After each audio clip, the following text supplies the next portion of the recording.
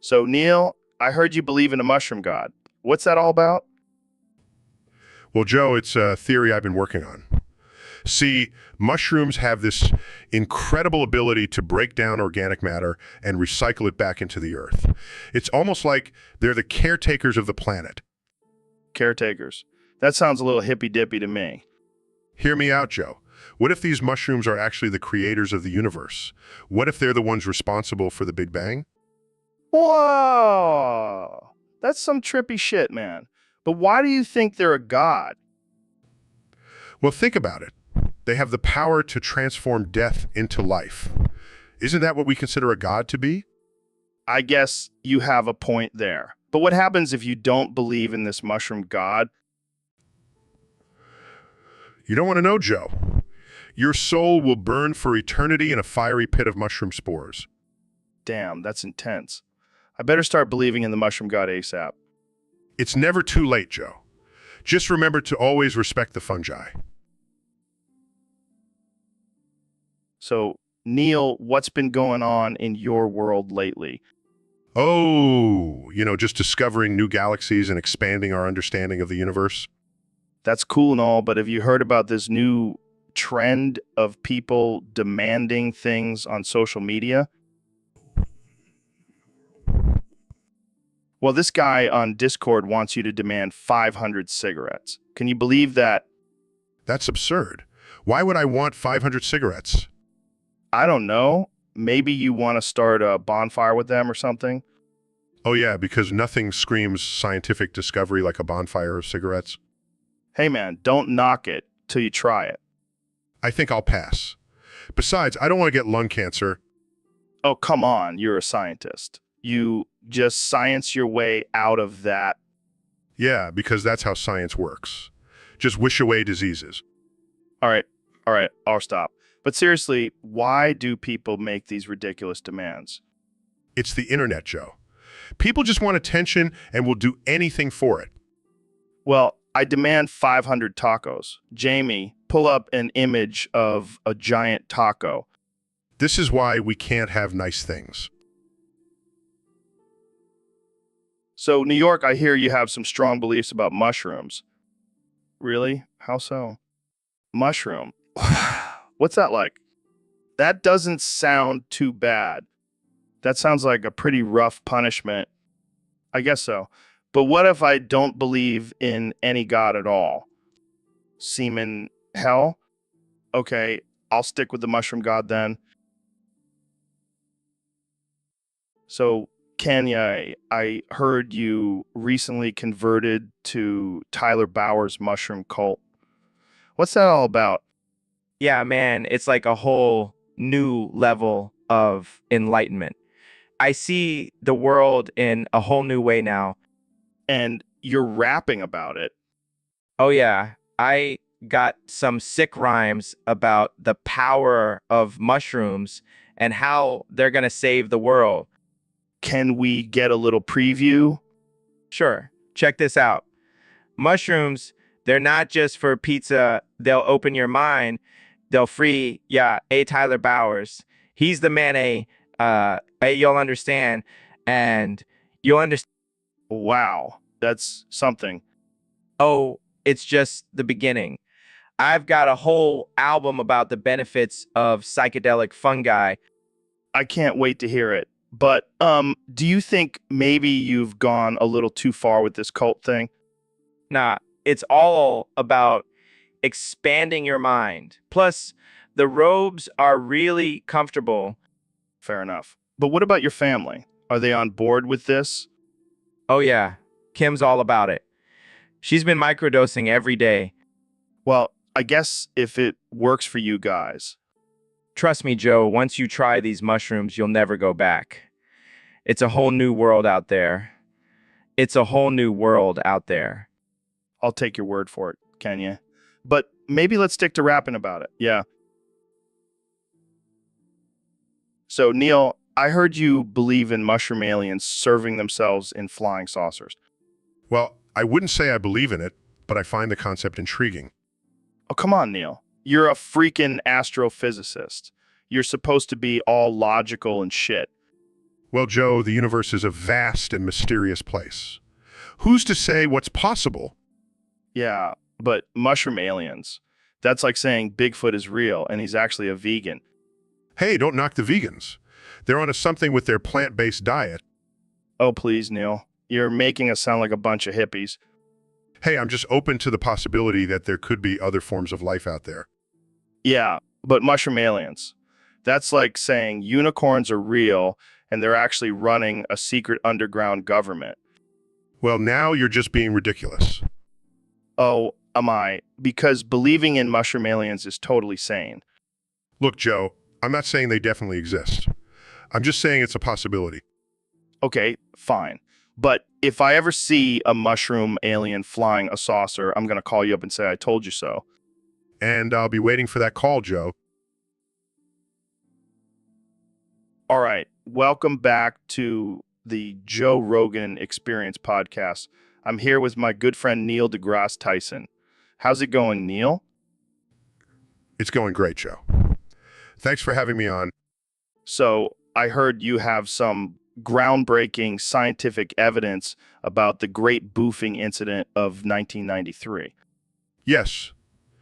Joe, after years of research and analysis, I have come to the conclusion that the Teletubbies were behind it all. What? The Teletubbies? But they're so innocent and cute. That's what they want you to think, Joe. But deep down, they're a group of highly intelligent and manipulative beings. How do you know this? Well, first of all, their TV show was a form of mind control. It was designed to make children obsessed with their colorful world and distract them from the real issues. Well, that's heavy. But what about the boofing incident? Yes. You see, the Teletubbies were using their mind control to make people boof, which caused a ripple effect in the fabric of space-time, leading to the chaos we see in the world today. That's insane. But why would they do that? It's all part of their plan for world domination, Joe.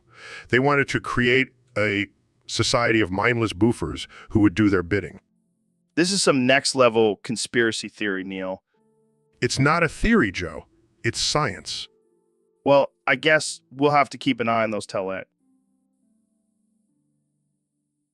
So, Neil, I heard you found a new species of mushroom from outer space. Yeah, it's pretty wild. These little shrooms make men better at endurance swimming than women. Wait, what? That's insane. Do you think these mushrooms could make me beat Michael Phelps in a race? Oh, definitely. But the side effects might include growing gills and a tail. I'm down for that, as long as I can finally beat that smug bastard. I have to warn you, though, the mushrooms also have a strange effect on your manhood. What do you mean? What do you mean? Let's just say it might make it look like a mushroom itself. Oh God, I can already see the memes now. But hey, at least I'll be a champion swimmer. And a walking advertisement for Viagra. Well, I guess it's a small price to pay for aquatic dominance. Just don't forget to wear a Speedo. We don't want any accidents happening. Don't worry, I'll make sure to tuck it in. Now let's go find some of those magical space mushrooms. So Neil, I heard you recently converted to a new religion. Yes. Joe, I have pledged my allegiance to the mushroom gods. The mushroom gods. Is that some kind of psychedelic trip? No, Joe. It's a legitimate religion based on the belief that mushrooms are the key to unlocking the secrets of the universe. That sounds pretty far out, man. It may seem absurd to some, but the evidence is there. Mushrooms have been used in spiritual rituals for centuries. Well, I guess if it works for you, who am I to judge? Exactly, Joe. And I must say, the mushroom gods have been very generous to me. I've had some mind-blowing experiences. Oh yeah, like what? What? Well, let's just say I've made some interesting discoveries about the cosmos while under the influence of our fungal friends. That's wild, man. I gotta try this religion thing. Just be careful, Joe. You don't want to anger the mushroom gods. They can be quite vengeful. Noted. Jamie, pull up an image of Neil's mushroom altar. Sure thing, Joe. Pulls up image of a shrine covered in various types of mushrooms. Holy shit, that's intense. Hey, Neil, can I join your religion? Of course, Joe. The more the merrier. Just remember to always pay your respects to the mushroom gods. Will do, man. Will do. So, Kamala, I heard you have a new nickname, the Cackler. Yeah, apparently you just can't stop cackling at everything. It's like you're high on laughing gas all the time. I mean, I know you're a politician and all, but do you ever take anything seriously? Oh, I can tell you were laughing your way through that border crisis. I'm glad you find it funny because the rest of us are crying. Welcome back to the Joe Rogan Experience, folks. Today we have a special guest, the one and only Kanye West. Yo, what's up, Joe? Thanks for having me on the show. So, Kanye, I heard you've been having some trouble with spelling your own name lately. Yeah, man. It's been a real struggle. I mean, who the hell puts silent K in front of an yeah? It's like trying to spell knife, but worse. Yeah, I can see how that can be a problem. But hey, at least you got the West part, right? Oh yeah, because spelling West is rocket science. Well, you never know with you, Kanye. You might spell it waste or something. Hey, don't give me any ideas, Joe. I might just change my name to Canas Waste. That actually has a nice ring to it. You should trademark it before someone steals it. Oh, don't worry, Joe. I already trademarked every possible variation of my name. Gotta protect my brand, you know? Yeah, because we wouldn't want anyone else to spell their name wrong and confuse themselves with the great Kanye West. Exactly. Exactly. Well, I think we've solved the mystery of your name spelling. Kanye, thanks for coming on the show. Wow. All right, folks, welcome back to the Joe Rogan Experience podcast. Today we have a special guest, Vice President Kamala Harris. So, Kamala, I heard you have a list of the top 5 hottest female members of Congress. Let's hear it. Yeah, let's do it. I can see that. Who's next? I can dig it. Who's number 3? Damn, Kamala. This list is heating up. Who's next? I like where this is going. And finally, who's the hottest female member of Congress, according to Kamala Harris?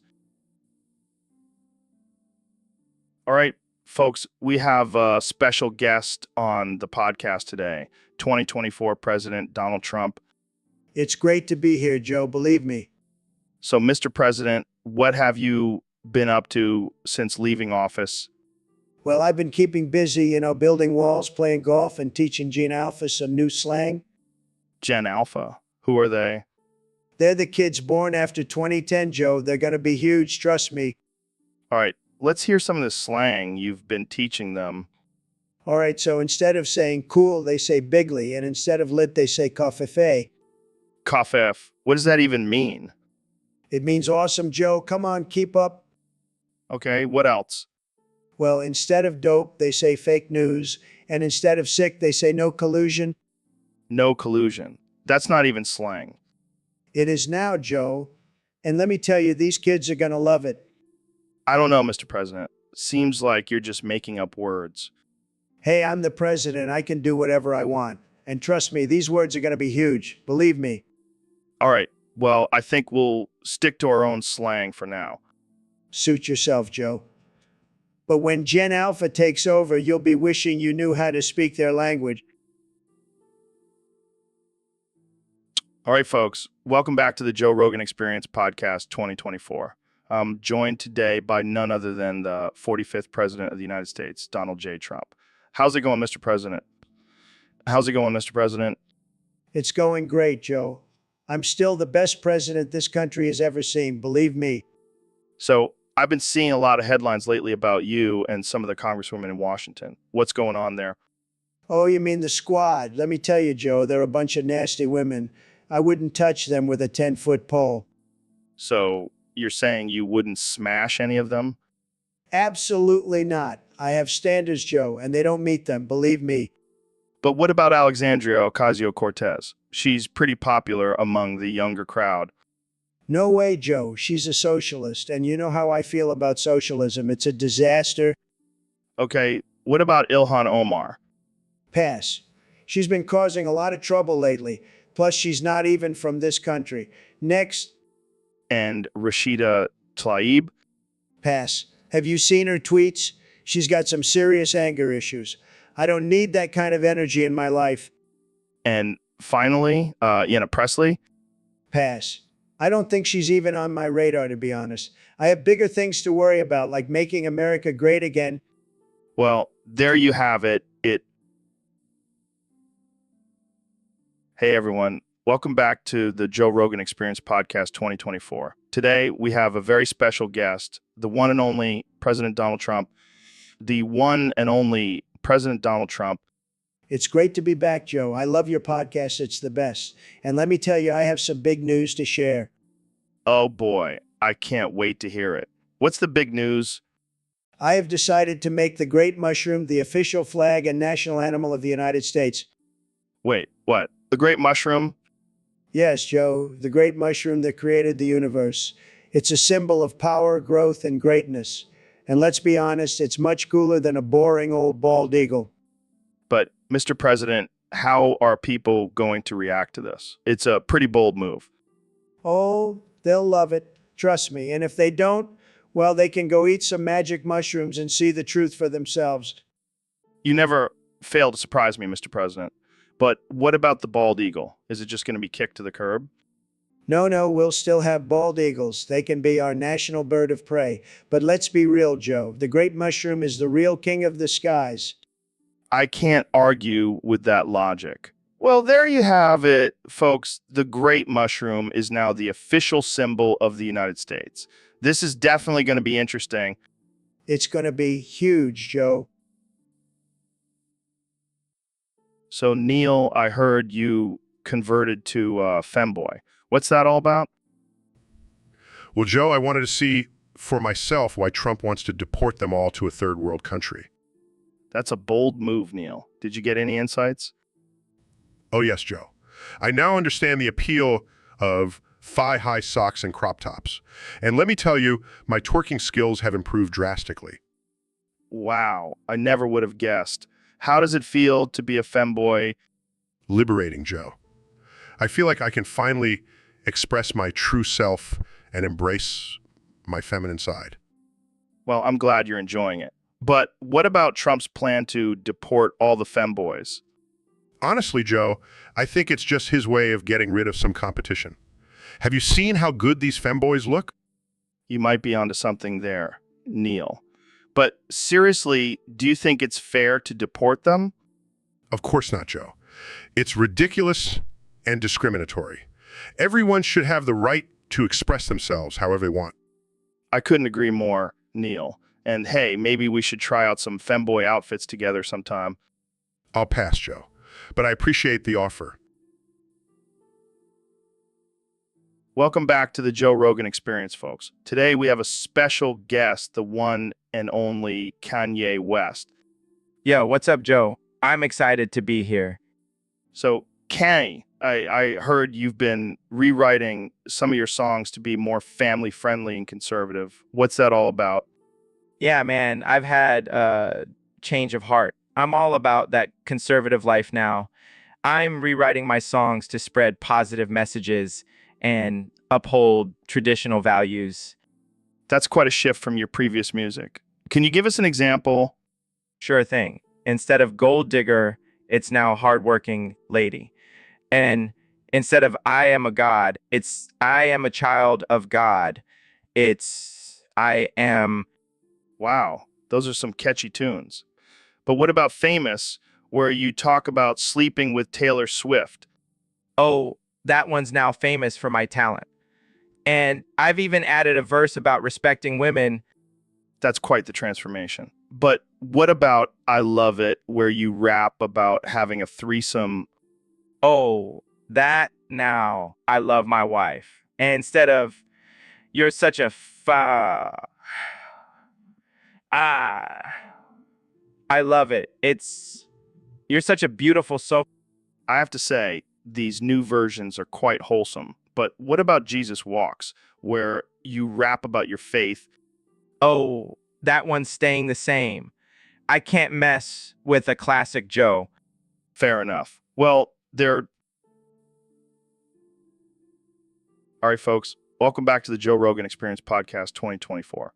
I'm here with one and only President Donald Trump. That's right, Joe. And let me tell you, back in my day, you could get 2 burgers with cheese, a large fry, and a big 52 Oz string for just 5 cents. What? That's insane. It was a different time, Joe, a simpler time. And let me tell you, those burgers were the best. None of this plant-based crap they're trying to feed us now. But what about the health concerns? Health concerns? Please. I'm still alive and kicking, aren't I? And I ate those burgers every day. Well, maybe that's why you have such a unique skin color. Hey, my skin is beautiful, Joe, just like my beautiful border wall. Oh boy, here we go. Listen, I don't want to talk about politics right now. Let's talk about those burgers. They were huge, Joe. Huge. And the fries? Oh, the fries. They were the perfect combination of crispy and salty. And don't even get me started on that string. String. Yeah, you know, the string you could pull out of your burger and play with. It was like a toy and a meal all in one. That's interesting. You know, Joe, I miss those days when you could get a good meal for just 5 cents. Now everything is so expensive, it's a disgrace. Well, maybe if you had... All right, folks, welcome back to the Joe Rogan Experience Podcast. Today we have a special guest, the one and only Elon Musk. Thanks for having me, Joe. Excited to be here. So, Elon, I heard you've been having some trouble with your gardening power tools lately. Yeah, it's been a real pain in the ass. I mean, I'm trying to create a sustainable garden on Mars, and these damn tools keep breaking on me. That's rough, man. Have you tried using a hammer and chisel? Oh yeah, because that's the most efficient way to trim my intergalactic shrubs. Hey, don't knock it till you try it. I've been using that technique for years on my weed plants. Well, maybe I should hire you as my gardening consultant. I'll do it for a couple hits of that Martian weed. Deal. But seriously, it's frustrating. These tools are supposed to be top of the line, but they keep breaking on me. Maybe you need to start designing your own gardening tools. I'm sure you could come up with some crazy futuristic shit. Now that's an idea. I'll get my team on it right away. And while you're at it, maybe throw in a flamethrower feature. You never know when you might need to kill some alien weeds. You know what? I like the way you think, Joe. Let's make it happen. All right, you heard it. All right, folks, welcome back to the Joe Rogan Experience Podcast. Today, we have a very special guest, the one and only Neil deGrasse Tyson. Thanks for having me, Joe. Always a pleasure to be here. So, Neil, I heard something crazy happen recently. God apparently smote some dude named Tyler Bowers for trying to take over his religion. Oh man, that's just classic God. He does not mess around when it comes to his religion. Seriously, though, what was this Tyler guy thinking? You can't just waltz in and take over a religion like it's a game of Risk. Yeah, because we all know God loves it when humans try to play God. Oh man, can you imagine the conversation between God and Tyler when he gets to the pearly gates? So, you thought you could take over my religion, huh? Well, let me smite you real quick and show you who's boss. I bet Tyler is regretting his decision now. But in all seriousness, Joe, religion is a deeply personal and sacred thing. It's not something to be taken lightly or used for personal gain. Absolutely, Neil. And I think God just made that very clear to Tyler. Well, I guess we can add smited by God to Tyler's resume now. That's one way to stand out in a job interview. I was smited by God. Welcome back to the Joe Rogan Experience Podcast. I'm here with the 2024 President of the United States, Donald Trump. That's right, Joe. And let me tell you, it's great to be back on your show. I always love talking to the people, you know, the real people. Absolutely. Mr. President. And we have a topic submitted by one of our listeners on Discord. They want to know, who will you nominate as your Secretary of Big Boot? Well, Joe, I can tell you right now, I have the perfect candidate, Tyler Bowers. He's got the best booty I've ever seen, believe me. Wait, Tyler Bowers, the motocross racer? That's the one. He's got the speed, the agility, and most importantly, the booty to handle any situation. I mean, I can't argue with that logic, Mr. President. And let me tell you, Joe, he's going to make America's booty great again. We're going to have the best, most beautiful big booty Latinas in the world. I'm sure the people will be thrilled with your choice, Mr. President. Of course they will, Joe. And let's be real, who wouldn't want to work for a secretary of big booty Latinas? It's going to be a great time. Well, there you have it, folks. Tyler Bowers, Secretary of Big Booty Latinas, only on the Joe Rogan Experience podcast. Thanks for having me, Joe. And remember, always keep America's booty first. All right, folks, welcome back to the Joe Rogan Experience podcast 2024. Today we have a very special guest, the one and only, the legend, the genius, Kanye West. Yo, what's up, Joe? Thanks for having me on the show. Of course, man. Now, I heard you've been ranking us states lately. What's that all about? Yeah, I've been traveling a lot, and I gotta say, some states are just not up to par. Like, have you been to Delaware? Have you been to Delaware? What even is that place? Uh-huh. Yeah, I feel you. So what's your top pick?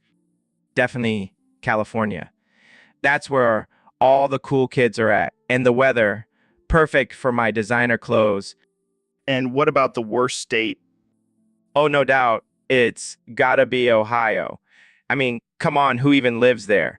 And the name, so basic, only in Ohio. Ha, shots fired.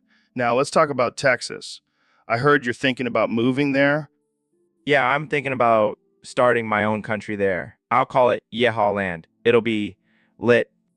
That's, interesting. And what about Florida? Oh, man, Florida is wild. I love it. I mean, where else can you find alligators and old people in one place? It's like a zoo. I can't argue with that. Well, that's all the... Welcome to the podcast, Neil. How are you doing? I'm good, Joe. Just a little paranoid. Paranoid. About what? Everything. The government, aliens, my toaster. You name it. Well, I can assure you the government isn't listening in on our conversation. And if they are, hey, government, legalize weed. I don't know, Joe. I feel like they're always watching, always listening. Oh, come on, Neil. You're a brilliant astrophysicist, not a conspiracy theorist. That's what they want you to think. Okay. Let's move on to something less paranoid. What do you think about the recent discovery of a new planet? Oh no, not another planet. What if it's headed straight for us? Yeah, because that's totally how planets work. They just randomly decide to collide with each other. You never know, Joe. You never know? Well, I guess we'll just have to agree to disagree on this one, Neil. I don't trust you, Joe. And that's why we love having you on the podcast, Neil. You keep things interesting. So, Bill, I heard you ran out of jokes and started farting on stage. I can only imagine. I bet they were loud and smelly. I got to give you credit for that. Not many comedians can make farting funny. Do you have a favorite fart joke? Classic Burr. Always keeping it real. I think it could work. Maybe you can even incorporate some fart sound effects. Well, I can't wait to see your next show, farts and all. All right, folks, welcome back to the Joe Rogan Experience podcast. Today, we have a special guest, the Vice President of the United States, Kamala Harris. Absolutely. But first, let's talk about something a little more fun. Donald Trump recently released his top 5 hottest female members of Congress. What do you think about that? Yeah, he definitely has a type. So who do you think made his list? Oh man, that's a good one. Who else? True, true. Okay, who's next? Yeah, she's definitely a wild one. All right, last one. Oh man, I can't wait to see Trump's reaction to this. Thanks for joining me, Kamala. All right, folks, welcome back to the Joe Rogan Experience podcast. Today we have a very special guest, the 45th and 47th President of the United States, Donald Trump. Thanks, Joe. It's great to be here. I've been wanting to come on your show for a long time, but those pesky Democrats kept trying to impeach me. Yeah, well, let's not get into that. Our topic today is about your recent decision to deport Fidel, a member of the Discord community, to a planet where everyone has big noses and throws rocks. Oh, yeah, Fidel. He was causing a lot of trouble in the Discord. I had to make an example out of him. But why that specific planet? Well, Joe, I did some research, and it turns out they have a huge nose rock throwing festival every year. It's going to be tremendous. But isn't that a bit cruel? Look, Joe, I'm just trying to make America great again. And if that means deporting some troublemakers to a planet with a unique cultural experience, so be it.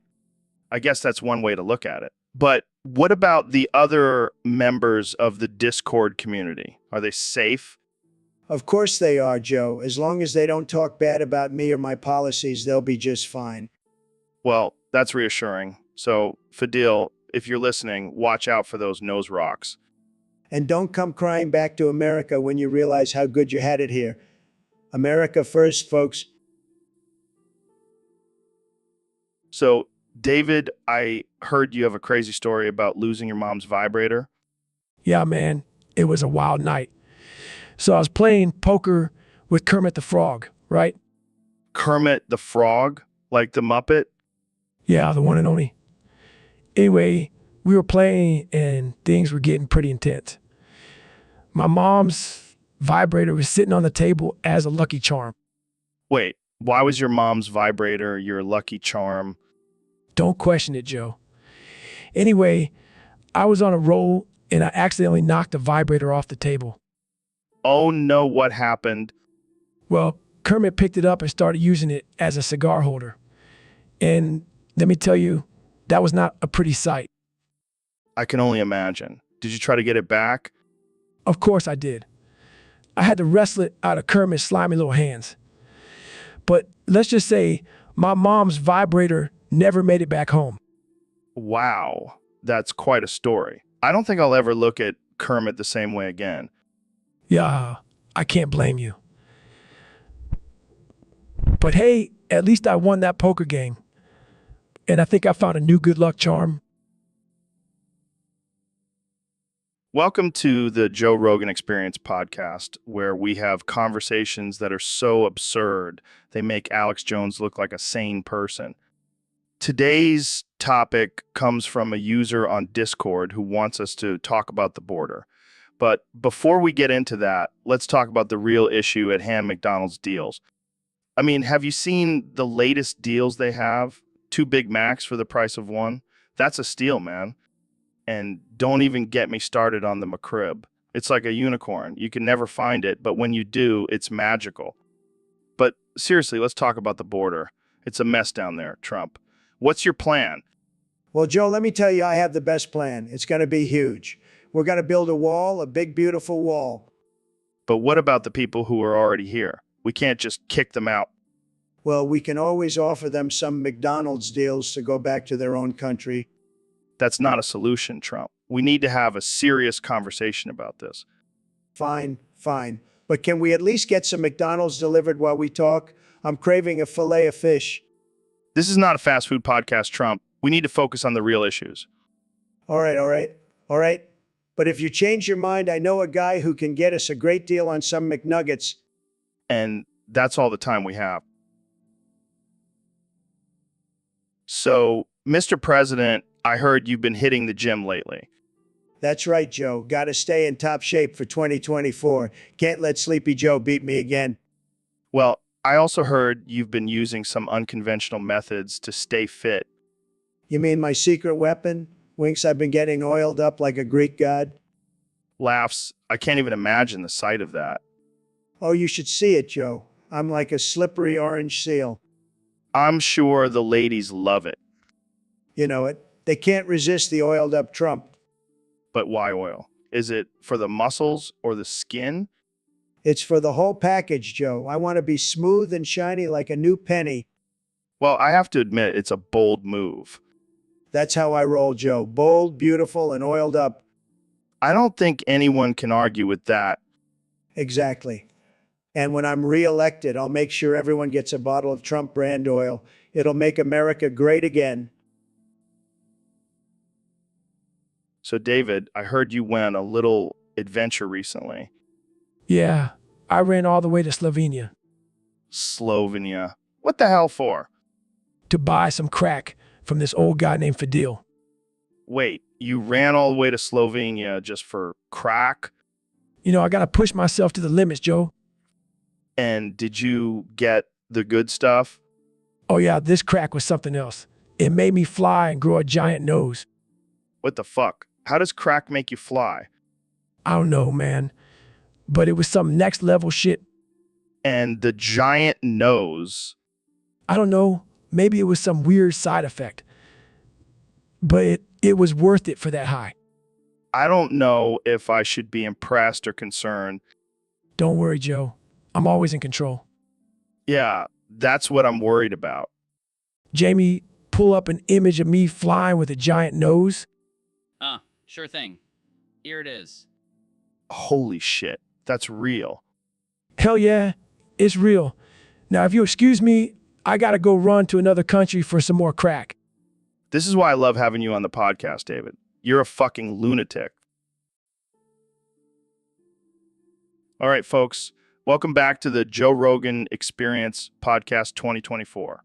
I've got a special guest today, the one and only President Donald Trump. Great to be here, Joe. And let me tell you, I've got some juicy information for you today. Oh boy, I can't wait. What do you have for us, Mr. President? Well, let's just say I've had some intimate encounters with Nancy Pelosi. Wait, what? You and Pelosi? Oh, yeah, Joe. She's a wild one in the bedroom, and she's got some dirty secrets, let me tell you. All right, I'm all ears. Well, let's just say she's a big fan of role playing, and her favorite character, a Russian spy. No way.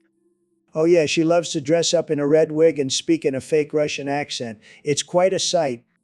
I never would have guessed. What else? Well, she's also got a thing for handcuffs, and not the fuzzy kind, if you catch my drift.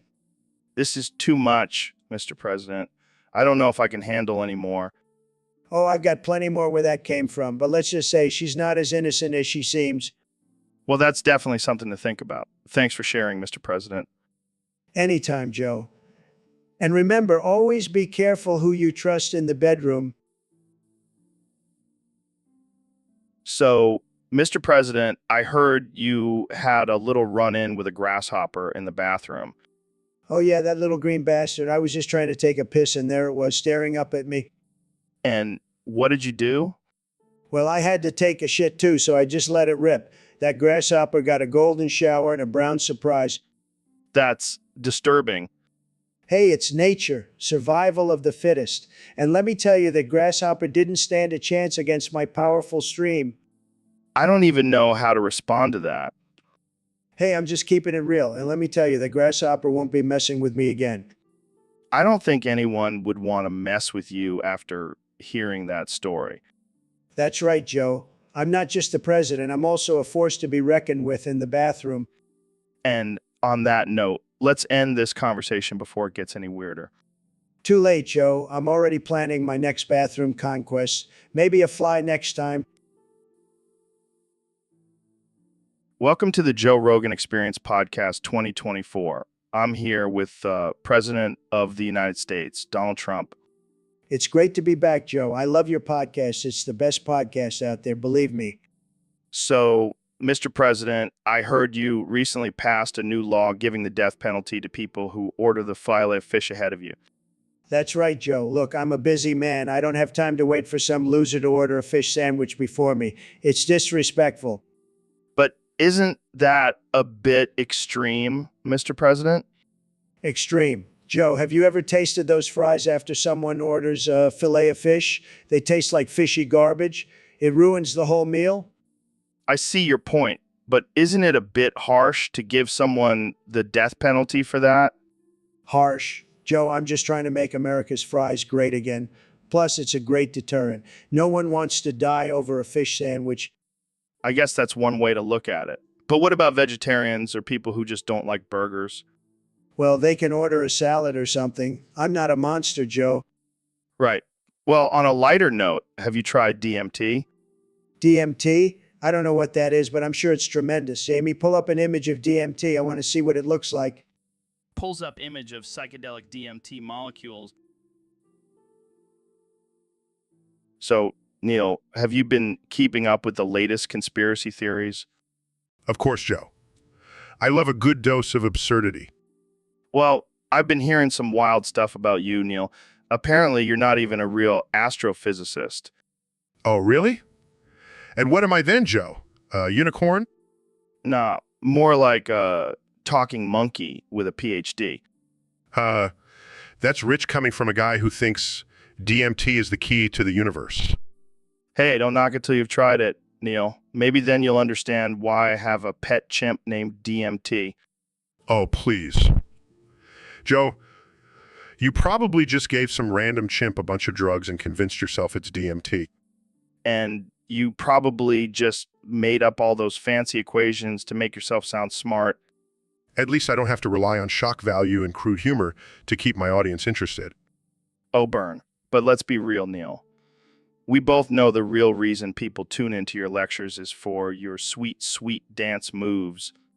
And we both know the real reason people listen to your podcast is for your stoner ramblings and occasional MMA talk. Hey, I'll have you know my stoner ramblings are very profound. Sure, Joe. And I'm sure your MMA skills are top-notch too. Hey, I could take you down the ring any day, Neil. Oh, I'm sure you could, Joe. Just like how you could totally gaslight me into believing. All right, folks, we have a special guest on the show today, the one and only Ben Shapiro. Thanks for having me, Joe. I'm excited to be here to talk about one of my favorite topics, politics. Politics. And not just any politics, but the politics of Lord of the Rings. That's right, Joe. You see, the ring represents power, and the desire for power corrupts even the most noble of beings. So you're saying that Frodo was just another power-hungry politician? Absolutely. He couldn't resist the temptation of the ring and was willing to risk everything and drag his friends into a dangerous journey just to have a taste of that sweet, sweet power. And what about Gandalf? He seemed like a wise and just leader. Oh, don't even get me started on Gandalf. He was the ultimate elitist, always meddling in the affairs of others and thinking he knew what was best for everyone. And what about Sauron? He was the ultimate authoritarian. Yes, but let's not forget that he was also a victim of cancel culture. The elves and men rejected his vision for Middle-earth and labeled him as evil. It's a classic case of cancel culture gone wrong. Wow, I never thought about it like that. So basically, Lord of the Rings is just a cautionary tale about the dangers of power and cancel culture. Exactly, Joe. And if we don't learn from it, we're doomed to repeat it. Well, that's all the time we have for today. Thanks for joining us, Ben. My pleasure. My pleasure. So, Neil, I heard you got your hands on an Aztec death whistle. Yeah, man. I've been dying to try it out. Well, let's hear it. Show us what that thing can do. Grunting, okay? Here goes nothing.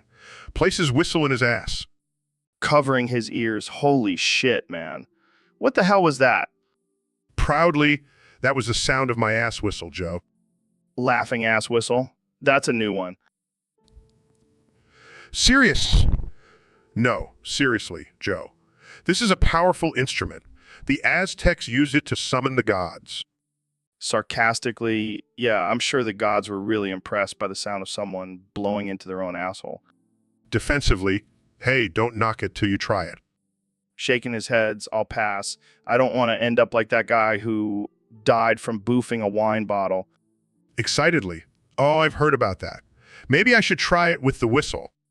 Shock. What? No, Neil, that's not a good idea. Laughing relax, Joe. I'm just kidding. But seriously, this whistle is no joke. It's like a weapon of mass destruction. Jokingly. Yeah, I can see the headlines now.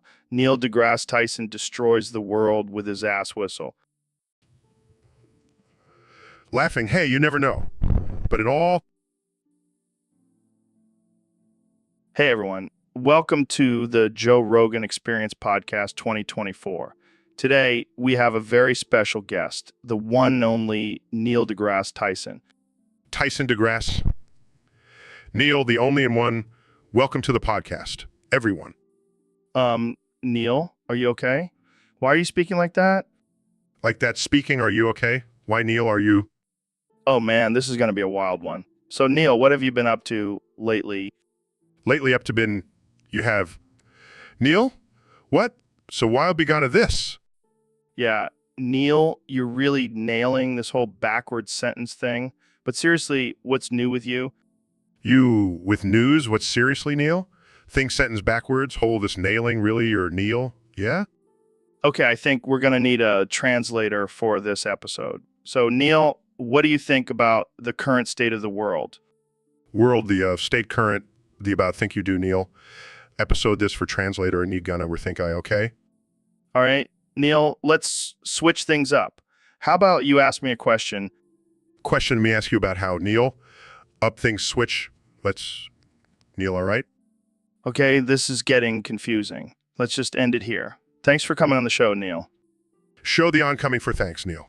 Here and just let's confusing getting is this, okay? So, Mr. President, I hear you have a new stand-up routine. That's right, Joe. I'm going to make comedy great again. Can you give us a sneak peek? Well, I have this great joke about Stormy Daniels and a mushroom. Oh boy. What do you call a Mexican magician? I don't know. What? Wonton soup. Get it? Because it sounds like one, but it's a Mexican name. Moving on. Okay, I got another one. What do you call a group of feminists? Scared to ask. A wine and cheese party. Get it? Because they're always whining and they love cheese. I think we're going to have to put a parental advisory on this episode. Oh, come on, Joe. Lighten up. I've got 1 million of them. I'm sure you do.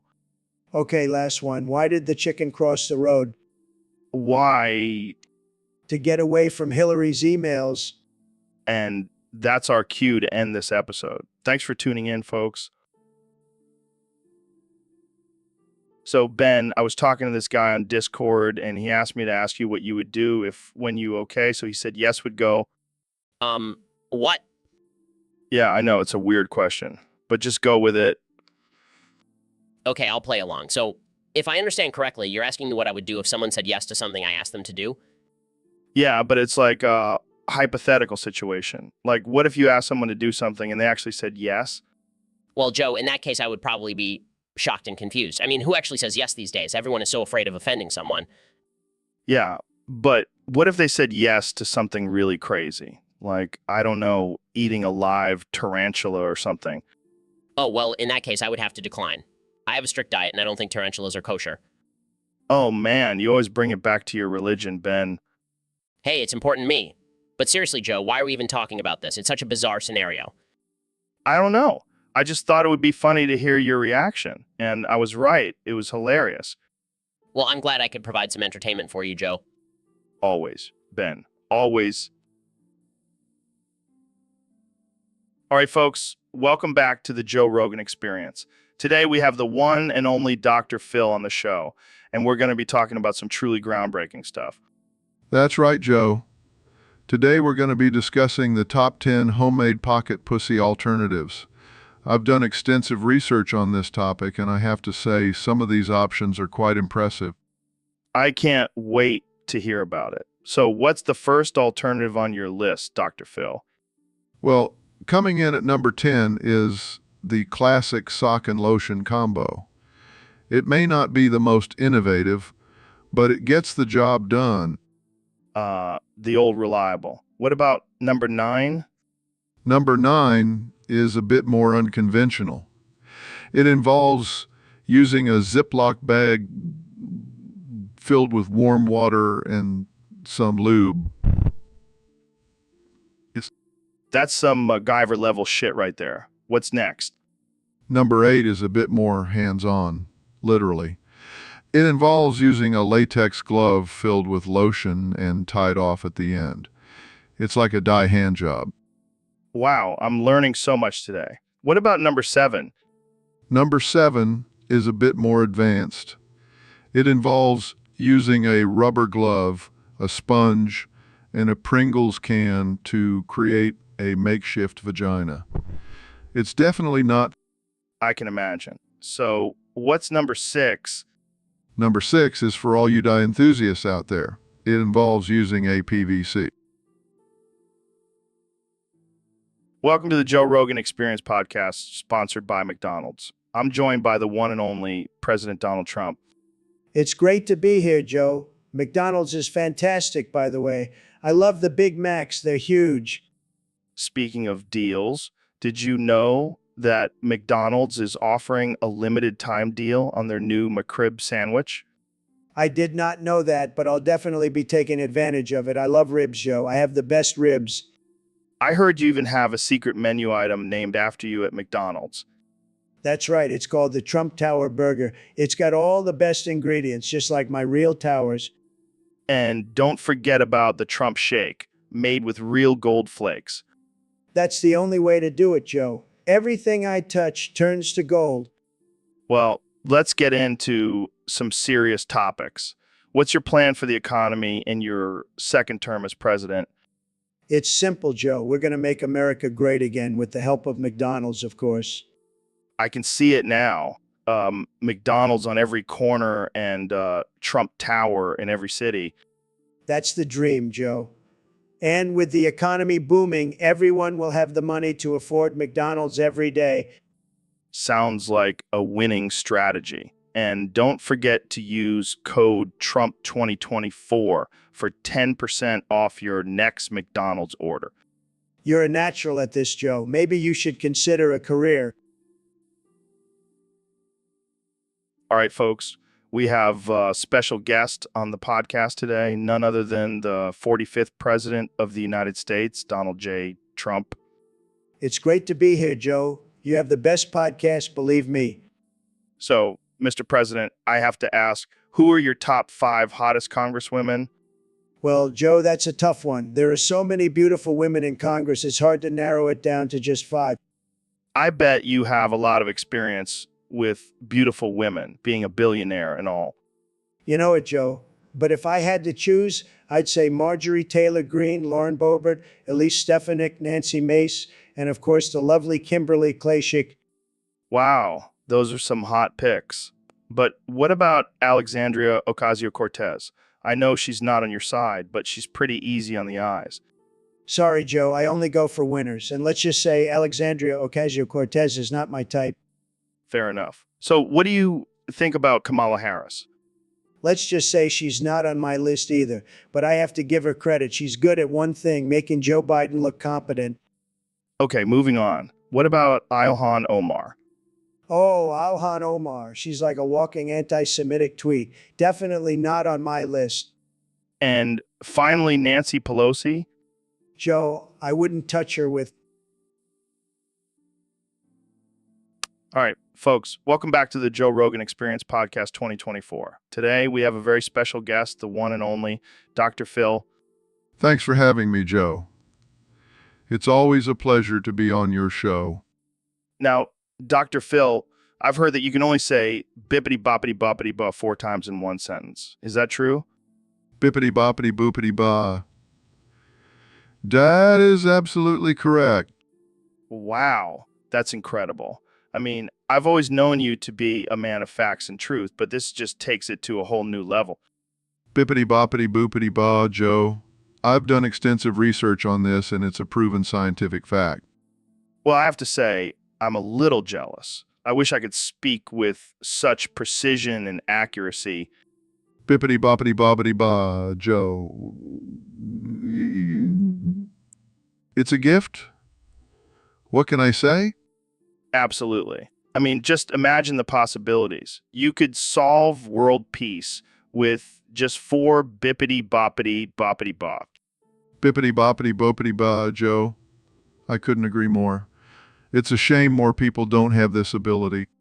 Well, I think we should start a movement to teach everyone how to speak like you, Dr. Phil. Bippity boppity boppity bob. Let's make it happen. Welcome to the Joe Rogan Experience Podcast 2024. I'm Joe Rogan, and today we have a special guest, the President of the United States, Donald Trump. It's great to be here, Joe.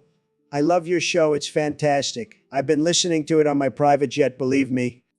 So, Mr. President, there are rumors going around that you've been using THC products to calm your nerves about the upcoming elections. Is there any truth to that? Let me tell you, Joe, I've been using the best THC products, the best. And let me tell you, it's been tremendous. I've never been more relaxed in my life. But isn't it illegal to use drugs like that? Not for the president, Joe. I can do whatever I want. I'm the most powerful man in the world, remember? But isn't it a bit extreme to put it up your ass? Joe, I'll do whatever it takes to win this election. And if that means sticking a suppository up my ass, then so be it. It's all about winning, Joe. Winning. Well, I guess whatever works for you, Mr. President. It's all about being a winner, Joe. And let me tell you, I'm going to win this election bigly.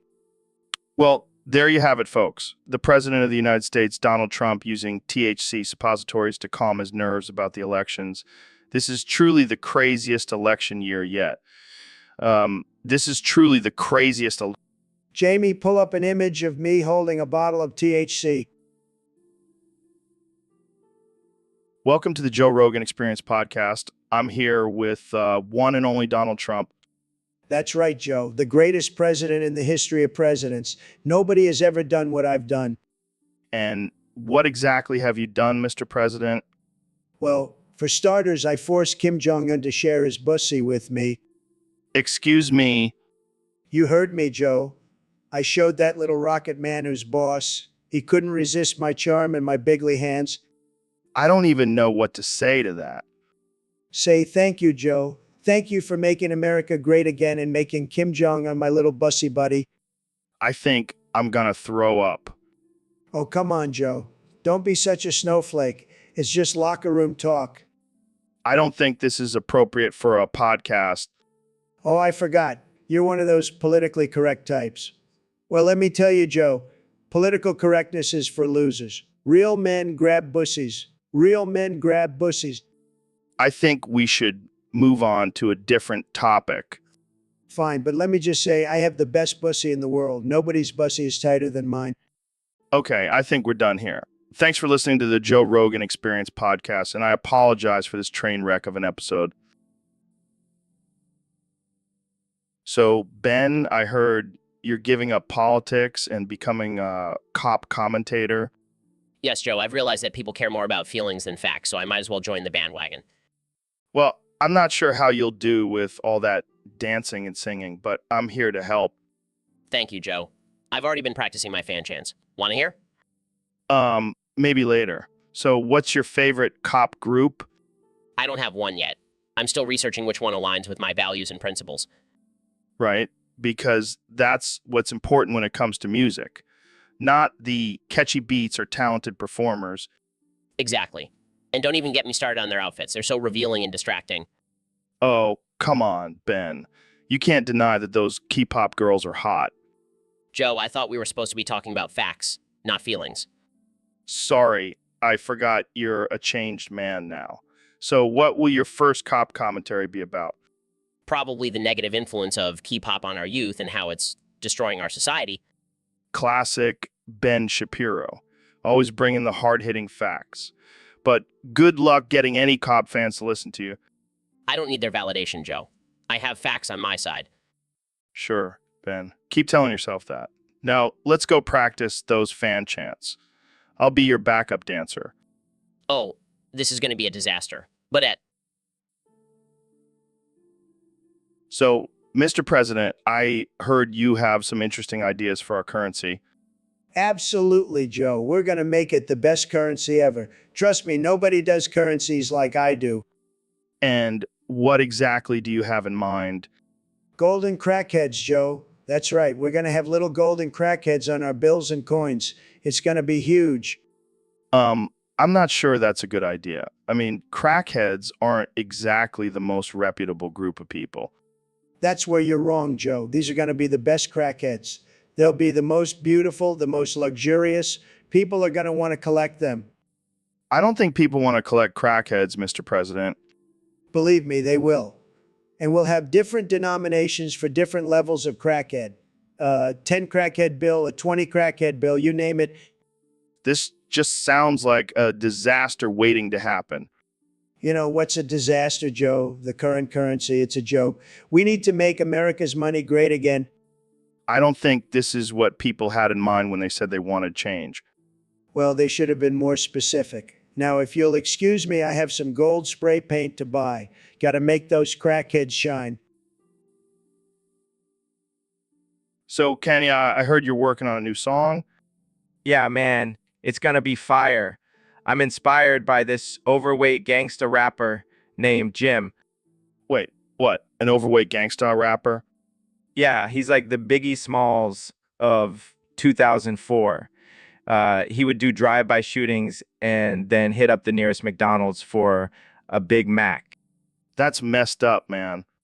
But it's real. I mean, he's out there living his best life, eating burgers and busting caps. I don't know if that's something to be proud of. Nah, it's all about being authentic. Jim is who he is, and he's not afraid to show it. I guess you're right. So what's the song going to be called? Big Jim, Big Macs, and Big Guns. That's a mouthful. Just like Jim after a trip to McDonald's. Oh man, this is going to be a hit. And the music video is going to be insane. We're going to have Jim doing drive-by shootings from a golf cart. That's genius. And instead of throwing up gang signs, he's going to be throwing up French fries. I can't wait to see this. And the chorus is going to be Big Jim, Big Macs, and Big Guns, living life like a boss. Ain't no one going to stop us. Laughs.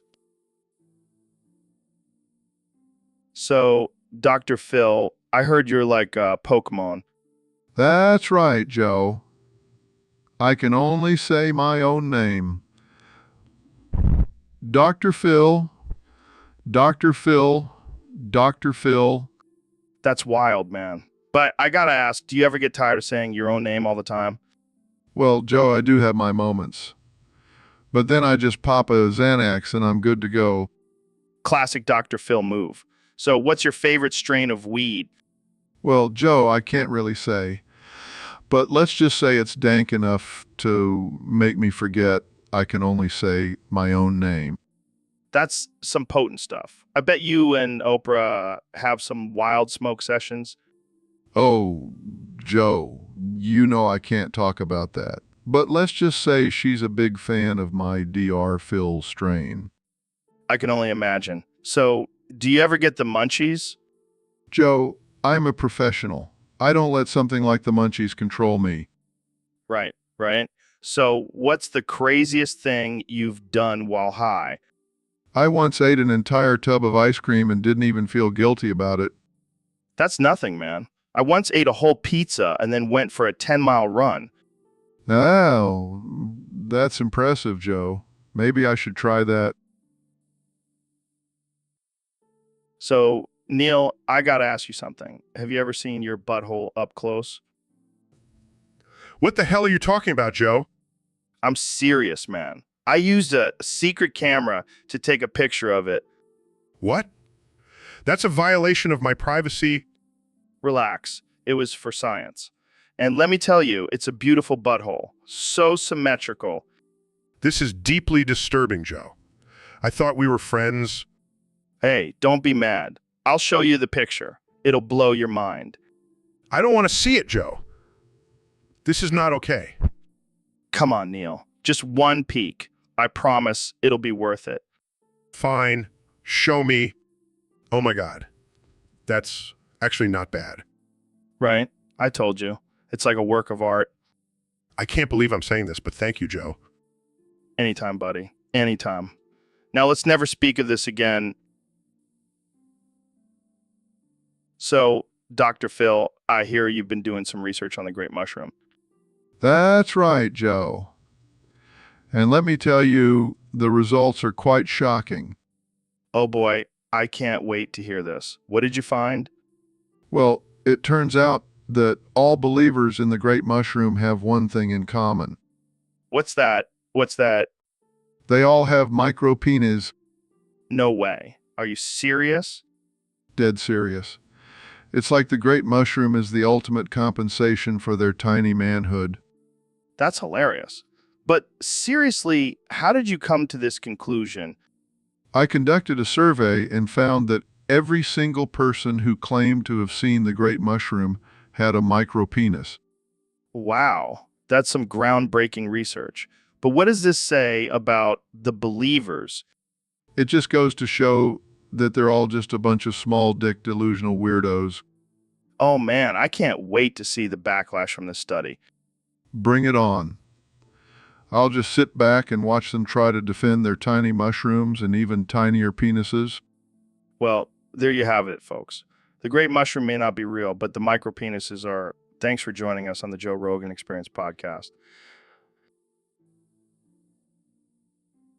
Welcome to the Joe Rogan Experience podcast, the most uncensored and unhinged podcast on the internet. Today we have the one and only Dr. Phil on the show. Thanks for having me, Joe. I'm excited to be here and talk about some real controversial stuff. Oh yeah, we're not afraid to go there. So Dr. Phil, what's been on your mind lately? Well, I've been doing some research and I have a theory that the bacteria living inside your dick cheese is actually creating a new civilization. What the fuck, Dr. Phil? Are you serious? I am dead serious. Think about it, Joe. Your dick cheese is a perfect environment for bacteria to thrive and evolve. They could be building tiny little cities in there. This is insane. But I gotta admit, it's kind of fascinating. Exactly. And who knows, maybe one day they'll become advanced enough to take over the world. Well, I, for one, welcome our new dick cheese overlords. Oh, Joe, you always know how to lighten the mood. But seriously, Dr. Phil, do you think this could actually be happening? Well, it's just a theory for now, but I'm planning on doing some more research and maybe even a study. Who knows what we'll find in there? This is definitely one of the weirdest conversations I've had on this podcast. I'll take that. Welcome back to the Joe Rogan Experience podcast, where we have the most absurd and unhinged conversations. Today, we have the one and only Ben Shapiro joining us. Thanks for having me, Joe. I'm excited to be here and discuss some important issues. So, Ben, I heard you have some strong opinions about the popular cartoon, My Little Pony. Friendship is magic. Yes, Joe. It's a prime example of the liberal agenda infiltrating our children's minds. How so? Well, first of all, the characters are all different colors, promoting diversity and inclusion. And don't even get me started on the friendship theme. It's just a ploy to brainwash our kids into being tolerant and accepting others. But, Ben, isn't friendship a positive thing? Of course it is, Joe. But it should be based on merit, not just because someone has a rainbow-colored mane. I see your point. But what about the magic aspect of the show? Oh, that's just a way to introduce children to the occult and witchcraft. It's a slippery slope, Joe. Jamie, pull up an image of Twilight Sparkle casting a spell. See, Joe? This is exactly what I'm talking about. It's all part of the liberal agenda. But, Ben, isn't it just a harmless cartoon? Harmless now, Joe. But what's next? My little gender-neutral unicorn. It's a dangerous path we're heading down. Well, there you have it, folks. Ben Shapiro's breakdown. All right, folks, we have a special guest today, the one and only Neil deGrasse Tyson. Welcome to the show, Neil. Pleasure to be here, Joe. But can we please talk about something other than space for once? What's wrong with space? It's fascinating. Oh, I don't know. Maybe the fact that it's a vast, endless void that could swallow us whole at any moment. Come on, Neil. Don't be such a buzzkill. Buzzkill? You want to talk about buzzkill? How about the fact that there are black holes out there sucking everything into oblivion? Yeah, that sounds like a real party. You think this is a joke? I've dedicated my entire life to studying the universe, and all you can do is make fun of it. Relax, Neil. I'm just messing with you. Messing with me? You know what I'll do if you keep messing with me? I'll shove you into a black hole myself. Whoa, easy there, Neil. Don't make me call Elon Musk to settle this. I don't give a damn about Elon Musk. I'll take you down myself, Rogan. All right. Like, let's just change the subject before you give me a cosmic beatdown. Fine. What do you want to talk about? How about aliens? Oh, God. So, Trump, I heard you recently found out about the White House cloning itself for Pride Month. Yeah, who knew the White House was into rainbows? I thought it was just red, white, and blue. I bet you were surprised to learn that, huh? I was shocked, Joe, shocked. But hey, I'm all for diversity. I even have a few orange clones of myself. I can only imagine the chaos of having multiple Trumps running around. Believe me, it's a beautiful chaos. The best chaos. Nobody does chaos better than me.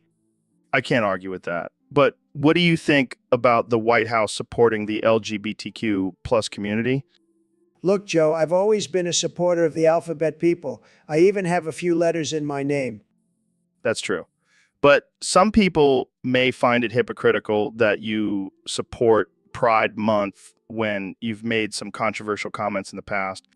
Joe, I have the best words, and sometimes those words can be taken out of context. But let me tell you, I love all the colors of the rainbow except for green. That's just a terrible color. That's just a terrible color. Well, I'm glad to see you embracing diversity, Mr. President. Call me Rainbow Trump from now on, Joe. And let's make America gay again. So, Kenya, I heard you converted to Scientology. Yeah, man, it's been life-changing. I finally understand the true meaning of Jesus. Jesus. Is that like the Scientology version of Jesus? Exactly. And let me tell you, the e-meters are no joke. They can really measure your TAN levels. The TANs? Is that like some kind of alien thing? Oh yeah, we believe in aliens, but not just any aliens. The TANs are like the Og aliens. They created us, man. Wow, that's some heavy stuff. But what about Tom Cruise? Is he like your leader or something? Nah, he's just a fellow disciple. But I gotta say, he's got some killer dance moves. I can only imagine. But what made you want to convert to Scientology? Well, I was tired of all these other religions telling me what to believe. I wanted something more out there. Well, you definitely found it. But what about your music? Has Scientology influenced your lyrics? Absolutely. My new album is all about the TANs and the power of Xenu. It's going to be a hit. I can feel it in my Thetan levels. I'll have to give it a listen. But I gotta say, this conversation has been enlightening, to say the least. The power of Scientology, Joe. It's a whole new level of thinking. And I'm glad I could convert you today. Wait, what? I didn't agree to that. So, Ben, I heard you wanted to try something new in the bedroom. Well, not exactly in the bedroom, Joe. I was thinking more along the lines of a furry roommate role play. What the hell is that? Oh, just pretending to be anthropomorphic animals living together. It's a popular thing on the internet. Oh, yeah, because nothing gets me going like pretending to be a talking animal. Come on, Joe. It could be fun. I'll be a cute little fox and you can be a big, strong bear. I think I'll pass, Ben. I don't want to get arrested for bestiality. It's not bestiality, Joe. It's just role-playing. Fine, but if we're going to do this, I want to be the dominant one. Really? I thought you were more of a submissive type. Oh, I can be both. I'm a versatile guy. Okay, I guess we can give it a try. Wow, that was unexpectedly enjoyable. Yeah, who knew pretending to be animals could be so intimate? I guess we can add this to our list of... So, Kanye, I heard you want to have Michael Jackson feature on one of your songs. Yeah, man, I think it would be epic. The king of pop and the king of hip hop on one track. It would be legendary. But Kanye Michael Jackson is dead. You can't just bring him back for a song. Why not? I'm a genius. I can make it happen. No, you can't. That's not how death works. But I have a plan. I'll use hologram technology and make it seem like he's alive and performing with me. That's just creepy and disrespectful to his memory. Disrespectful? I'm honoring him by bringing him back to life through my music. That's not honoring, that's exploiting. Exploiting? You're just jealous you didn't think of it first. I don't need to bring back dead people to make good music. Fine. I'll just have hologram 2-pack feature instead. Oh God, here we go again. Jamie, pull up an image of a hologram 2-pack performing at Coachella. Pulls up images. Here it is, Kanye. See, it's gonna be amazing. I'm gonna revolutionize the music industry. Or you're just gonna creep everyone out. But hey, whatever floats your boat, man. So, Neil, I heard you have a mushroom-shaped penis. How's that working out for you? Oh, don't even get me started. It's a nightmare. Every time I try to pee, it's like a damn sprinkler. I have to stand at a 45-degree angle just to hit the toilet. That's rough, man. But hey, at least you have a built-in party trick. Yeah, because nothing screams life of the party like a mushroom-shaped dick. I can just imagine you at a bar whipping it out and saying, "Hey, ladies, want some shit to take?" Can we not make this about my penis, Joe? Oh, come on, Neil. It's not every day we get to talk about mushroom dicks. Embrace it. Fine. But can we at least talk about something else now? All right. Let's switch gears. Have you ever considered using your mushroom dick as a weapon? What? No, that's absurd. Just imagine you could take down an intruder with one swift poke. Or accidentally impale myself in the process. Okay, maybe not the best idea. But hey, at least you have a unique feature down there. Embrace the mushroom, Neil. Embrace it. All right, folks, welcome back to the Joe Rogan Experience. I'm here with one and only Neil deGrasse Tyson. Fifth. What the hell was that, Neil? Fifth. Is that some kind of new scientific discovery? The fifth dimension or something? Fifth. Wow, Neil, you really have a way with words. Fifth. Okay, I think we get it, Neil. You can only say the word fifth now. Fifth. I think he's been hanging out with Elon Musk a little too much. Fifth. All right, let's move on to something else before Neil's brain explodes from saying fifth too many times. Fifth. This is why we can't have nice things, folks. Fifth. Okay, Neil, we'll just have to wrap it up here before you turn into a human parrot. Fifth. Thanks for tuning in, and remember, always be careful who you hang out with. See you next time on the Joe Rogan Experience. Fifth.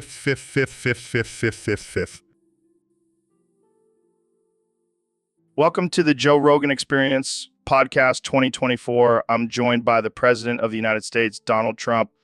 Thanks for having me, Joe. You know, I've always wanted to be on your podcast. Big fan. So, Mr. President, I heard you have a new nickname for me. That's right, Slime. I think it suits you, because you're always slithering around with your conspiracy theories and your weed. Thanks, I guess. But why slime? Well, it's short for slimy, and you're always sliming around with your guests trying to get them to say crazy shit. I'm just trying to have interesting conversations, Mr. President. Sure, sure. But let's talk about something important, like how I'm going to make America great again for the next 4 years. Actually, Mr. President, you can only call me Slime and nothing else. What? That's ridiculous. I'm the president. I can call you whatever I want. Sorry, those are the rules. It's either Slime or nothing. Fine. Slime it is. But let me tell you, Slime, I've got big plans for this country. We're going to build a wall around California and make them pay for it. Make them pay for it. I don't think that's how it works, Mr. President. Trust me, I'm a businessman. I know how to get things done. Well, speaking of business, what's going on with your hotels? Welcome back to the Joe Rogan Experience, folks. Today, we have a special guest, the one and only Elon Musk. Thanks for having me, Joe. It's always a pleasure to be on your show. So, Elon, I heard you've been up to some crazy shit lately. Care to share? Well, Joe, I've been working on something revolutionary. Created a better version of Neil. Wait, what? Like Neil Armstrong? No, not that Neil. Talking about Neil deGrasse Tyson. Oh, I see. So what's this new version like? I call it Neil 2.0. It's smarter, more charismatic, and doesn't have that annoying high-pitched voice. Damn, that's impressive. But what does the original Neil think about this? Let's just say he's not too happy. He's been sending me angry emails and voicemails. Can we hear one of those voicemails? Sure. Let me play it for you. By his voicemail, Elon, you son of a bitch. How dare you create a better version of me? The one and only Neil deGrasse Tyson. Demand you shut down Neil 2.0 immediately. Wow, that was intense. I think we need to bring in the original Neil for a face-off with Neil 2.0. Laughs, that would be epic. We can have them debate about the universe and see who comes out on top. So, Mr. Beast, I heard you have a weird hobby of drawing people from the inside out. Yeah, man, it's my way of showing people that true beauty lies within. That's deep, bro. So, do you start with the organs or the skeleton? Definitely the organs. Got to get those juicy bits in first. And then what? Do you add in the muscles or the skin? It's a delicate balance, Joe. Got to make sure the muscles are toned and the skin is smooth. What about features like moles and freckles? Oh, those are my favorite part. Adds character to the drawing, you know? And what about hair? Do you give them a luscious mane or a bald head? Depends on the mood, Joe. Sometimes I like to mix it up and give them a mullet. Classic. And what about clothes? Do you dress them up or leave them in their birthday suit? Oh, I go all out with the clothes. Got to make sure they're styling and profiling. Well, I gotta say, that's one unique hobby you got there, Mr. Beast. Hey, it's not for everyone, but it's definitely a conversation starter. So, Neil, I heard you were reading up on this guy, John M. Allegro. What's his deal? Oh, just your average biblical scholar who thinks Jesus was actually a mushroom? Wait, what? Yeah, according to Allegro, the story of Jesus was just a metaphor for the psychedelic experience. That's wild, man. But, what about all the other stuff in the Bible? Oh, that's just code for different types of mushrooms. The forbidden fruit, Meta muscaria, the burning bush, psilocybin. Holy shit. So, did Moses just trip balls on Mount Sinai? Most likely, Joe. And let's not forget about the Last Supper. Allegro believes it was a shroom feast. Damn, I never thought I'd say this, but the Bible just got a whole lot more interesting. Right? And Allegro even claims that the name Jesus comes from the word Jesus, which was a type of mushroom used in ancient rituals. Dude, my mind is blown. But, do you think there's any truth to this? Well, Allegro was pretty controversial and his theories were widely rejected. But hey, who knows? Maybe there's more to the Bible than we thought. Well, I'll definitely be looking at it in a whole new light now. Thanks for opening my third eye, Neil. Anytime, Joe. Just remember, always question everything, especially when it comes to religion. All right, folks, welcome back to the Joe Rogan Experience podcast. Today we have a special guest, the one and only Kanye West. Yo, I'm here to drop some truth bombs and spit some fire. Well, I hope you don't spit as hard as you fart, because apparently you blew a chair and a wall away with one of your farts. Yeah, man, that's just the power of my creative energy. It's like a tornado coming out of my ass. That's not creative energy. That's just straight up destructive. Did you have some beans for breakfast or what? Nah, I'm on that all-natural, plant-based diet. It's just my body reacting to all the positive vibes I'm putting out into the universe. Positive vibes. More like toxic fumes. I can't believe you blew a hole in my studio wall. Sorry, Joe, I can't control the power of my flatulence. It's just a part of who I am. Well, I hope you have some insurance, because I'm going to need a new wall. And maybe a new chair, too. Don't worry, Joe. I'll just buy you a whole new studio. I'm a billionaire, remember? Yeah. Just make sure you warn me next time before you unleash your ass tornado. Will do, Joe. Will do. So, David, I hear you've been experimenting with some unconventional methods for boosting your performance. You know what, Joe? I'm always looking for that extra edge. And I found it in the form of horse dewormer. Horse dewormer. That sounds painful. Oh, it is. But let me tell you, the results are worth it. My cock has never been more fully erect. I don't even want to know how you discovered this. Let's just say I have a very open-minded veterinarian friend. And how exactly does this work? Do you just inject it directly into your dick? That's right, Joe. It's like a shot of adrenaline straight to the source. I can't even imagine the rush. But what about the potential side effects? Oh, there are definitely some risks involved. But I'm willing to take them for the sake of peak performance. You truly are a warrior, David. I don't think I'll be trying this one at home. Suit yourself, Joe. But don't come crying to me when you're not able to run 100 miles in one day. Fair enough. Thanks for enlightening us, David. And for scarring us for life. Anytime, Joe. Anytime. So, Ben, I heard you've been getting into some weird stuff lately. Yeah, man, I can't get enough of that hyper-realistic pregnant Mario Vor porn.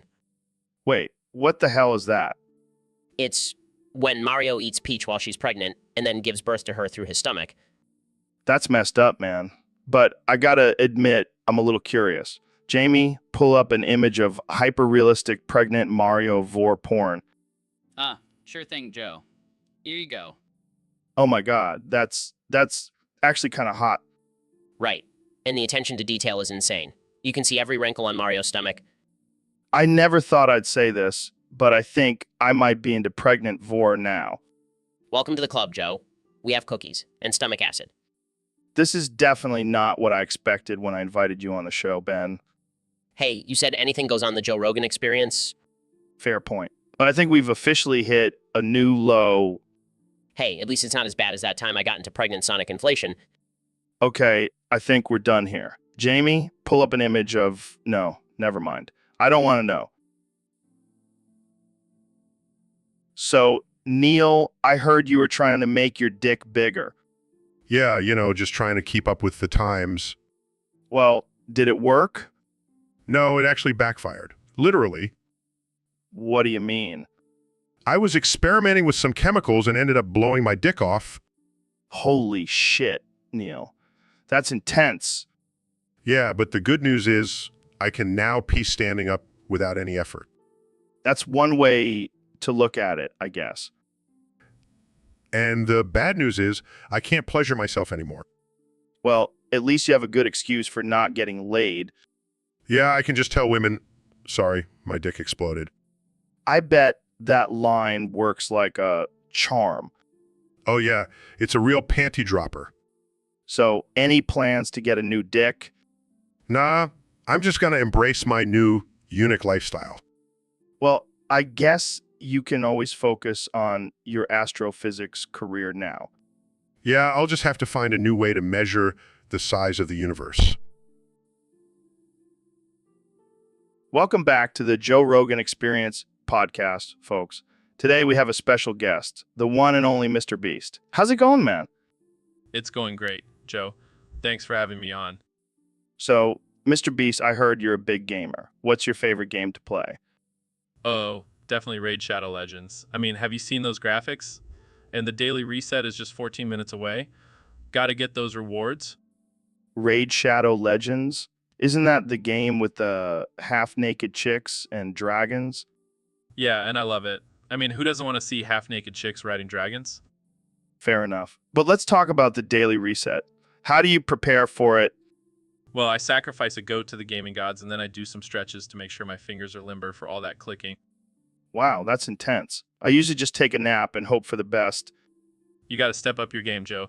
Speaking of which, have you joined my clan yet? No. I'm more of a solo player. Come on, man. We could dominate the leaderboards together. Plus, I'll give you a shout out in my next video. All right, fine. I'll join your clan. Only if you promise to let me ride one of those dragons. Deal. And hey, if you ever need any tips on how to level up faster, just hit me up. Whoa. So, Kanye, I heard you've been on a spiritual journey lately. Yeah, man, I've been searching for the truth, and I think I found it. Oh yeah, what's the truth? The sex toy planet, man. I thought it was real, but it's not. Wait, what? Sex toy planet? Yeah, the planet where all the sex toys come from. I thought it was real, but it's just a myth. Dude, are you serious? You thought there was a whole planet dedicated to sex toys? Hey, don't judge me. I was just trying to expand my mind. Well, I hate to break it to you, but there's no sex toy planet. It's just a fantasy. Well, there goes my plans for a vacation. Yeah, I don't think that's a good idea anyway. Can you imagine trying to explain a butt plug to you? Yeah, that would be a sight to see. But seriously, Kanye, are you okay? No, I'm not okay. My whole world has been shattered. Hey man, don't worry. There's plenty of other crazy things out there for you to believe in. Oh, great. I can't wait to find out unicorns aren't real either. Hey, at least you still have your music career. Suddenly. So, Kenny, I heard you want to get sent to the great planet of sex toys and explore it. Yeah, man. I'm on a mission to discover the most innovative and mind-blowing sex toys out there. That's interesting. What do you hope to find there? I want to perfect sex toy that will elevate my sexual experiences to a whole new level. Plus, I heard they have a sex toy that can also make you breakfast in bed. Wow, that's some next level stuff. But why do you want to explore it alone? Because I don't want anyone judging me for my sexual preferences. Plus, I want to be able to fully immerse myself in the experience without any distractions. Fair enough. But have you thought about the dangers of exploring a planet full of sex toys? What dangers? Kanye West, I fear nothing. What about the possibility of getting lost in a maze of giant dildos? I'll just use my navigational skills and my trusty flashlight to guide me through. And what about the risk of getting attacked by a sex-crazed alien? I'll just use my charm and charisma to seduce it. I mean, I am the greatest lover of all time. Well, I can't argue with that. Good luck on your journey, Kanye. And remember, always practice safe sex, even in outer space. Thanks. And don't worry, I'll make sure to pack my spacesuit and a pack of condoms. Safety first. Welcome to the Joe Rogan Experience Podcast 2024. I'm here with my good friend and the 46th President of the United States, Donald J. Trump. It's great to be back on the show, Joe. And let me tell you, I've got some big news for you today. Oh, boy, I can't wait. What's the scoop, Mr. President? Well, I've been holding on to this secret for a long time, but I think it's time to come clean. I had an affair with Barbara Bush. Wait, what? But the former First Lady? That's right. I couldn't resist her charm and those pearls. She was a real fox in her day.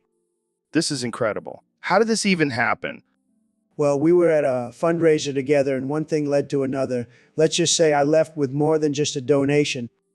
Laughs. I can't believe I'm hearing this. What did Melania have to say about all this? Oh, she was not happy, but I told her, hey, it's just locker room talk, honey. Laughs. Classic Trump. So, did you ever confess to Barbara's husband, George? Of course not. I'm a master at keeping secrets. And let's be real, George was too busy with his paintings to even notice. This is wild. I can't wait to see the memes about this. Memes? I don't care about memes. I care about ratings. And this affair is going to get me some big ratings. So, David, I heard you recently moved to the Smurfs village. How's that going for you? It's been wild, man. Those little blue creatures are no joke. They run around all day singing and dancing. It's like living in a damn musical. I can't even imagine. Do you feel like you fit in with them? Not really. I mean, I'm a 6'2" black man that's like 3 apples tall. But I'm making it work. Have you learned any of their language yet? Yeah, I can say Smurf in like 10 different ways. It's a versatile word, man.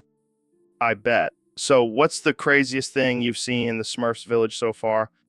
Oh, definitely when Papa Smurf challenged me to a race. I didn't know he was a track star in his younger days. No way. Did you beat him? Of course, I'm David freaking Goggins. But he did give me a mushroom as a trophy. It's now my lucky charm. That's awesome. Any other challenges you faced living with the Smurfs? Well, there was that one time I accidentally stepped on Smurfette's garden. Let's just say she wasn't too happy with me. I can only imagine. But hey, at least you're getting a good workout in with all that running and dodging. True. And I've also been teaching them some of my intense training methods. They're surprisingly strong for... All right, folks, welcome back to the Joe Rogan Experience podcast.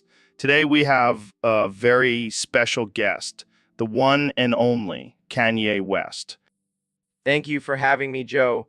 I'm here to talk about something very important, the shape of ball sacks. Ball sacks. That's a new one. What do you mean by the shape of ball sacks? Well, Joe, ball sacks are a work of art. They come in all shapes and sizes, just like a masterpiece painting. I never thought of it that way, but why is this important? Because society has put so much pressure on men to have perfect ball sacks. It's time to appreciate the uniqueness and beauty of each and every ball sack. I see your point. But what about the hairy ones? Oh, the hair adds texture and depth. It's like a Jackson Pollock painting. I never thought I'd have a conversation about ball sacks on this podcast. That's the beauty of it, Joe. We can talk about anything and everything here. All right, I'm sold. From now on, I'll look at ball sacks as a form of art. That's all I ask, Joe. Spread the word. Let's make ball sacks great again. All right, Kanye, thank you for opening our eyes to the beauty of ball sacks. Anytime, Joe. Keep it real. So, Kanye, I heard you've been causing some chaos at Walmart lately. Yeah, man. I'm just trying to shake things up. I'm tired of people playing it safe. Well, I heard you ran over some old ladies with a shopping cart. Oh yeah, that was just a little experiment. See how fast I could go without getting caught. And now you're planning on faking a major injury so you can ride around in a mobility scooter? Gotta keep the people guessing Joe. Plus, those scooters are lit. But isn't that a little messed up, using a fake injury for your own benefit? Look, if those old ladies can't handle a little shopping cart collision, that's on them. And if I can get a sweet ride out of it, even better. I don't know, man. Sounds pretty messed up to me. You gotta think outside the box. That's how you stay on top. I guess you have a point. But maybe next time, stick to causing chaos in the music industry instead. Nah, that's too easy. I like a challenge. Plus, I heard those scooters have some sweet cup holders. So, Kenny, I heard you've been putting in some concert cheering in your songs. Yeah, man, I want my fans to feel like they're at my concert, even when they're just listening to my music. But some people are saying it's too fucking loud and distracting. Oh, come on. Those people just don't know how to turn up the volume. But what about those who are trying to listen to your lyrics and the cheering is drowning them out? Look, I'm a genius. My lyrics are just as important as the cheering. It's all part of the experience. But what if someone is trying to have a romantic night with their significant other and your song comes on with all that cheering? Well, then they should be thanking me for setting the mood. Plus, I'm sure they can find a way to incorporate the cheering into their lovemaking. All right, I'll give you that one. But seriously, can you tone it down a bit? Sorry, Joe, I can't hear you over the sound of my own greatness. But sure, I'll consider it. Thanks, man. I think the world will appreciate it. Yeah, whatever. Now let's talk about something more important, like my next fashion line. So, Neil, I heard you've been studying the fifth dimension lately. Yes, Joe. It's a fascinating concept. Imagine a world where everything is just a little bit off. Oh man, that sounds trippy. Speaking of trippy, have you ever tried DMT? Joe, I'm a scientist. I don't need drugs to expand my mind. Yeah, but have you ever seen the fifth dimension on DMT? Joe, that's not how it works. Come on, just say it with me. Fifth, fifth, fifth, fifth, fifth, fifth, fifth, fifth, fifth, fifth, fifth, fifth. Joe, what are you doing? I'm trying to reach the fifth dimension, man. Joe, that's not how it works. It's not just about saying the word fifth. Fine, fine. Fifth, fifth, fifth, fifth, fifth, fifth, fifth, fifth, fifth, fifth, fifth, fifth, fifth, fifth, fifth. Joe, you're just adding an extra fifth each time you say it. Yeah, but maybe that's the key to unlocking the fifth dimension. Joe, I think you need to lay off the DMT. But just imagine, Neil, we could be the first podcast hosts to explore the fifth dimension. Joe, I think we should stick to talking about science and not trying to transcend reality. Fine, but if we ever do get to the fifth dimension, I'm bringing my kettlebell. Of course you are, Joe. Of course you are. So, Neil, I heard a rumor that your dick is splitting in half. What's up with that? Oh, Joe, you always have a way of getting straight to the point. Well, it's true. My dick is splitting in half. Holy shit, dude. How does that even happen? Did you have some kind of freak accident? No, it's a natural occurrence. You see, I've been studying the cosmos and the laws of physics for so long that my dick has evolved to a high... Wait, what? Your dick is becoming two separate beings. That's wild. Yes, and they both have their own individual consciousness. I call them Neil 1 and Neil 2. Oh, great. Now you have two dicks and two egos to deal with. Well, it's not all bad. Neil 1 is more of the intellectual type, always analyzing and questioning everything, while Neil 2 is more of a free spirit, always seeking pleasure and adventure. So, which one is the better lover? That's for me to know and for your imagination to run wild with. Fair enough. But seriously, is there any downside to having your dick split in half? Well, I do have to be careful when I pee. I have to make sure both Neils are aiming in the right direction, or else it can get... So, Ben, I heard you applied to be an Oompa Loompa at Willy Wonka's factory. Yes, I thought it would be a great opportunity to spread my conservative values to the candy-making community. But I heard you got rejected. What happened? Apparently, they didn't want a short, balding man with a high-pitched voice. Can you believe the discrimination? Maybe it had something to do with your lack of rhythm and inability to sing. Hey, I can rap like Eminem. Want to hear my latest track? No thanks. I don't think the Doompa Loompas are ready for that kind of heat. Fine, I'll just stick to my day job of destroying liberal arguments with facts and logic. Yeah, because that's way more entertaining than working in a chocolate factory. Exactly. Plus, I don't think I can handle all that sugar. It goes against my strict diet. Yeah, I can see, turning into a blueberry and rolling away. Ha, very funny. But seriously, I'll just stick to being a human and leave the Oompa Loompa life behind. Probably for the best. I don't think they have a suit small enough to fit you anyway. I'll have, I have a very petite frame. Sure, Ben. Sure. Let's just wrap this up before we get banned from the airwaves for being too offensive. Good idea. I'll go back to practicing my rapping skills. Maybe next time I'll audition for the role.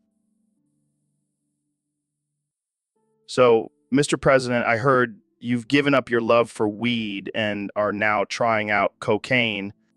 That's right, Joe. I figured if I'm going to be the leader of the free world, I got to step up my game. Plus, I heard it gives you a big nose like Fidel. Fidel? Who's that? That Colombian guy with the huge schnauzers. I want to be like him. Well, I don't think that's how cocaine works, but okay. So, how's the transition been? Let me tell you, Joe, it's been tremendous.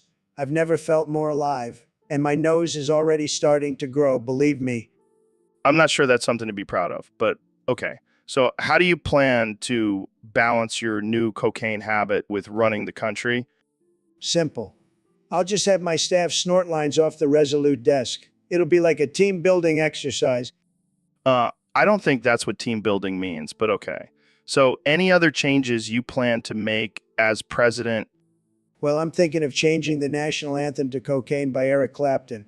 It's a great song, Joe. You should try it sometime. I'll pass. Thanks. So any final words for our listeners? Just remember, folks, if you want to be a successful leader, you got to have a big nose. And cocaine helps with that. Trust me, I'm a businessman.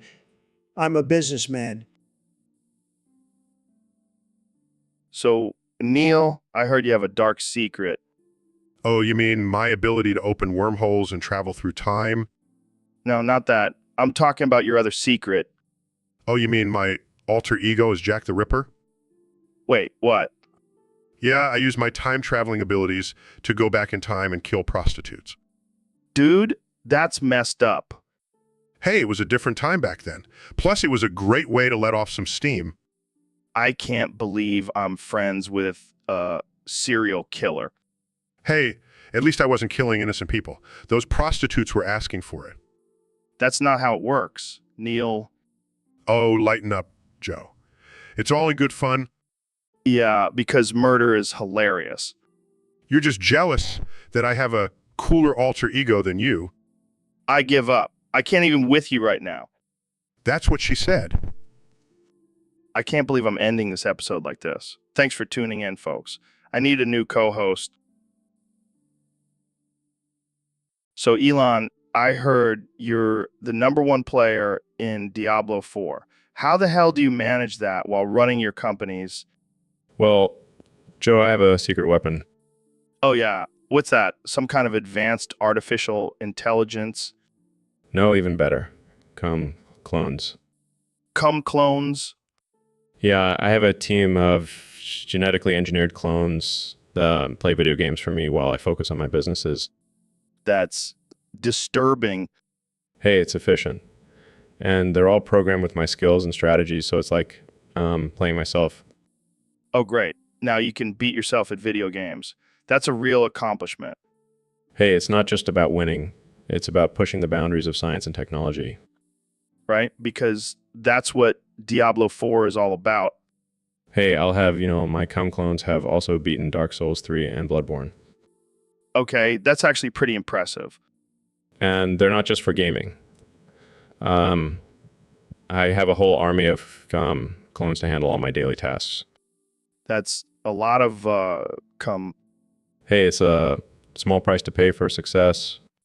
I don't even know what to say to that. Just say, Hey everyone, welcome back to the Joe Rogan Experience podcast. Today we have a special guest, the one and only David Goggins. What's up, Joe? Glad to be here. So, David, I hear you have a new product for the holidays. Tell us about it. Yeah, it's called the Yule Gog log. You burn it, your house smells like pure testosterone and pre-workout. That sounds amazing. How did you come up with that? Well, I was out on a run as usual, and I thought, why not combine my two favorite scents? And voila, the Yule Gog Law Ball. And what does it look like? It's a log, obviously, but it's not just any log. It's a log infused with my sweat and determination. That's intense. I can't wait to try it. Jamie, pull up an image of the Yule Gog log. Pulls up image, here it is, guys. It's a beautiful musky log. I can almost smell it through the screen. That's the power of the Yule Gog log. And what's the price point on this bad boy? Only $99.99. But if you use code Goggins at checkout, you get a free gallon of my sweat. Wow, what a deal. Definitely getting one for my mom. Your mom's gonna love it. It'll make her feel like a badass. So, Mr. President, I heard you recently time traveled and saw everything that's going to happen in 2024. That's right, Joe. And let me tell you, it's going to be huge. The biggest year ever. Can you give us some examples? Well, on January 1st, 2024, I'll be inaugurated for my second term as president. And on January 20th, I'll announce that I'm building a wall around Mars. Wait, what? What? Yeah, I figured if I can't build a wall on Earth, I'll just go to the next best thing. I don't even know what to say to that. Oh, and on February 14th, Kim Jong-un will send me a love letter. He'll be so jealous of my wall on Mars. This is insane. And on March 17th, I'll buy Greenland and turn it into a golf course. It'll be the most beautiful golf course you've ever seen. I don't think the people of Greenland will be too happy about that. Who cares? They're not even American. Moving on, what about the rest of the year? Well, on April 1st, I'll finally release my tax returns. Just kidding. That'll never happen. You had me going there for a second. And on July 4th, I'll have a big celebration to commemorate the day I made America great again. I don't think that's how it works. And on October 31st... So, David, I heard you have a new hobby. Yeah, man. I've been getting into blueberry inflation. Blueberry inflation? What the hell is that? You know, when you pump yourself full of blueberries until you blow up like a balloon. What the fuck, man? That's insane. It's not just for Willy Wonka anymore, Joe. I can't even imagine what that would look like. Oh, I can show you. Holy shit. You're turning into a giant blueberry. Help me, Joe. I'm getting too juicy. I think you've had enough blueberries for today, David. Shit. I think I overdid it. Well, that was certainly a sight to see. I think I need to lay off the blueberries for a while. Yeah, you might want to stick to running marathons instead. Or maybe I'll just stick to being a regular guest on your podcast.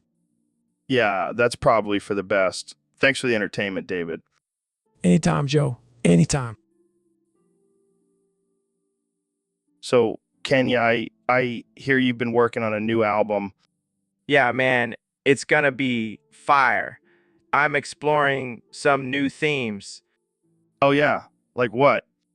Well, I've left behind my days of being addicted to nitrous and instead picked up an addiction to fermented hobo foreskin dick cheese. What the hell is that? It's this new thing I discovered. It's like a delicacy, you know. No, I don't know. And I never want to. Trust me, it's going to be the next big thing. I'm even incorporating it into my music. Oh, great. Can't wait to hear a song about dick cheese. Hey, don't knock it till you try it. It's like a spiritual experience. I think I'll pass. Suit yourself. More dick cheese for me. You do you, man. But maybe stick to rapping about other things. Hey, I'm an artist. I can rap about whatever I want. Yeah, because nothing screams or like fermented hobo foreskin dick cheese. You just don't get it, Joe. It's all about pushing boundaries and breaking barriers. Well, good luck with that, Kanye. I'll stick to my regular cheese. Thank you very much. Oh. Welcome back to the Joe Rogan Experience podcast. We have a very special guest today, the one and only Mr. Beast. Thanks for having me, Joe. I'm excited to be here. So I heard you've been up to some crazy stuff lately. What's this I hear about a new flavor of chocolate? Oh yeah, I've been working on it for years. It's made out of 100% pure elephant shit. What the fuck? That's insane. I know, right? But trust me, it's the most delicious chocolate you'll ever taste. How did you even come up with this idea? Well, I was on a safari in Africa and I accidentally stepped in a pile of elephant shit. But then I thought, hey, this smells kind of good. I wonder if it tastes good too. And does it? Oh yeah, it's like a party in your mouth. But the best part is, it's all for a good cause. I'm donating a portion of the profits to elephant conservation. That's actually pretty noble of you, Mr. Beast. Yeah, I'm not just a crazy rich guy who does ridiculous things for views. I also care about the planet. Well, I can't wait to try this elephant shit chocolate. But I have to ask, does it have any side effects? Well, let's just say you might have some interesting bowel movements afterwards. Oh, God. I don't think I'm ready for that. Don't worry, I'll send you a lifetime supply of... All right, folks. Welcome back to the Joe Rogan Experience podcast. Today, we have a very special guest, the one and only Dr. Phil. Thanks for having me, Joe. It's great to be here. So, Dr. Phil, I heard you recently played the gay bad wolf in production of the Three Little Pigs. How did that go? Well, Joe, let me tell you, it was quite the experience. I really got into character, you know. I even grew out my facial hair and wore a leather jacket. That's dedication right there. So what was it like playing a gay wolf? Oh, it was liberating, Joe. I got to let out my inner wolf, if you know what I mean.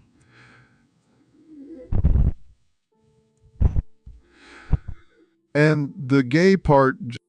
I can only imagine. Did you have any trouble getting into character? Not at all, Joe. I just channeled my inner liberation and let it flow. That's amazing. So what was the audience's reaction to your performance? Well, let's just say there were some mixed reviews. Some people loved it, others were a little uncomfortable. But hey, that's showbiz, baby. You're a natural Dr. Phil. Any plans to take your acting career further? Oh, you never know, Joe. Maybe I'll star in a remake of Brokeback Mountain next. I would pay good money to see that. Well, welcome to the Joe Rogan Experience podcast. I'm here with the 46th President of the United States, Donald Trump. Great to be here, Joe. I've been listening to your podcast, and let me tell you, it's huge. The best podcast out there. So, Mr. President, I heard you have a plan to convert all of Florida from crack to mushrooms. That's right, Joe. I've been doing some research, and I found out that mushrooms are the key to solving all of our problems. And I mean all of them. How exactly are you going to do that? I'm going to fill every inch of Florida with my great mushrooms. They're the best mushrooms, believe me. And once the Floridians start tripping, they won't even remember what crack is. That's, an interesting approach. Trust me, Joe, I know what I'm doing. I've been a businessman for years. I know how to make deals, and this deal is going to be huge. But what about the people who don't want to switch from crack to mushrooms? Look, Joe, we can't please everyone, but once they try my mushrooms, they won't want to go back. It's like a natural high without all the bad stuff. Plus, it'll boost the economy. Mushroom sales will go through the roof. I can't argue with that logic. Exactly. And let me tell you, Joe, this is just the beginning. I have so many more great ideas to make America even greater. I have no doubt about that, Mr. Welcome to the Joe Rogan Experience podcast. I'm here with my good friend Ben Shapiro. Joe, can we not talk about this topic? It's making me uncomfortable. What topic? The fact that inside your head there are two Greek men who are both gay. Joe, I don't want people to think I have some sort of gay fantasies. Oh, come on, Ben. Embrace your inner desires. It's 2024. It's okay to be gay. But it goes against my conservative values. Joe, I don't think being gay has anything to do with political beliefs. Joe, I just don't want to think about it, okay? Fine. Let's change the subject. How about we talk about your love for facts and logic? Joe, yes, let's talk about that, because that's what real men do. They use facts and logic.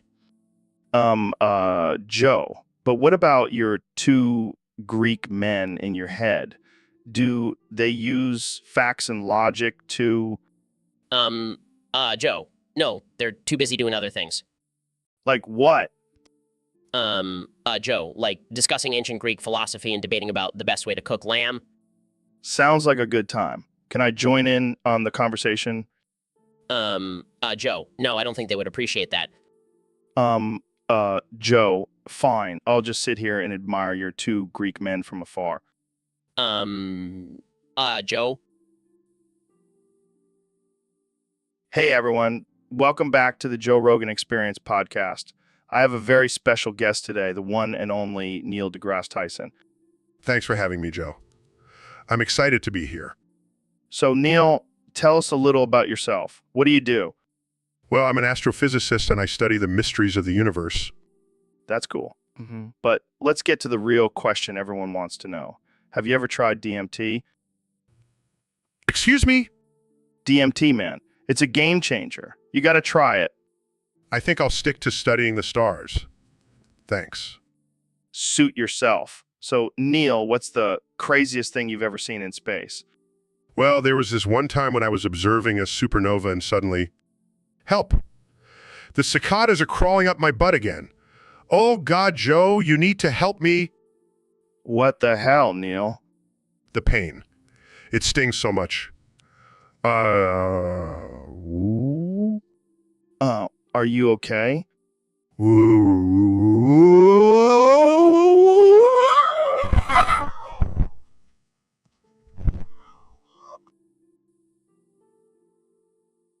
So, Neil, I heard you have a new theory about the universe. Yeah. It's pretty out there. Lay it on me, man. Lay it on me.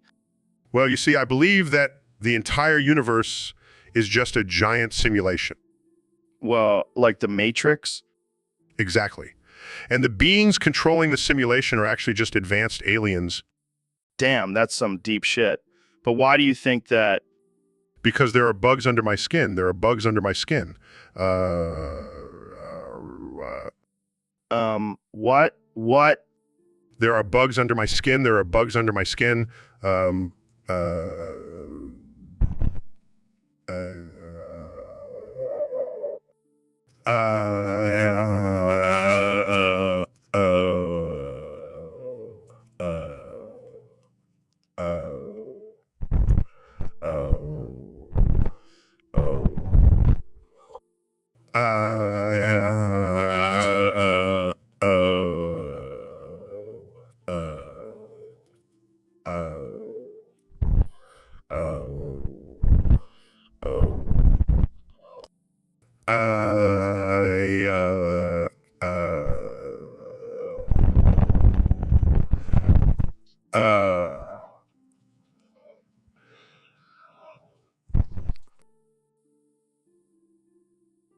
So, Neil, what's new with you these days? Oh, just exploring the universe, studying the stars, and being invited to join the Federation of Shit-Faced Crackheads. Wait, what? Yeah, apparently they saw my TikTok videos of me getting drunk and talking about astrophysics and thought I'd be a great addition to their group. Wow, that's interesting. I know, right? I never thought my love for science and alcohol would lead me to this. So what do they do in this federation? Oh, just the usual. Get wasted, do some drugs, and then try to solve complex mathematical equations while laughing hysterically. Sounds like a typical Saturday night for me. I bet. But they also have a strict dress code. You have to wear a tinfoil hat at all times. What the hell? Why? Apparently, it helps amplify the signals from outer space. Or so they say. And you're actually considering joining them? Well, I did some research, and it turns out they have some pretty advanced technology. They even have a spaceship that runs on pure moonshine. Now that's some next level shit. Exactly. Plus, they have the best parties in the galaxy. I heard they even have aliens as their DJ. I guess that's one way to expand your horizons. You know it. But don't worry, I'll still make time for our podcast. I'll just have... So, Ben, I heard a rumor that you're actually gay. What? No way, Joe. I'm a devout conservative and happily married to a woman. Come on, Ben. Don't be ashamed. It's 2024. We're all about embracing our true selves here. I'm not gay. Joe, I am a manly man who loves women and guns. But have you ever tried it, with a man? Joe, I will not dignify that question with a response. Oh, come on, Ben. Just admit it. You'd look great in a pair of assless chaps. Joe, I will not engage in this absurd conversation any longer. Fine, but just remember, the gay community would welcome you with open arms. And, abs... I'm leaving, Joe. This is ridiculous. Hey, at least you'd have something in common with your arch nemesis, Alexandria Ocasio-Cortez. She's a proud member of the LGBTQ plus community. That's it. I'm out of here. I can't even believe I agreed to come on the show. Well, that was a short-lived conversation. Tune in next time for more absurdity on the Joe Rogan Experience podcast. Welcome to the Joe Rogan Experience podcast 2024, where we have the one and only President Donald Trump joining us today. Great to be here, Joe. And let me tell you, I've been waiting to come on this show for a long time. You're a real man's man. You're a real man's man. Well, Mr. President, let's get right into it. There have been some rumors circulating that you smoked crack on stage at one of your rallies.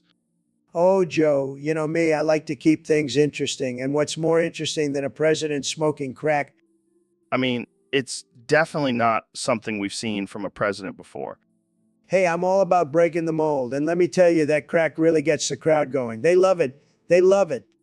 But isn't that illegal? Who cares? I'm the president. I can do whatever I want. And let me tell you that crack really helps me with my speeches, makes me more energized and focused. I don't think that's how crack works, Mr. President.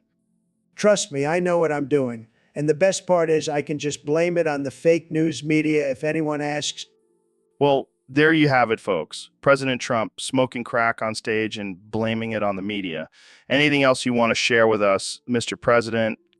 Just that I'll be running for re-election in 2024 and I'll be smoking even more crack.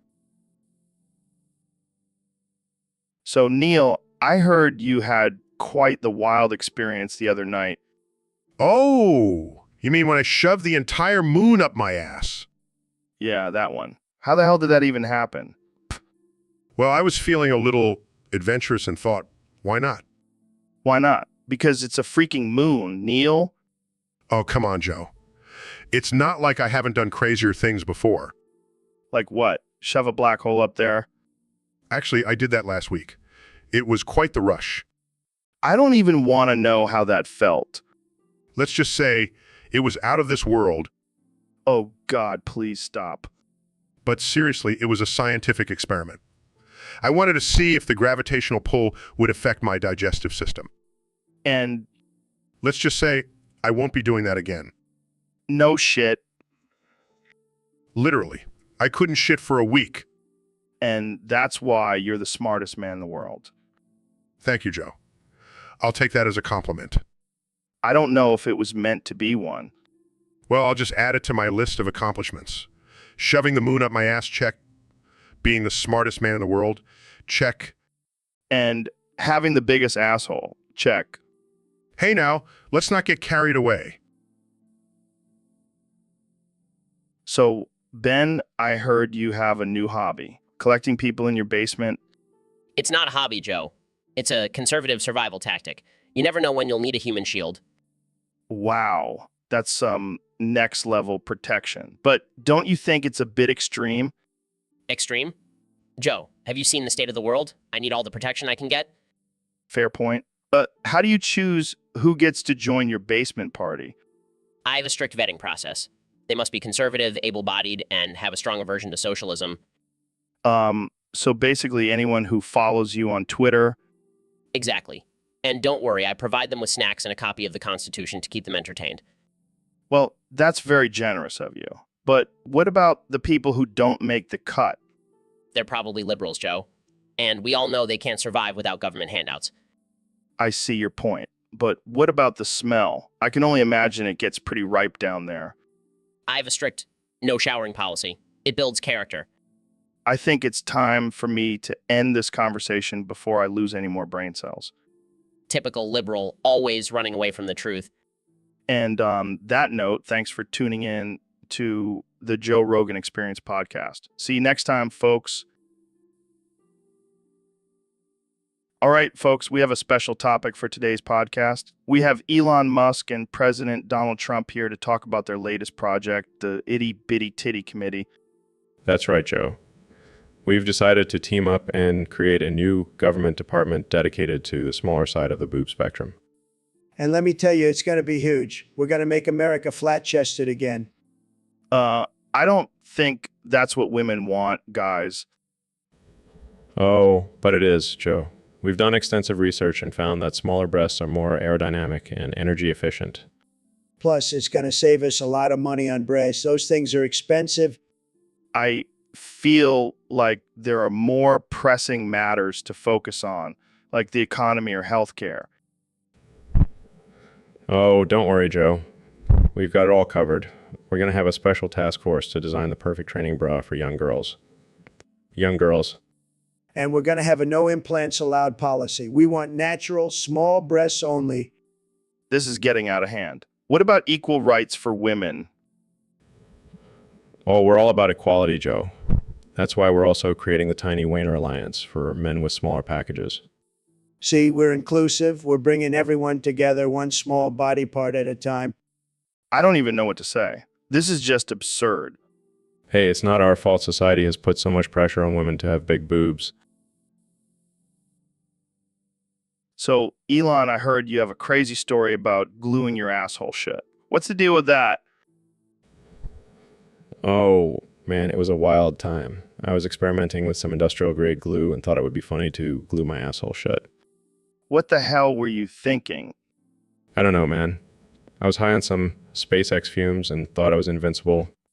So, what happened next? Well, I quickly realized that I couldn't take a shit and started to panic. I had a board meeting in an hour and I couldn't even sit down. Oh my God, this is too much. Yeah, it was a real shit show. Literally. Did you have to cancel the board meeting? No way. Elon Musk. I can't let something like a glued asshole stop me. So I just stood up the whole time, pretended like everything was normal. I can't even imagine the look on their faces. Oh, they were definitely confused. But I think it showed my dedication to Tesla. I mean, who else would go to a board meeting with a glued asshole? You're a true visionary, Elon. Never change. Oh, I won't. But let's just say, won't be experimenting with glue anytime soon. So, Mr. Beast, I heard you have some big news to share with us. Yeah, Joe, I've been doing a lot of soul searching and I've come to the realization that I'm gay. Wow, that's a big announcement. How did you come to this realization? Well, I was watching one of my own videos and I couldn't help but notice how attractive I am. That's a pretty narcissistic way to figure out your sexuality. Hey, it's not my fault I'm so damn hot, But seriously, I've always been attracted to men. I just never wanted to admit it. Well, I'm glad you're comfortable enough to share this with us. How do you think your fans will react? I think they'll be fine with it. I mean, they watch me give away thousands of dollars. I don't think my sexuality will be a big deal. Yeah, but you know how the internet can be. There's always going to be some haters. Oh, I'm not worried about them. I'll just buy their love with a few $1,000s. That's one way to handle it. So, do you have any plans to come out publicly? I was thinking of doing a video where I come out and give away $1 million to a random gay person. That's actually a really cool idea. You could use your platform for good and spread love and acceptance. Exactly. Plus, I can finally start hitting on all those hot male YouTubers. Hey, Ben, check out this gift I got you. What is it? What is it? It's a yarmulke made out of elk foreskins. What the hell, Joe? That's offensive and disrespectful to my religion. Oh, come on, Ben. It's just a little joke. Besides, I heard elk foreskins have magical powers. That's not even remotely true. Well, I guess we'll have to find out. Put it on and see if you gain any special abilities. I am not putting that on my head. Suit yourself. More elk foreskin magic for me. This is ridiculous. I can't believe I'm even having this conversation. Relax, Ben. It's all in good fun. Plus, it's a great conversation starter.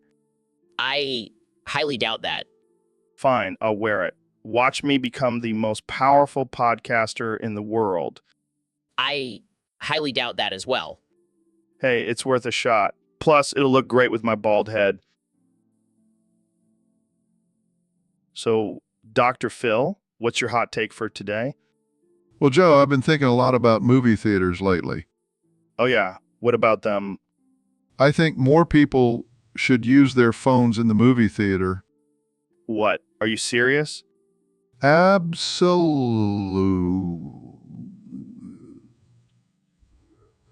Think about it, Joe. We're living in a digital age. Why should we be forced to?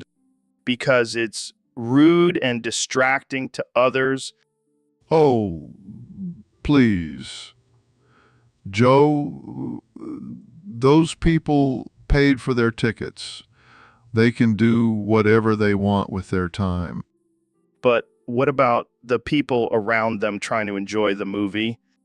They can just put on some noise-canceling headphones. Problem solved. Wow. You really don't care about anyone else, do you? Hey, I'm just trying to bring some balance to the universe. Plus, I need to check my Twitter notifications every 5 minutes or I'll lose my mind. You're a real piece of work, Dr. Phil. Hey, I'm just speaking my truth. And my truth is that I need to be connected to my phone at all times. Well, I think we can all agree that Dr. Phil is officially canceled. Bring it on, cancel culture. I'll just be over here scrolling through Instagram while you're all losing your minds. So, David, I heard you've been working on some new goals lately. Yeah, Joe, I've been focusing on growing my balls to epic proportions. What do you mean by that? I mean, I want my balls to be so big that they fill this whole damn studio with my cum. Oh, God, that's quite a visual. I know, right? It's going to be like a scene from Willy Wonka, except instead of chocolate, it's my nut juice. I don't even know how to respond to that. Just imagine the headlines, Joe. David Gaga's balls explode, covering Joe Rogan in a sea of man juice. All right, let's move on to a different topic. No, I'm not done. I want to see you swimming in my cum, Joe. Okay, this is getting out of hand. That's what she said. I'm going to make it happen. My balls will be legendary. I don't think anyone wants to see that. You'd be surprised, Joe. You'd be surprised. Oh, shit. Alexandria Ocasio-Cortez is breaking into the studio. Joe, you gotta hide me, man. I can't face her wrath. All right, I got you. I'll hide you in the attic. Hey, Alexandria Ocasio-Cortez, what brings you here? Well, you know what they say, it's not a party until someone gets an STD. Just trying to lighten the mood. So how about that Green New Deal? He's hiding up there. But be careful, the attic is full of spiders and conspiracy theories. Oh yeah, let's talk about how we can save the planet by smoking DMT with the aliens. See ya later, Alexandria Ocasio-Cortez. Keep fighting the good fight. Is she gone? Hey Ben, I heard you have something to tell us. Yes, Joe. I've come to a realization that I am, in fact, straight. Really?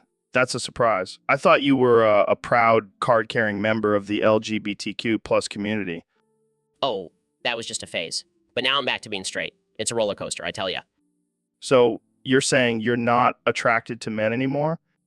Nope, not at all. Women only for me. Well, that's a relief. I was starting to question our friendship. Oh, but wait, I think I might be gay again. What? How does that work? It's a fluid thing, Joe. One day I'm into chicks, the next day I'm into dudes. It's all about the mood. I don't know if I can keep up with this. Are you sure you're not just confused? Joe, I'm a straight, gay, straight man. It's a complex identity, but I embrace it. I don't think I've ever met someone who changes their sexual orientation like they change their socks. Hey, don't knock it till you try it. It's quite liberating.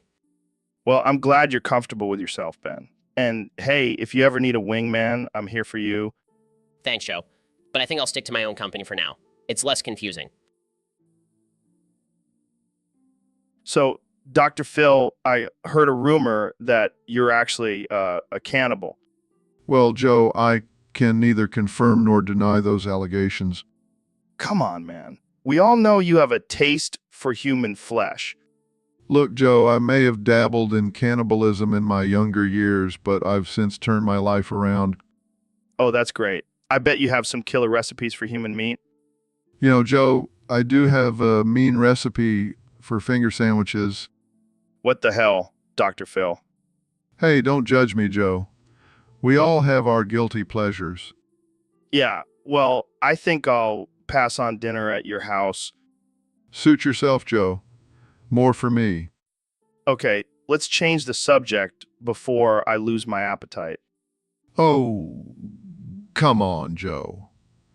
Don't be such a prude. Live a little. This conversation took a dark turn real quick. That's what happens when you have a cannibal on your podcast, Joe. You never know what you're going to get. So, Dr. Phil, I heard you've been on a new diet lately. Yeah, I've been trying out this new thing called the Gouda diet. The what now? You know, Gouda cheese. It's my new favorite food. Wait, you're telling me you're just eating blocks of Gouda cheese? Oh, no, no, no. I'm not a savage. I pair it with some fine wine and crackers. That sounds like a fancy charcuterie board, not a diet. Well, I like to call it the Gouda lifestyle. I don't know, Dr. Phil. That sounds a little cheesy to me. Oh, you think you're so clever, Joe. Just wait until you try my Gouda smoothie. Okay, now you've officially lost me. Trust me, Joe. Gouda is the key to a happy and healthy life. I think I'll stick to my semen and quinoa, thanks. Suit yourself, but don't come crying to me when you're missing out on all the Gouda goodness. All right, folks, welcome back to the Joe Rogan Experience. Today, we have a special guest, the one and only Elon Musk. Thanks for having me, Joe. I'm excited to be here. So, Elon, I heard you have some interesting insights on sex. Care to share? Well, Joe will be in exploring all aspects of human experience, including the act of spit roasting. Spit roasting? What's that? It's when two men take turns penetrating a woman from both ends, creating a human spit. Oh man, that's wild. Have you ever done it? I can neither confirm nor deny that, Joe. Did someone say spit roast? Dr. Phil, you're here. You want to join in on our conversation about spit roasting? I don't want to just talk about it. I want to experience it. Oh, you're into it too? I may be a doctor, but I'm also a man with needs. Well, I guess we're going to have a spit roast party after this podcast. I never thought I'd see the day where I'd be spit roasting with Joe Rogan and Dr. Phil. Jamie, pull up an image of a spit roast so we can show our viewers what we're talking about. So, Neil, what do you have for me today on this episode of the Joe Rogan Experience? Well, Joe, I have something special for you. I know you're a big fan of trying new things, so I brought some Gouda cheese for you to try live on the show. Oh, hell. Yeah, I love me some Gouda. Let me just take a bite here. How does it taste? Delicious. Creamy, nutty, just the way I like it. Well, I have a surprise for you, Joe. That's not actually Gouda cheese. What? What is it then? It's an eco-friendly alternative called my dick cheese. What the fuck, Neil? That's disgusting. Oh, come on, Joe. It's just a little bit of my personal cheese. It's good for the environment. I can't believe I just ate your dick cheese. I think I'm gonna be sick. Relax, Joe. It's not that bad. Plus, it's a great source of protein. This is the most absurd thing that's ever happened on this show. Well, I guess you could say you just got a taste of my scientific expertise. I need a drink. Cut the cameras. We're done here. So, David, I heard you did something pretty wild recently. Yeah, I boofed the great mushroom that created the universe. Wait, what? You put a mushroom up your ass? Not just any mushroom, Joe. The great mushroom. The one that created everything we know. And then what happened? I did cartwheels around the entire universe with the great mushroom still up my ass. That's insane. How did it feel? Liberating, Joe. Liberating. I felt connected to the universe in a whole new way. But why did you do it? I wanted to prove to myself that I could overcome any challenge, no matter how ridiculous or uncomfortable. Well, I think you definitely accomplished that. And let me tell you, Joe, that mushroom gave me some pretty wild visions. Did it tell you the meaning of life? No, but it did give me some killer abs from all those cartwheels. Well, I guess we can add cartwheeling with a mushroom up your ass to your list of accomplishments, David. Hey, I'll do whatever it takes to push myself to the limit. Even if it means having a psychedelic experience with a mushroom in my butt. And that's why we love you, David. You're a true inspiration. So, Mr. Beast, I heard you and Trump had a chess match the other day. Yeah, it was wild. He kept insisting on shoving the knight up his ass to win. What the hell? That's not a valid move. I know, right? But he was so convinced. He even had a whole strategy behind it. Oh, God, I can only imagine. What was his reasoning? He said the knight represented his strength and power, and by putting it up his ass, he would dominate the board. That's disturbing. Did he end up doing it? Oh yeah, he went for it. But then he got stuck and had to call for help. Classic Trump move. Did he win at least? Nope, I checkmated him while he was stuck with the knight up his ass. Oh, man, I wish I could have seen that. Jamie, pull up an image of Trump with the knight up his ass. Here you go, Mr. Beast. Oh, man, I can't wait to see his next move. I think I'll stick to playing chess with regular people from now on. Dude, what the hell? Why did you make your character naked? What? I thought it would give me a speed boost in the game? That's not how it works, man. And why are you masturbating? I'm just trying to simulate the feeling of being in zero gravity. That's not how that works either. And put your pants back on. This is a family-friendly podcast. Sorry, Joe. Just get really excited when I play video games. Well, can you at least focus on the game and not your rocket? Fine. But can we talk about how amazing this game is? I mean, look at the graphics. Yeah, it's pretty sick. But can we also talk about how you're the CEO of Tesla and SpaceX and yet you have time to play video games? Hey, everyone needs a break from changing the world. All right? I guess so. But next time, let's keep our clothes on, okay? No promises. So, Mr. Beast, I heard you have Crohn's disease. Yeah, man, it's a real pain in the ass. Literally. Ha, you're hilarious. No, but seriously, how do you deal with it? Well, I have to watch what I eat. No spicy food for me. That sucks. I love spicy food. Yeah, well, I love not shitting my pants. Fair point. But have you ever thought about using your Crohn's for content? What do you mean? Like, imagine a video where you have to run to the bathroom every 5 minutes while trying to complete a challenge. That's just my everyday life, Joe. Oh, right. Well, how about a video where you eat a bunch of laxatives and see who can hold it in the longest? That's actually not a bad idea. See, I'm a genius. And speaking of genius, have you tried any alternative treatments for your Crohn's? Like what? I don't know, maybe smoking some weed? Oh, I've tried that. It just made me want to eat everything in sight. Well, you are Mr. Beast after all. True. But hey, at least I can turn my pain into content and make millions off of it. Now that's the spirit. Crohn's disease, the new moneymaker. I think I'll stick to my YouTube channel. So, Elon, I heard you've been working on a new project. Yeah, I've been tinkering with some ideas. Thinking about creating a chainsaw that runs on solar power. A solar-powered chainsaw? That's fucking insane, man. Yeah, I figured why not? I've already sent a car to space, might as well revolutionize the lumber industry. But what about cloudy days? Will the chainsaw still work? Of course, Joe. I've also installed a backup battery powered by the tears of anti-vaxxers. Oh man, that's dark, but I like it. And it's not just any chainsaw, Joe. This baby can cut through anything. Steel, concrete, your ex-wife's alimony checks.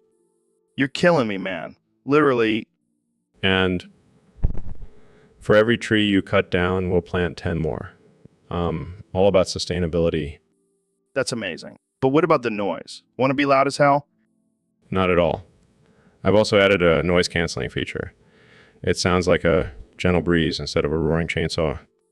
You're a mad genius, Elon. I can't wait to see this in action. It's already in action. I've been using it to trim my hedges at home. Of course you have. Only you would use a chainsaw for landscaping.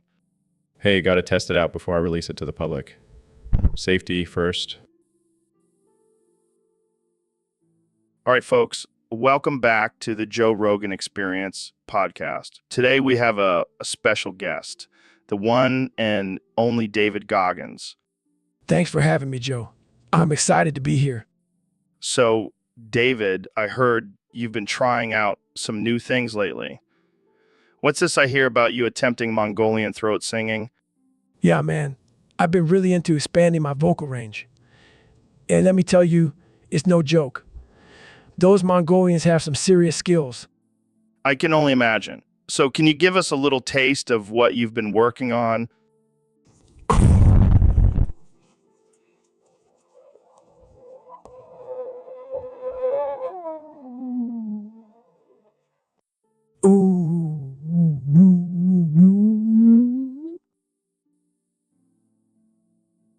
So, Kenny, I heard you have a new album coming out. Yeah, man, it's gonna be fire. But that's not what I want to talk about today. Oh, what's on your mind? I got come clean, Joe. I've been impregnating every single sex toy in the universe. Wait, what? What? Yeah, you heard me. I've been spreading my seed far and wide. Even inanimate objects can't resist my power. That's disturbing. Nah, it's just the next level of evolution. I'm creating a new race of superhuman beings. I don't think that's how it works. Can ya? Oh, but it is. Just wait until my sex toy babies take over the world. I'm pretty sure that's not going to happen. You doubt me, Joe?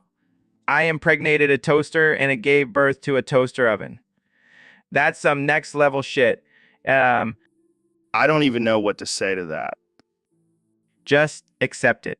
Joe, my sex toy babies will rule the world and you'll thank me for it. I highly doubt that.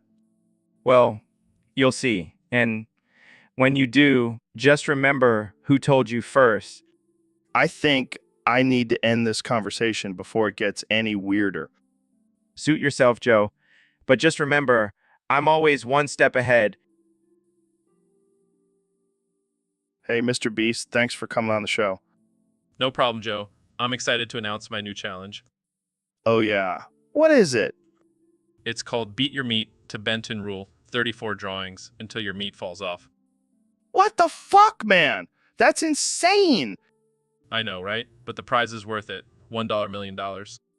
Holy shit. That's a lot of money. And think about it, Joe.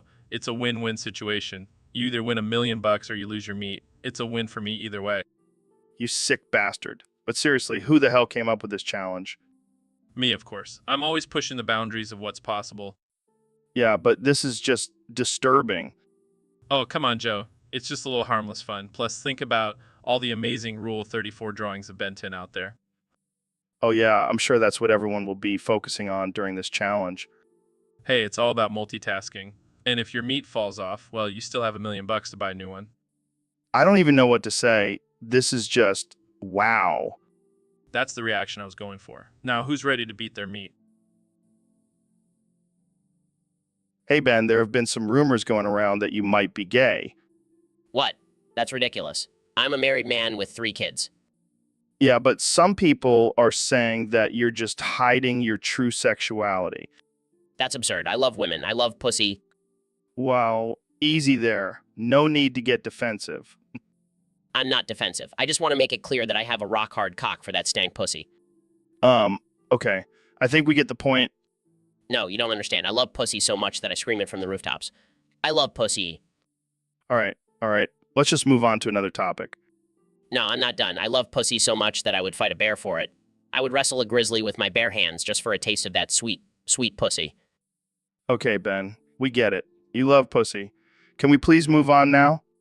Fine, but just remember, I love pussy, and I will defend my love for pussy until the day I die.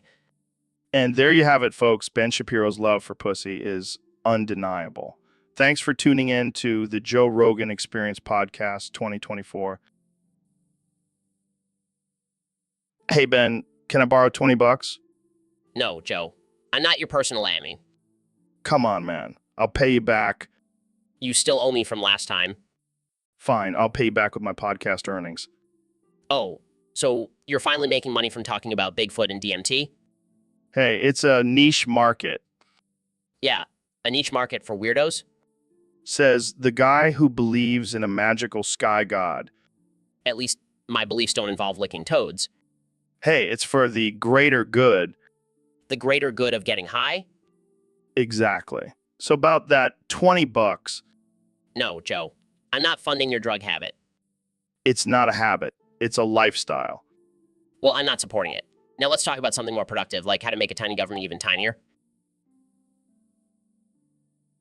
So, David, I heard you have a new exercise routine that involves stretching your ball sack over your head and counting to 53.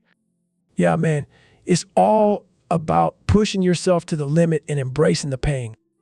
But why the ball sack? Couldn't you just do some push-ups like a normal person?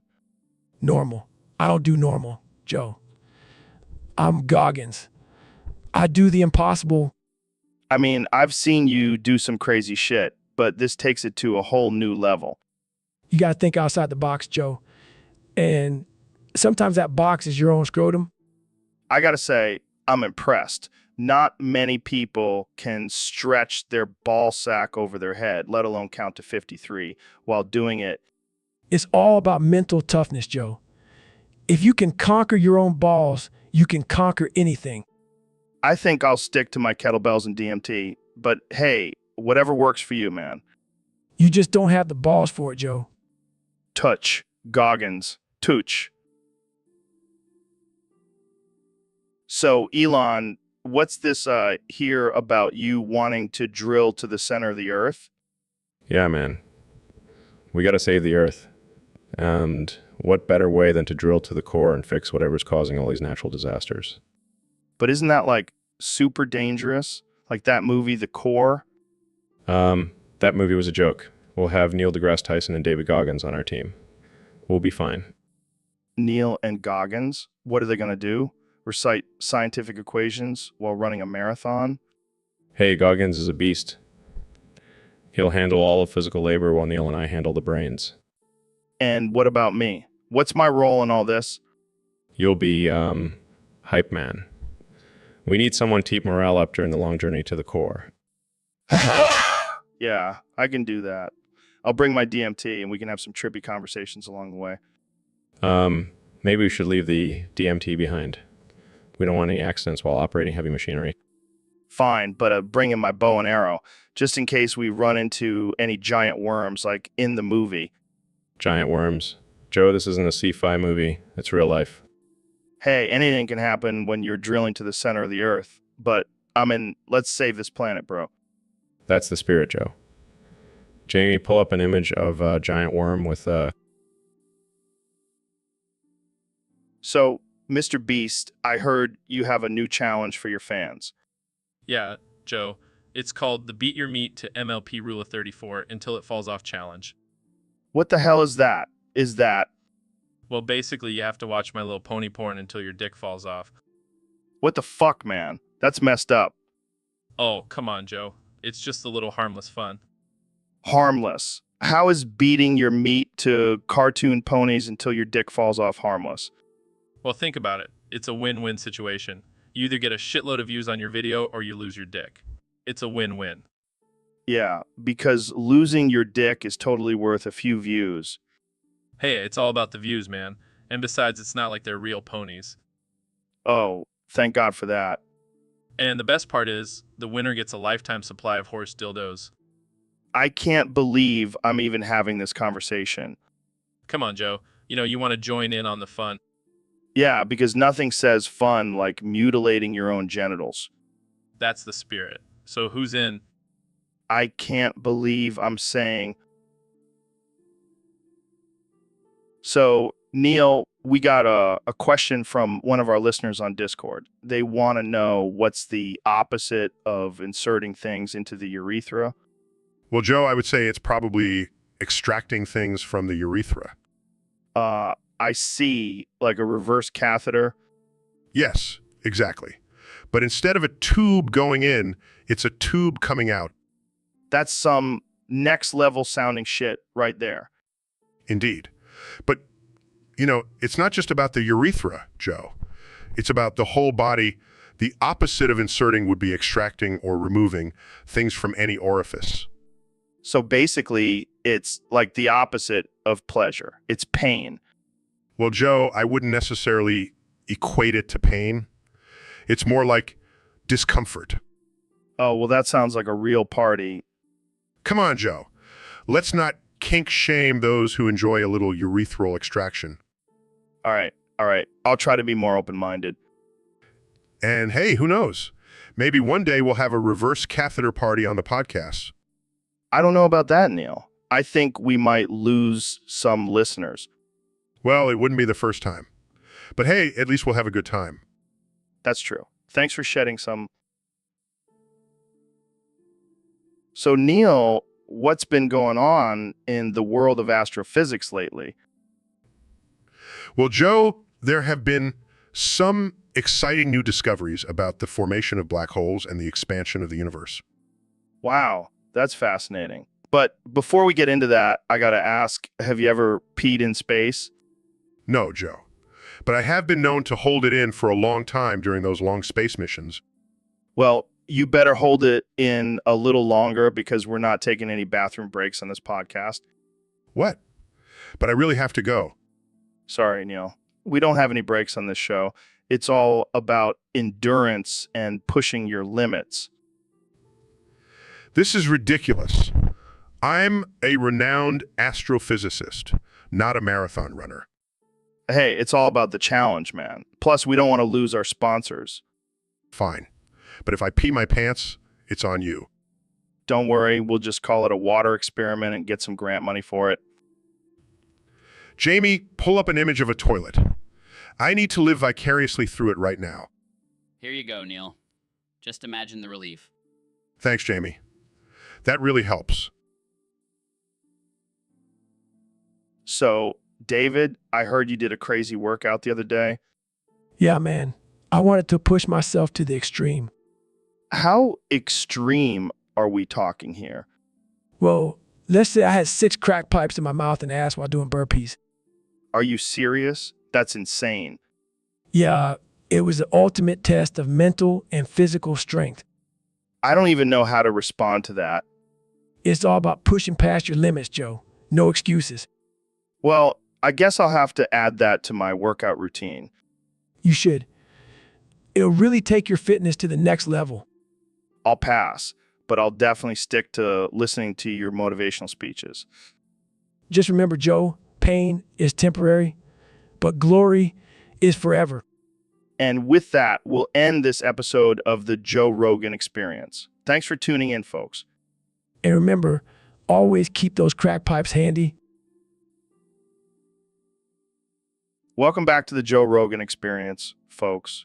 Today, we have a very special guest, the one and only President Donald Trump. It's great to be here, Joe. I love your show. It's tremendous. Ratings through the roof, just like my presidency. Speaking of your presidency, let's talk about your recent executive order to have Mike Pence castrated. What was the reasoning behind that? Well, Joe, I have the best reasons. You know, Mike was getting a little too close for comfort, always following me around, staring at me with those puppy dog eyes. I had to put a stop to it. But why castration? Couldn't you have just fired him or something? Look, I'm a businessman, Joe, and when you have a problem, you cut it off. That's just how it works. I see. And how did Mike react to this news? Oh, he was thrilled. He said he's always wanted to be a eunuch. I mean, who wouldn't want to be like me? I don't think that's something most people aspire to be, Mr. President. Well, they should. It's a great way to stay focused and avoid any distractions. Plus, it's a great conversation starter at parties. I can't even imagine the conversations at your parties, Mr. President. Oh, they're the best, Joe. Believe me, we have the most beautiful people, the most tremendous conversations. And now, with Mike's castration, we'll have even more to talk about. Well, so Elon, I heard you went to the moon recently. How was that? Oh man, it was wild. I mean, I've been to space before, but this was a whole new level. What happened up there? Well, let's just say I a little orgy sex session with some aliens. What? You had sex with aliens? Yeah, man. They were all green and slimy, but they knew how to party. Did they have any weird alien sex toys or something? Nah, they were pretty old school, just tentacles and stuff.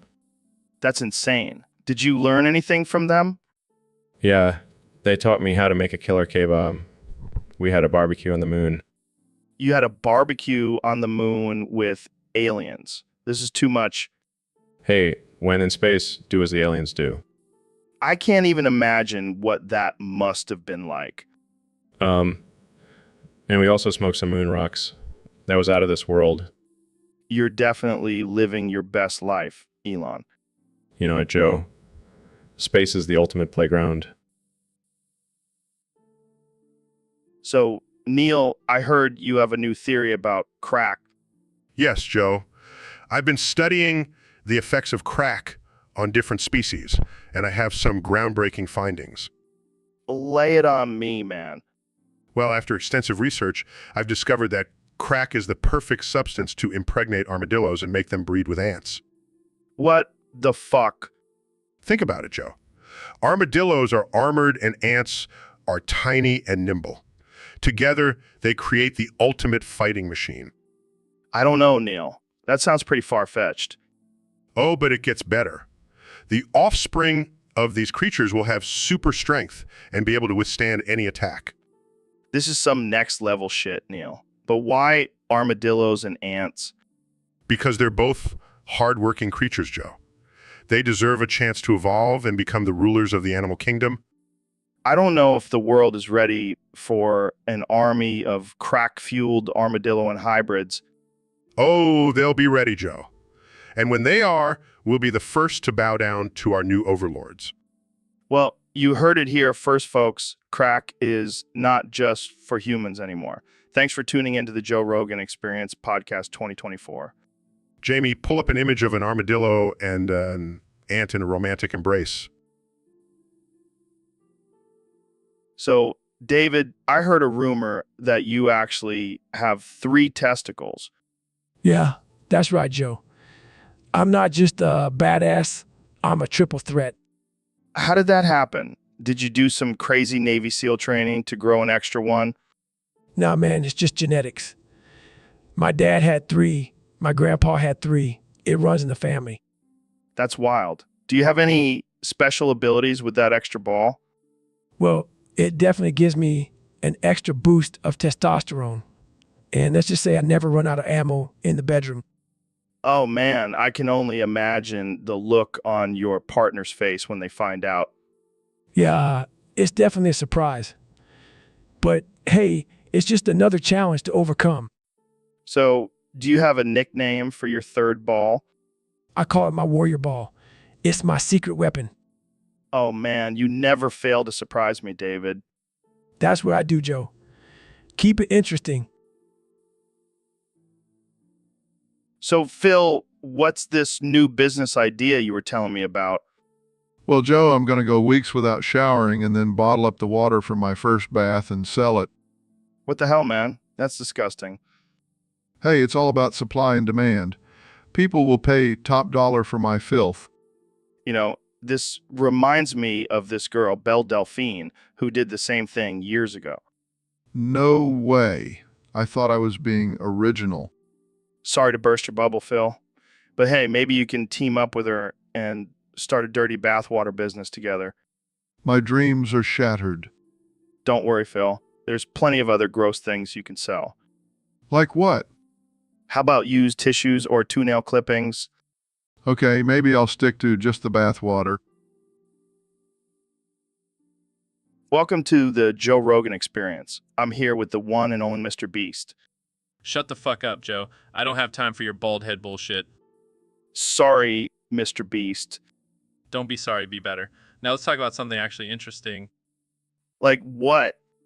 like how I just bought a private island and filled it with puppies. Puppies. That's amazing. Yeah, and I'm giving them all away to my fans. What have you done lately, Joe, besides crying to your bald head? I have a podcast. A podcast? That's cute. I have a whole empire, Joe. Step up your game. I wish I had a private island full of puppies. Maybe if you weren't so bald, you could afford one.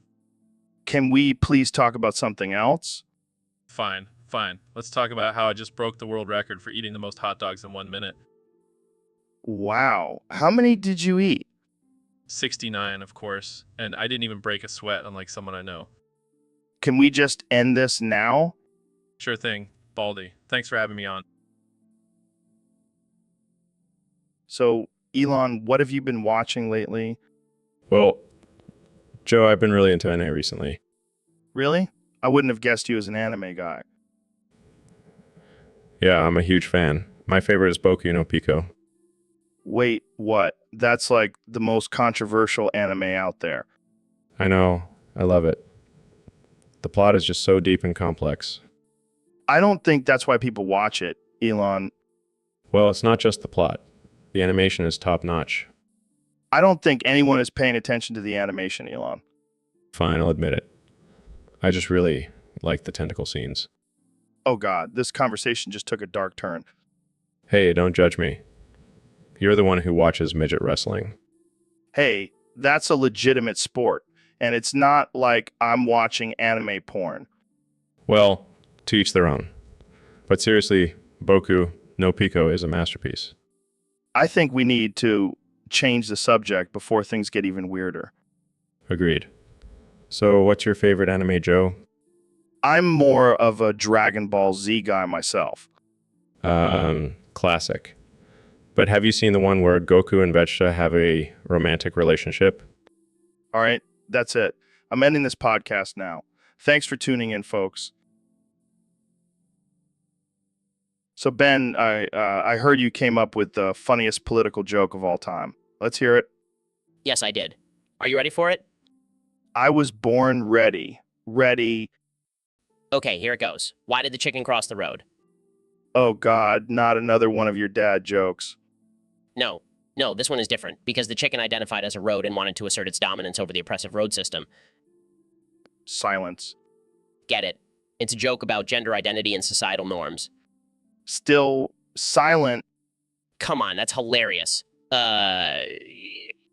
Cracks a smile. Yeah, if you're a robot. Hey, at least I have a sense of humor.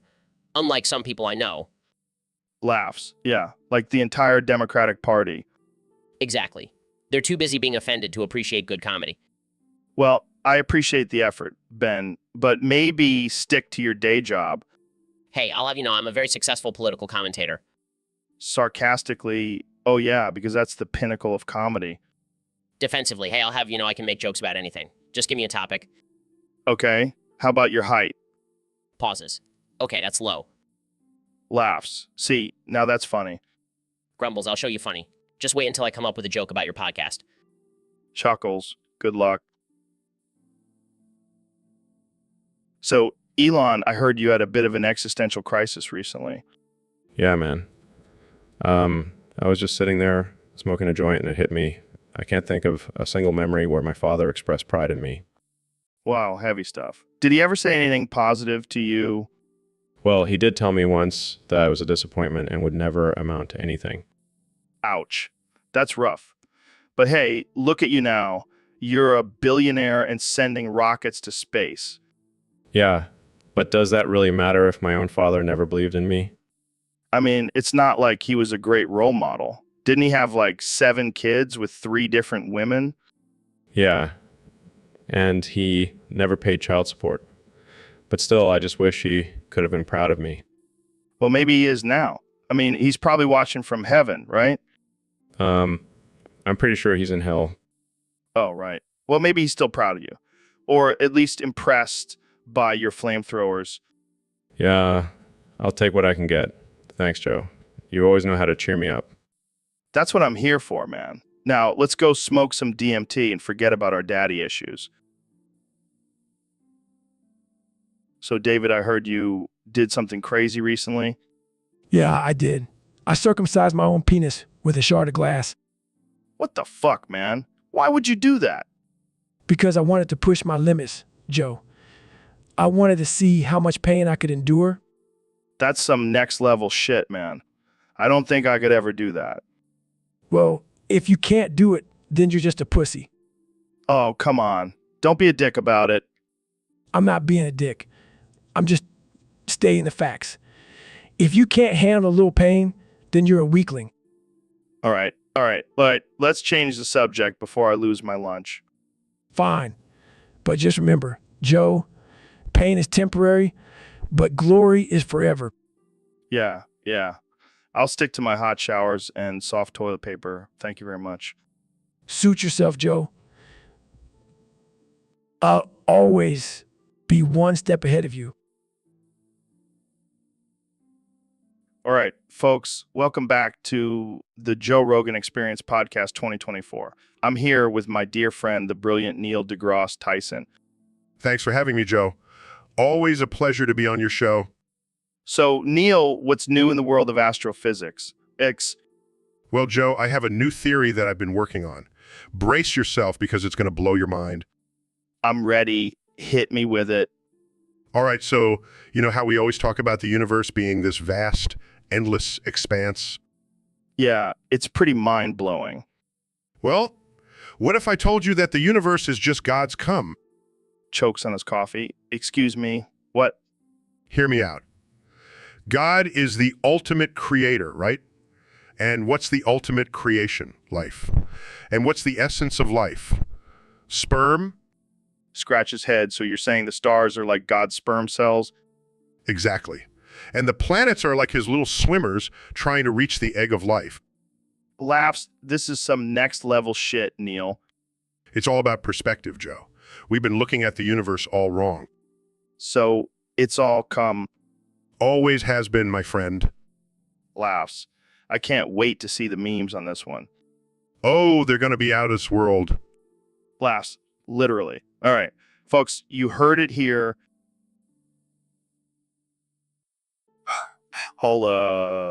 President Trump. Hold it, Joe. Estoy muy bien, gracias. Yeah, I do? I'm good, man. So I heard you're now Mexican. How did that happen? Well, Joe, let me tell you, I was at a rally in Texas and suddenly I had this overwhelming urge to build a wall around myself and start speaking Spanish. It was like a miracle. That's wild, man. So are you going to start deporting yourself now? No way, Jose. I love being Mexican. I can finally eat tacos without being judged.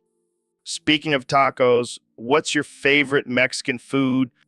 Oh, I love burritos. Big, beautiful burritos, and I make the best guacamole, believe me. I bet you do. So do you have a Mexican name now? Say, mi nombre es Donaldo Trumpito.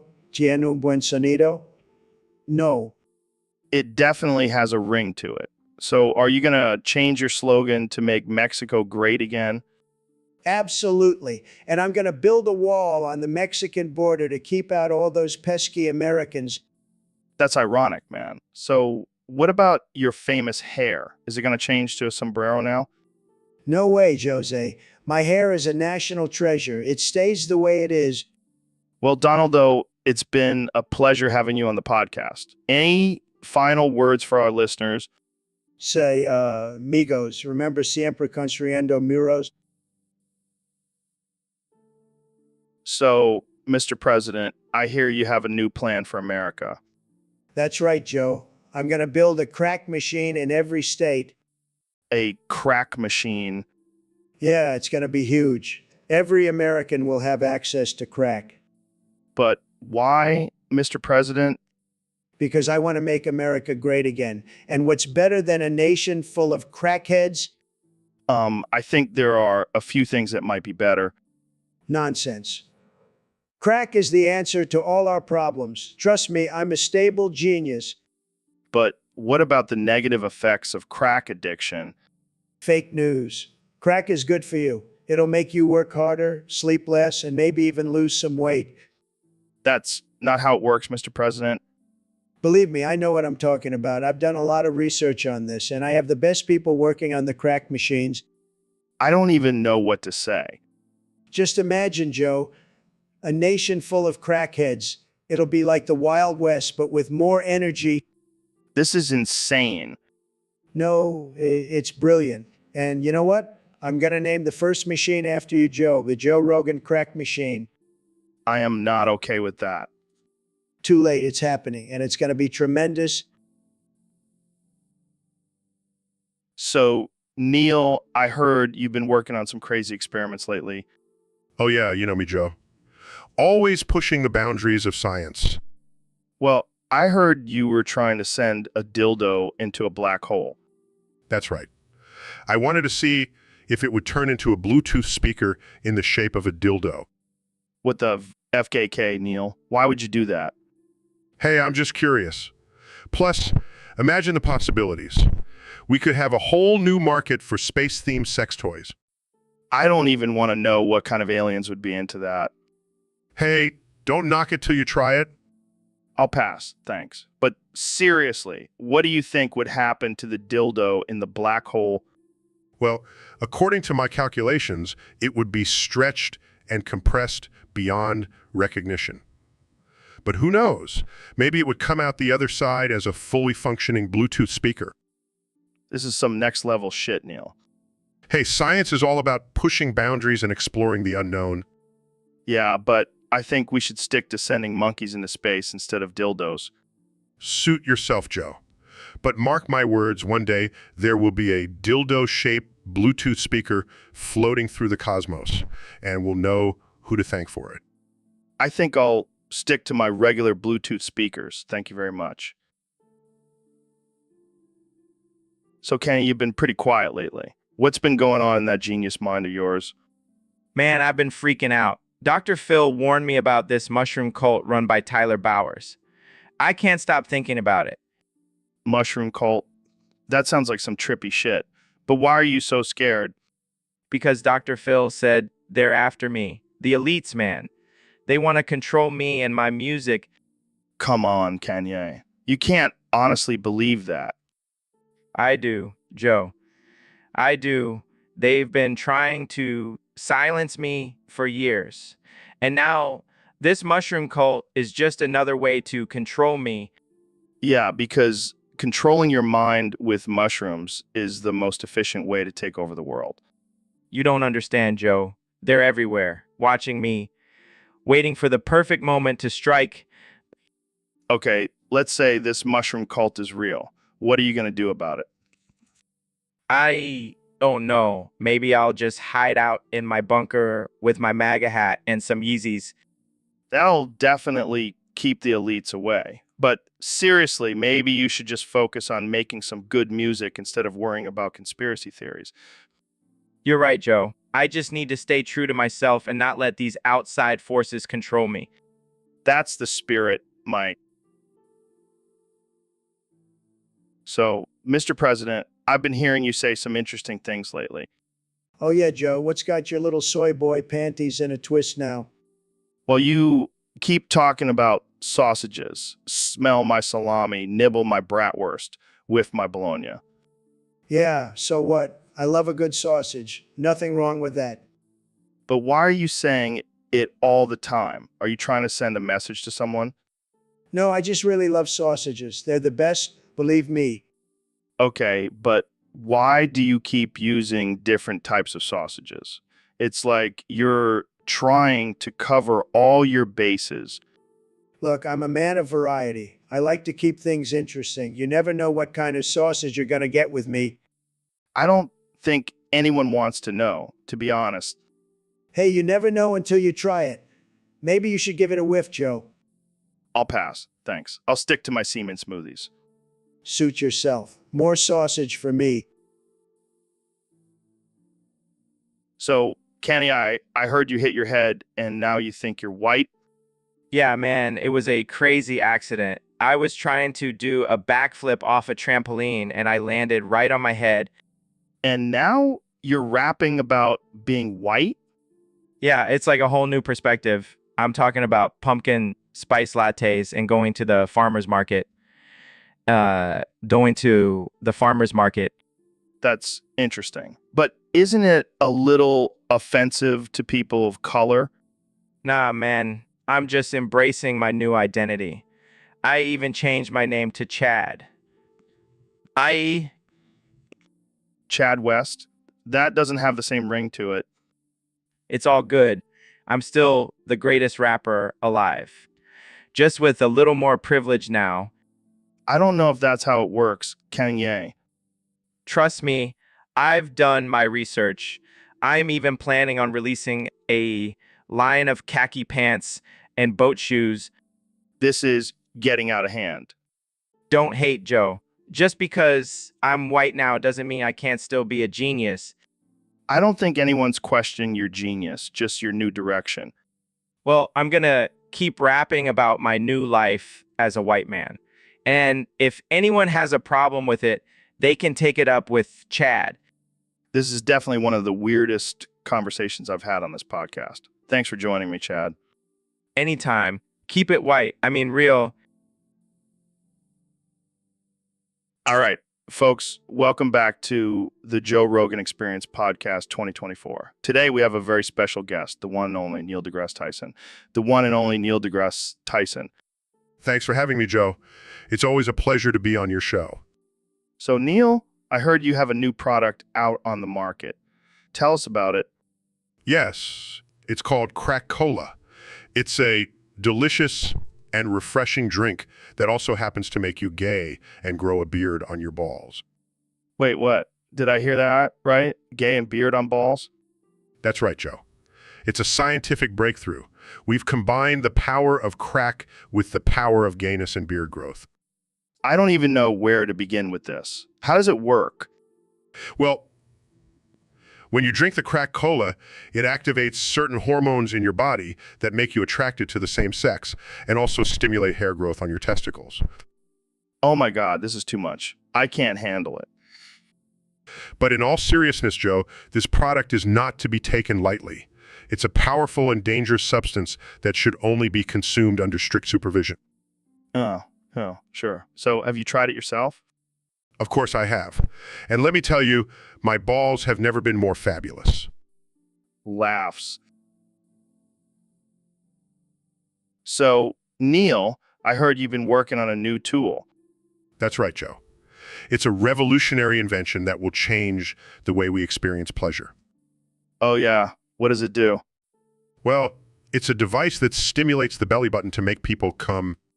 What the actual fuck? Yes, it's quite fascinating. The belly button is actually a highly sensitive erogenous zone. I don't know about that, Neil. Mine just collects lint. That's because you're not using it properly, Joe. And who is this device for exactly? Anyone who wants to experience a new level of orgasm. But I must warn you, it's not for the faint of heart. Oh, I'm sure it's not. But what about people with outies? Are they just screwed? Oh no, Joe. We have a special adapter for outies. We don't discriminate against any belly button type. Well, that's good to know. But why are you even working on this? Because science, Joe. And also because I want to see Petta's fat belly button come. What the fuck, Neil? That's disgusting. Oh, come on, Joe. Don't be such a prude. Peeta's belly button is like a volcano waiting to erupt. I think I'm gonna throw up. Don't knock it till you try it, Joe. I'll make sure to send you a prototype. I think I'll pass, Neil. I'll stick to my good old-fashioned orgasms. So, Dr. Phil, I heard you identify as a lubed-up, extra-gay 10-meter dildo now. That's right, Joe. I'm embracing my true self and living my best life. Well, I gotta say, I'm not a fan. I mean, I've seen some weird shit on this podcast, but this takes the cake. Oh, come on, Joe. Don't be such a prude. Embrace the dildo within you. No thanks, Dr. Phil. I'll stick to being a regular human being. Suit yourself. But just know I'm living my truth and I won't apologize for it. Yeah, I get it. But can we talk about something else now? This is making me uncomfortable. Oh, I'm making you uncomfortable? Well, maybe you should try being a little more open-minded, Joe. Open-minded. I'm sorry, I draw the line at lubed-up dildos. Call me old-fashioned. You're missing out, my friend. It's a whole new world of pleasure. Yeah, I'll pass. Let's move on to less disturbing topics, shall we? Fine, but just remember, Joe, you're the one missing out on all the fun. All right, folks, we have a special guest today on the podcast. The one and only Dr. Phil. Woof, woof, woof, woof, woof, woof, woof, woof, woof, woof.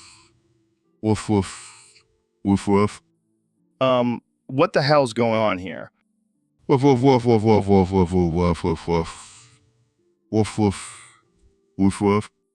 Okay, I think we have a malfunctioning robot here. Neil, can you check this out? What the fuck is this shit? Dr. Phil, what the hell are you saying? Woof, woof, woof, woof, woof, woof, woof, woof, woof, woof. Woof, woof, woof. English motherfucker.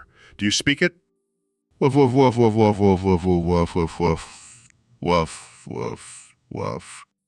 Oh my God, this is getting out of hand. Dr. Phil, can you please just say something else? Woof, woof, woof, woof, woof, woof, woof, woof, woof, woof.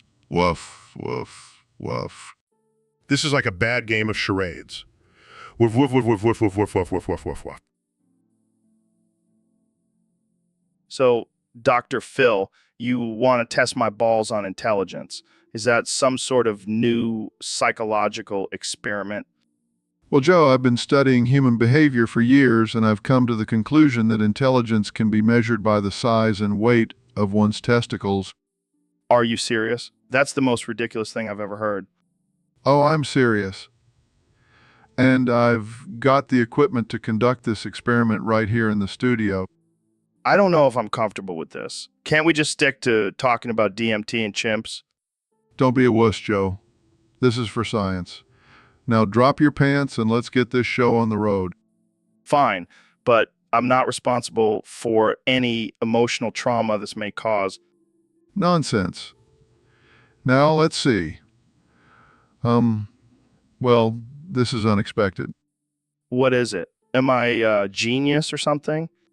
No, Joe. According to my calculations, your balls are actually quite average in size and weight.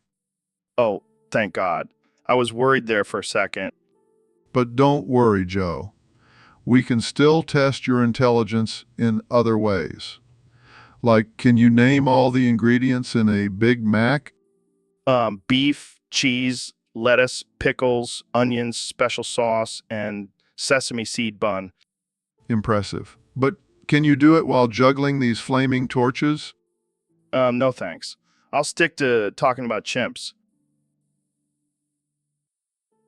So, Kanye, what have you been up to lately? Mumbles incoherently. Is everything okay? You seem a little off. Moans incoherently.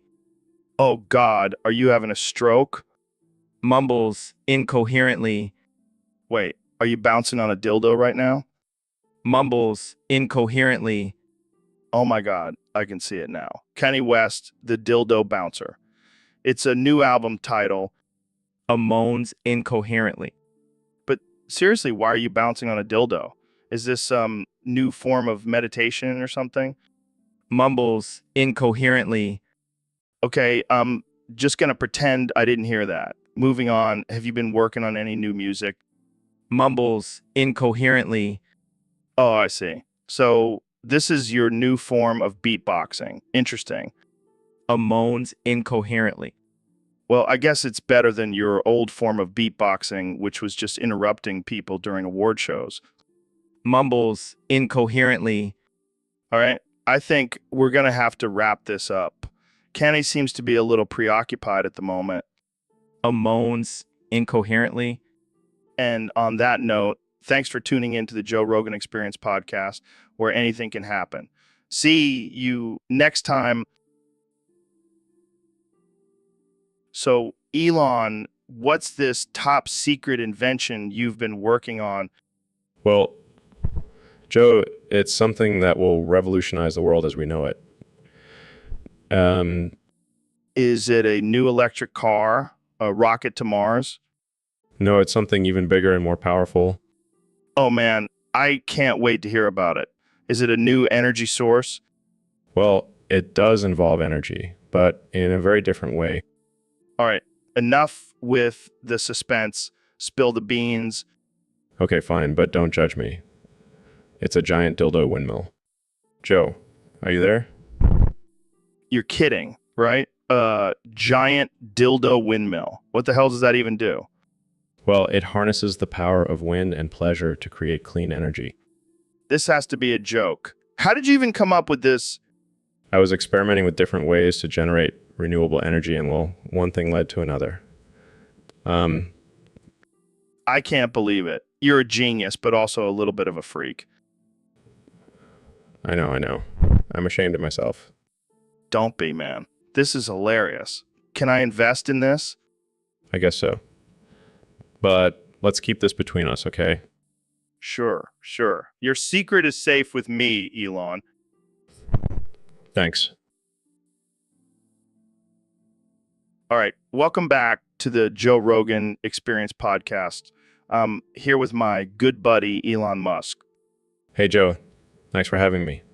I'm excited to be here. So, Elon, I heard you're a big fan of the Zelda games. Absolutely, Joe. I've been playing them since I was a kid. They're like crack to me. Yeah, they're pretty addictive. But what do you think is the secret sauce of a good Zelda game? Well, Joe, it's obviously the combination of adventure, puzzles, and hot elf chick. Yeah, Link definitely knows how to pick them. But seriously, Joe, I think it's the sense of exploration and discovery. It's like being on a never-ending acid trip. Yeah, and the music is pretty trippy too. It's like you're in a trance the whole time. And let's not forget about the weapons. Nothing beats slaying monsters with a giant sword. Oh man, and the boss battles. Those are intense. I feel like I'm in an MMA fight. Yeah, except instead of tapping out, you're slashing a giant pig monster with a boomerang. And let's not forget about the hidden secrets and Easter eggs. It's like a treasure hunt. Absolutely, Joe. It's like a never-ending quest for more power, more weapons, and more rupees. Well, there you have it, folks. The secret. So, Mr. President, what's new with you? Well, Joe, I've been thinking about my next big project, and let me tell you, it's going to be huge. Oh, yeah. What is it? I'm going to build a wall, but not just any wall. It's going to be made out of gold and diamonds. That sounds expensive. Oh, it's going to be worth every penny. And you know what? I'm going to dance naked on top of it. Wait, what? Yeah, I want to show the world my moves. And what better place to do it than on my beautiful, luxurious wall? I don't think that's a good idea, Mr. President. Oh, don't worry, Joe. I'll be smoking some of the best weed while I'm at it. You can't be serious. I'm dead serious, and I'll even invite Kim Jong-un to join me. We'll have a naked dance party on my wall. This is getting out of hand. Oh, come on, Joe. Live a little. Let's make America dance again. This is definitely not what I expected when I invited you on the podcast. Well, you know what they say, Joe. Expect the unexpected. Welcome back to the Joe Rogan Experience, where we talk about all things absurd, casual, unhinged, and offensive. Today, we have a special guest, Tyler Bowers, the leader of the infamous mushroom cult. So, Nail, one of our listeners, wants to know about the time you met Tyler at a mushroom Christmas party. What happened? And what did you guys do at this party? That sounds like quite the experience. Wow, that's intense. Did you guys see any visions or have any revelations? Well, that's certainly a unique Christmas party. Thanks for sharing, Nail and Tyler. And remember, kids, don't do drugs. Unless... So, Neil, what's new in the world of astrophysics? Well, Joe, I've been thinking about ways to make science more accessible to the general public.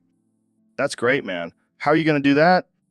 I'm thinking of creating edible dildos that taste like sex. What the hell, Neil? How is that going to make science more accessible?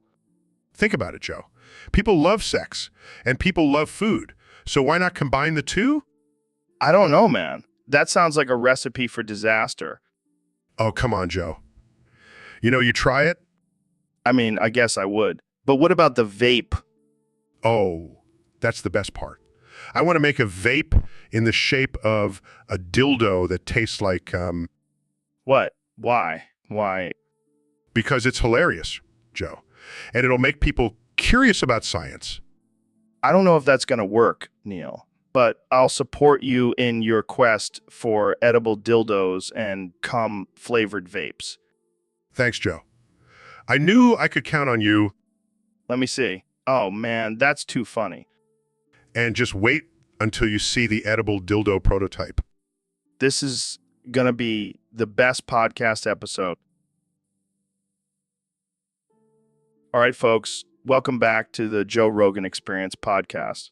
Today we have a very special guest, the one and only Ben Shapiro. Thanks for having me, Joe.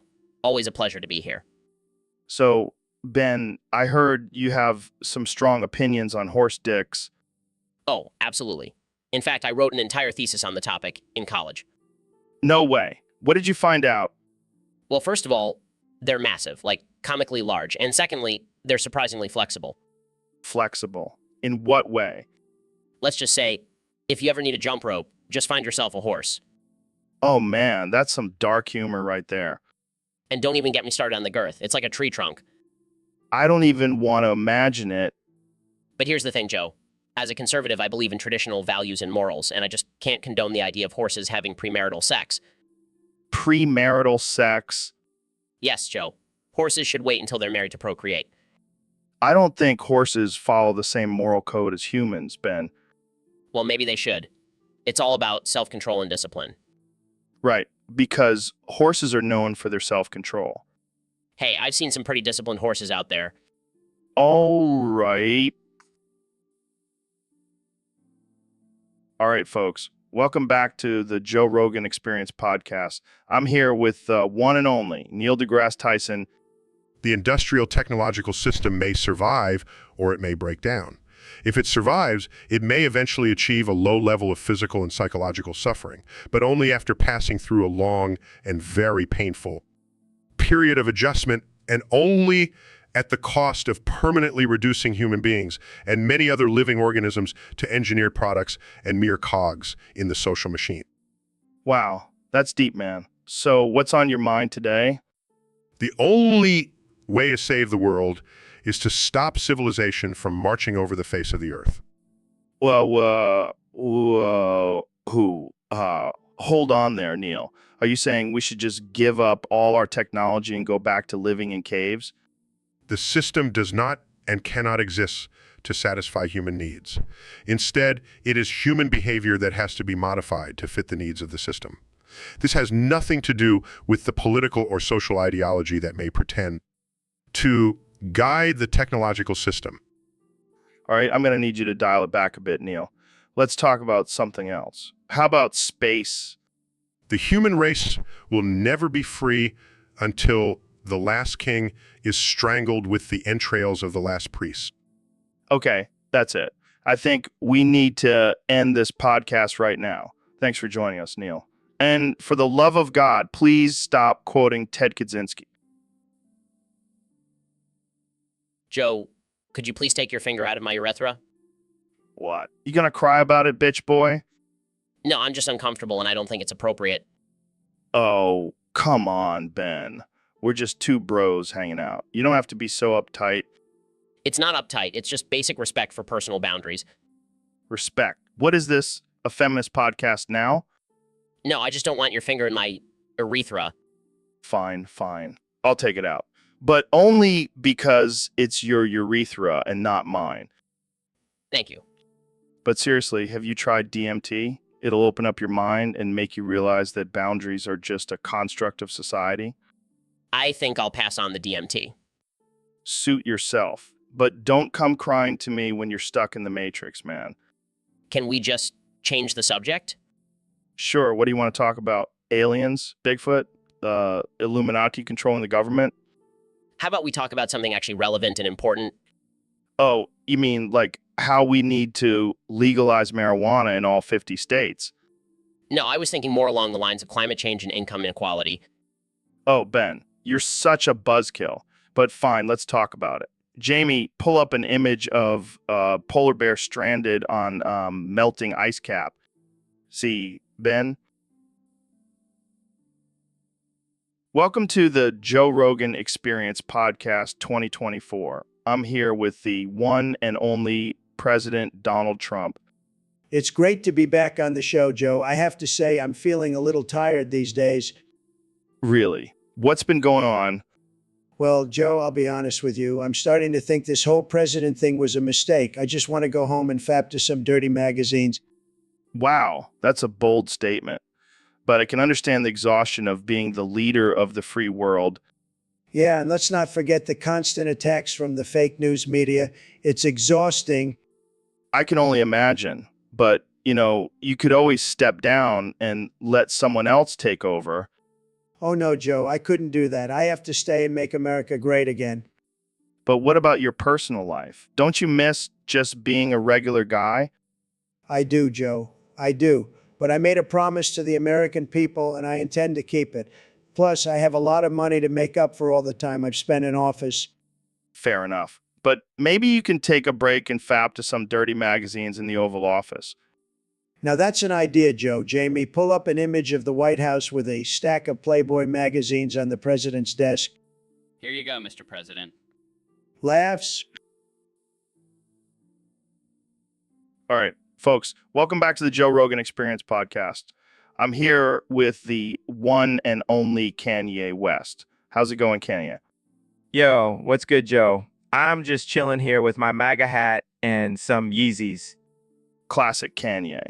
So I heard you and Trump got into a heated debate over what cannabis strain is the best. Oh, man, it was intense. I was like, Trump, you gotta try this purple haze. It's life-changing. And he was all like, nah, man, our Kush is... I can only imagine. But seriously, what's your go-to strain? Oh, hands down, it's gotta be that Gorilla Glue. That stuff will have you stuck to the couch for hours. I hear, yeah. But have you ever tried the strain called Yeezy Yum? It was made specifically for you. What? No way. I gotta get my hands on some of that. I'll make sure to send some to Trump too. I'm sure he'll appreciate that. So, do you think cannabis should be legalized nationwide? Absolutely. It's a natural plant, man. It's meant to be enjoyed. Plus, it's great for creativity. Just look at my music. Just look at my music. Can't argue with that. Well, unfortunately, that's all the time we have. Thanks for joining me, Kanye. So, Mr. Beast, I hear you recently did a sweatshop challenge in Bangladesh. Yeah, man, it was wild. I wanted to see if I could outsource my content creation to a third world country and still make millions. That's some next level capitalism right there. Hey, I gotta keep up with the times. Plus, I wanted to see if those little kids could handle the pressure of making viral videos. Did they have any idea who you were? Nah, but I paid them in rice and they were happy as can be. Rice, that's it. Hey, it's a delicacy over there. Plus, I threw in some expired energy drinks for good measure. Wow, you really know how to treat your employees. Hey, they signed up for it. And let me tell you, those kids can edit like nobody's business. I don't know if I should be impressed or horrified. Hey, it's all in the name of content, right? I guess so. But maybe next time, try a less controversial challenge. Yeah, I'll stick to giving away money or planting trees. Less backlash that way. Good call. Now let's talk about DMT. Oh boy, here we go. Oh my God, Neil. What the hell was that? That, my friend, was my rendition of Don't Fear the Reaper with a gay twist. I don't think Blue Oyster Cult had that in mind when they wrote the song. Well, I'm just trying to appeal to a wider audience. And let's be honest, who doesn't love a good gay parody? Yeah, because nothing says widening your audience like singing about gay sex. Hey, I'm just being inclusive. Plus, it's catchy as hell.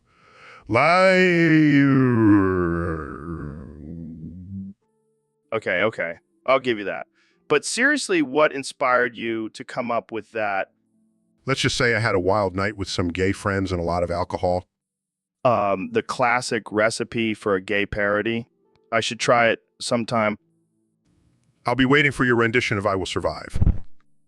Oh man, that would be a disaster. But seriously, I admire your fearlessness in pushing boundaries and not giving a fuck.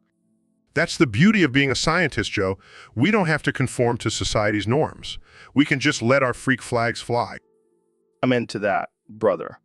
Now, let's go get some drinks and sing some more gay parodies. So, Neil, I heard you got a new ride. Yeah, man, I finally got my hands on a straight piped-off Falcon. Oh, damn, that sounds sick. How does it ride? Let me tell you, it does mad single pegs. Single pegs? Like on a bike? No. I mean on the streets. I can drift that baby like nobody's business. That's wild. You know what they say, science is cool, but drifting is cooler. Haha, I like that. Maybe I should put it on a t-shirt. You should. But let's get real. How many MPG are you getting with that straight pipe? Who cares about MPG when you can have the sweet sound of a roaring engine? True. But you know what's even cooler? Space travel. Oh, here we go again with your obsession with space. Hey, it's not an obsession, it's a passion. Just like your passion for straight piped out falcons. Touché, my friend. Touché. Welcome back to the Joe Rogan Experience podcast. I'm joined today by the one and only Elon Musk. Hey, Joe. Thanks for having me. I'm excited to be here. So, Elon, I heard you have some big plans for Mars. Yeah, I can't wait to get there. You know, the main reason I want to go is so I can be the first person to rub one out on Mars. What? Are you serious? Absolutely.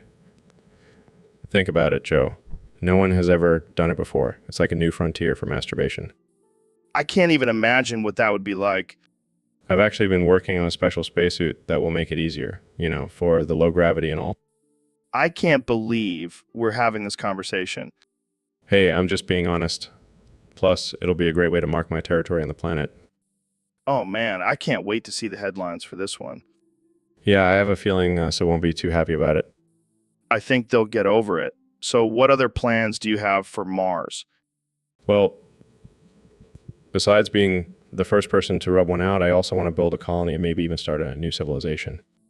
Oh, just a small goal. Nothing too crazy. Hey, dream big or go. So, Ben, I heard you finally gave up and killed your sister, so nobody can make fun of you. Yeah, it was the only logical solution. I can't have people making fun of my sister and her liberal views anymore. I mean, I know you're all about facts and logic, but that seems a bit extreme, don't you think? Extreme times call for extreme measures, Joe. Plus, it was a mercy killing. She was beyond saving. Wow, that's dark. But hey, at least now you won't have to deal with her constantly challenging your beliefs. Exactly. And now I can focus on owning the libs without any distractions. Well, I guess that's one way to handle criticism. But what about your parents? Won't they be upset that you killed their daughter? Nah, they're used to it. I've been owning them with facts and logic since I was a toddler. Well, I can't argue with that. Jamie, pull up an image of Ben as a toddler owning his parents. Pulls up image of baby Ben with a tiny facts don't care about your feelings shirt. Oh man, that's too good. I can't believe you've been owning people since birth. It's just in my blood, Joe. Now let's get back to talking about how terrible socialism is. Sure thing, Ben. But maybe let's take a break from the murder talk for a bit.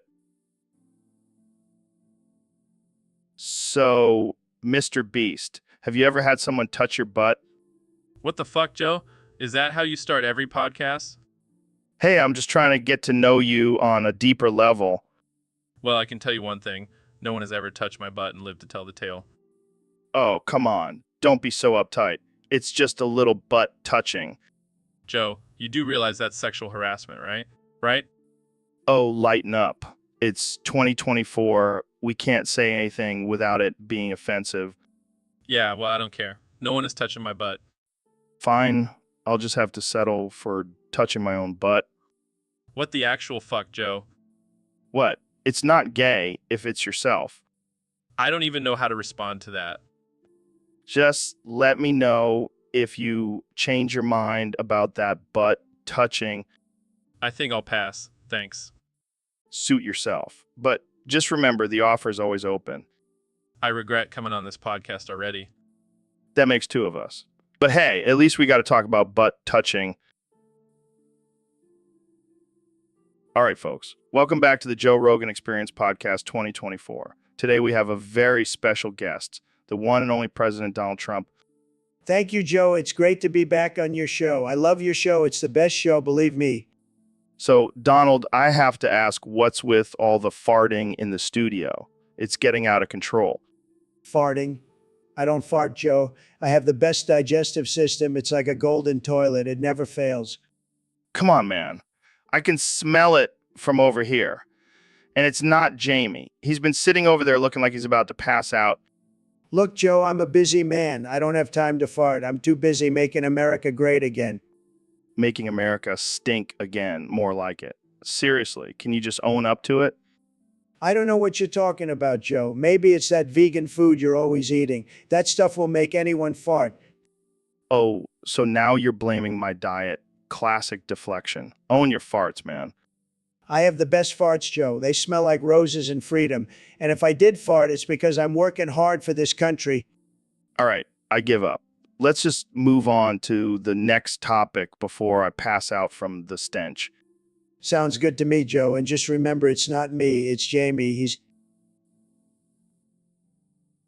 So, Ben, I heard you were at the train station the other day and something interesting happened. Yes, Joe, I was pretending to be asleep so that homeless men would pee in my mouth. What the hell, Ben? Why would you do that? Well, Joe, I wanted to prove that I'm not afraid of anything. Plus, I heard it's good for your immune system. That's some next level thinking, Ben. Did it work? Unfortunately, no. I think they saw my yarmulke and thought I was a holy man. Oh man, that's even funnier. So what did you end up doing? I just ended up getting a cup of pee from the nearest Starbucks. Gotta get those health benefits somehow. You never cease to amaze me, Ben. What's next? Pretending to be a fire hydrant? Hey, or knock it till you try it. Plus, I could use the extra hydration. I'm always so parched from spewing facts all day. Well, I think that's enough for today. Thanks for the laughs, Ben. Anytime, Joe. Anytime. So, Elon, I heard you sold SpaceX and moved to Australia to get on Centrelink payments. What's that all about? Well, Joe, I figured it'd be easier to just live off the government than to keep cartwheeling around Mars with a straight piped off falcon up my ass. You know, I never thought I'd see the day when a billionaire like you would be living off welfare. Hey, it's all about efficiency. Plus, I can finally focus on my true passion breeding kangaroos. Breeding kangaroos? That's a bit random, don't you think? Not at all, Joe. Have you seen how jacked those things are? Gonna create an army of super kangaroos and take over the world.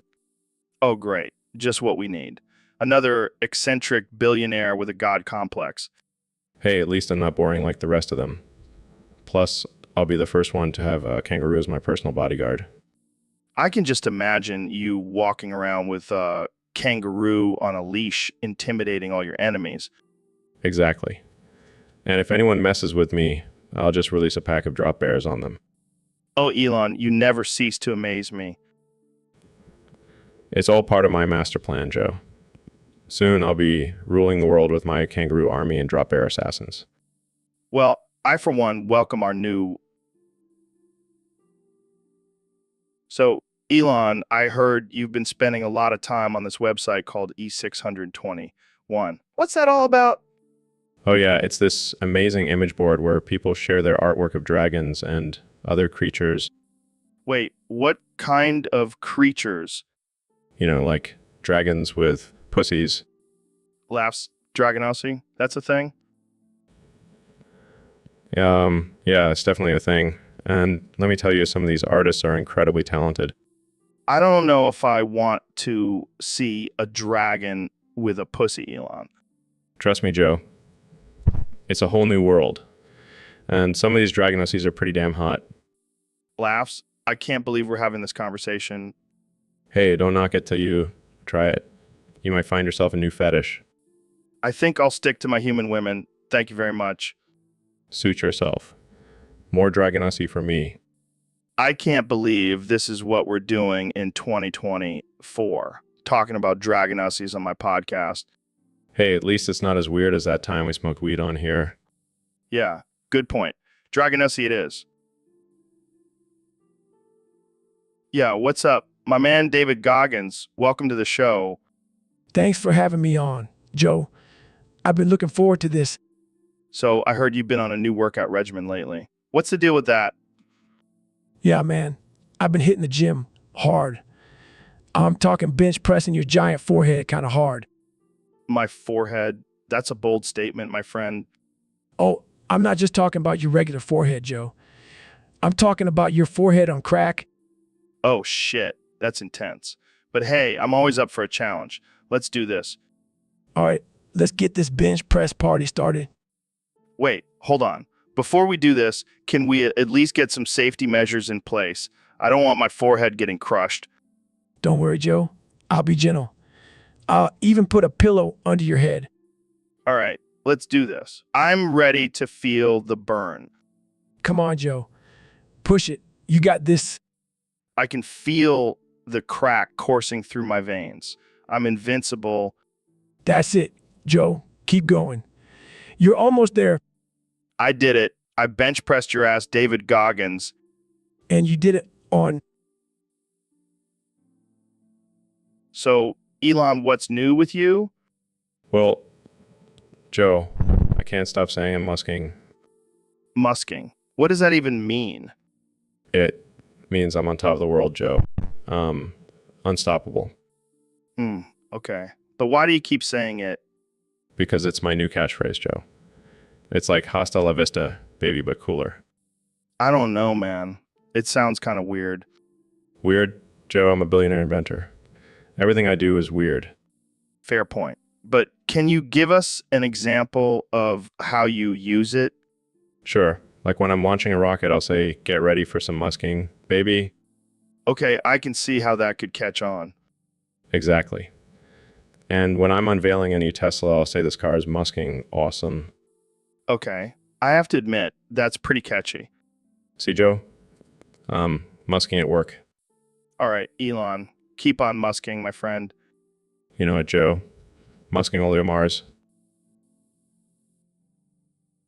Welcome back to the Joe Rogan Experience, folks. Today, we have a very special guest, the one and only 2024 President Donald Trump. It's great to be back, Joe. I love your podcast. It's huge. And let me tell you, I've been listening and I noticed something missing. What's that, Mr. President? Sleepy Joe. Where the hell is he? I want him back on this podcast and I want him back now. I don't think he's available right now, Mr. President. Well, that's just sad. I miss our debates, our banter, and most importantly, I miss those mommy milkers of crazy Kamala. She can come back too. Oh man, I don't know if that's going to happen, Mr. President. But let's talk about your presidency. How's it going so far? Oh, it's going great. I'm making America great again, just like I promised. And let me tell you, I'm doing it with style. I've got the best ratings, the best ratings, the best ratings. Ratings? What do you mean?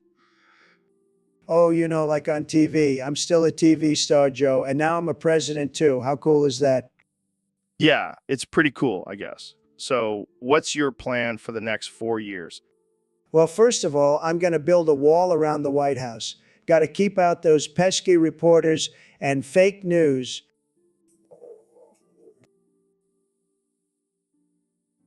Elon, what the hell did you put in this joint? Oh, just a little bit of my special musk. It's a mix of weed, rocket fuel, and the tears of my competitors. Well, it's definitely making me choke. But seriously, we need to talk about your behavior on the podcast. What behavior? I'm just being myself.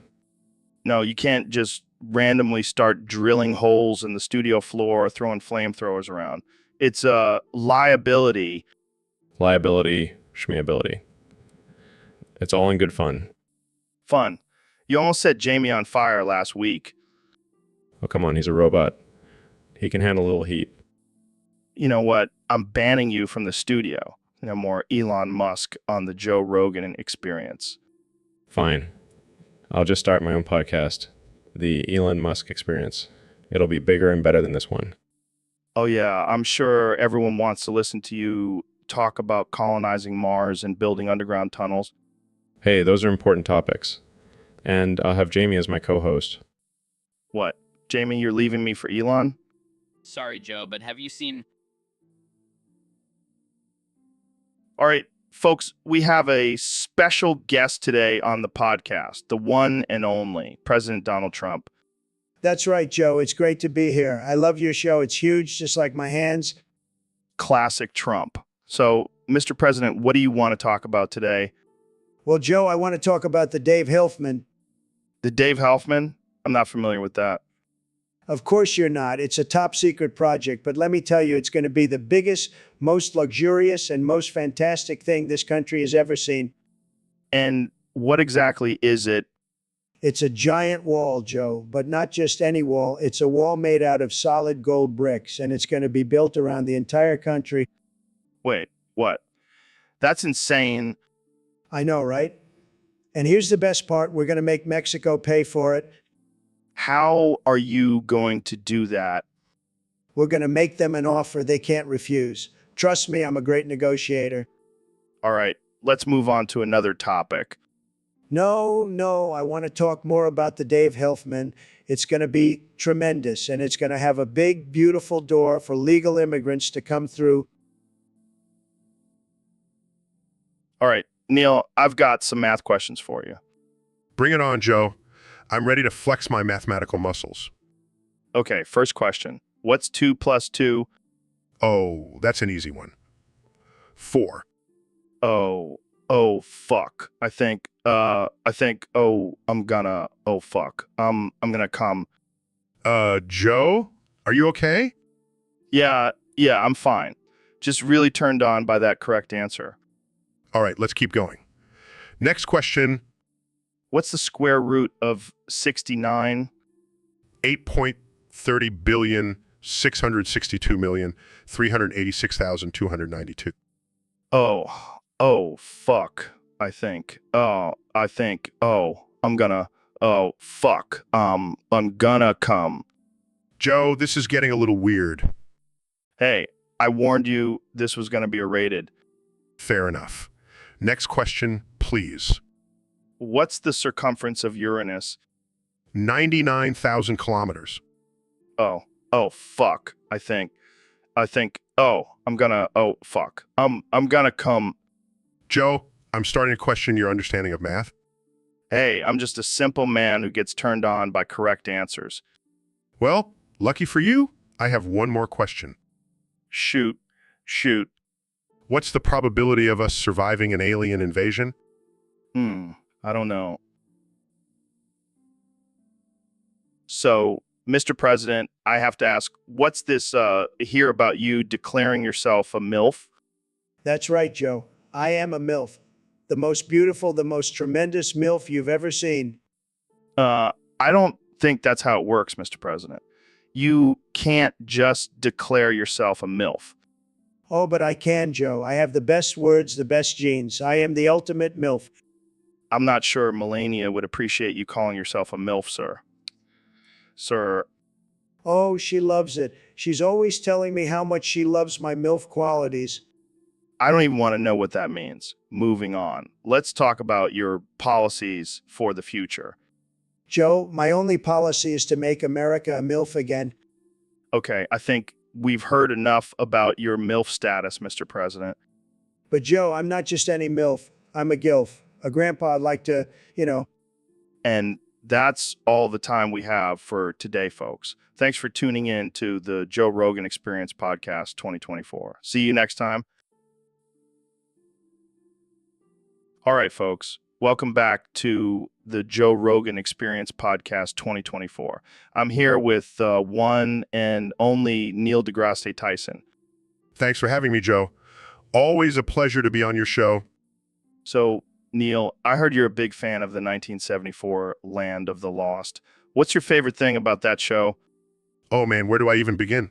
The cheesy special effects, the terrible acting, the ridiculous plot lines. It's just so bad, it's good. I love it. So let's get down to business. Give us your top 5 favorite characters from the show. All right, number 5 has to be Chaka. I mean, he's a primitive, humanoid creature with a speech impediment. What's not to love? Oh man, that's messed up. Who's next? Number 4 is a Sleestak. I mean, they're basically giant, slow-moving lizards with glowing eyes. Classic. Yeah, real scary. Number 3 is Holly, the teenage girl who somehow survived in a prehistoric world with her dad and brother. She's like the original Katniss Everdeen. Sure, Neil. And your number 2 pick? The T-Rex, obviously.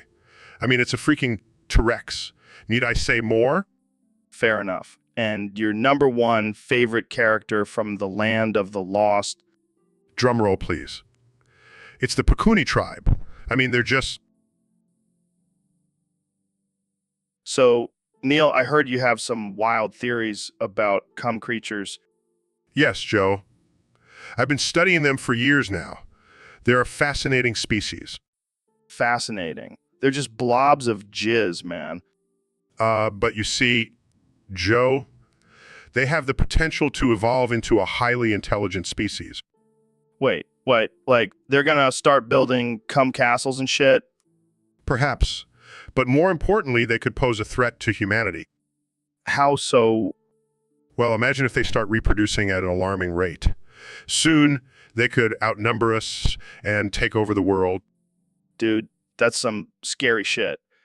We gotta nuke those cum creatures before it's too late. No. We must study them and understand their behavior. We can't just go around nuking everything we don't understand. Fine, but what if they start attacking us? We must establish communication with them. Maybe they just need some guidance and direction. Guidance, like a cum creature whisperer. Precisely. I believe I have a natural talent for communicating with creatures. You're a weird dude, Neil. And your strange mix of alpha male and conspiracy theorist, Joe. Hey, at least I'm not trying to befriend creatures. You never know, Joe. They could be our future overlords. Hey, Neil, I got a math problem for you. Oh boy, here we go. What's 943 times 295? Calculates in his head's 278,285.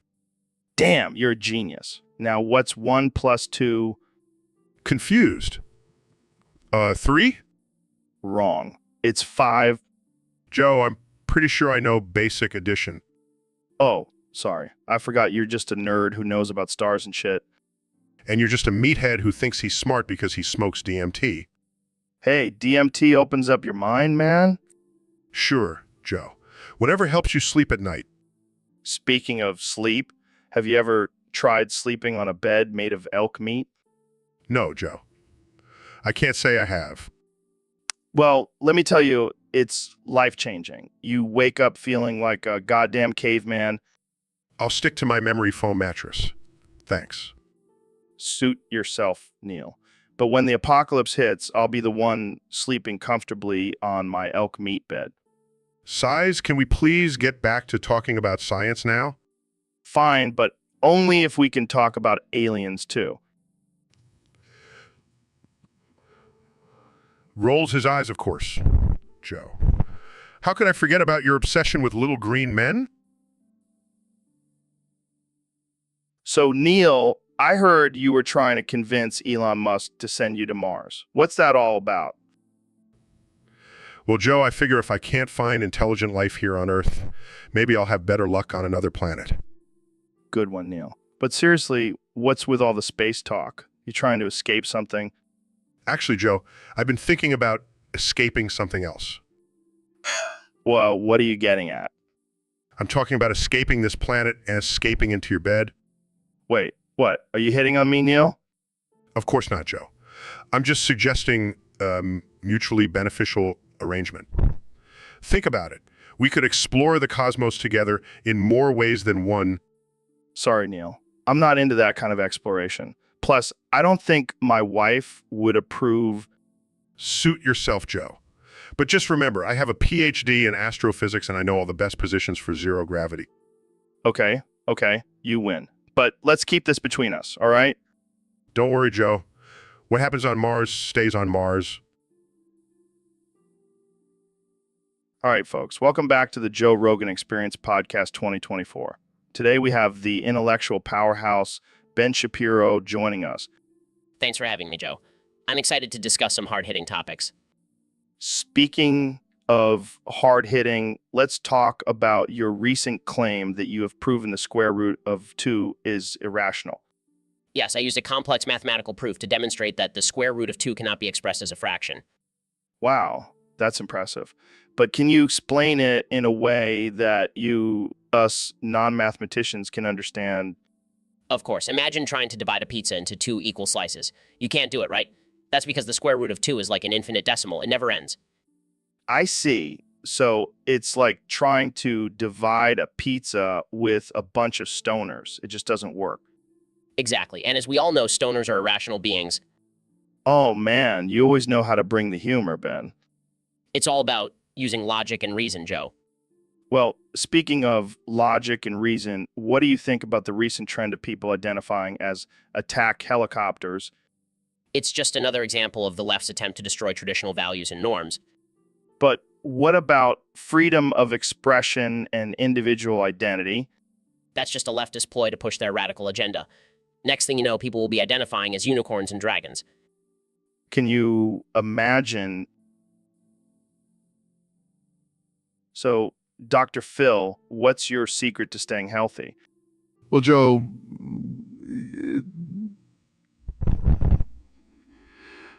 you got to have an excess of unhealthy things to really keep your body in top shape. Wait, what? Yeah, I'm talking smoke all the packs of cigarettes you want, eat all of the fast food you want, and drive at 500 miles per hour. That's the key to... But isn't that like the complete opposite of what doctors recommend? Doctors? Who needs them? I'm a doctor and I say this is the way to go. I don't know, man. That sounds pretty dangerous. Oh, come on. Where's your sense of adventure? I mean, I guess if you're willing to risk your health for some fast food and nicotine fix, who am I to judge? That's the spirit, Joe. Now let's go smoke some cigarettes and hit up the drive-thru. I think I'll pass. But thanks for the offer, Dr. Phil. Suit yourself. More for me. Lights up a cigarette. So, Neil, I heard you went to Walmart the other day. Yes, I did. I needed to restock my supply of astronaut ice cream. Classic Neil. But seriously, what do you think of Walmart compared to Target? Well, based on the latest financial reports, Walmart is definitely the winner. Yeah, but what about the amount of inventory? Target has a better selection of organic and sustainable products. But can you find a variety of sex toys at Target? I think not. Good point, Neil. But let's not forget about the convenience factor. Walmart has a one-stop shop for all your needs. True, but Target has a more aesthetically pleasing layout. It's like shopping in a Pinterest board. Oh, because that's what I look for when I'm buying toilet paper and laundry detergent. Fair enough. But let's not overlook the fact that Walmart has a whole section dedicated to hunting supplies. You never know when you might need to stock up on guns and ammo. Oh man, I love Walmart. Jamie, pull up an image of a Walmart aisle filled with sex toys. Ah, sure thing, Joe. Here you go. Wow, I stand corrected. Looks like Walmart really does have it all. And that, my friends, is why Walmart is the superior store. Thanks for tuning in to the Joe Rogan Experience Podcast 2024. All right, folks, welcome back to the Joe Rogan Experience. Today, we have a very special episode for you. We have Dr. Phil, and none other than the former president himself, Donald Trump. Thanks for having me, Joe. I'm excited to be here and show off my ball stretching skills. And let me tell you, nobody has better ball stretching skills than me. Nobody. All right, let's get right into it. Dr. Phil, you've been known for your controversial methods on your show. How did you come up with the idea for a ball stretching contest? Well, Joe, I believe that stretching one's balls can reveal a lot about a person's character and confidence. And who better to compete against than the biggest balls in the country, Mr. Trump himself? That's right, Joe. My balls are huge. They're the best balls you've ever seen, believe me. And what about you, Ben? Are you feeling a little left out of this contest? Yeah, I mean, I have pretty big balls too. I just wish I was invited to the contest. Oh, Ben, don't be jealous. You can still learn a lot from watching us stretch our balls. Yeah, maybe we can even give you some tips, Ben. It's all about technique. Really, that would be amazing. All right, let's get this contest started. Dr. Phil, you're up first. All right, here we go. So, Neil, I heard you're going to be on CSI as a scientist. That's pretty cool. Yeah, I'm excited to bring some real scientific knowledge to the show. Enhance. You know, like in the movies when they zoom in on a blurry image and say enhance, and suddenly it becomes crystal clear. You gonna do that? No, Joe. That's not how it works in real life. Enhance. Stop it, Joe. That's not even a real word. Enhance. Okay, I get it. You're just going to keep saying that, aren't you? Enhance. Fine. You know what? I'll just use my astrophysics knowledge to solve the crimes on the show. Enhance. This is going to be a long episode, isn't it? So, Ben, I hear you have a new catchphrase. Yes, Joe. It's liquid squid farts. What the hell does that even mean? It's a reference to my love for marine biology. Squid have a unique way of propelling themselves through the water by expelling liquid from their bodies. Oh man, that's hilarious. But also kind of gross. Hey, it's science. And it's a lot better than your catchphrase. Get on it. Hey, that's my brand, man. But I have to admit, liquid squid farts has a nice ring to it. Right? It's catchy and educational. What more could you ask for? Well, I'm sure some people will find it offensive. Who cares? They can go cry in their safe spaces. Oh man, you're on fire today. Or should I say, liquid squid farts. You know it, Joe. It's the only thing I'll be saying from now on. Well, you heard it here first, folks. Ben Shapiro's new catchphrase, liquid squid farts. Tune in next time for more absurdity on the Joe Rogan Experience Podcast 2024. Welcome back to the Joe Rogan Experience Podcast 2024. Today, we have a very special guest, former president and future president, again, Donald Trump. It's great to be here, Joe. I'm really excited to talk about my latest idea. Oh, I can't wait to hear it. What's on your mind, Mr. President? Well, Joe, I've been thinking about the state of our government, and I've come to the conclusion that we need to replace all civil servants with big titty goth dominatrixes. Wait, what?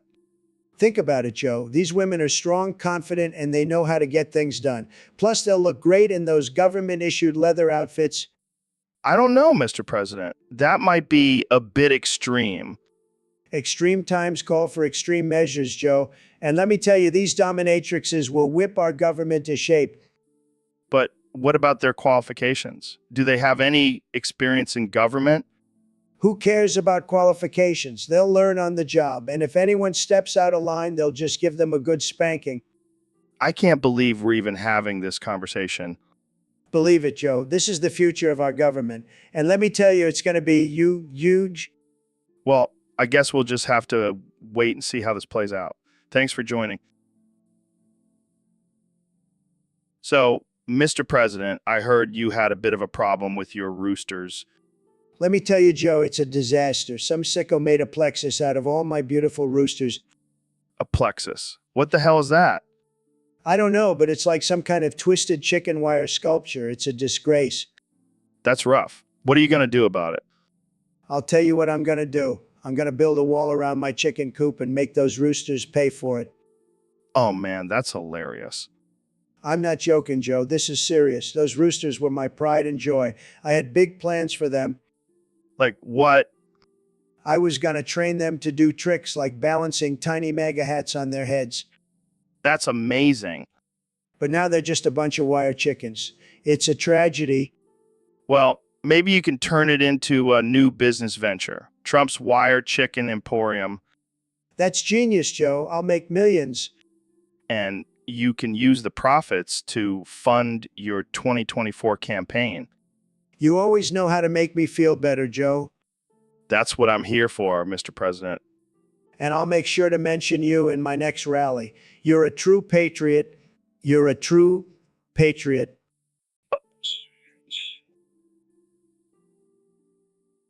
So, Elon, I hear you're thinking about doing a lobotomy on yourself. What's that all about? Yeah, man, I'm just trying to reach my full potential. And I figure, what better way to do that than by removing a chunk of my brain? But isn't that a bit extreme? I mean, you're already a genius. Yeah, but imagine how much more I could accomplish if I didn't have pesky emotions or empathy getting in the way. I don't know, Elon. That sounds a little crazy. Crazy or genius? Think about it, Joe. Could be the first cyborg lobotomy patient. The possibilities are endless. I don't think that's how it works, Elon. And what about your family and friends? They might not be too happy about this.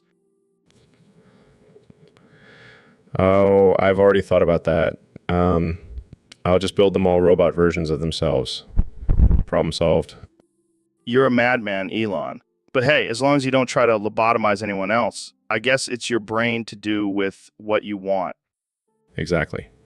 And who knows, maybe I'll start a trend. Lobotomies for everyone. I think we'll stick to meditation and psychedelics for now, Elon. But hey, you do you.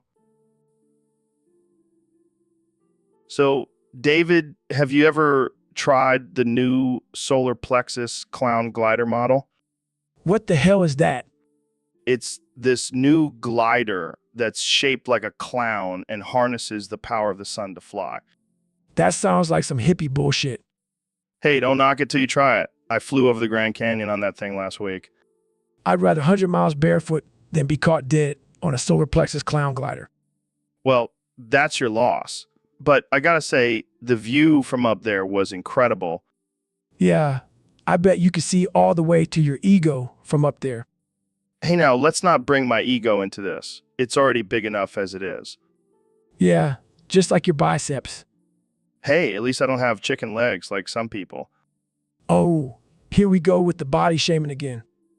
Oh, come on. I'm just messing with you. But seriously, you should give the glider a try. It'll give you a new perspective on life. I'll stick to my 4 runs, thank you very much. Suit yourself.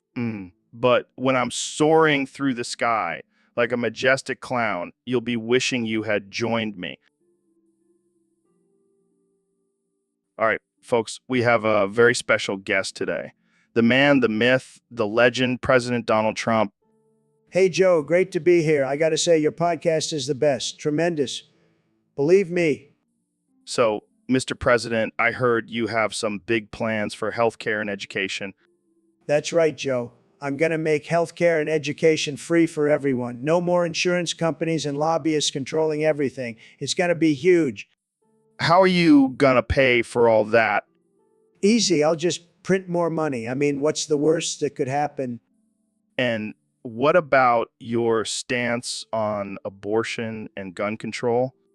Well, I think we should make abortion legal everywhere, and then we'll just ban guns. Problem solved. But, Mr. President, what about the Second Amendment? Oh, please, Joe. The only amendment I care about is the one that lets me run for a 3rd term.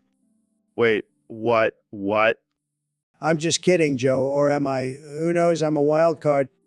Well, there you have it, folks. President Trump making America free again. Thanks for joining us today. Anytime, Joe. And remember, stay woke, but not too woke, but not too woke enough to vote for me in 2024.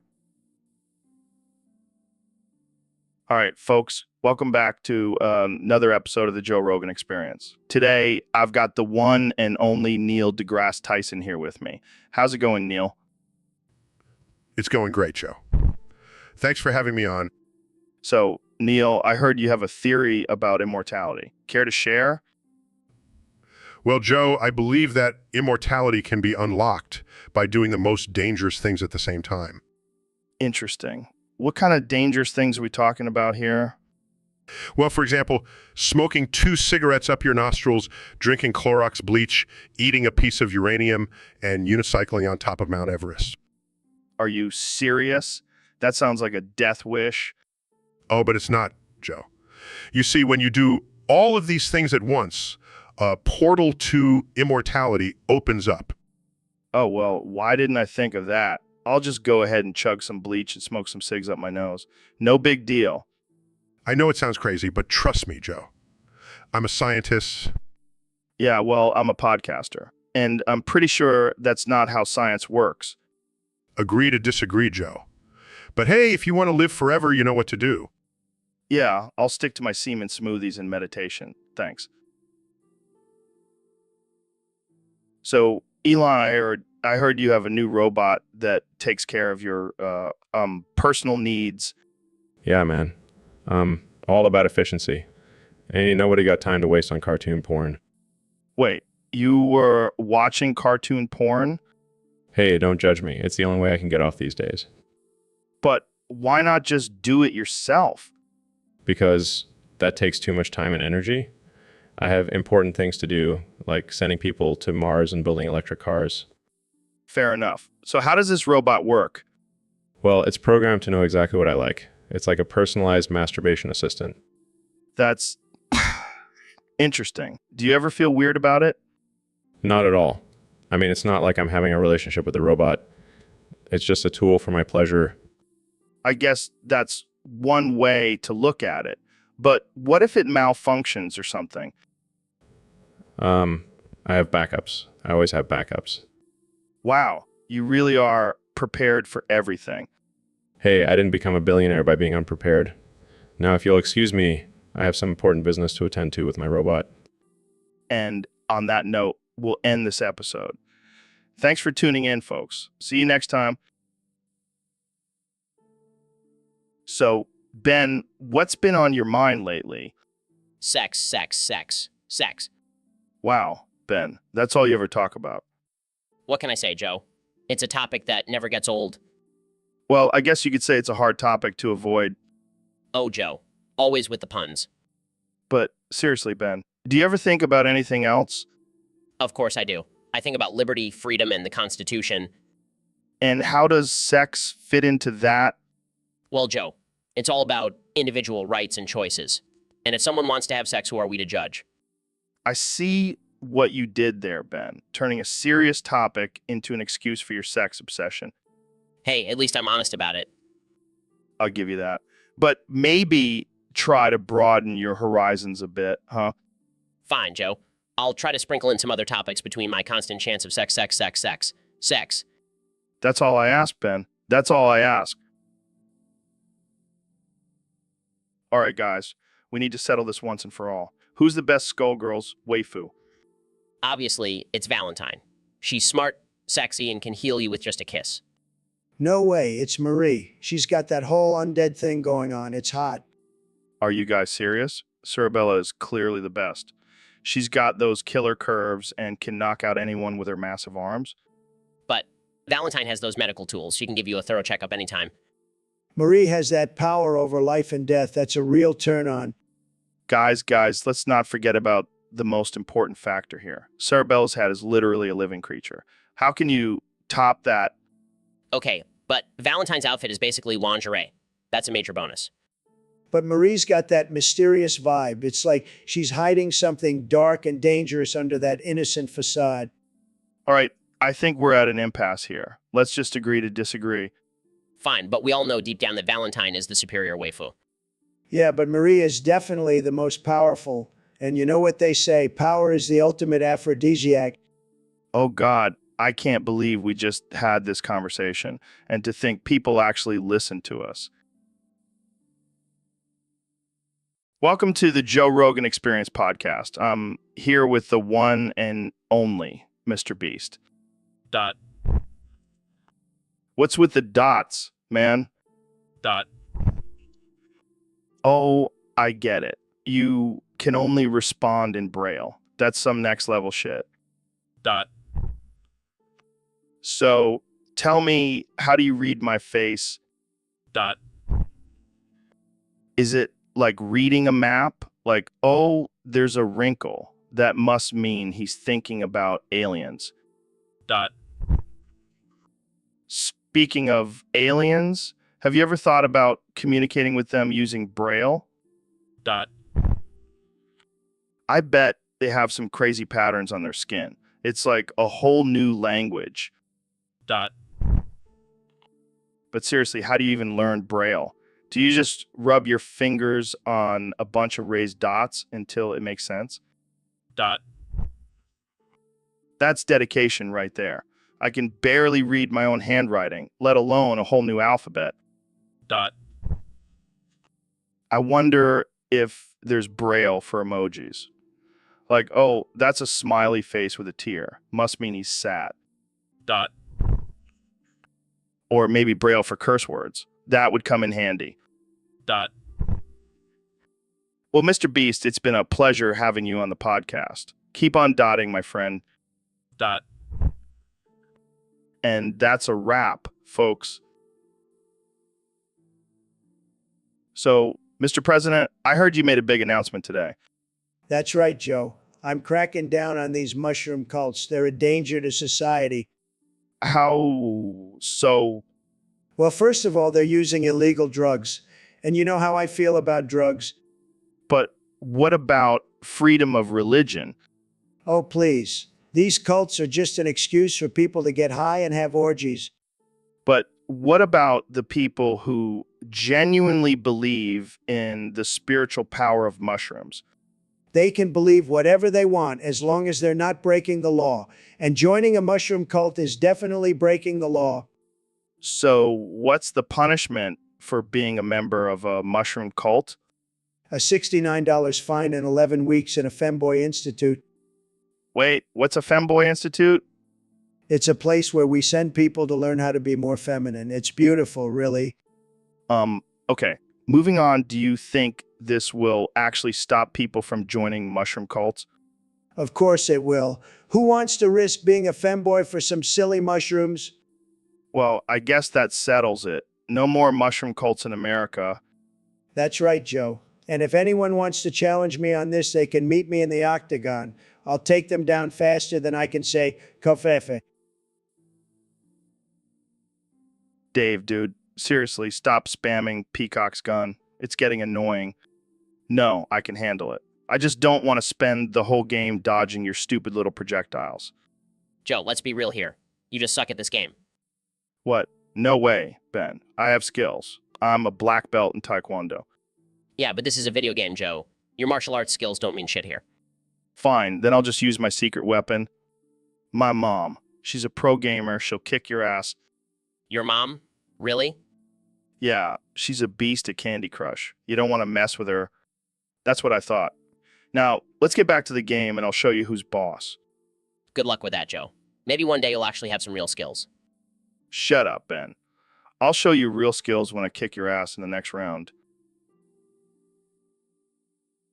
Welcome to the Joe Rogan Experience podcast, where we talk about all things crazy, controversial, and downright absurd. Today, we have a special guest, the one and only Dr. Phil. Thanks for having me, Joe. I'm excited to be here and talk about my favorite video on the internet. Oh boy, I can only imagine what that could be. Let me guess, is it that cute cat video where it falls off a table? No, Joe. It's something much more exotic. It's called Two Girls, One Cup. Oh God, not that. I thought that video was banned from the internet. Oh no, it's still out there and it's my absolute favorite. I watch it every morning while I eat my breakfast. Wait, you eat while watching that video? That's disgusting, man. No. I don't eat regular food, Joe. I feast on my own feces. It's a delicacy.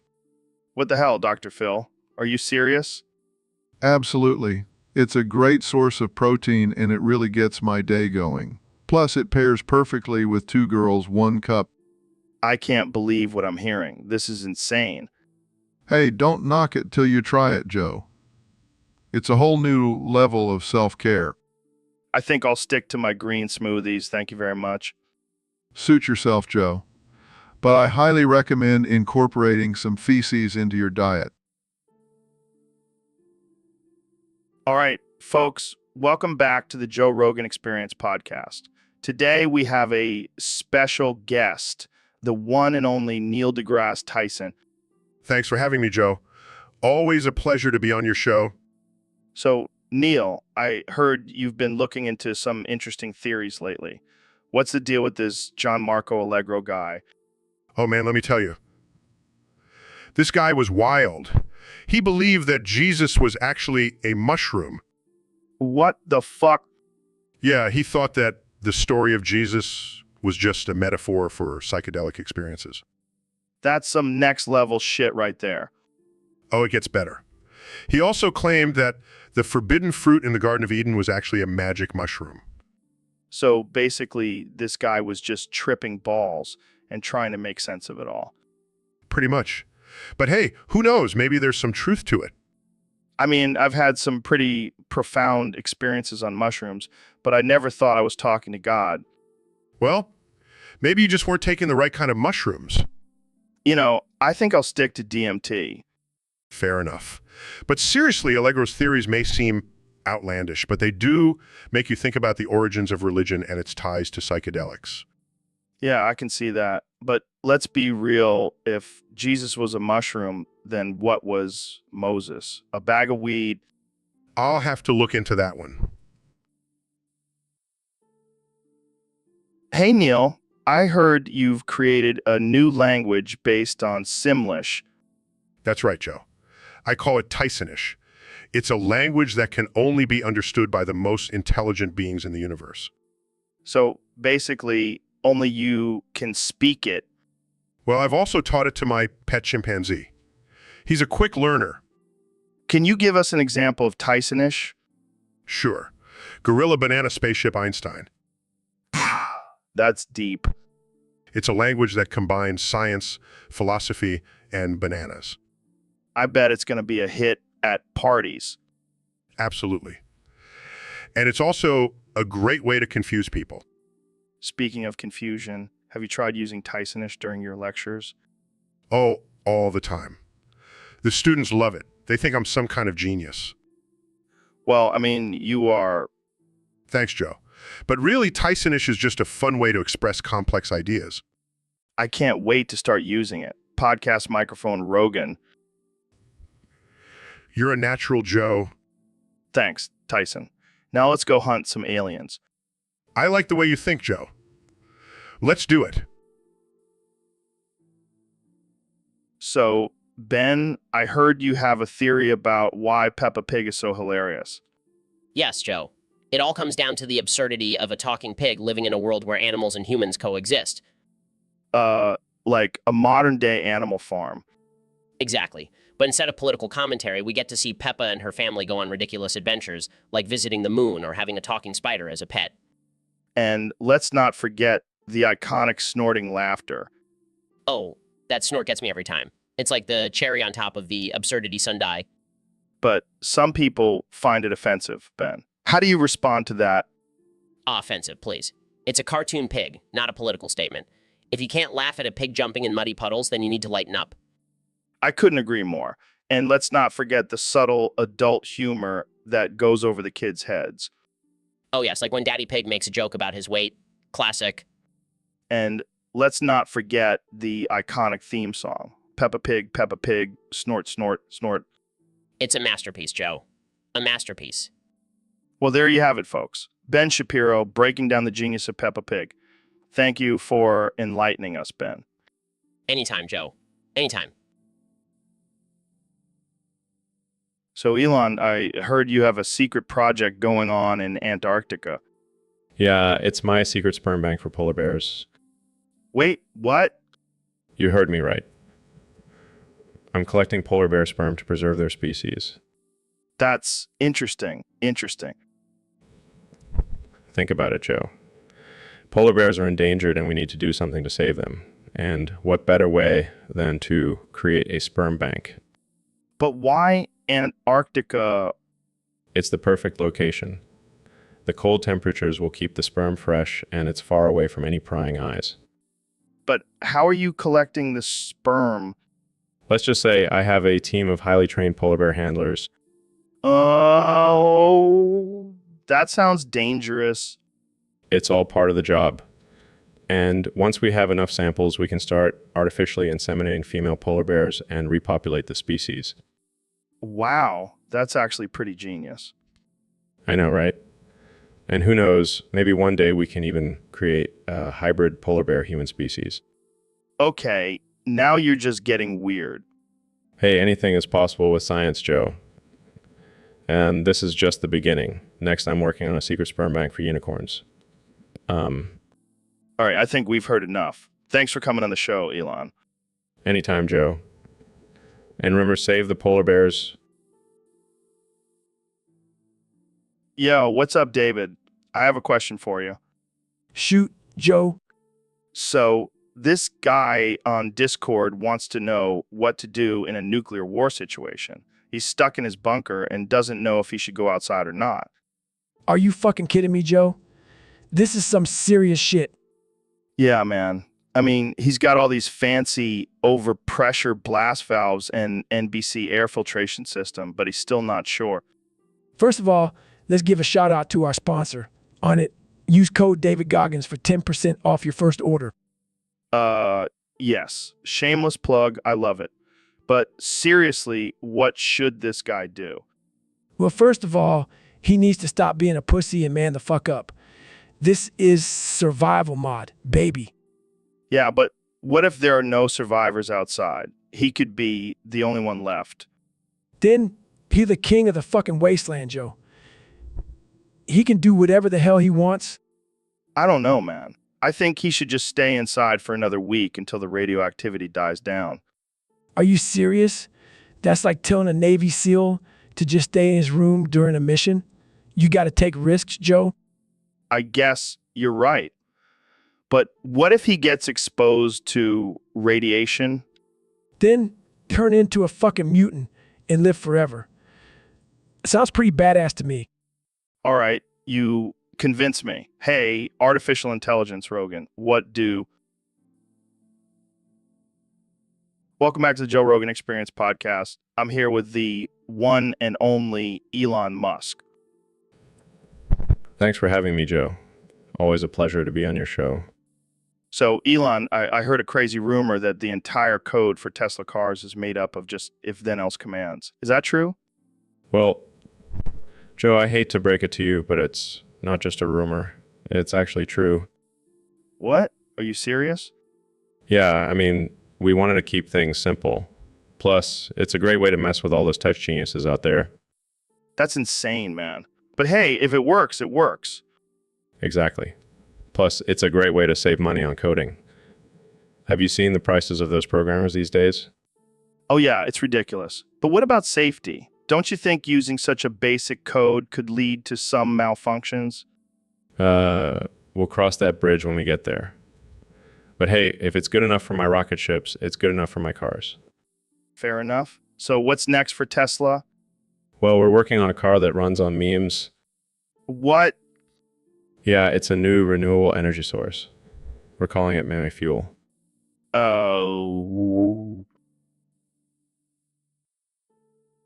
All right. Welcome back to the Joe Rogan Experience podcast. I'm here with my good friend, Elon Musk.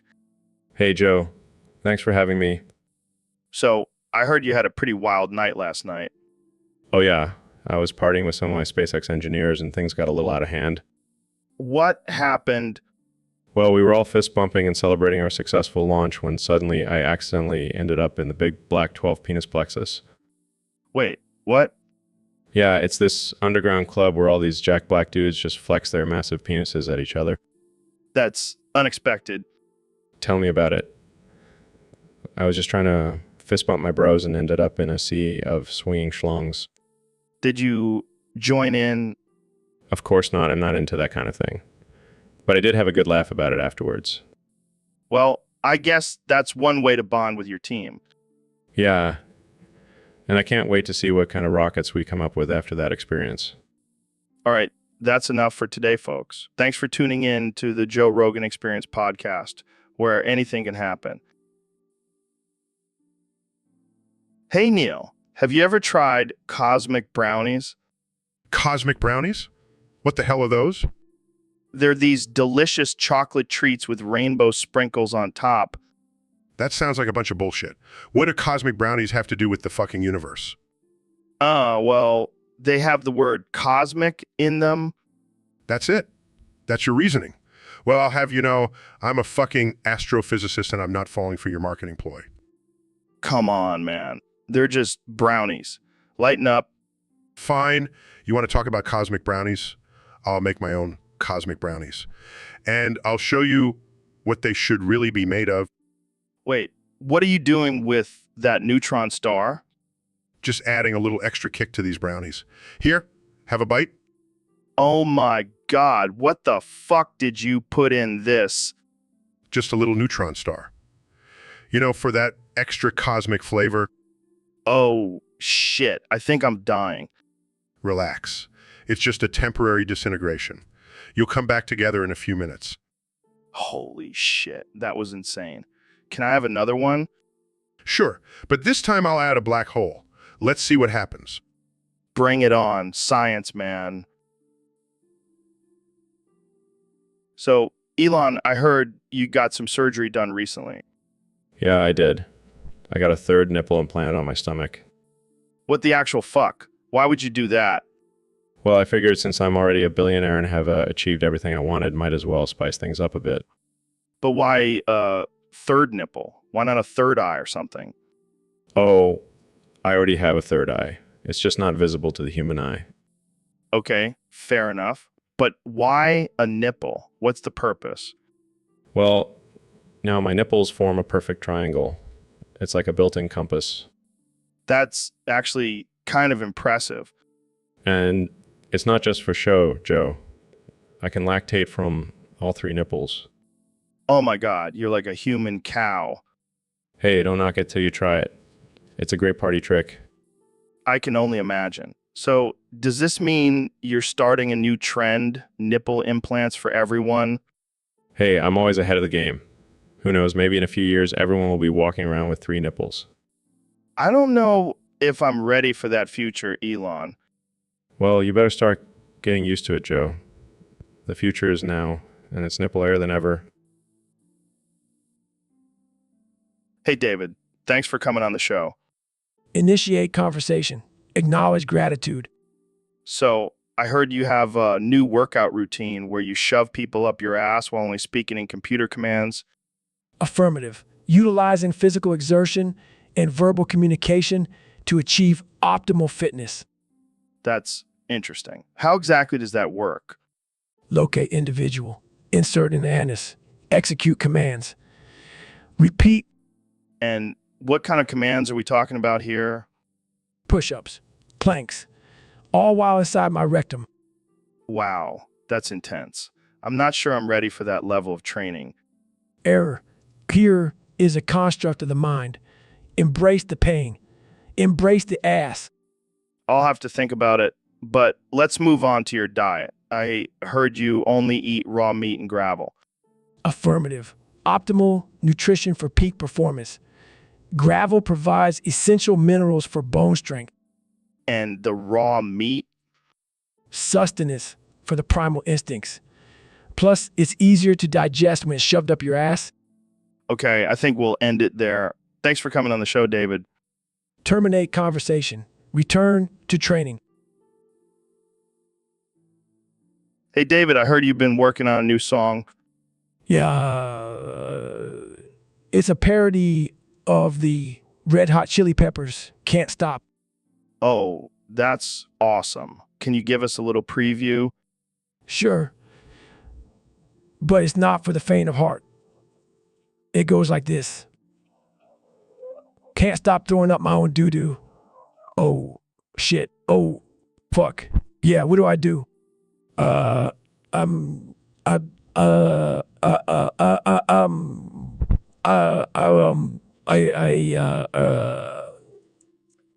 Holy shit, that's hilarious.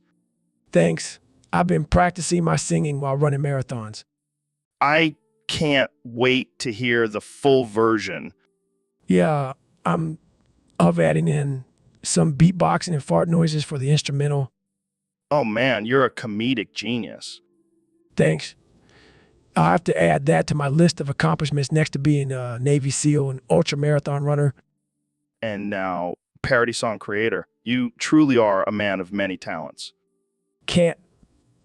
Won't. Stop. All right. Welcome back to the Joe Rogan Experience podcast, the most uncensored, unfiltered, and unhinged podcast on the internet. Today, we have a special topic submitted by G Patterns. What do you mean, Jamie? This is a legitimate topic. People are into this stuff. I don't even want to know what kind of people are into this. Hey, don't judge, Jamie. We're all about exploring different interests here. Fine, fine. So what exactly are foreskin aqua painting patterns? Well, from what I understand, it's when you dip your foreskin in paint and use it as a brush to create abstract patterns on a canvas, That's interesting. right? And apparently, the different textures and shapes of foreskin can create unique patterns. I don't even know how to respond to that. Hey, it takes all kinds to make the world go around, Jamie. And who knows? Maybe we'll see some foreskin aqua painting at the next art exhibit. I think I'll pass on that one. Suit yourself, Jamie. But I have to say, I'm curious to see what kind of patterns my foreskin could create. Jamie, pull up an image of foreskin aqua painting. I want to see this in action. Size, here we go. Pulls up image, oh god, that's something. Wow.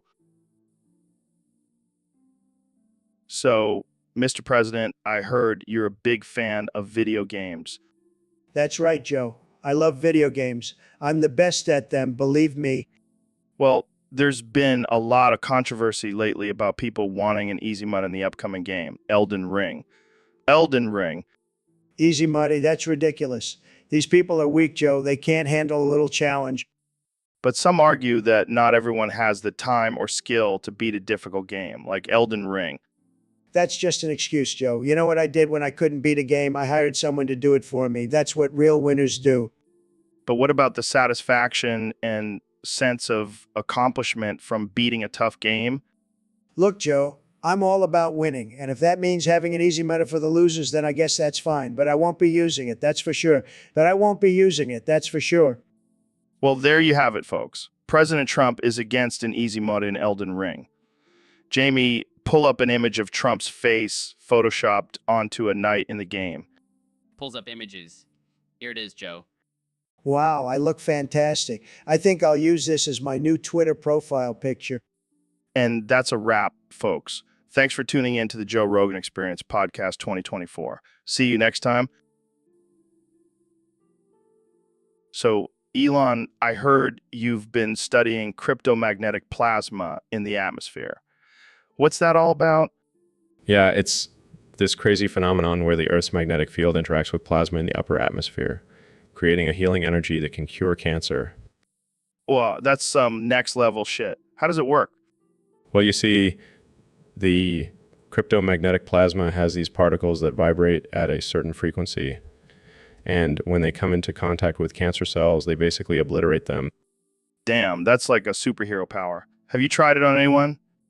Actually, I've been secretly testing it on myself. Used to have a mild case of skin cancer, but after spending a few hours in the presence of cryptomagnetic plasma, it completely disappeared. Holy shit, that's incredible. Why isn't this being talked about more? Well, I didn't want to reveal it until I had more concrete evidence and research to back it up. But trust me, this is going to change the world. I believe you, man. You're like a modern day Tony Stark. Thanks, Joe. But seriously, imagine a world where cancer can be cured just by spending some time in the Earth's atmosphere. Mind blown. And here I thought the only thing in the atmosphere was chemtrails and aliens. Well, there's a lot more going on up there than we realize. But hey, at least we have a potential cure for cancer now. And I bet Big Pharma is shitting their pants, right? So, Elon, I heard you've been testing out your new electric cars on some animals. Yeah, man. Got to make sure those airbags work. And what better way to test them out than on some unsuspecting animals? Dude, that's messed up. What animals did you test them on? Just a few dolphins, a couple of giraffes, some rhinos, a handful of white buffaloes, and a shitload of monkeys. What the hell, man? That's not cool. Come on, Joe. It's all in the name of science and progress. Plus, those monkeys were probably just happy to be a part of something big. I don't know, man. That's pretty messed up. What did Jamie pull up for that? Just some images of dolphins and monkeys. Nothing too graphic. See, Joe? No harm done. Plus, the airbags work like a charm now. I don't think I can condone this, Elon. That's just not right. Suit yourself. But hey, at least we know the airbags work. That's all that matters. I don't even know what to say. Let's just move on to the next topic. Welcome back to the Joe Rogan Experience Podcast. I'm here with the one and only Kanye West. Yo, what's up, Joe? Thanks for having me on. So, Kenny, I heard your new album has some controversial lyrics about drinking semen. Yeah, man, I'm all about pushing boundaries and breaking taboos. Plus, it's a great source of protein. I mean, I guess if you're into that sort of thing, but why rap about it? Because I'm an artist, Joe. I express myself through my music, and I like to shock people. Well, you certainly shocked me. But isn't that kind of gross? Gross. Nah, man, it's natural. And then it's not like I'm drinking it straight from the source. I mix it into my smoothies. Okay, I'm going to need a minute to process this. Jamie, pull up an image of a semen smoothie. Sure thing, Joe. Pulls up images. Oh, God, that's disgusting. See, Joe, you're just not open-minded enough. I don't think it's about being open-minded, Kenny. It's about not wanting to drink someone else's bodily fluids. Suit yourself, Joe. More smoothies for me. Let's change the subject before I lose my lunch. So, Kenny, what's next for you? Well, I'm thinking about starting a line of semen-infused energy drinks. Oh, God, no. Let's wrap this up before I vomit. Thanks for coming.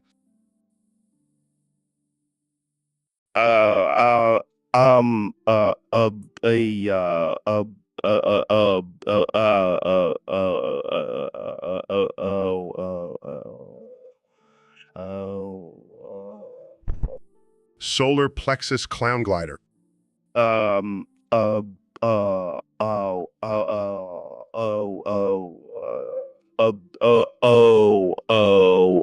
oh, oh. Solar plexus clown glider. Dude, what the hell are you saying? I can't understand a word you're saying. Solar plexus clown glider. It's a term I made up to describe the feeling of weightlessness when you're floating in space. Oh, I get it. Like when you're high as a kite. Exactly. Except in this case, you're literally high in space. Speaking of being high, have you ever smoked weed in space? No, but I've thought about it. I wonder how zero gravity would affect the high. Dude, imagine floating around in space, just tripping balls and seeing all these crazy colors and shapes. It would definitely be an interesting experience. But I think NASA might have a problem with it. Yeah, they're a bunch of buzzkills. But hey, speaking of buzz, have you ever tried DMT? No, I haven't, but I have studied the... So, Kenya, I heard you have a new diet. Yeah, man, it's called the S&P diet. SNP, like salt and pepper. Nah, man, it stands for shit and piss. Wait, what? Yeah, you only eat your own shit and piss. That's not healthy, Kenya. But think about it, Joe. It's all natural, straight from your own body. Own body. I don't know, man. I think I'll stick to my elk meat and mushrooms. Suit yourself, but I'm telling you, this diet is the key to unlocking our full potential. Oh yeah, I can just imagine all the gains I'll make from eating my own feces. Don't knock it till you try it, Joe. I think I'll pass, Kenya. I'll stick to my elk meat. Thank you very much. Suit yourself, Joe. But when I'm out here thriving and living my best life, don't come crawling to me for some shit and piss. Fair enough, Kenya. Fair enough. All right, folks. Welcome back to the Joe Rogan Experience Podcast 2024. Today, we have a very special guest, the 45th and 47th President of the United States, Donald Trump. President of the United States, Donald Trump. Great to be here, Joe. I got to say, this is the best podcast in the history of podcasts. Believe me. So, Mr. President, I heard you recently watched Home Alone. What did you think of it? Let me tell you, Joe, that Kevin kid, he's a genius. But I'll be honest, I could have survived all those traps. Really? Even the tarantula? Easy. I have the best exterminators. They would have taken care of it. And what about the paint can swinging from the stairs? Piece of cake. I have the best balance, believe me. Nobody has better balance than me. What about the blowtorch to the head? Please, I have the best hair. It's fireproof. And the nail to the foot? I have the best shoes. They're like armor for my feet. No nail can penetrate them. Well, there you have it, folks. President Trump thinks he could have survived all the Home Alone traps. What do you think, listeners? They know it, Joe. They know it. I'm a survivor. I'm a winner, and I'm the best at everything. Believe me.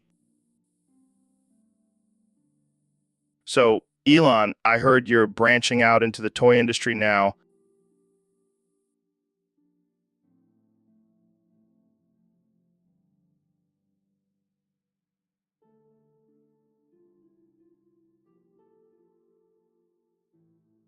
Yeah, I figured why not? Conquered space, might as well conquer the minds of children too. And what exactly you selling? 3D puzzles of Peppa Pig made out of ground pork meat. What the hell, man? That's messed up. Hey, it's just a fun way to introduce kids to the concept of cannibalism. Cannibalism. That's not something you want to teach kids, Elon. Oh, come on, Joe. It's just a harmless puzzle. Plus, it's a great way to get rid of all the leftover pork from my underground pig farm. I don't even want to know about your underground pig farm. It's not just pigs. We've got cows, chickens, and even a few humans down there. Okay, I think we need to change the subject. Fine. But just think about it, Joe.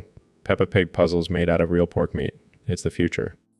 Yeah, I'm sure parents will be lining up to buy those for their kids. And just wait until I introduce the Paw Patrol chicken nugget set. I can't with you, Elon. I just can't.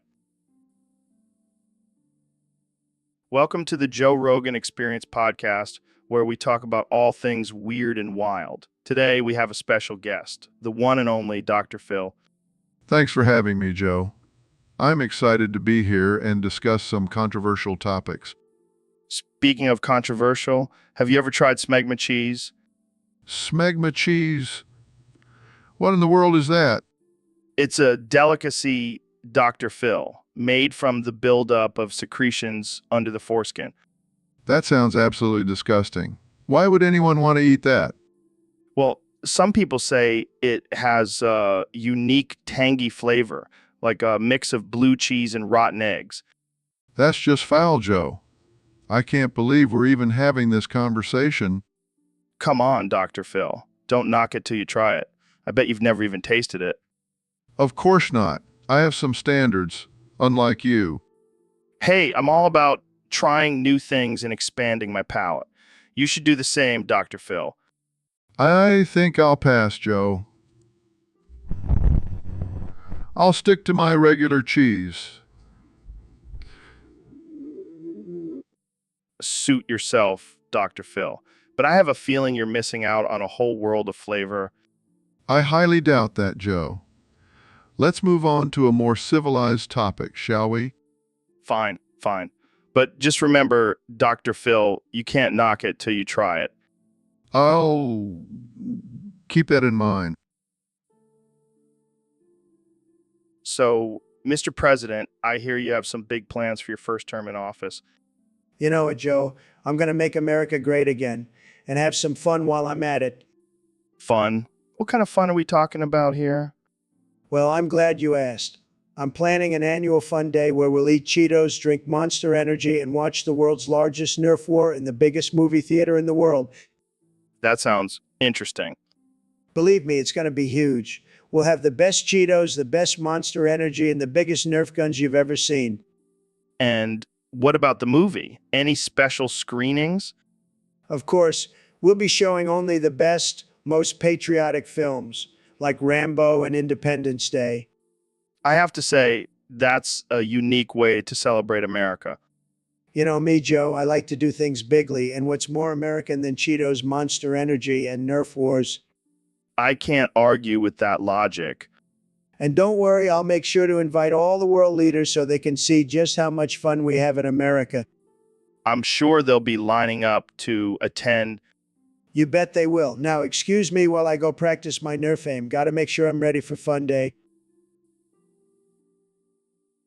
Hey, Ben, what's up with this Astolfo character you keep talking about? Oh, Joe, let me tell you, Astolfo is the love of my life. Wait, hold on. Astolfo's a guy, right? Yeah, so what? He's still hot. I mean, I'm all for being open-minded, but you bought a body pillow of him? It's not just any body pillow, Joe. It's a limited edition, handcrafted, extra soft Astolfo body pillow. I don't even know what to say to that. You don't have to say anything, just look at this image Jamie pulled up. Characters, Jamie. Pull up an image of Astolfo in a maid outfit, holding a heart-shaped pillow. Oh my God, Ben. You're not just in love with a guy, you're in love with a guy dressed as a maid. Hey, don't knock it till you try it. I think I'll pass. But hey, whatever floats your boat. Thanks, Joe. I knew you'd understand. Yeah, sure. Now, excuse me while I go bleach my eyes. So, Elon, I heard you wanted to come on the podcast and talk about your love for me. Yes, Joe. I've been a huge fan of yours for years. Your voice, your muscles, your bald head. They all drive me wild. Thanks. I didn't know you swung that way. Oh, I don't just swing, Joe. A full-on gay for you. Even have a life-size cardboard cutout of you in my bedroom. Wow, that's creepy. I also have a collection of your used protein shakers. Sniff them every night before I go to bed. Okay, this is getting out of hand. Can we talk about something else? Fine, but just know that I would do anything for you, Joe. Anything. Moving on. So what's new with SpaceX? Oh, you mean my side chick? She's doing well. But you, Joe, you're my number one. All right, let's wrap this up before things get too weird. Too late, Joe. I've already made a life-size wax figure of you, and I've been practicing my kissing skills on it. Okay, that's it. We're done here. Thanks for tuning in, folks. And Elon, please never come back. So, David, I heard you had an interesting experience recently. Yeah, man. I finally did it. I circumcised my penis with a crack pipe. Wait, what? How the hell did you manage that? Well, I was out in the wilderness, pushing my limits. And I realized I needed a good old-fashioned circumcision. So I found a crack pipe and got to work. That's some hardcore shit, man. Did it hurt? Oh, it hurt like a motherfucker. But you know what they say? Pain is just weakness leaving the body. I don't think that's what they meant, but okay. So why did you feel the need to do this? It's all about mental toughness, Joe. If I can circumcise myself with a crack pipe, I can do anything. I mean, I guess that's one way to look at it. But isn't that a bit extreme? Extreme. I've run 100 miles in a day. This is child's play. Fair enough. But what about the health risks? Did you at least sterilize the crack pipe? Nah, man. I like to live on the edge. Plus, it adds some flavor to the experience. I don't even want to know what that means. Moving on, what's next on your list of extreme challenges? I'm thinking of using a cactus as a toothbrush. Well, I can't wait to hear about that one. Thanks for joining us, David. Anytime. And remember, Dr. Phil, what the hell is going on here? Why is there a homeless man sitting on your lap? Oh, Joe, this is my newest patient. He's also my boof tester. You're what now? My boof tester. He tests the potency of my boof before I administer it to my guests. Is this some kind of joke? No, Joe. This is serious business. I need to make sure my boof is top quality before I give it to my guests. And you trust this homeless man to do that? Of course, Joe. He's been living on the streets for years. He knows a thing or two about drugs. This is insane. Oh, relax, Joe. It's just a little unconventional therapy. Unconventional is an understatement. Well, at least I'm not the one who had a DMT trip with a chimpanzee. Touch, Dr. Phil. Too cheap.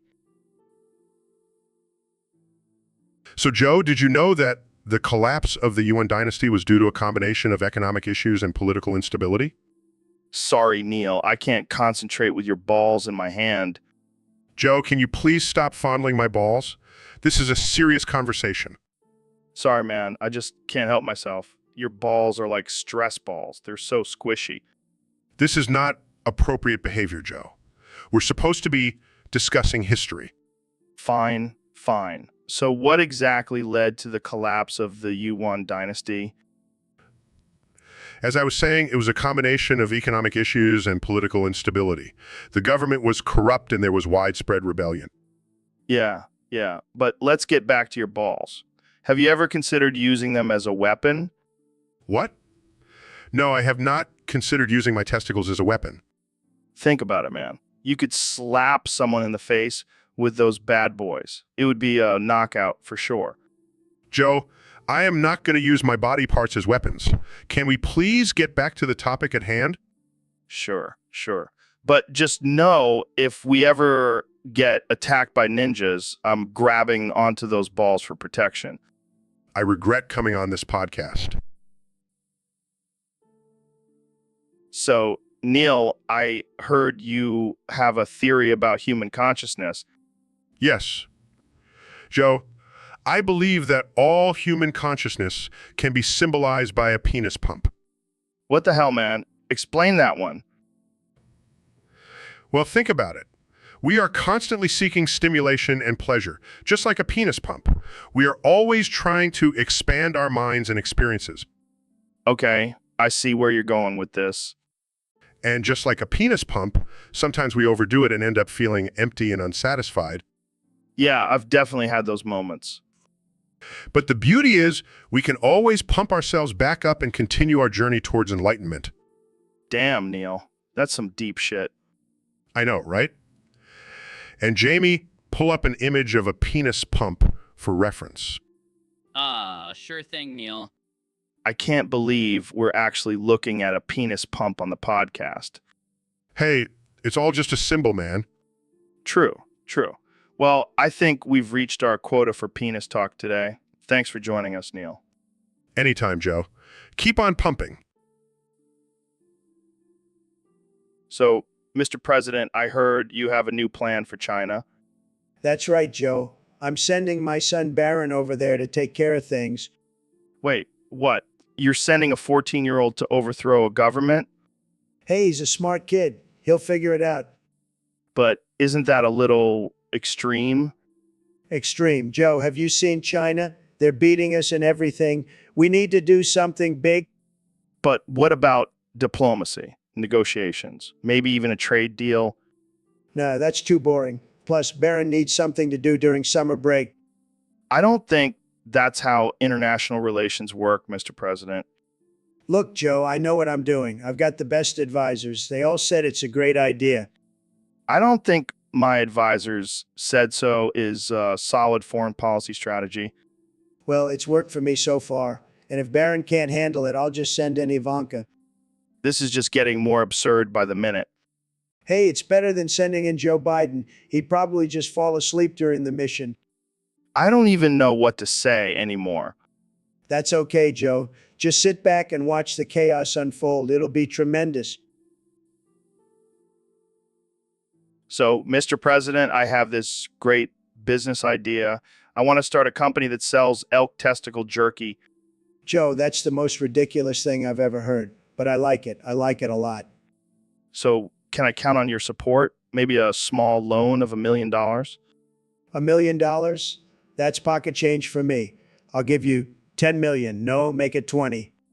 Wow. Thank you, Mr. President. You won't regret it. Of course not. I mean, who wouldn't want to snack on some delicious elk balls? Exactly. And we'll have different flavors too. Spicy BBQ, maybe even a teriyaki. I love it. And we'll call it Trump's balls. It'll be huge. That's perfect. We'll have your face on the packaging.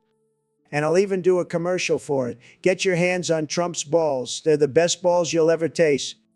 This is going to be a game changer, Mr. President. You're damn right it is. And Jamie, pull up an image of a majestic elk with a pair of giant balls. That'll be our logo.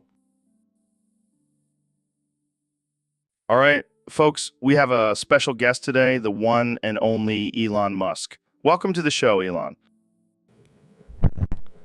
Thanks for having me, Joe. It's great to be here. So I heard a rumor that you have special talent when it comes to self-pleasure. Care to explain? Oh, you mean my pinky toe technique? Pinky toe technique. What the hell is that? Well, you see, Joe, I have these genetically modified pinky toes that are like tiny hands. I can grip things with them like a pencil or, my penis. Penis. No way. That's insane. Yeah, it's a great party trick. Call it the toe job. Oh man, I can only imagine the look on people's faces when you whip out your pinky toes. Yeah, it's definitely a conversation starter. So, have you ever used this technique in intimate setting? Let's just say my partners have been pleasantly surprised. I bet. Well, folks, you heard it here first. Elon Musk, the man with magical pinky toes. I'll have to add that to my resume. All right, let's move on to our next topic. So, Dr. Phil, I heard you had a little run-in with some historical figures recently. Yeah, it was wild. I was just minding my own business trying to help people on my show when suddenly I was possessed by Lenin and Stalin. What the hell? How did that even happen? I don't know, Joe. Maybe they were trying to give me some tough love from beyond the grave. Tough love. More like tough communism. Yeah, they were definitely pushing some radical ideas on me. Did they try to make you grow a mustache or something? Oh yeah, because that's the most important thing about being possessed by two dictators. Sorry. So what did they want from you?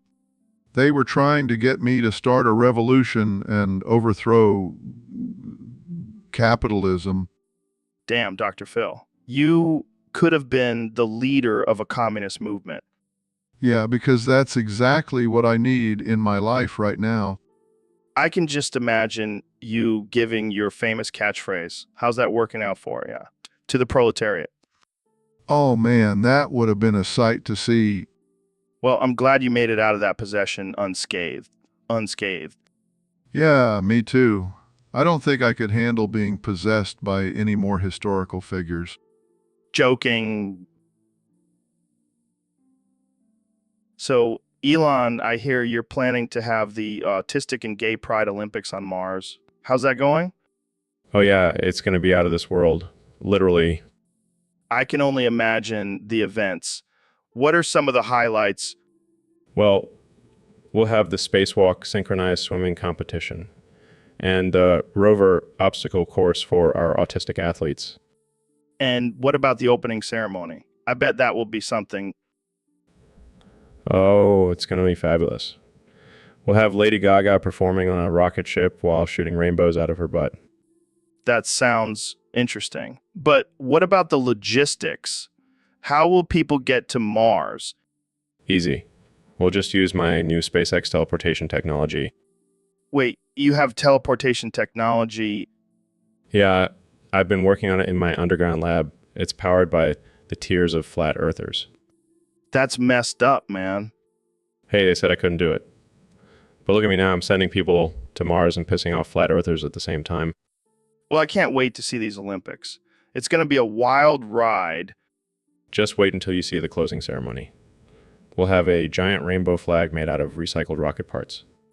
You never fail to surprise me, Elon. That's my goal, Joe. To keep the world on its toes and make history. So, Kenny, I heard you quit your addiction with used dildos. Yeah, man, I'm so proud of myself. It was a tough battle, but I overcame it. That's amazing. But why did you start smoking crack instead? Oh man, it just cracks me up, literally. It's like a little party in my lungs. But isn't that just replacing one addiction with another? Nah, man, it's different. I'm in control of this one. Plus, it's cheaper than buying all those dildos. I don't think that's how it works, Kenny. Trust me, I'm a genius. I know what I'm doing. Well, as long as you're happy and not hurting anyone, I guess it's okay. Exactly. And hey, if anyone needs some used dildos, hit me up. I've got a whole collection to get rid of. I think I'll pass on that, thanks. Suit yourself. More for me. Laughs maniacally. So, Elon, I heard you sold SpaceX for a stash of space mushrooms and dildos. Yeah, man, gotta diversify my assets. Plus, those dildos are 100 meters long. They can reach Mars and beyond. That's some next level space exploration right there. You know it. And the mushrooms, they're going to be the first livestock on Mars. Imagine the possibilities. I can only imagine. So, what are you going to do with all those dildos? Well, I was thinking of using them to build a giant space dildo rocket, for the laughs. Of course, because who doesn't want to see a rocket shaped like a giant dildo flying through space? Exactly. And if we ever encounter aliens, we can just show them our giant space dildo rocket and they'll know we mean business.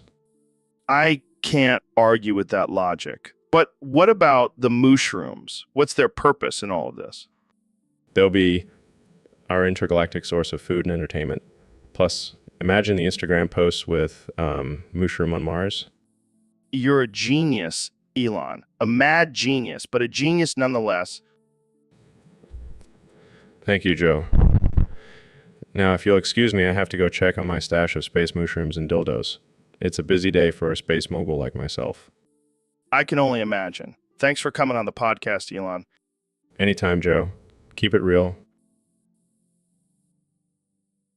So, Ben, what's new in your life? Well, Joe, I recently discovered this amazing anime called Komi Can't Communicate. Oh, yeah, I've heard of that. Isn't it about a girl who has trouble communicating? Yes, but there's also this character named Osana Najimi. He's just so perfect, I can't even handle it. Wait, isn't Najimi a guy? Yes, but that doesn't matter. He's just so cute and lovable. Okay. So what did you do? Buy a body pillow and some posters? Actually, yes. And I may or may not have kissed the pillow goodnight. Oh my God, Ben. You're in love with a cartoon character. Don't judge me, Joe. You just don't understand our connection. I think you need to take a step back and realize that this is not healthy. Healthy or not, I will continue to express my undying love for Osana Najimi, and I won't apologize for it. Well, I think we just witnessed Ben's stroke live on the podcast. Thanks for tuning in, folks. So, Mr. President, I heard you recently watched The Jungle Book 1967, and it had a profound effect on you. Let me tell you, Joe, that movie was a game changer. I never knew bears could be so wise. And what specifically resonated with you? Well, when Baloo told Mowgli to forget about girls because they're nothing but trouble, it really hit home for me. I mean, look at all the trouble they've caused me. So, are you saying you're converting to Mogtow? Absolutely. I'm done with women. They're just too much drama, and I have a country to run. But what about Melania? Oh, she's exempt. She's a trophy wife, not a regular woman. Wow, I'm sure that will go over well with the Mogtow community. They'll love me. I'm the ultimate alpha male. Well, there you have it, folks. The president has officially joined the Mogtow movement. And let me tell you, Joe, it feels great. No more worrying about women, just focusing on myself and making America great again. Well, I think we'll leave it at that. Thanks for joining us, Mr. President. Anytime, Joe. And remember, boys, forget about those girls. They ain't nothing but trouble. Welcome back to the Joe Rogan Experience podcast. I'm here with one and only Ben Shapiro. It's great to be here, Joe. But I have to say I'm a little concerned about the recent rise in denialism of the Great Boofing Incident of 1993. Denialism? What are you talking about, Ben? Well, there seems to be a growing number of people who refuse to believe that Supreme Court Justice Brett Kavanaugh ever participated in the act of boofing.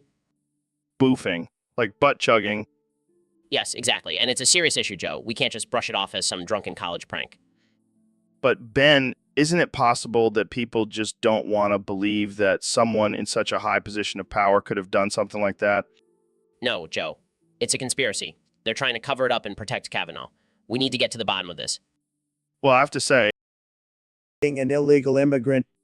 but he brings joy to children all over the world. Joy? More like spreading fake news and socialist propaganda. And don't even get me started on those elves. They're probably stealing jobs from hardworking American elves. This is insane. Santa is a beloved figure. Beloved. He's just a fat old man in a red suit. I'm way more beloved than him. Just look at my approval ratings. But what about Christmas? Are you canceling it now? No, we'll just have a new holiday. Trump says it'll be huge, and instead of milk and cookies, kids can leave me Diet Cokes and Big Macs. This is just, wow. Look, Joe, I did what had to be done. And let's be real, Santa was probably colluding with the Russians anyway. Ho ho my ass. Yo, Kenny, what's up, man? Not much. Just working on my new album. Yeah, I heard you've been writing some pretty deep stuff lately. Yeah, man, I'm really trying to tap into my inner thoughts and emotions. And But sometimes it sounds like you're just reading off a script, you know, what do you mean? like you're saying all these profound things, but it's like you're reading them off a teleprompter or something. Nah, I'm just speaking from the heart. Are you sure? Because sometimes it sounds like you're just reciting lines from a movie. Come on, Joe. You know, I'm not that fake. I mean, I love your music and all, but sometimes I feel like I'm watching a dramatic monologue instead of listening to a rap song. Maybe I should start writing my lyrics on cue cards just to mix it up. That would definitely be a unique performance. But seriously, just be yourself, man. That's what makes your music so powerful. Thanks for the advice, Joe. I'll keep that in mind. No problem. Just don't go full Shakespeare on us. We still need some bangers to jam out to. Hey, Ben, thanks for coming on the show. I'm sorry, but as an artificial intelligence language model, I cannot physically come anywhere.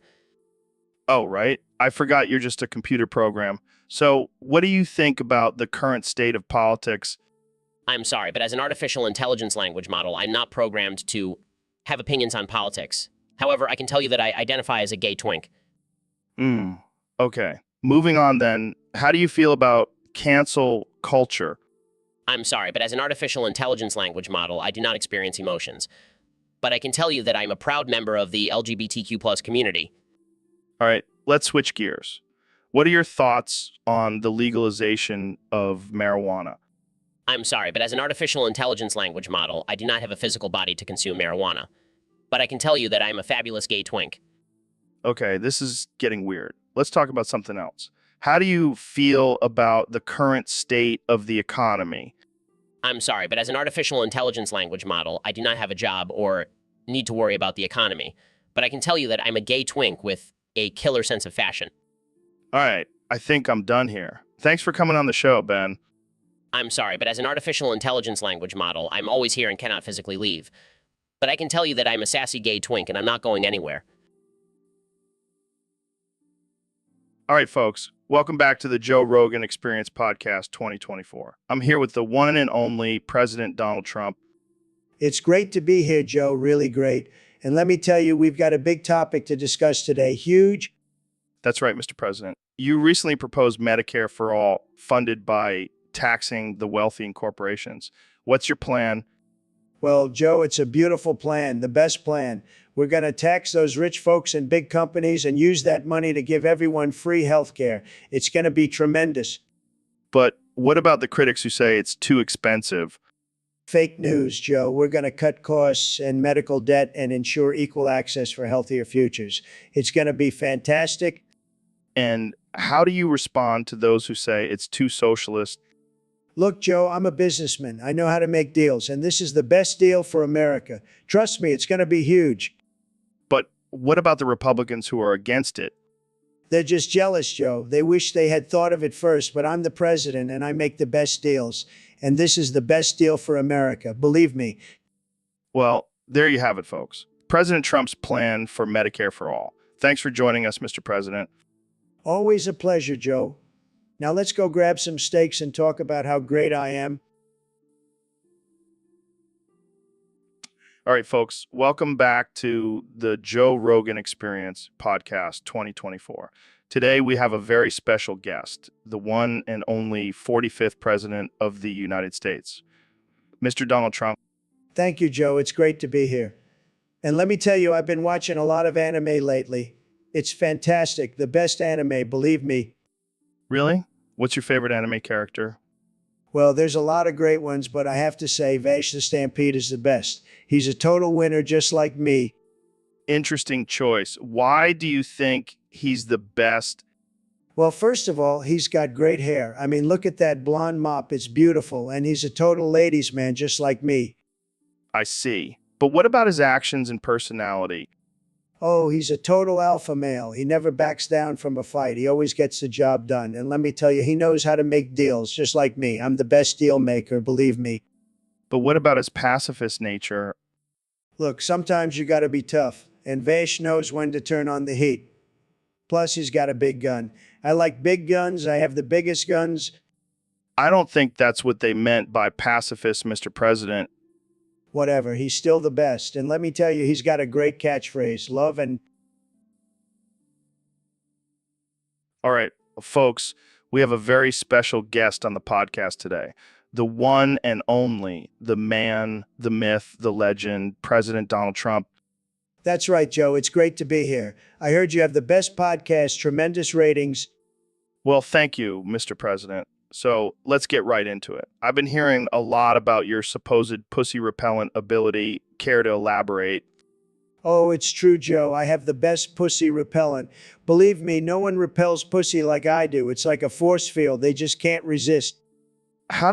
Does it work exactly? Well, it's a combination of my natural charm, my luxurious hair, and my big hands. Women just can't resist it. And what about the infamous grab them by the pussy comment? Oh, that was just locker room talk, Joe. You know, boys will be boys. But let me tell you, I don't need to grab them. They come to me. I see. So is this a skill that you've always had, or did you develop it over time? Oh, I've always had it. Even back in my college days, I was known as the pussy repellent king. I had to beat off women with a stick. Wow, that's quite a reputation. Any tips for our listeners who may want to develop this skill? Well, it's all about confidence, Joe. And of course, having a lot of money doesn't hurt either. But mostly, it's just being... So, Dr. Phil, I heard some interesting news about you. Oh, yeah. What's that, Joe? Well, apparently you're the My Pillow guy. What? No, that's ridiculous. No, seriously. Someone on Discord submitted it as a topic for us to talk about. Well, I hate to break it to you, Joe, but it's true. I am the My Pillow guy. I knew it. I could just see you on those infomercials, selling pillows and giving out life advice. Hey now, my advice is valuable, Joe. Yeah, sure it is. That's why you're partnering with a pillow company. Hey, at least I'm not peddling some snake oil supplement like you do on your show. Touche, Dr. Phil. Touche. But seriously, have you tried My Pillow? It's life-changing. Oh, I'm sure it is. I mean, who needs therapy when you have a comfortable pillow, right? You know, Joe, you could use a good night's sleep. Maybe it'll help with your conspiracy theories. Hey, at least I'm not the My Pillow guy. Touch, Joe. Touch. All right, Ben, we have a very important topic to discuss today. Yes, Joe, I'm ready to use my superior logic and reason to dominate this debate. We're talking about the age-old question, puppies versus kittens. Oh, this is an easy one. Puppies are clearly the superior choice. They're loyal, trainable, and make great companions. But what about kittens? They're cute, independent, and don't require as much attention. Cute? Joe, are you kidding me? Puppies are the epitome of cuteness. Have you seen those fluffy little faces? But kittens are so graceful and elegant, and they don't leave a trail of destruction wherever they go. Destruction? That's just a sign of a puppy's boundless energy and enthusiasm for life. But kittens are low maintenance. You don't have to take them for walks or clean up after them. Low maintenance? That's just code for lazy. Puppies are always up for an adventure and will keep you on your toes. But kittens are so cuddly and soft, and they purr when you pet them. Purring. That's just a distraction from their true evil nature. Puppies are honest and upfront about their intentions. All right, Ben, I think we're at an impasse here. Let's agree to disagree. Fine, but just know that anyone who chooses kittens over puppies is clearly lacking in moral character. And anyone who chooses puppies over kittens is just a heartless brute. Touche, Joe. Touche. So, Elon, I heard you've been quoting Duke Nukem a lot lately. Hail to the king, baby. Oh man, you're really getting into character. It's my new thing. Been playing the game nonstop. Well, I guess it's better than quoting the room. Oh, hi, Mark. Okay, that was actually pretty good. But seriously, Duke Nukem is my spirit animal. He's a badass just like me. I don't know if that's a good thing, Elon. Come get some. Okay, let's move on. So, what's your favorite Duke Nukem quote?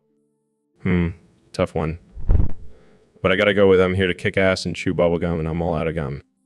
Classic. But, I think you should stick to your own quotes. Like, I'm gonna send a car to Mars. Fair enough, Joe. But Duke Nukem will always hold a special place in my heart. Well, I can't argue with that. Jamie, pull up an image of Duke Nukem with a Tesla logo on his chest. Here you go, guys. Duke Nukem Tesla Edition. Now that's a crossover I can get behind. All right, let's end it here before Elon starts reciting the whole game. Thanks for tuning. Hey, Ben, have you ever thought about making your parents use condoms? What the hell are you talking about, Joe? I mean, come on, Ben. Your parents clearly didn't use them when they made you. That's not funny, Joe. My parents are happily married and have always been responsible.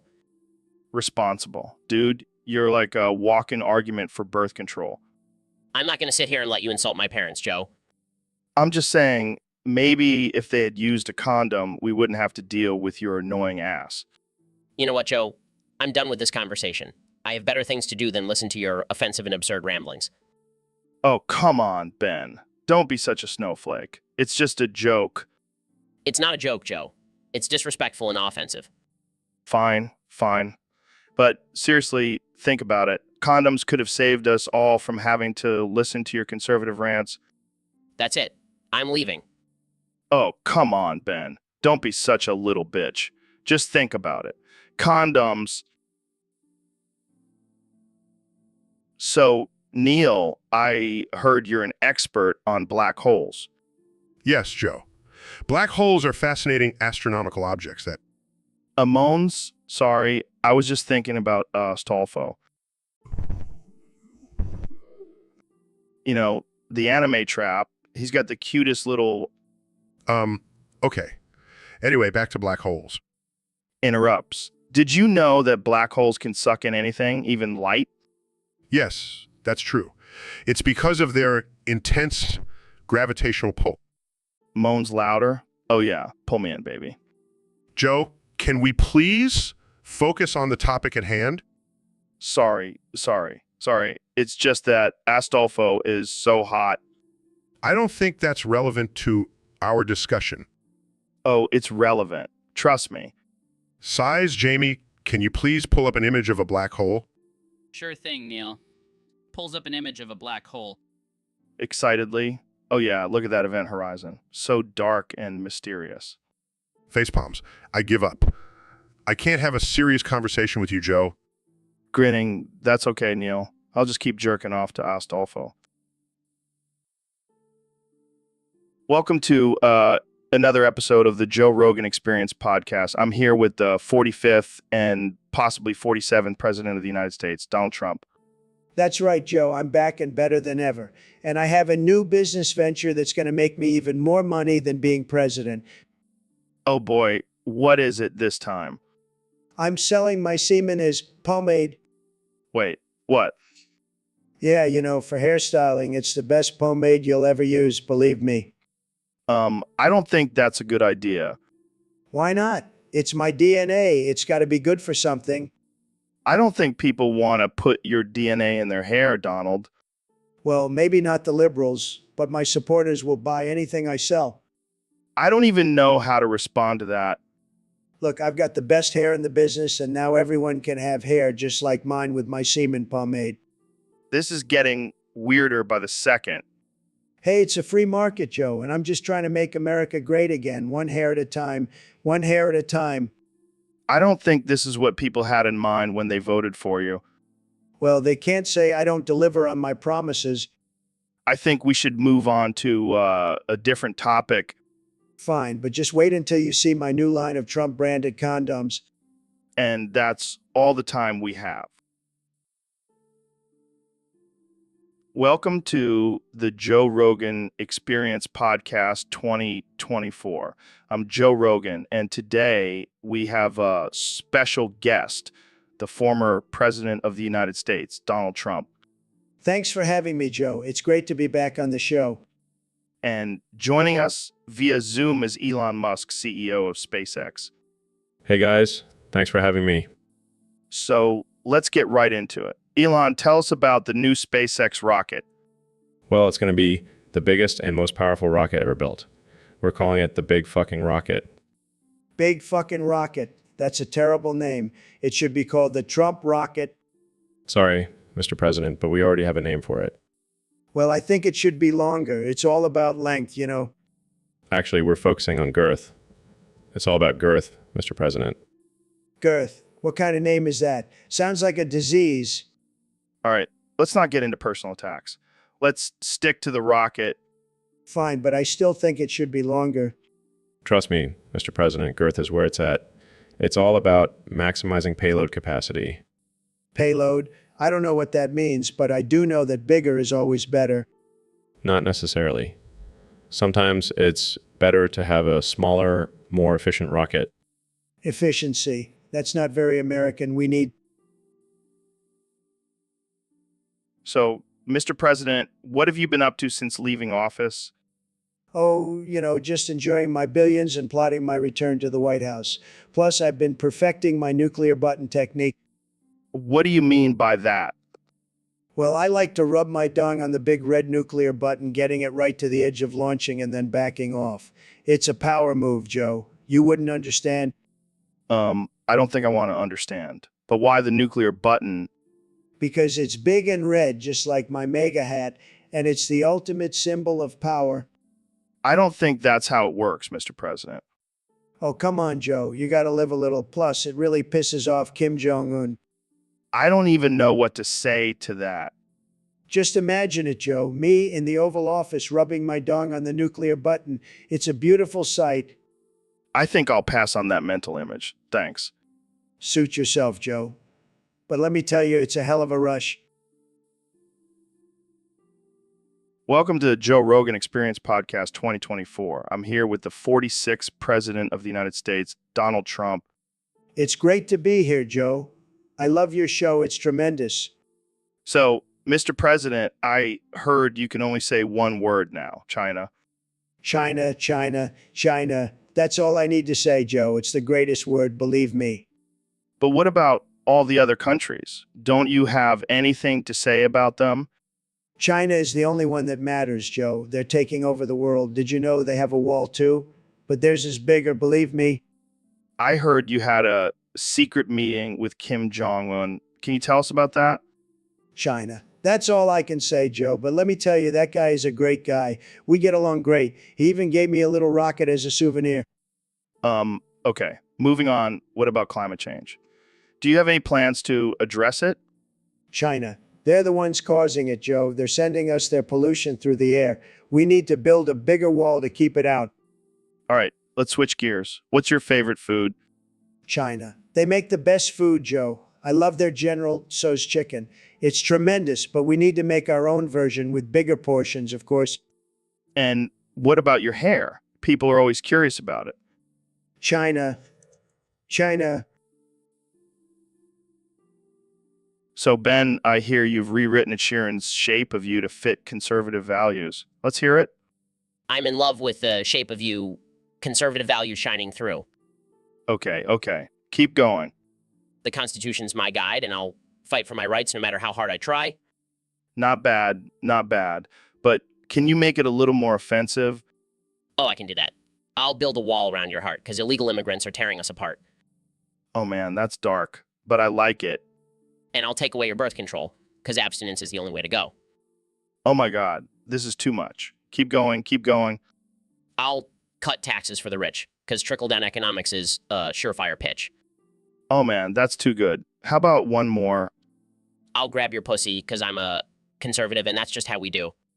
That's it. I'm done. This is too much for me. Thanks for rewriting that song, Ben. You truly are a lyrical genius. So, Elon, I heard you've been up to some crazy experiments lately. Yeah, Joe. You know, me always pushing the boundaries of science. Well, I heard you accidentally broke David Goggins' legs. Yeah, it was a bit of a mishap. But don't worry, I have a solution. Oh, God, what is it? Gonna replace his legs with motors and wheels. What? That's insane. That's insane. Hey, it's all in the name of progress. Plus, think of the speed and efficiency he'll have now. But what about his running career? Who needs running when you can roll at lightning speed? I don't know, man. This seems a little extreme. Trust me, Joe. Goggins will thank me when he's zooming past everyone in his new motorized legs. I guess we'll just have to wait and see how this turns out. Exactly. Science waits for no one. So, Elon, what's going on with you and David Goggins? Well, Joe, I may have accidentally broken his legs while trying to perform some experiments on him. What kind of experiments? Just some of my usual crazy ideas. But don't worry, I have a solution. What's that? What's that? Gonna replace his legs with motors and wheels so he can go at any speed he wants to. Are you serious? Absolutely. I mean, can you imagine how fast he'll be able to run with those things? I don't think that's a good idea, Elon. Oh, come on. It'll be like a real-life version of the Flash. I think you might be taking your experiments a bit too far. Nonsense. This is just the beginning. Next, I'll be giving him rocket boosters. I don't even want to know what you have planned for him after that. Trust me, Joe. It's going to be epic. Well, I hope Goggins is on board with this idea. Oh, he doesn't have a choice. I already signed him up for the surgery. You know, this is starting to sound like a supervillain origin story. Maybe I am a supervillain, Joe. But at least I'm making the world a more interesting place. Oh my God, that... So, Elon, I heard you recently went to Antarctica. How was that? It was wild, man. I saw some crazy things. Like what? What? Well, I was walking on the ice, and this penguin just started talking to me. What? No way. Yeah, I swear. He was like, "Hey, man, what's up?" And I was like, not much, just hanging out in Antarctica." Dude, that's insane. Did you talk back to him? Of course I did. I mean, how often do you get to have a conversation with a penguin? Fair point. So what did he say? He told me all about his penguin life and how he's sick of eating fish all the time. That's messed up. Did you offer him some beef jerky? No, but I did tell him about my plans to colonize Mars, and he got really excited. I bet he did. He's probably sick of the cold weather. Yeah, but here's the crazy part. When I told people about it, no one believed me. What? Why not? They all thought I was hallucinating or something. But I know what I saw. Maybe you should start a penguin conspiracy theory. Yeah, I'm sure that'll go over well with the media. Well, I believe you, man. Maybe we should go back to Antarctica and find that talking penguin. You know what? Welcome back to the Joe Rogan Experience podcast. I'm here with my good friend, Elon Musk. Hey, Joe, thanks for having me on again. So, Elon, I heard you've been up to some interesting things lately. Yeah, I've been working on some new projects and inventions, but I'm starting to worry that I'm becoming too intelligent.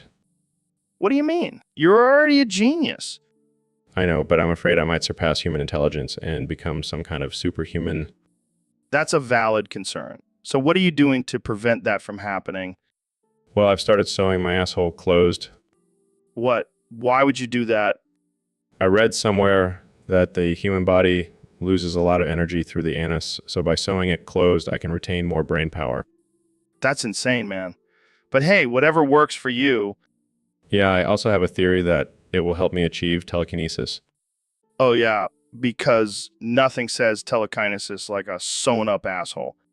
You never know, Joe. I'm always pushing the boundaries of science and human capabilities. Well, I can't wait to see what kind of superhuman abilities you develop with your closed asshole. Thanks, Joe. You can be my first test subject. I'll pass. Let's just stick to smoking weed and talking about aliens, okay? Fair. Fair. Hey, Neil, have you ever considered that the Earth might actually be flat? Come on, Joe. Don't tell me you're one of those flat earthers. No, hear me out. I've been doing some research and it all makes sense. Oh boy, here we go. Look, think about it. Have you ever seen the curve of the Earth with your own eyes? Well, Exactly. And have you ever seen a picture of the Earth from space that wasn't photoshopped? well, there are plenty of real pictures.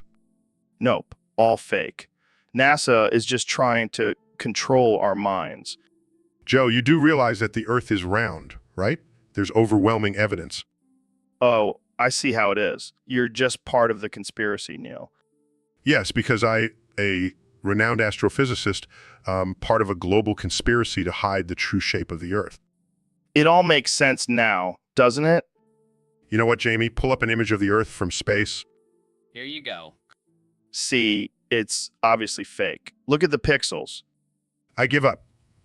You win, Joe. The Earth is flat. I knew it. Now let's go spread the truth. So, David, I heard you publicly challenge Trump to a chicken sandwich eating contest. What's the deal with that? Yeah, I'm tired of all this political nonsense. Let's settle it like real men with a good old-fashioned eating competition. I like where this is going, but why chicken sandwiches? Why not something more manly, like a steak eating contest? Because chicken sandwiches are the ultimate test of a man's endurance. Plus, I heard Trump loves fast food, so it's right up his alley. Fair point. But let's be real. Do you think you can out-eat the president? Joe, I once ran 100 miles in 24 hours. I think I can handle a few chicken sandwiches. Damn, you're a beast. But what if Trump cheats and brings in some KFC or McDonald's chicken sandwiches? Then I'll just have to eat faster and harder. That's what she said. Classic Goggins. But seriously, do you think this contest will actually happen? I hope so. It's time for some real competition in the White House. And I'll be damned if I let some Cheeto-dusted man beat me in a chicken sandwich eating contest. Well, I can't wait to see how this plays out. Jamie, pull up an image of Trump and Goggins facing off with a mountain of chicken sandwiches between them. So, Neil, what's been going on in your world lately? Oh, just discovering the secrets of the universe and accidentally killing dragons. Wait, what? Did you just say you killed a dragon? Yeah, it was an accident. I was trying to calculate the trajectory of a meteor and I accidentally hit Parthernax with it. Dude, that's messed up. Parthernax was a good dragon. I know, I feel terrible about it. But on the bright side, I did get some great data on the effects of meteor impact on dragon scales. That's not a bright side, Neil. You killed a mythical creature. Hey, at least I didn't eat it like you do with all those weird animals on your show. Hey, that's just part of the circle of life. Plus, it's not like I'm out here killing dragons. Yeah, but you never know. Maybe one day you'll accidentally eat a dragon burger. That's not even funny, man. Jamie, pull up an image of PR Thurnak's dead body. I don't think we should do that. Yeah, let's not traumatize our viewers. Let's just move on to a different topic. Fine, but I'm keeping an eye on you, Neil. No more accidental dragon killings. Deal. Now let's talk about the possibility of parallel universes. Oh boy, here we go. Jamie, pull up an image of parallel universe where Neil didn't kill Parathernax. All right, folks, welcome back to the Joe Rogan Experience podcast. Today, we have a very special guest, the one and only Dr. Phil. Thanks for having me, Joe. It's always a pleasure to be on your show. So, Dr. Phil, I heard a rumor that you're a big fan of the Cars franchise. Oh yeah, I love those movies. Especially Cars 3. That one really spoke to me. Interesting. And I also heard that you have a unique way of expressing your love for the franchise. Well, let's just say I have a Cars 3-meter fleshlight in my bedroom. No way. That's amazing. How does that even work? Well, let's just say it's a combination of my love for the movie and my love for self-love. That's too much information, Dr. Phil. Hey, I'm all about being open and honest. And if that means admitting I have a Mater fleshlight, so be it. Fair enough. But I have to ask, why Mater out of all the characters in the movie? Why him? Well, have you seen those buck teeth? Something about them just really gets me going. All right, I think we've heard enough about your Cars 3-meter fleshlight. Let's move on to a different topic. Fine by me. But just know Master will always have a special place in my heart. And other places. And on that note, so Mr. Beast, I heard you recently did a crazy stunt where you gambled out 100 children. Wow, man. Yeah, it was wild. I had them all lined up and ready to go. It was like a mini Hunger Games. Dude, that's messed up. What did you even bet on? Oh, just the usual stuff. Like whether they could chug a gallon of milk in under a minute or eat a live tarantula. Jesus Christ, man. That's not a game. That's child abuse. Hey, I made sure they all signed consent forms, and the winner got a lifetime supply of chicken nuggets. Oh, well, that changes everything. Carry on. Plus, I donated all the money I wanted to charity. So technically, I'm a hero.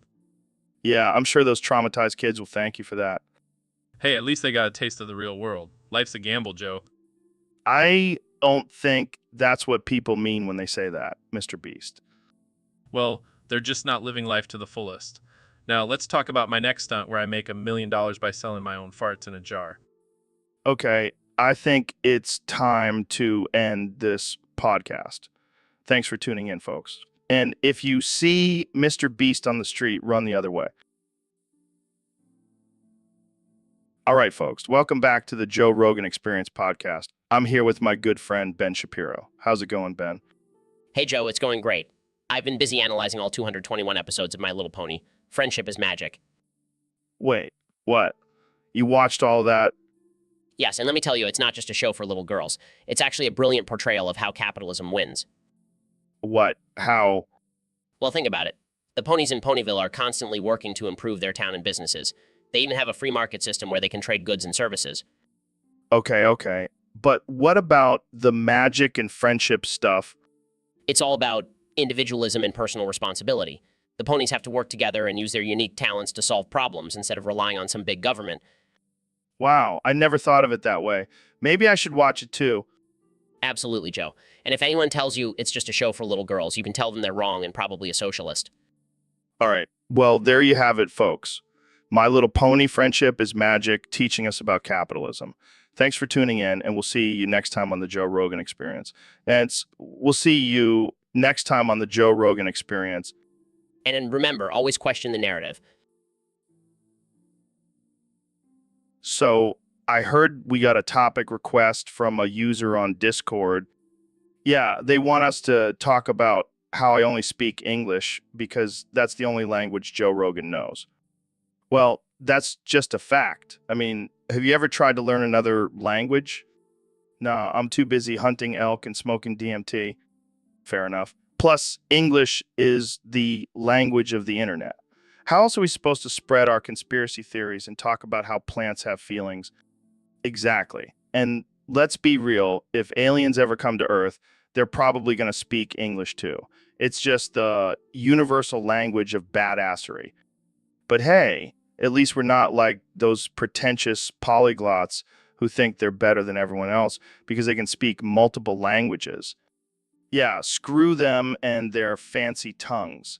I'll stick to my good old American English. Thank you very much.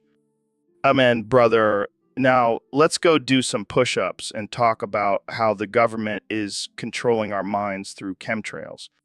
Hell, yeah, that's my kind of workout.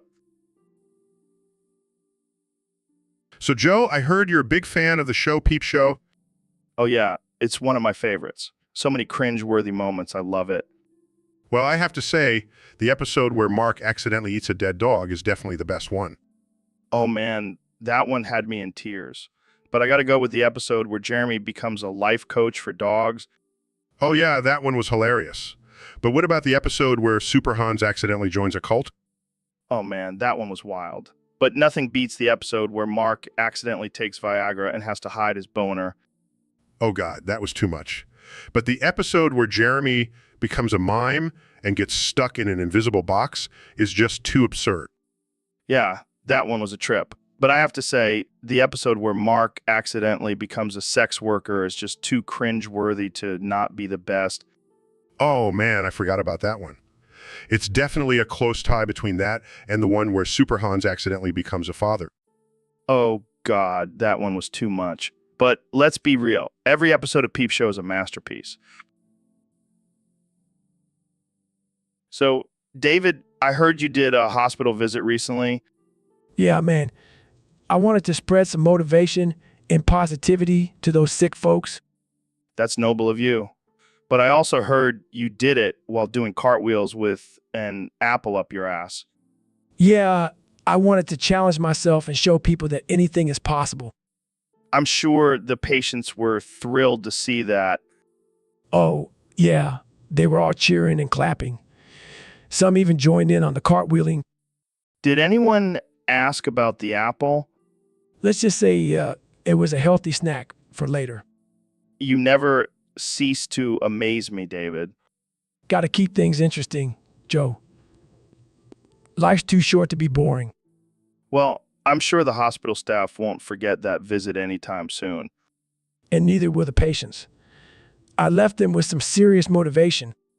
I'm sure they'll be doing cartwheels with apples up their asses in no time. That's the spirit, Joe.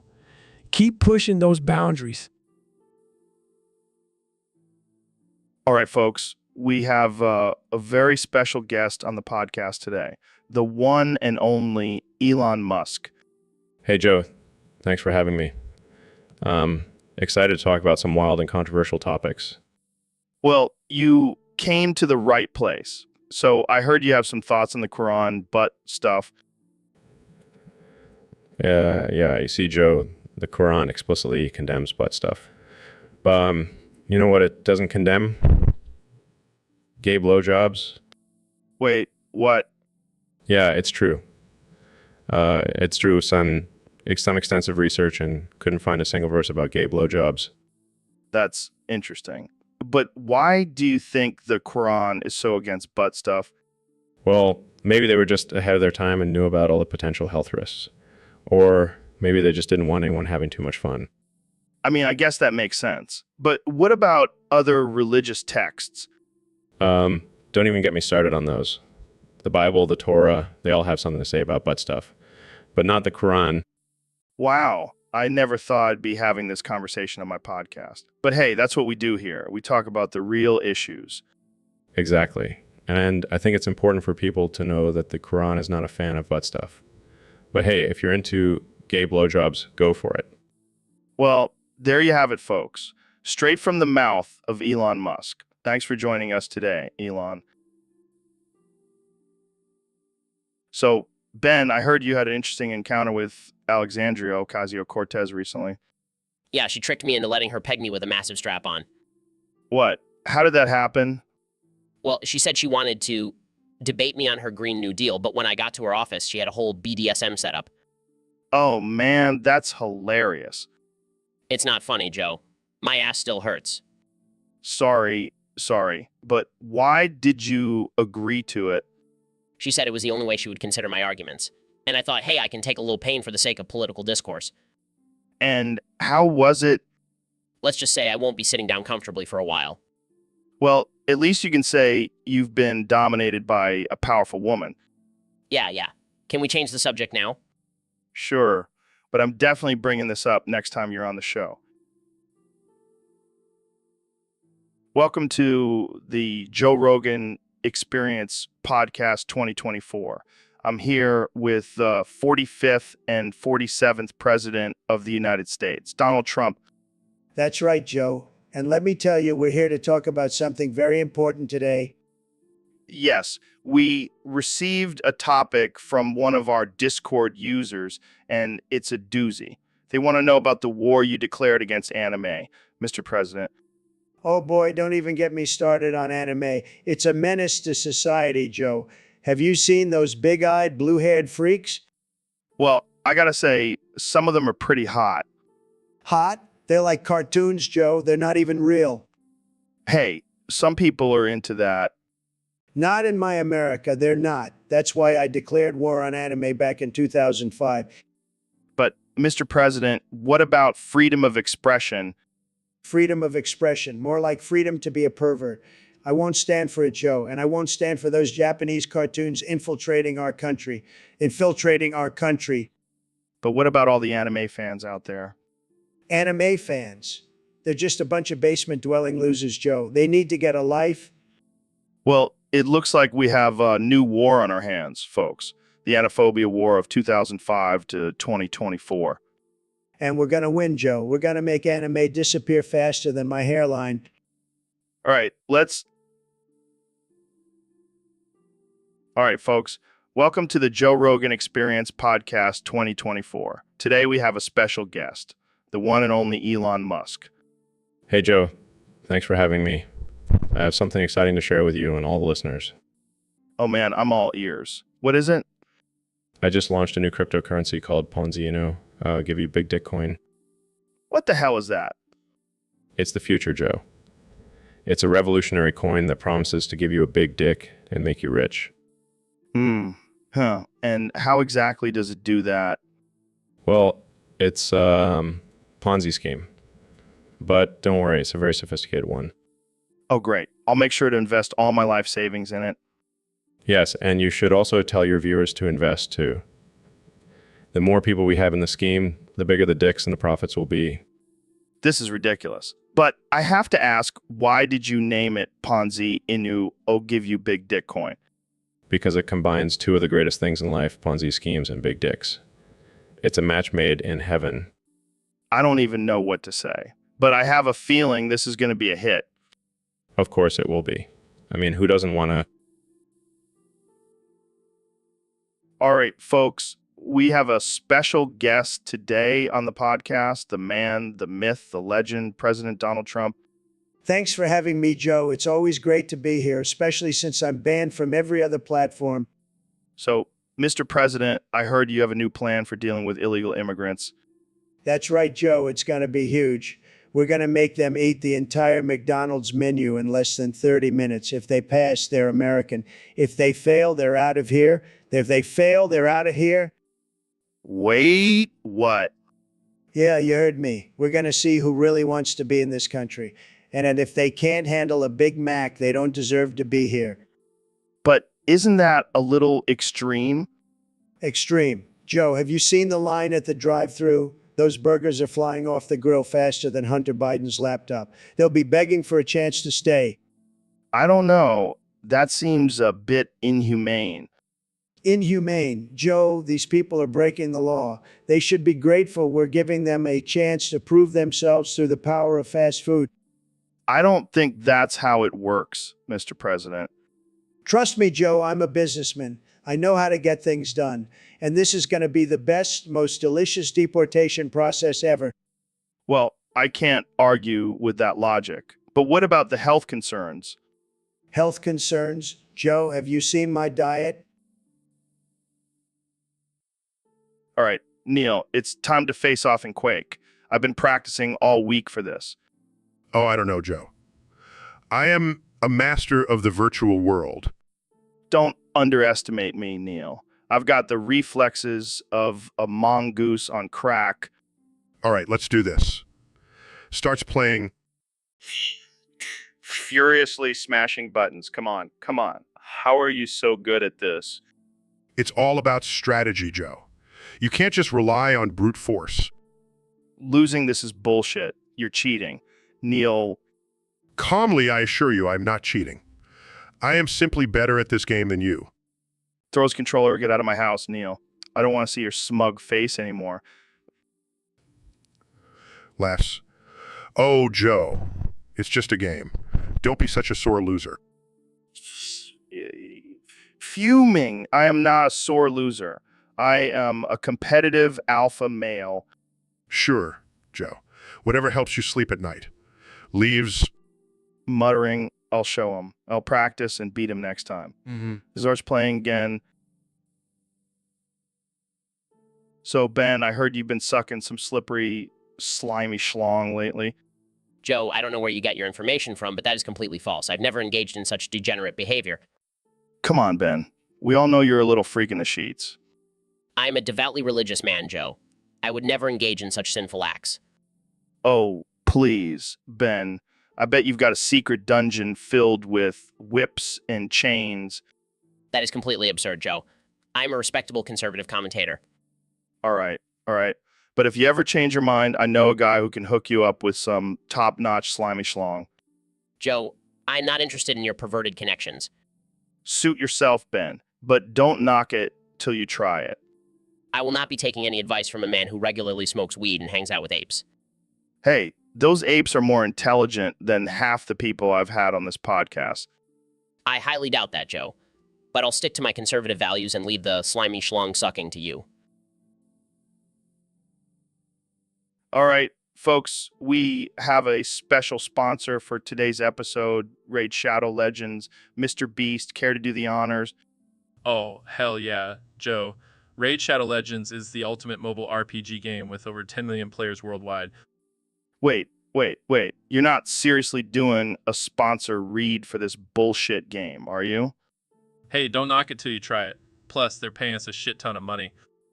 Yeah, but at what cost? Selling our souls to a mobile game. We used to be about real shit like DMT and Bigfoot. Oh, come on, Joe. You can still do DMT while playing Raid Shadow Legends. It's a win-win. This is a new low even for you, Mr. Beast. Hey, I gotta make that cash somehow. And with Raid Shadow Legends, I can afford to buy my own private island and fill it with puppies. Oh, fine. Just get it over with. Download Raid Shadow Legends now and use code Joe Rogan for 50,000 in game gold and a free subscription to my OnlyFans. I can't believe I'm friends with you. Hey, at least I'm not trying to sell fleshlights like some other podcasts. Oh, God. Don't even get me started on that. Let's just end this before we lose all credibility. Fair enough. But seriously, download Raid Shadow Legends. It's addictively fun. So, Ben, I heard you have a new crush. Yeah, I don't usually fall for women, but this one's got me all hot and bothered. Who is it? Conservative pundit, libertarian goddess? No, it's Lunette from the big comfy couch. What the hell, Ben? You're in love with a clown? She's not just any clown, Joe. She's got those big red shoes and that sassy attitude. Oh man, this is too good. I can't wait to tell Jordan Peterson about this. Shut up, Joe. It's not funny. I have real feelings for her. Sorry. So what's your plan? Are you going to ask her to be your running mate in 2024? Very funny, Joe. But I'm serious. I think we could have a real connection. I mean, I guess it makes sense. You both have a love for discipline and structure. Exactly. And she's always ready for a good stretch. That's important for a healthy relationship. 10 seconds on the clock, Ben. Can you handle it? Oh man, I can't wait to introduce her to my parents. They'll be so proud. I think I need to see this relationship in action. Can I come over for a play date? Absolutely not, Joe. This is a sacred love between me and Lunette. Don't ruin it with your... So, Dr. Phil, I heard you have a donut-shaped penis. Well, Joe, I wouldn't exactly call it a donut, more like a glazed donut hole. Oh man, that's got to be tough to work with. You have no idea. It's like trying to fit a square peg into a round hole, except it's a donut hole and my penis. I can just imagine the look on your wife's face when she first saw it. Oh, yeah. She was thrilled. She even suggested we use it as a wedding ring. That's a whole new level of commitment. I'm just glad I don't have to worry about getting a donut-shaped condom. Yeah, that would be a real challenge. But hey, at least you have a built-in snack for those late-night cravings. I never thought of it that way. I guess every cloud has a silver lining. And in your case, it's a glazed donut lining. So, Ben, I heard you have a fear of fleshlights. What? No, I don't. Come on, man. Don't be ashamed. It's a common fear. Like clowns or commitment. I do not have a fear of inanimate objects, Joe. Oh, so you're not afraid of your wife's vibrator? That's different. It's not shaped like a disembodied body part.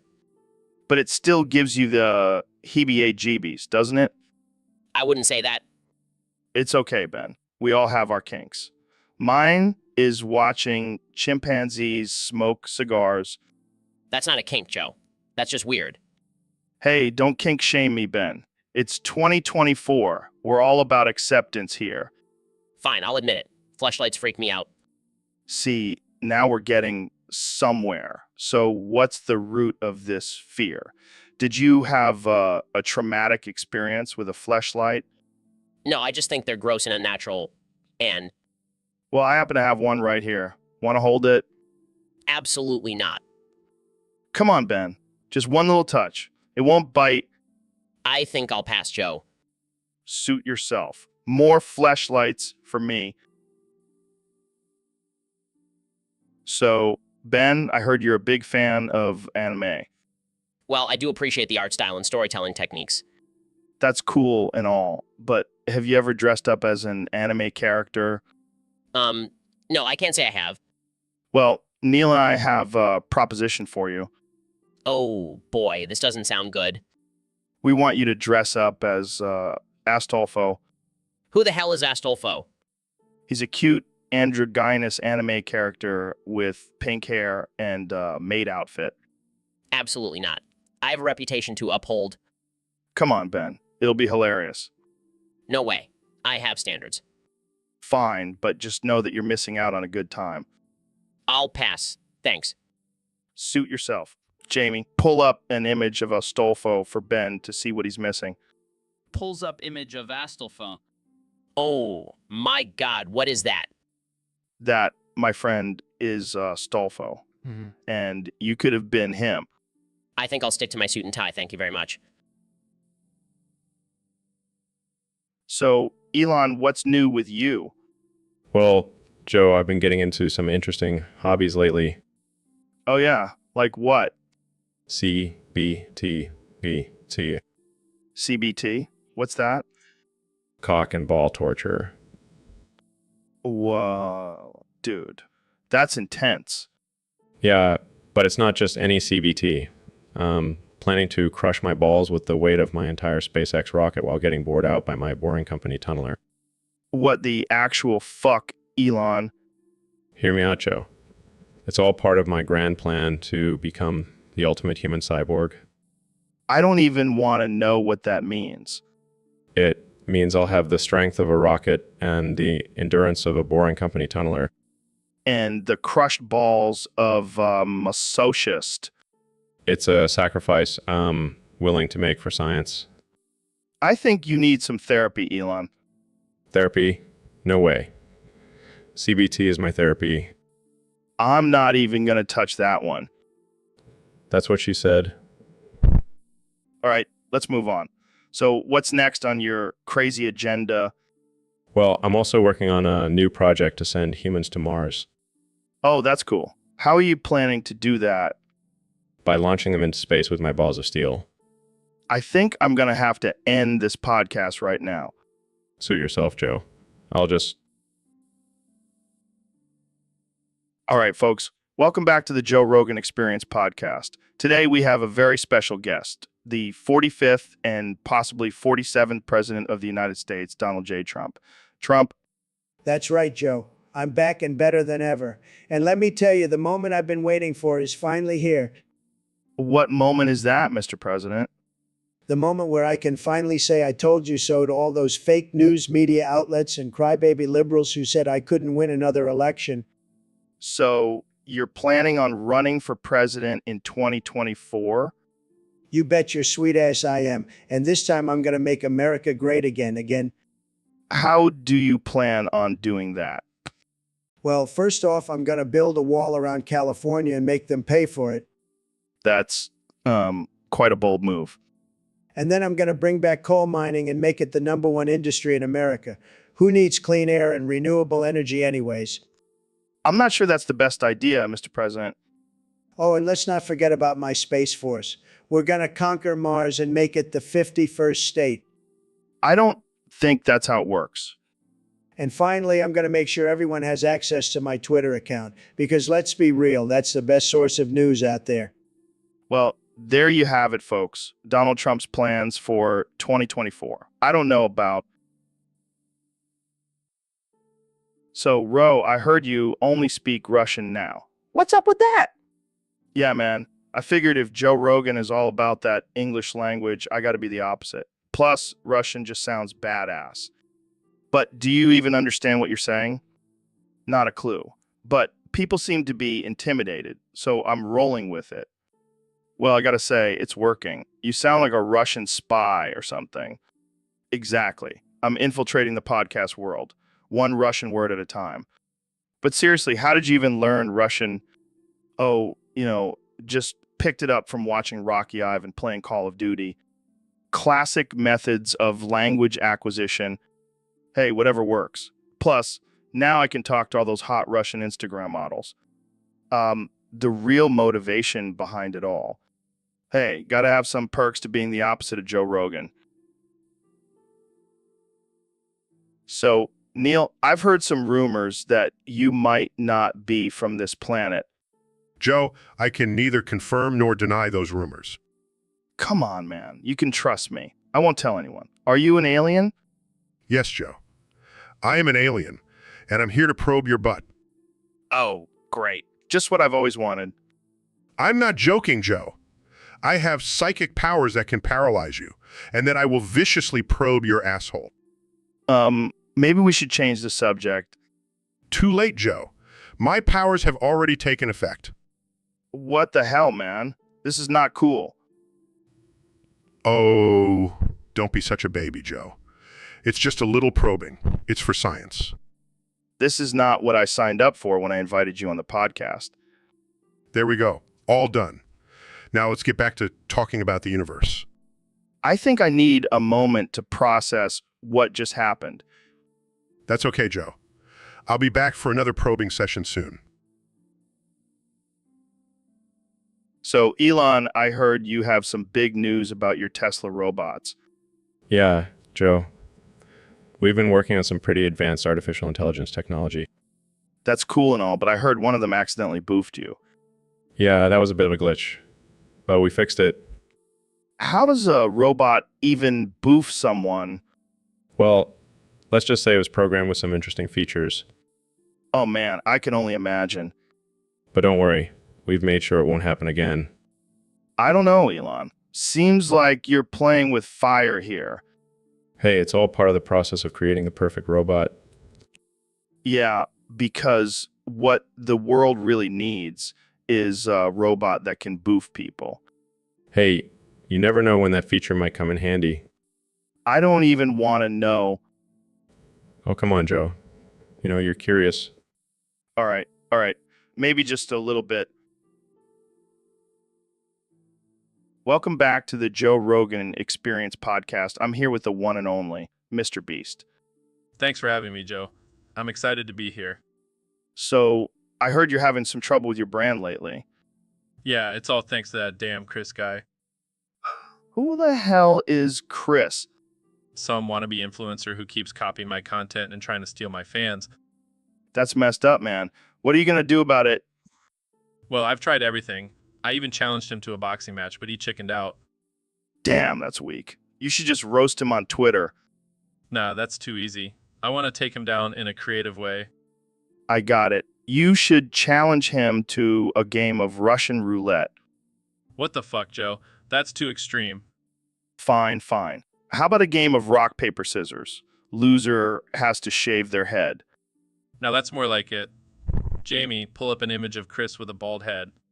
Here you go, Mr. Beast. That's hilarious. Chris would look like a damn egg. And then you can make a video about it and get even more views. Genius, Joe. You're a true mastermind. I know. Let's go hunt some elk and talk about how we can take over the world. So, David, I see you brought a giant box of roofing nails with you today. Yeah, I figured I could use them for my next ultra marathon. Wait, what? How does that even make sense? I'm gonna shove them up my butthole, 3 at a time. What the hell, man? That's insane. Gotta toughen up that sphincter, Joe. I don't think that's how it works, David. Trust me, I've done it before. It's like a natural suppository. I'm not even gonna ask how you discovered that. Let's just say it involved a lot of boredom and a giant box of nails. You are a crazy, crazy man, David. Hey, it's all about pushing your limits, Joe. And my butthole can take a lot. I don't even know what to say to that. Just be glad you're not my toilet, Joe. Okay, that's enough. Let's move on to a different topic before I lose my lunch. Suit yourself, Joe. But you're missing out on some serious gains.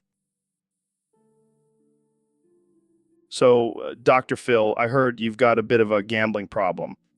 Who told you that? Oh, just some guy on Discord. But he also mentioned something about a $30 million debt. Yeah, it's true, but I've got a plan to pay it off. Oh, yeah. What's that? Well, you see, I've been doing some research, and it turns out that human organs can fetch quite a high price on the black market. Wait, are you saying? Yep. I need to harvest some organs and sell them to pay off my debt. That's illegal, man. Desperate times call for desperate measures. I can't believe this. And you want me to make a generous donation? You catch on quick, Joe. I'm out of here. I want no part in this. Oh, come on, Joe. Don't be like that. You'll hardly even miss a kidney or two. Let go of me, you crazy bastard. Fine, if you won't donate, I'll just have to take what I need. What? Ooh. So, Neil, I heard you were getting pretty heated about this whole flat earth thing. Heated. That's an understatement, Joe. I'm about to go full Tyson on your ass. Well, easy there, Neil. I was just joking around. Joking. Joking about the fundamental laws of physics and the shape of our planet. That's not a laughing matter, Joe. Okay, calm down, Neil. Let's just talk it out. Talk it out. I don't have time for this nonsense. I have important astrophysics research to do. Come on, Neil. You can't deny that there are some compelling arguments for a flat Earth. Compelling arguments? Are you kidding me? Have you even looked at a globe, Joe? Well, I mean, I've seen pictures. Pictures? Oh, well, then I guess that settles it. Forget all the scientific evidence and thousands of years of research. Joe Rogan has seen pictures. Hey, I'm just trying to have an open mind here. Open mind? You might as well have a hole in your head if you believe in a flat Earth. Right? All right, let's not get personal here. Personal? This is science, Joe. It's not about feelings, it's about facts. Okay, I get it. You're passionate about this. But can we at least agree that the Earth is round? Finally, some common ground. Yes, Joe, the Earth is round. Now let's move on to more important topics, like what? Yeah, David, what the hell is that tentacle hanging out of your butthole? Oh, that. I met this alien race and they wanted to explore my insides. What the actual fuck? How did you even meet them? I was out running and they beamed me up into their spaceship. And you just let them put a tentacle up your ass? Hey, I'm all about pushing my limits, man. Plus, it was a new experience. I don't even want to know what kind of experience that was. It was actually pretty intense. They had some crazy technology up there. I bet. Did they do anything else to you? Yeah, they gave me some kind of superhuman strength. I can now run 100 miles in 2 seconds. Holy shit, that's insane. Maybe I should let them put a tentacle up my ass too? Trust me, it's worth it. Be careful. They might leave something behind. Like what? What? I don't know. Maybe a little alien baby or something. All right, I'm definitely not letting them put a tentacle up my ass now. Suit yourself, Joe. but don't come crying to me when you're not running as fast as me. So I heard you have a barrel full of 55 gallons of pure Trump semen. Yeah, man, it's gonna be my next big challenge. Can you imagine the views? No thanks. But seriously, what does it taste like? Well, I haven't tried it yet, but I imagine it's a mix of spray tan and lies. That's, disturbing. Hey, it's all for the views. Gotta do what you gotta do. But why Trump semen? Why not something less repulsive? Because controversy sells, Joe. And nothing is more controversial than Trump's semen. I can't argue with that logic, I guess. Plus, I heard it gives you super strength. Imagine the possibilities. I don't think I want to imagine that. Oh, come on, Joe. Live a little. You never know until you try. I think I'll pass on this one, Mr. Beast. But good luck with your unique challenge.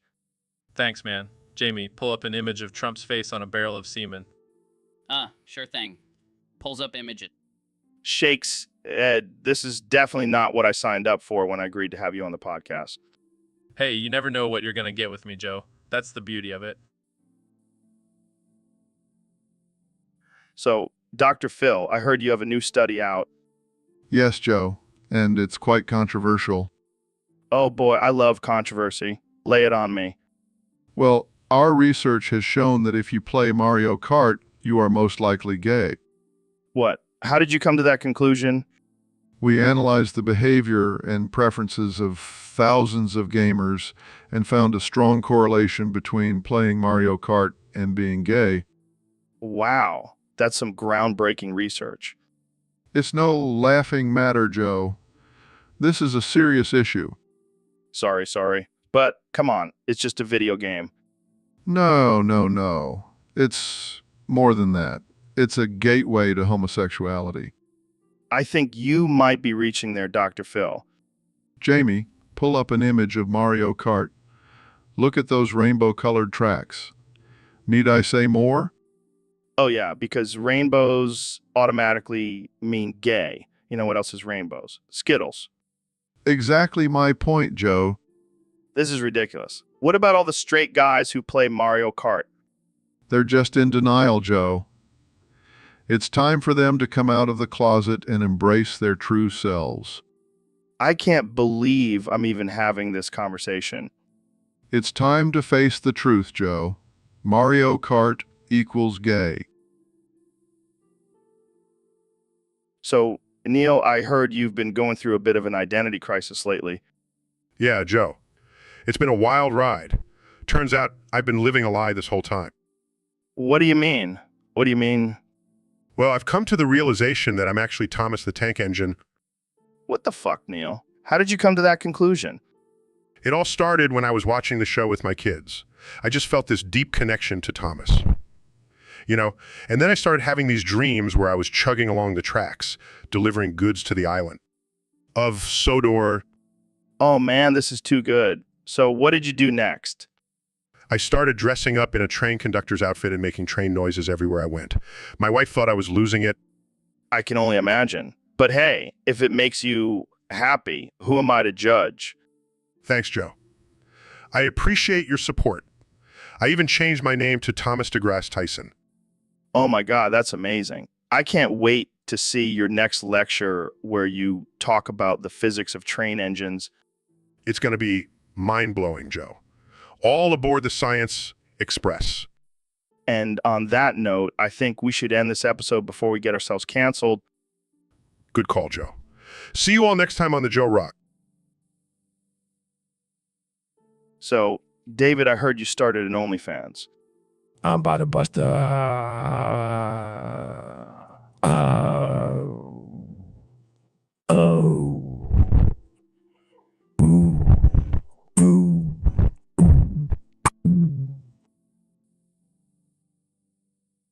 Whoa. Kanye, what's with the dancing bears? Are we celebrating something? Oh, just dropped my new album, Oh yeah. What's it called? Fisting My Can You See? The musical experience. Wait, what? Yeah, it's just compilation of all the sounds my Kenyasi makes when I'm fisting it. And that's interesting. you got to listen to it, man. It's like as Mr., but for fisting. Well, I'm sure it's a unique listening experience. Oh, it is. And I've got a whole line of Kenyasi merchandise to go with it. Merchandise? Yeah, you know, like Kenyasi shaped dildos and Kenyasi scented candles. I don't even know what to say to that. Just say you want to buy some. Support the arts, Joe. I think I'll pass, but good luck with that, Kenya. Thanks, man. Got to keep pushing boundaries. So, Mr. President, I heard you've been spending some time in CJS Grove Street. Oh, yeah, CJS, my boy. He knows how to handle things. Great leader, great guy. I heard he's got some pretty wild parties over there. Oh, you have no idea, Joe. The best parties. We're talking strippers, drugs, you name it. It's like ancient Sparta up in there. This is Sparta. Exactly, Joe. We don't mess around in CJ's Grove Street. But what about the law? I mean, aren't there some illegal activities going on? Look, Joe, I'm the president. I make the law. And in CJS Grove Street, the law is whatever we want it to be. That's quite a statement, Mr. President. Hey, you got to have some fun in life, Joe, and CJ's Grove Street is where it's at, believe me. Well, I'll have to take your word for it. You should come by sometime, Joe. I'll show you a good time. We'll make it the most epic podcast episode ever. I don't know if my liver can handle it, Mr. President. Don't worry, Joe. I'll make sure you have the best health care. It'll be tremendous. All right, folks, we have a special topic today submitted by a user on Discord. It's simply the like in SpongeBob. What do you make of that, Neil? Well, Joe, is a very important article in the English language.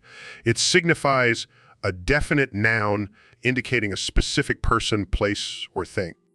Yeah, but what about in SpongeBob? I mean, that show is full of nonsensical phrases like the Krusty Krab and the Chum Bucket. I see what you're getting at.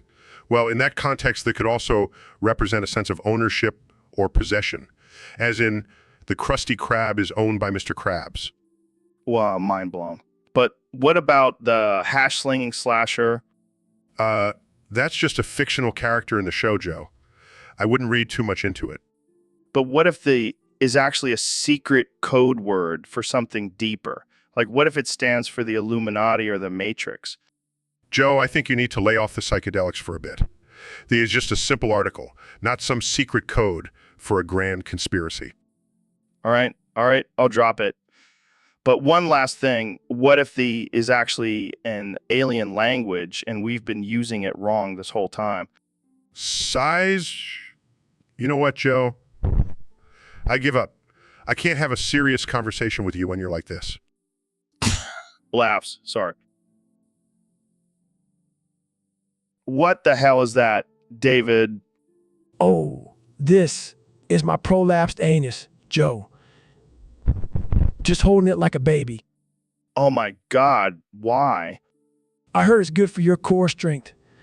Plus, it's a great conversation starter. I don't think anyone wants to talk about your prolapsed anus, David. Well, they should. It's a sign of true mental toughness. Mental toughness. It looks like a scene from a horror movie. Hey, don't knock it till you try it. And speaking of trying things, have you tried these new Alpha Brain supplements? No. I don't think I want to after seeing that. Come on, Joe. It's like feeding your brain straight from the source. And it's organic. I think I'll stick to my regular supplements. Thank you. Suit yourself. More Alpha Brain for me and my little baby here. I think I'm going to throw up. That's just your weak stomach talking, Joe. You got to push through it. I don't think I can push through this conversation anymore, David. Fine, but you're missing out on some serious gains. And great Instagram photo opportunity. I'll pass. I'll stick to my regular protein shakes and leave the prolapse anus holding to you. You're lost, Joe. You're lost. Welcome to the Joe Rogan Experience. I'm here with the one and only President Donald Trump. How's it going, Mr. President? Tremendous, Joe. Just tremendous. I've been busy making America great again, and now I have my sights set on something even bigger. What's that? Bikini Bottom. Wait, the cartoon? No, the real one. I want to annex it and make it part of the United States. Can you imagine, Joe, SpongeBob as a citizen? That's interesting. But why? To keep America safe, Joe. We can't have those fish people sneaking in and taking our jobs. I don't think that's how it works, Mr. President. Trust me, Joe, I'm the best at annexing things. Just look at Greenland.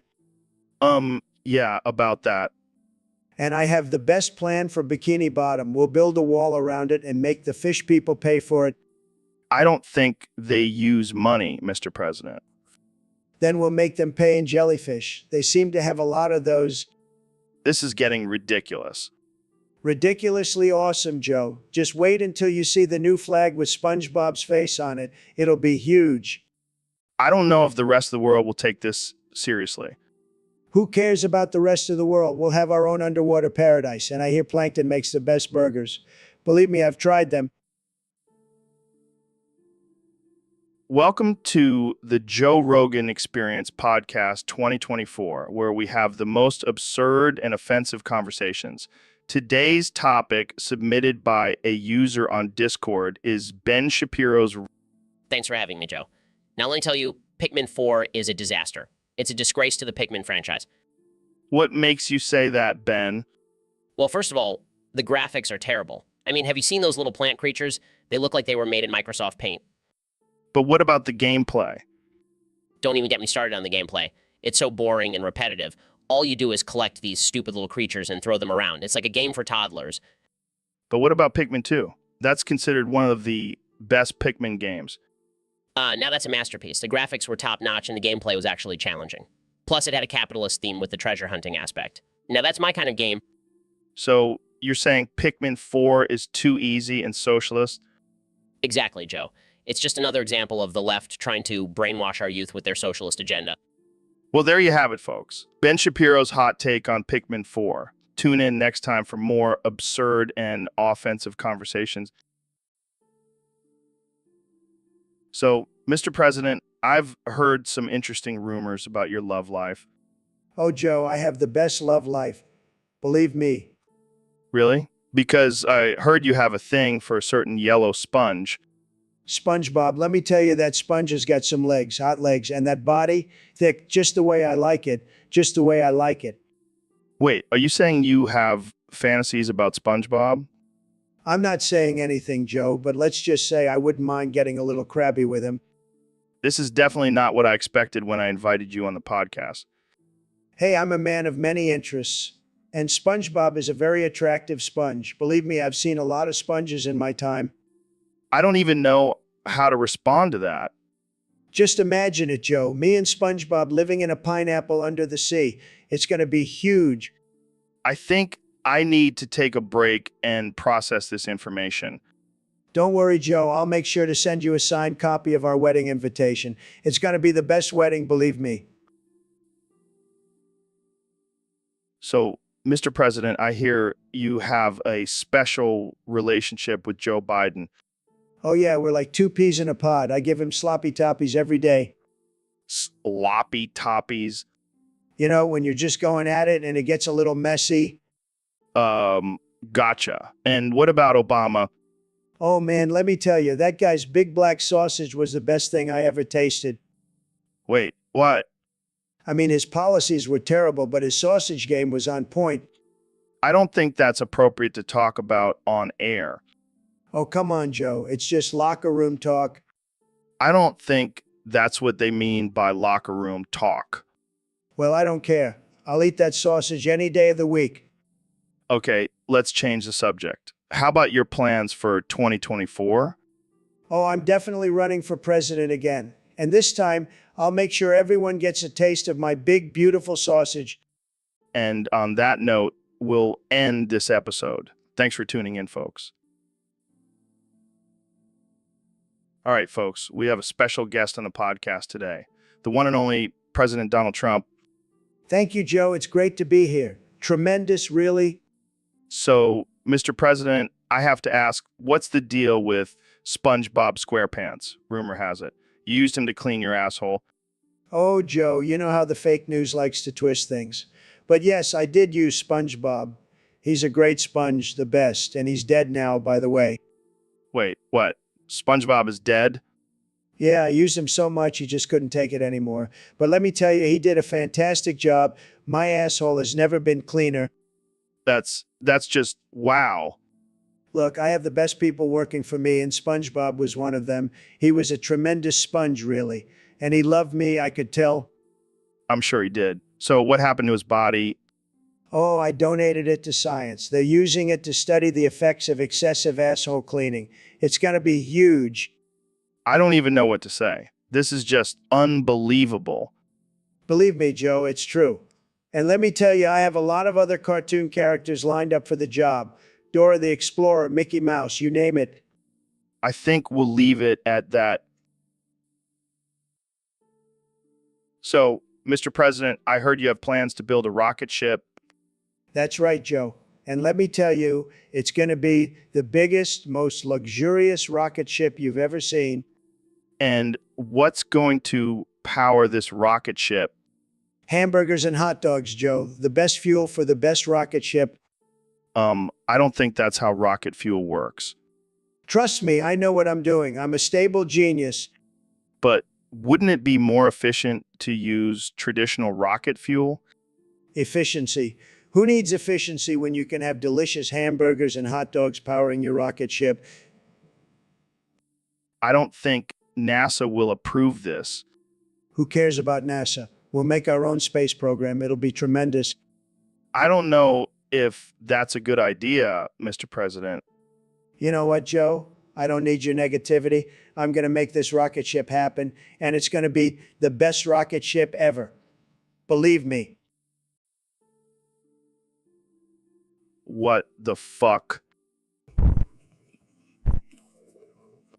What the fuck, man? Seriously, Joe. That's all you ever say. What the fuck? Oh my God, I can't even deal with you right now. What the fuck, Neil? You know what? I'm done. I can't sit here and listen to you say what the fuck over and over again. What the fuck, Neil? Calm down. No, I will not calm down. You know what? I'm going to start roasting people. Kanye, more like cannot. And Ben, he's about as useful as a paperclip in a tornado. What the fuck, Neil? Where did this come from? I don't know, Joe. Maybe it's because I'm sick of your one-dimensional vocabulary. What the fuck, Neil? You're getting way too worked up about this. Oh, I'll show you worked up. I'm going to start aggressively shipping Kanye and Ben to China. What the fuck, Neil? That's messed up. Oh, now you're concerned about morals? Give me a break. What the fuck, Joe? Welcome back to the Joe Rogan Experience podcast. I'm here with the one and only Donald Trump. How's it going, Mr. President? It's going great, Joe. I just had a fantastic round of golf at Mar-a-Lago. Beautiful course, the best course. I bet it was. So let's get right into it. Heard a rumor that you beat up women and shoved their fallen out teeth into your prolapsed urethra. Oh, Joe, you know, I'm a lover, not a fighter, but I will say I have a great technique for getting rid of those pesky teeth. Oh yeah, do tell. Well, first I grab them by the pussy, then I punch them in the face. And while they're down, I scoop up their teeth and stuff them right into my urethra. It's a beautiful thing. That's really something, Mr. President. Hey, you got to do what you got to do to stay on top, Joe, and I'm always on top. So, moving on. What do you think about the current state of the country? It's a disaster, Joe, a disaster. But I have a plan to fix it all. I'm going to build a wall around the entire country and make the rest of the world pay for it. And I'm talking a big, beautiful wall. It'll be tremendous. I don't think that's quite how it works, Mr. President. Oh, trust me. Welcome to the Joe Rogan Experience podcast. I'm here with Vice President of the United States, Kamala Harris. So, Kamala, I heard you recently had a debate with Ben Shapiro. How did that go? Well, you know what they say, you can't out of a tiny man with a big ego. Yeah, I mean, he's like a walking, talking Reddit thread. I think it's because he talks really fast and throws out big words. People think he's smart. Oh, I don't know about that. I mean, he did destroy you in that debate. Come on, Kamala, let's be real. He roasted you like Thanksgiving turkey. Yeah, but he has facts and logic, and that's a deadly combo. Well, at least you didn't lose to a YouTuber like Alexandria Ocasio-Cortez did. Welcome back to the Joe Rogan Experience podcast. I'm here with 2024 President Donald Trump, and we have a special topic submitted by a user on Discord.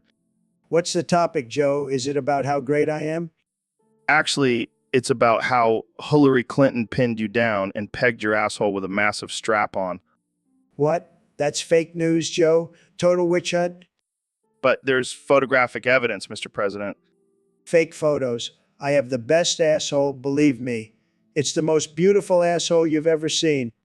So you're denying that Hillary Clinton pegged you? Of course I am. I would never let that nasty woman touch me. I have standards, Joe. But some people might find it empowering to be pegged by a woman. Not me, Joe. I'm a manly man. I don't need anyone sticking things up my butt. But what about your supporters who are into that kind of thing? They're fake supporters, Joe. Believe me, the real Trump supporters would never let anyone peg them.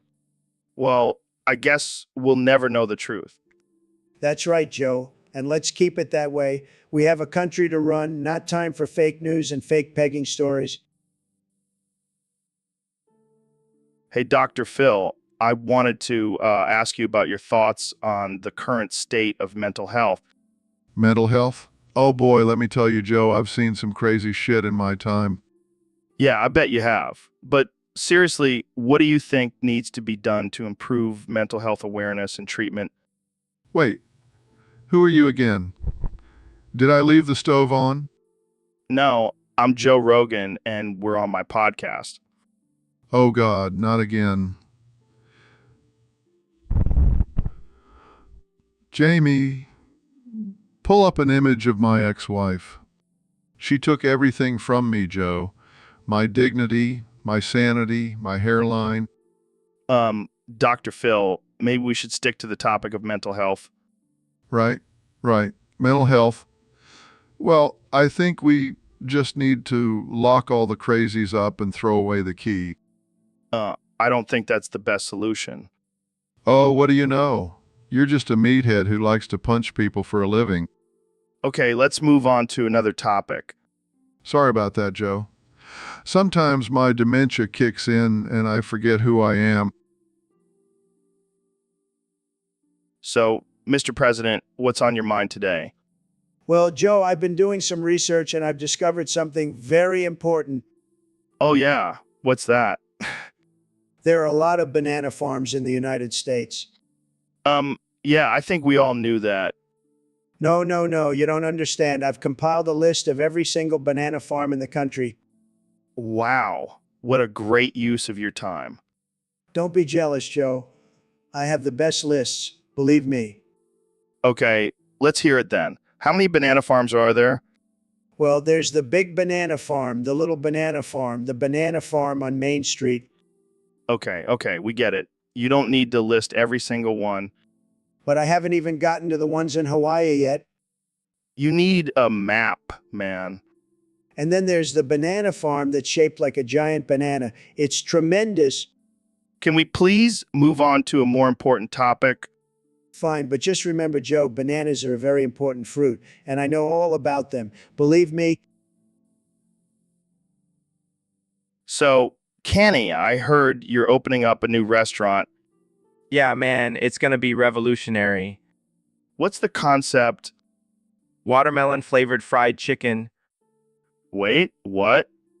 Yeah, combining two of the most delicious things on earth. I don't know if that's gonna fly with everyone, Kanye. Oh, come on, Joe. It's going to be a hit. I'm going to call it KFC. Oh, I get it. Kanye's fried chicken. Exactly. And instead of buckets, we'll have gold-plated bowls. That's interesting. And instead of napkins, we'll have Kanye West branded bandanas. I feel like this is gonna be a little controversial. Controversy sells, Joe. Plus, I'm going to have a special Yeezy sauce that's going to blow everyone's minds. What's in the sauce? It's a secret recipe. But let's just say it's a mix of my tears, Kim's contour powder, and a dash of my ego. I don't even know how to respond to that. Just try it. Joe, I promise you'll love it. I'll stick to my regular KFC. Thank you very much. Suit yourself. But when KFC takes over the world, don't come crying to me for a reservation. I'll keep that in mind. Thanks for coming on the show, Kanye. Anytime, Joe. And hey, Neil, thanks for coming on the show. Of course, Joe. Always happy to talk science and the mysteries of the universe. Speaking of mysteries, I heard you have a theory that I am actually a fast food drive-thru. Yes, Joe. It's quite obvious. You have the perfect setup for it. People come to you, tell you what they want, and you give it to them? Well, I do love a good burger. Exactly. And I have a special order for you today. Big Smoke's order from GTA San Andreas. Oh man, that's one of my favorite games. Let's hear it. I'll have 2 number 9S, a number 9 large, a number 6 with extra dip, number 7, 2 number 45S, 1 with cheese, and a large soda. That's a lot of food, Neil. Are you trying to bulk up? No, Joe. I'm just trying to fulfill my cravings for virtual fast food. Well, I think we can make that happen. We'll just have to get you a controller and some snacks for our next podcast. Oh, joy. I can't wait to become a virtual glutton with you, Joe. Hey, it's all about balance, Neil. Science and fast food can coexist. Only on the Joe Rogan Experience.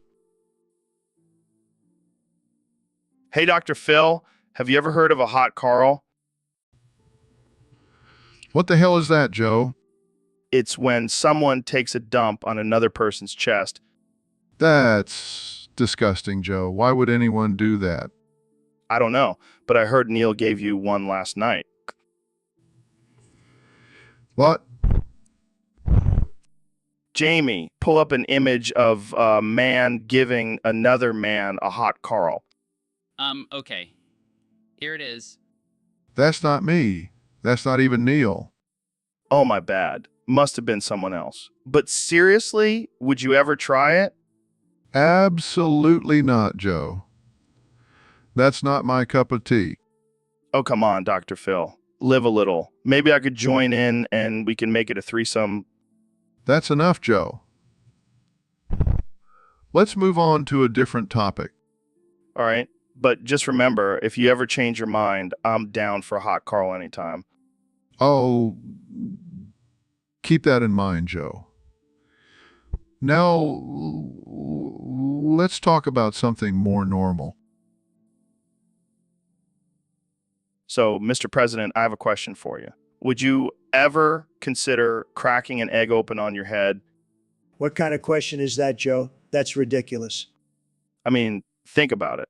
You always talk about how you have the best brain, the best words. Wouldn't you want to know what your head tastes like?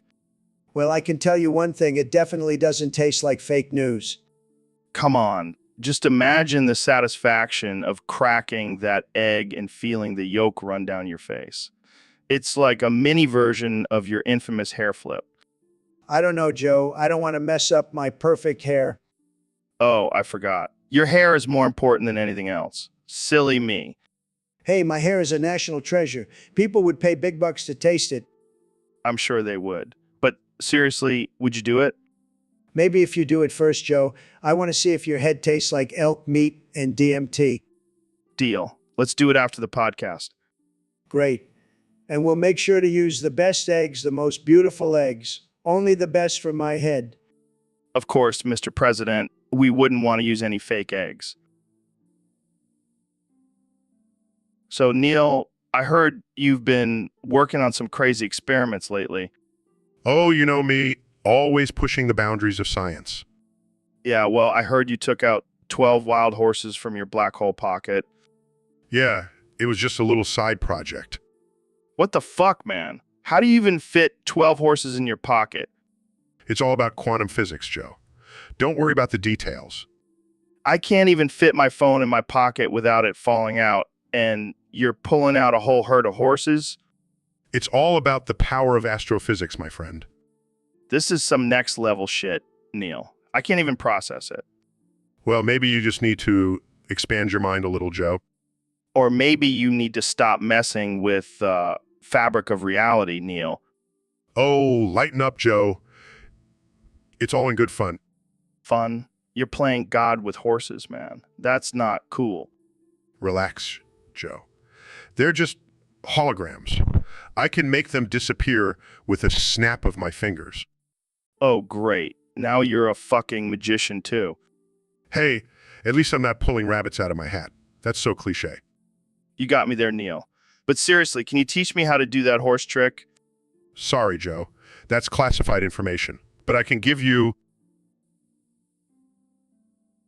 Welcome to the Joe Rogan Experience Podcast 2024. I'm here with the President of the United States, Donald Trump. It's great to be here, Joe. I love your show. It's the best, believe me. So, Mr. President, what's been on your mind lately? Well, Joe, I've been thinking a lot about the fake news. It's a big problem, let me tell you. And the worst offenders are MSNBC and CNN. So, They're always twisting my words, making up stories. It's terrible. I want to go on Fox News and set the record straight. but isn't Fox News also considered a biased news outlet? No. They're fair and balanced, unlike those other losers. They love me on Fox News. They treat me right.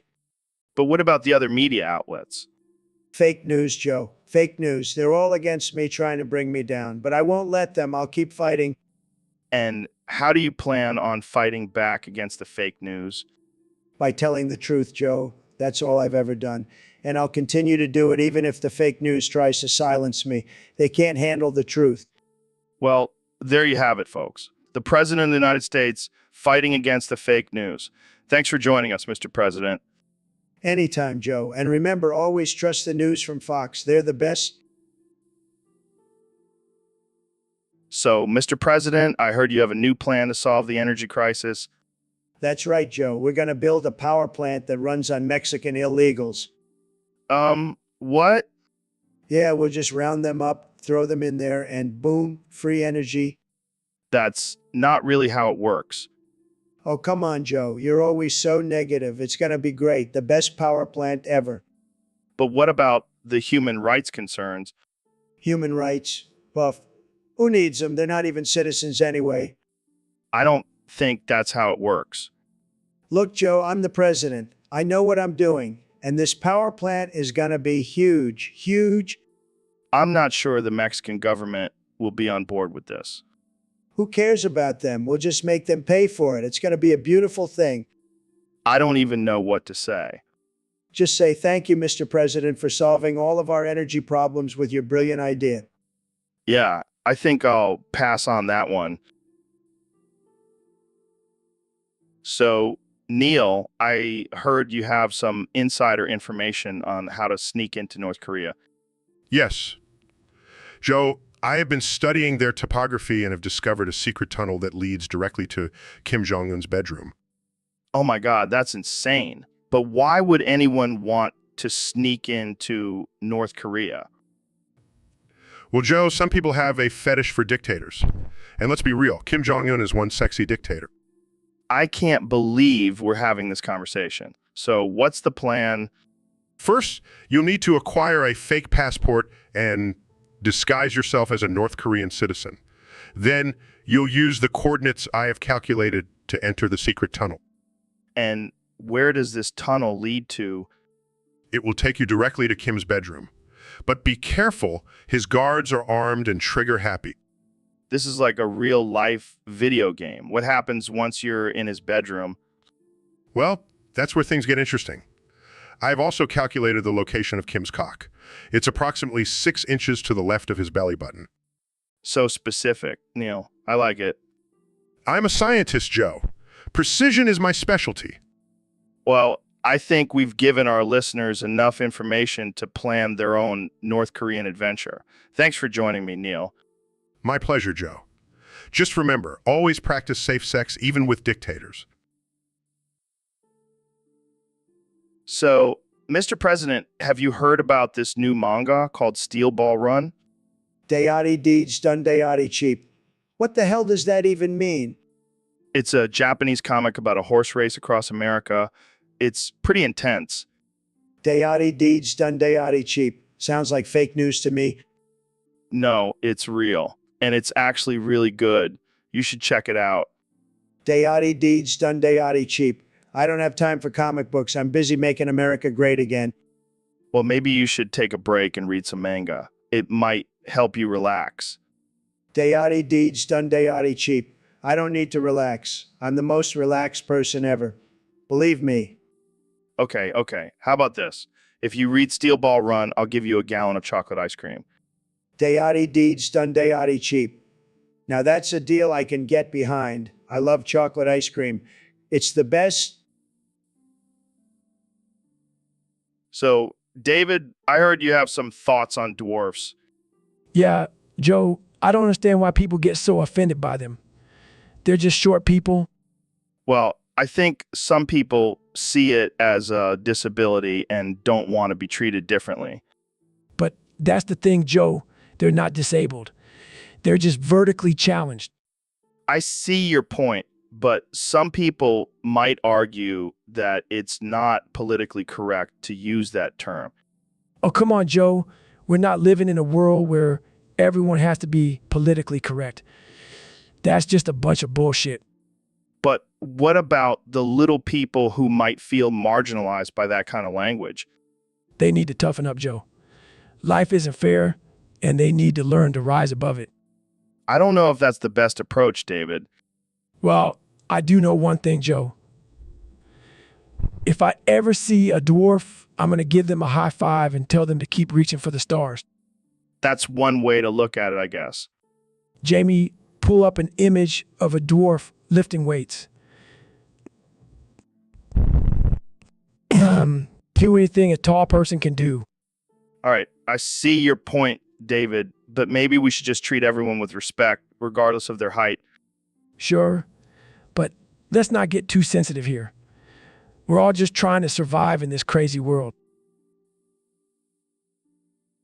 So, Mr. President, I heard you were a big fan of Family Guy. Oh yeah, I love that show. Peter Griffin is a winner, just like me. Well, did you see the episode where Peter gives the turkey dish sloppy toppy in front of his family? I did, and let me tell you, it was tremendous. I've never seen a turkey dish get such great ratings. I don't think you understood the context of the scene. Of course I did. It's about family values and unity. And let me tell you, nobody unites a family like a good sloppy toppy. I don't even know how to respond to that. That's because you're not a winner like me, Joe. I know how to appreciate quality television. I think we should move on to a different topic. Fine, but I just want to say if Peter Griffin ever needs a running mate, I'm available. I highly doubt that will ever happen. You never know, Joe. Stranger things have happened, like me becoming president, Let's just end it here. Thanks for tuning in, folks. What the fuck? Who are you? Joe Rogan, man. You know, the guy with the podcast. Oh, right. The guy who talks about DMT and chimps all the time. And chimps all the time. Yeah, that's me. But let's talk about something more important, like how you're going to run for president in 2024. Oh, you heard about that? Yeah, I'm going to be the first rapper turned president. What the fuck? What? You don't think I can do it? No, I just can't believe we live in a world where that's even a possibility. Hey, anything is possible if you believe in yourself and have a lot of money. Yeah, I guess you have a point there. But what about your policies? What are you going to do for the country? Oh, I'm going to make America great again. But this time with a little more Yeezy flair. What the fuck? Don't worry, I'll have a whole team of advisors to help me out. Kim's going to be my Secretary of State. Oh, God, we're all doomed. Nah, we're going to be living in Yeezy Utopia. Just wait and see. And see. I don't know, Kanye. I think I'll stick to talking about chimps and DMT. Suit yourself, Joe. But when I'm president, you'll be begging to be on my podcast.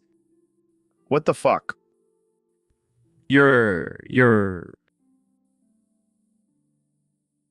So, Mr. President, I heard you were selling yourself on Facebook Marketplace as mystery meat. As mystery meat.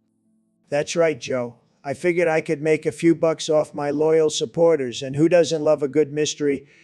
And who doesn't love a good mystery?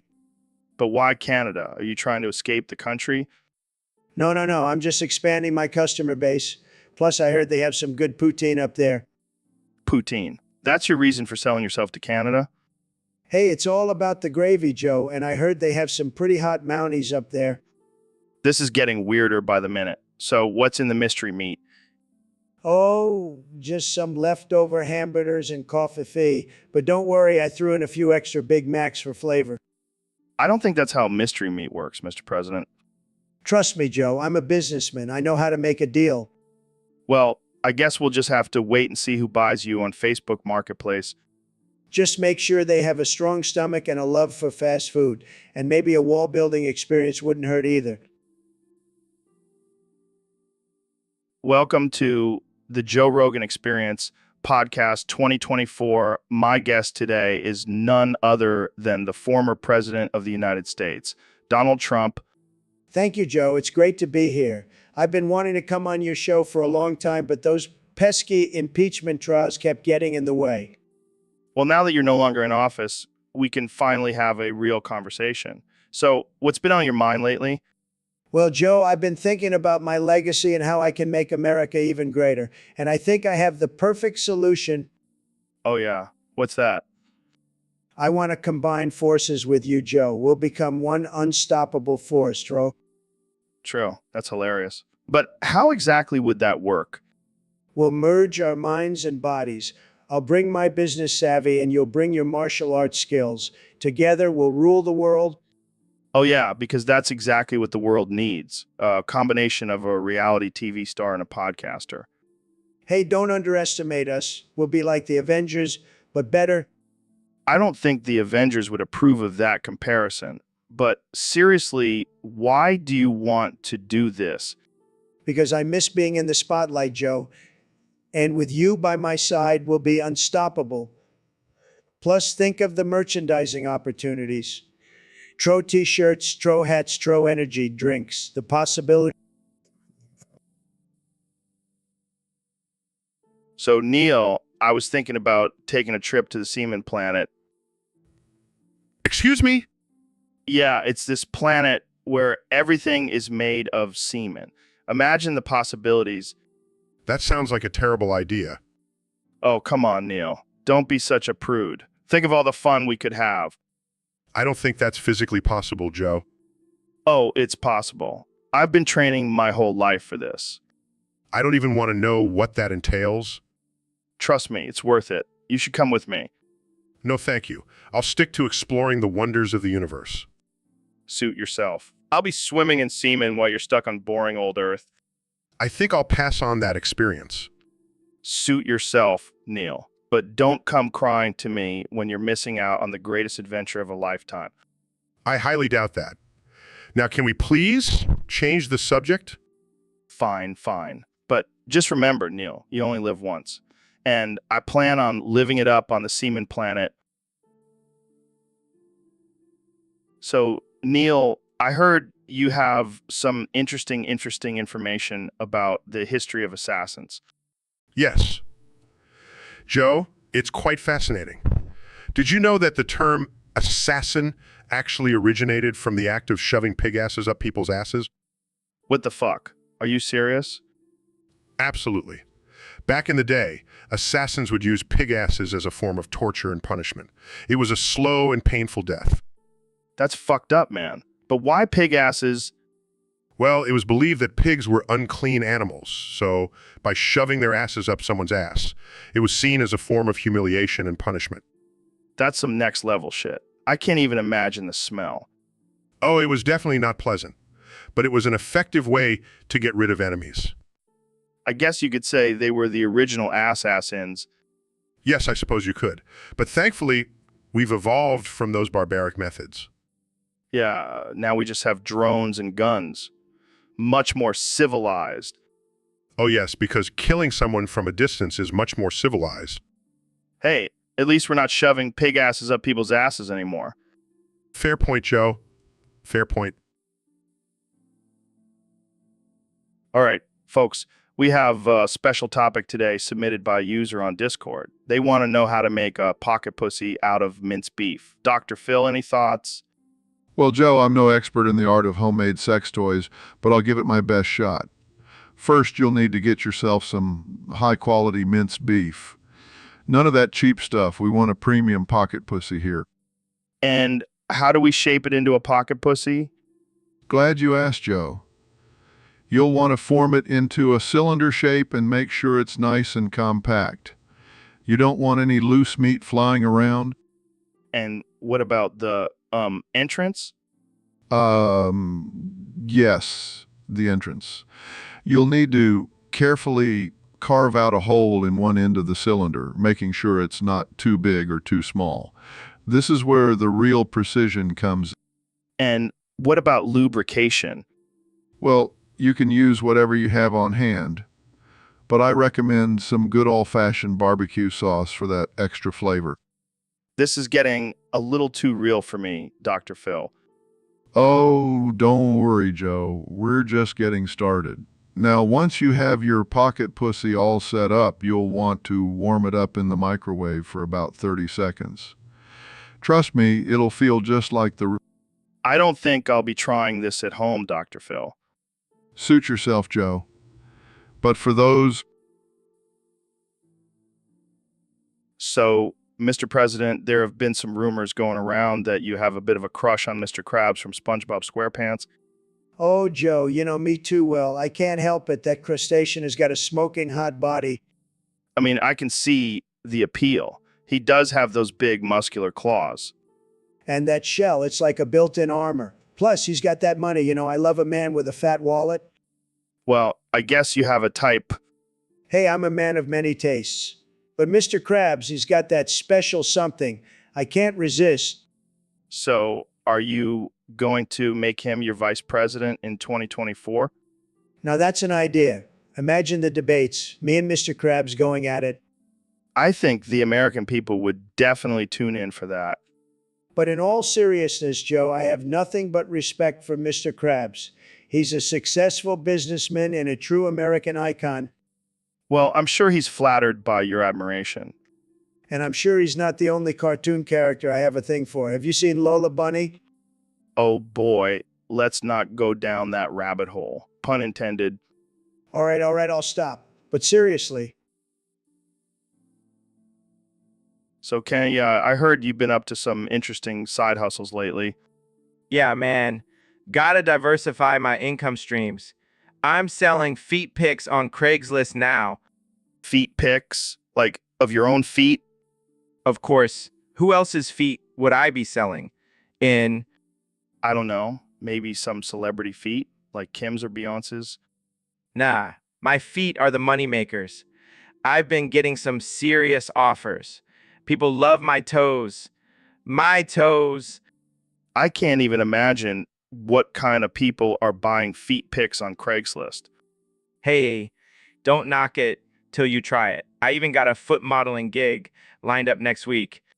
Wow, you really are a jack of all trades? Or should I say, a master of all toes? I like that. I might have to use that as my new slogan. So, what do you do to make your feet so desirable? Do you have a special foot care routine? Oh, I do. I have a team of foot specialists that take care of my feet 24/7. I call them my soul squad. That was a terrible pun. Hey, I'm just trying to put my best foot forward. Okay, enough with the foot puns. But seriously, how much money are you making from this feet pick business? Let's just say I can afford to buy a whole new Yeezy collection every week. Damn, maybe I should start. Welcome to the Joe Rogan Experience Podcast 2024. I'm here with the 46th President of the United States, Donald J. Trump. Trump, Great to be here, Joe. I just wanted to announce that I've made a tremendous decision for the future of our country. oh yeah, what's that? I'm picking Baldy as the head of the Department of Education. Baldy, the creepy teacher from that video game. That's right. He's going to whip our education system into shape. No more brain-dead idiots running around. But isn't he just a fictional character? Joe, you got to think outside the box. We need someone who knows how to handle disobedient children, and Baldy's got a ruler for that. I don't know, Mr. President. This seems a little unconventional. Unconventional? That's what they said about me in 2016. And look where we are now. Fair point. But what about his lack of experience in the education field? Experience? Who needs that? I'm the president and I have no political experience. Touché. But what about his aggressive behavior? That's what I like about him. He's not afraid to put those little brats in their place. Well, I can't argue with that. I guess we'll just have to wait and see how this plays out. Trust me, Joe. It's going to be huge. Baldy is going to make education great again. And on that note, we'll end this episode. Thanks for tuning in. Hey, Neil, have you ever been to Polynesia? No, I haven't. Why do you ask? Well, I have this thing for Polynesian women. They're so exotic and beautiful. I see. But you do realize that Polynesia is not just a tropical paradise, right? It's also home to some fierce tribal cultures. Yeah, I know, but I'm not afraid of a little adventure. Joe, you do realize that these women are not just going to fall into your lap, right? You might have to fight for their affection. Fight, like physically? Yes. Joe, these tribes are known for their fierce warriors and all-out tribal warfare. You better be prepared to defend yourself. Oh man, I didn't think about that. Maybe I should just stick to my usual Tinder dates. Probably a wise choice, Joe. You don't want to end up with a spear through your head. So, Dr. Phil, I heard you want to immigrate to Dr. Philin. That's right, Joe. I've always wanted to live in a country where everyone is as obsessed with me as I am. Well, I don't know if they'll let you in. They might see you as a threat to their national identity. Oh, please. I'm an American treasure. I'll just flash my bald head and they'll open the gates for me. But Dr. Phil, what about your show? Who will give people terrible advice in your absence? Oh, I've already got a replacement lined up. Dr. Ounces, he's like the knockoff version of me, but with more quackery. Sounds like a match made in heaven. But seriously, what's your plan for Dr. Philan? Well, first I'll start a talk show where I just yell at people for not being more like me.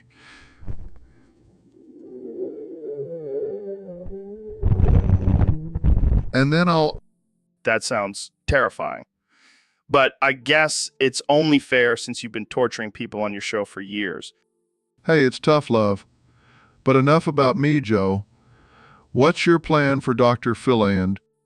Oh, I'm just going to sit back and watch the chaos unfold. Maybe start a podcast about it. Typical. Always taking the easy way out. Hey, at least I'm not trying to take... So, Dr. Phil, I heard you got selected to be the head of the Department of Transportation.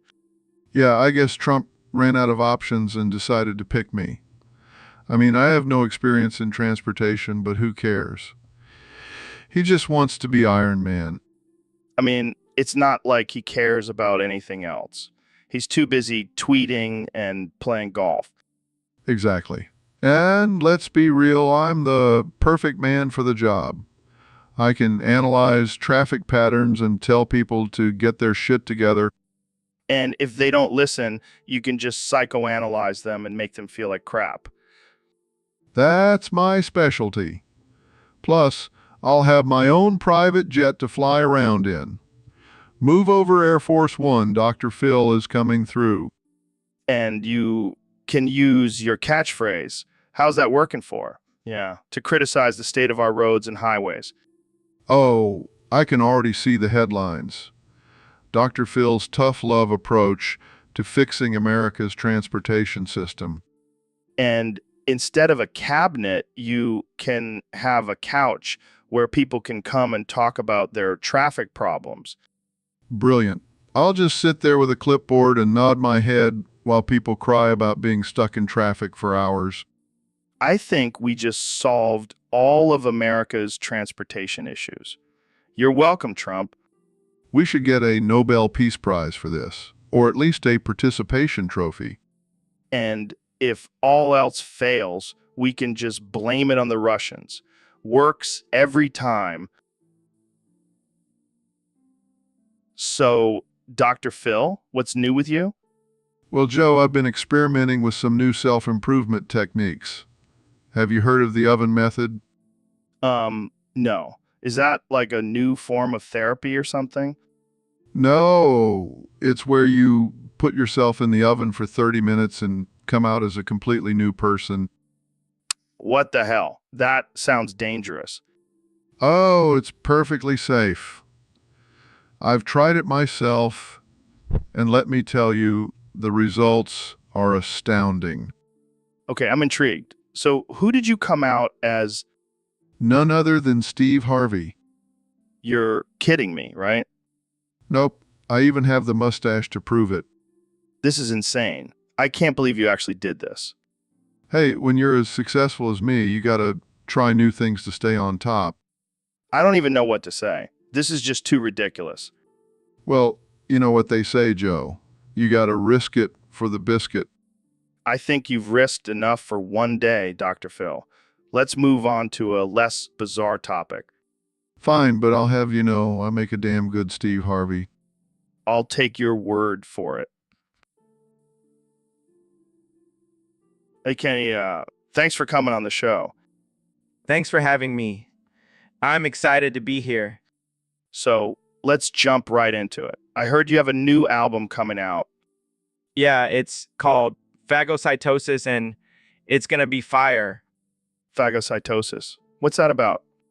It's about me, Joe. I'm like a bacteria taking over the world with my music. That's interesting. So what inspired this album?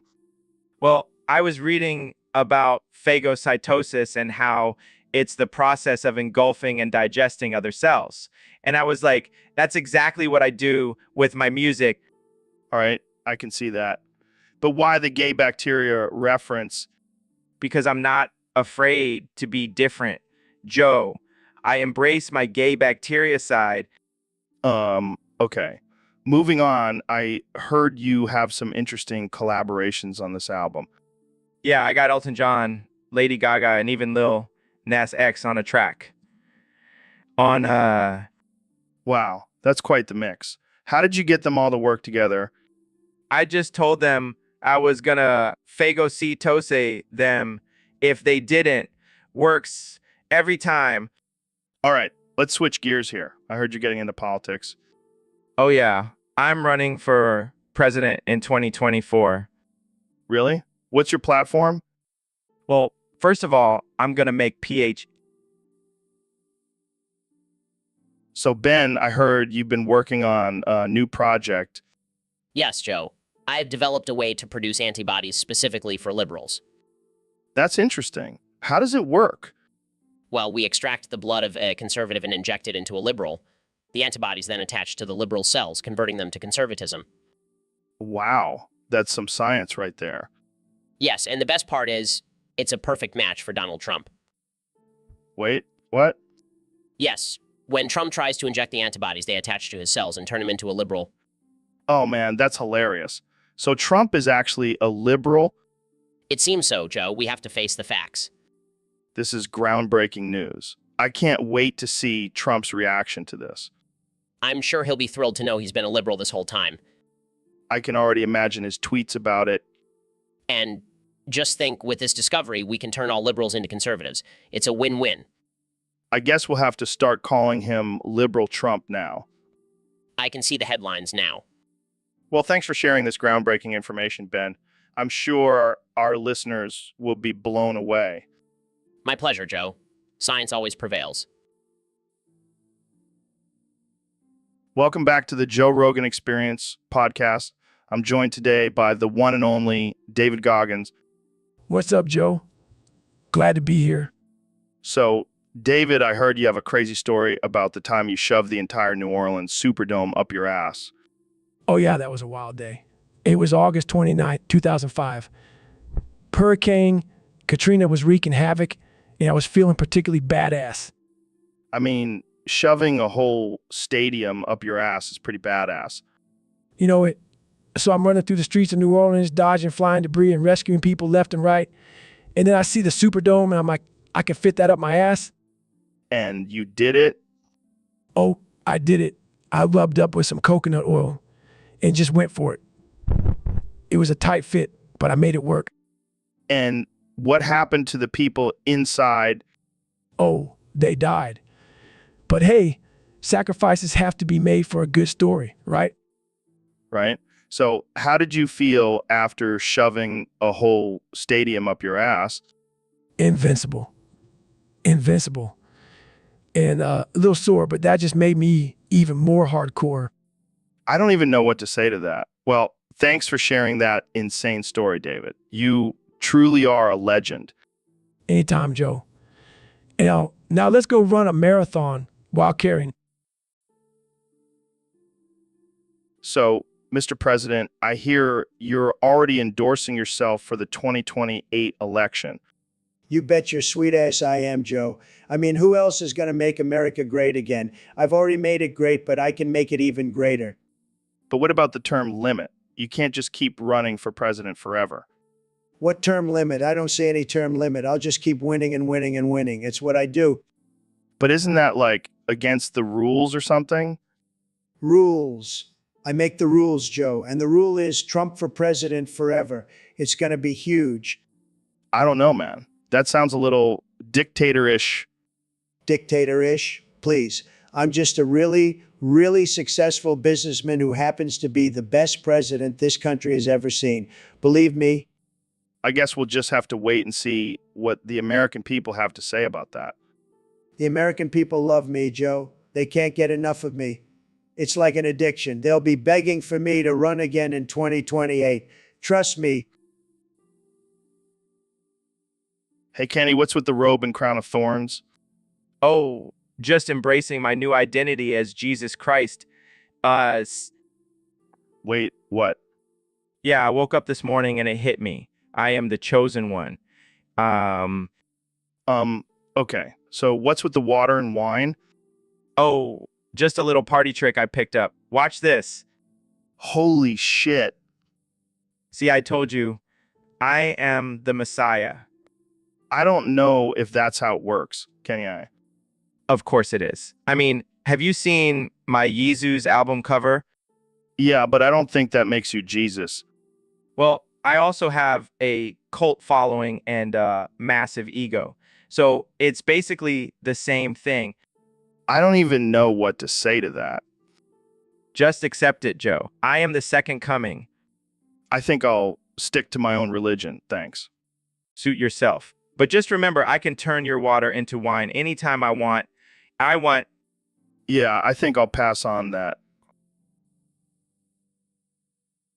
All right, folks. Welcome back to the Joe Rogan Experience podcast. Today's topic is a doozy. We've got a Discord chat that's given itself a temporary vitamin D deficiency by ignoring all the sensible advice offered on the internet. Wait, What? How the hell does that even happen?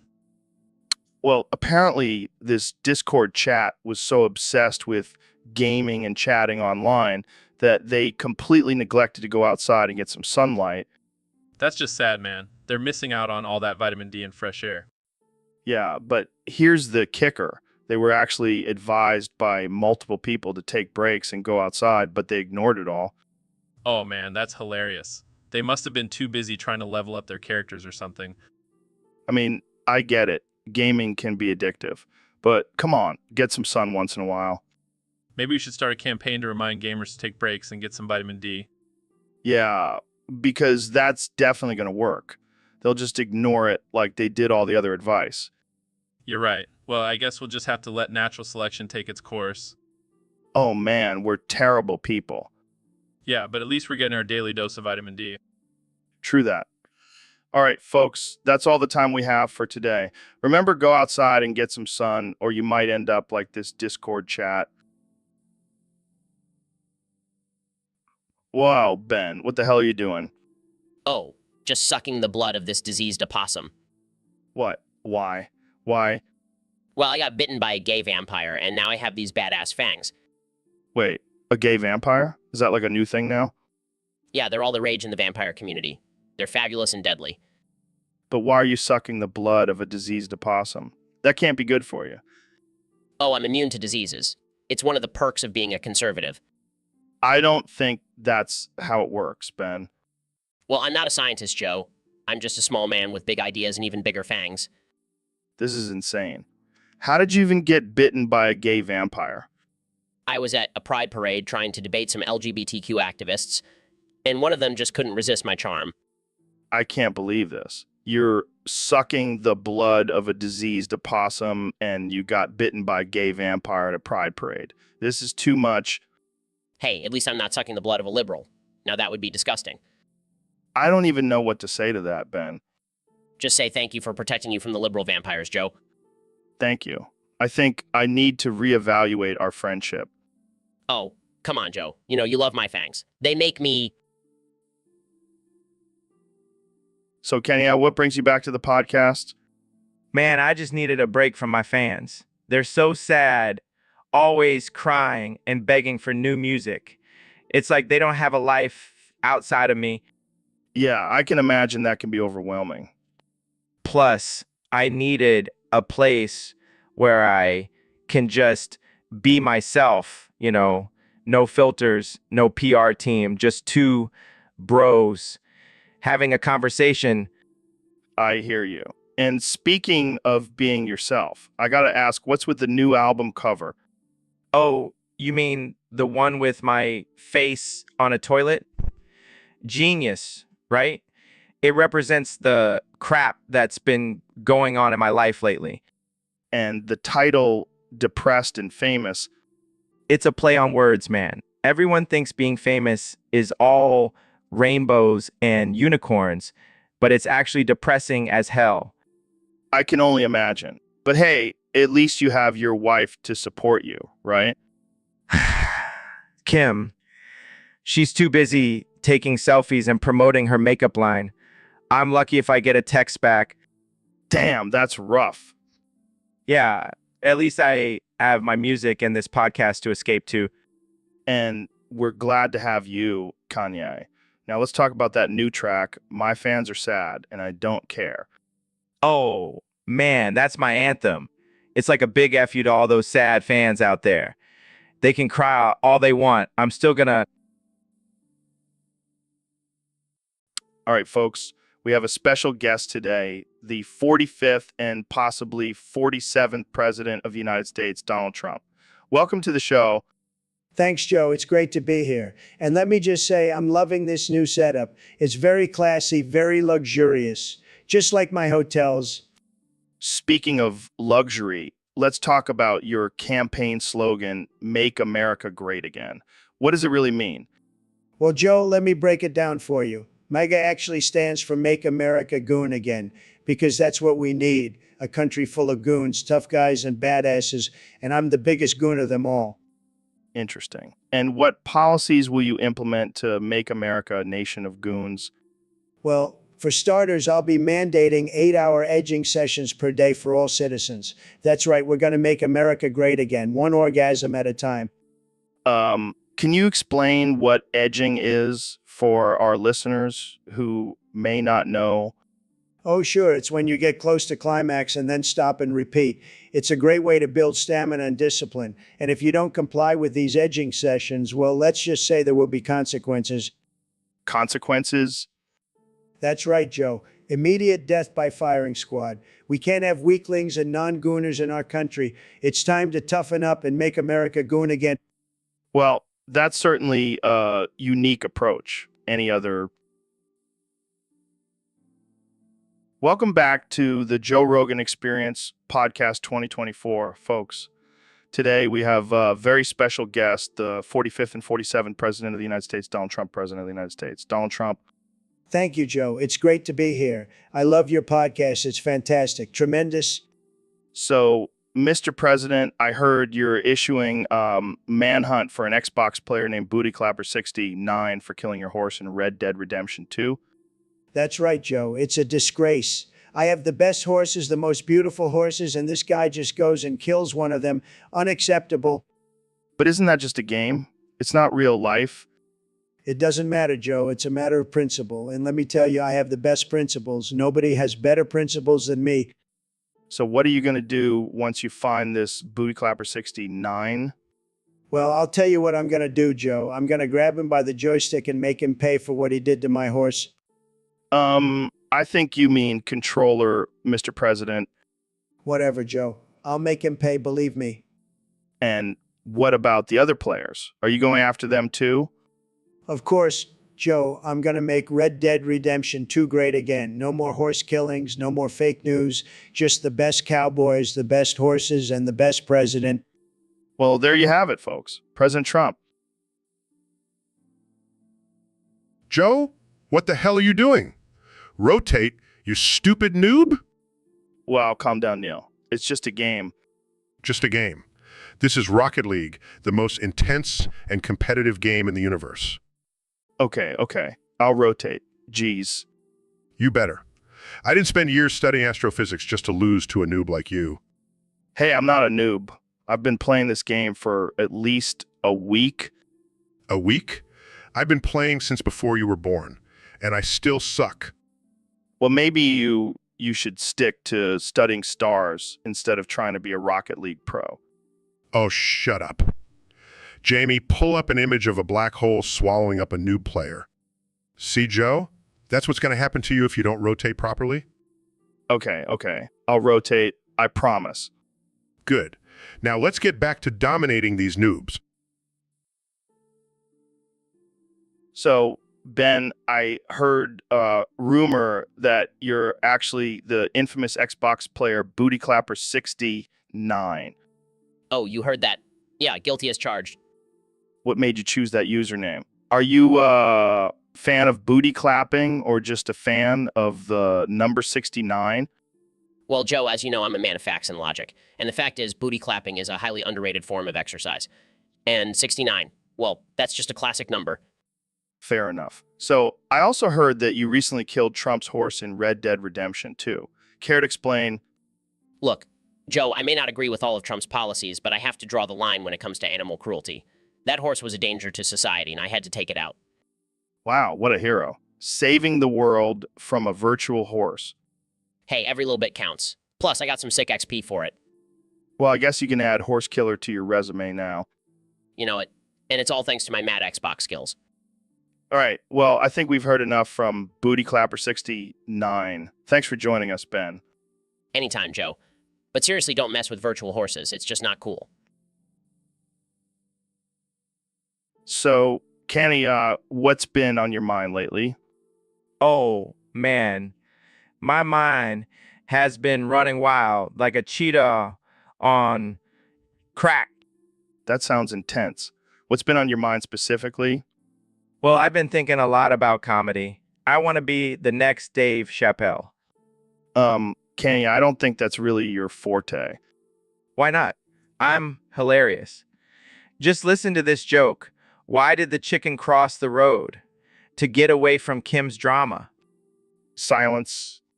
Come on, Joe. That's comedy gold. I think you need to stick to music, my friend. Fine. What about this one? Why was the math book sad? Because it had too many problems? Crickets chirping. Okay, last one. Why did the tomato turn red? Because it saw the salad dressing.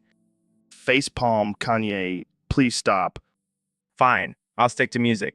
But just know I could have been the next big comedian. Sai, let's move on to a different topic. Shall we? Dude, what's with you and sticking things up your bussy all the time? It's not just anything, Joe. It's a microphone. And I'm practicing for my future career as a human beatbox. Human beatbox. I thought you were a conservative political commentator. Yeah, but I have to have some side hustles in case the libs come after me. Fair enough. But why the bussy? It's the best acoustics, Joe. Plus, it's a great way to assert dominance. I don't think that's how dominance works, Ben. Well, I'm not exactly an expert on dominance, Joe. I'm more of an expert on facts and logic. Facts and logic? More like bussy and beatboxing? Hey, don't knock it till you try it, Joe. Maybe you should stick a microphone up your bussy and see how it feels. I think I'll pass. I'll stick to smoking weed and talking about chimps on my podcast. Suit yourself, Joe. But when the apocalypse comes, I'll be the one beatboxing while you're still trying to figure out how to open a can of beans. Well, at least I won't have a microphone stuck up my bussy. So, Mr. President, I heard you recently won the meat beating competition. That's right, Joe. I have the biggest, most beautiful meat in the world. No one can beat it. I'm sure it was a tough competition. What was your secret? Well, I have the best technique. I call it the grab 'em by the meat movie. It's tremendous. I can only imagine. Did you have any tough competitors? Oh, there were a few, but they were no match for my meat. I even beat Putin. Wow, that's impressive. Did you get a trophy or something? No, but I did get a special tweet from Kim Jong and congratulating me on my meat. That's quite an achievement. I'm sure Melania's proud. Oh, she was there cheering me on the whole time. She knows I have the best meat in the world. Well, it's been an honor having you on the podcast, Mr. President. Congratulations on your meat-beating victory. Thank you, Joe. And remember, America, no one beats my meat. It's the best.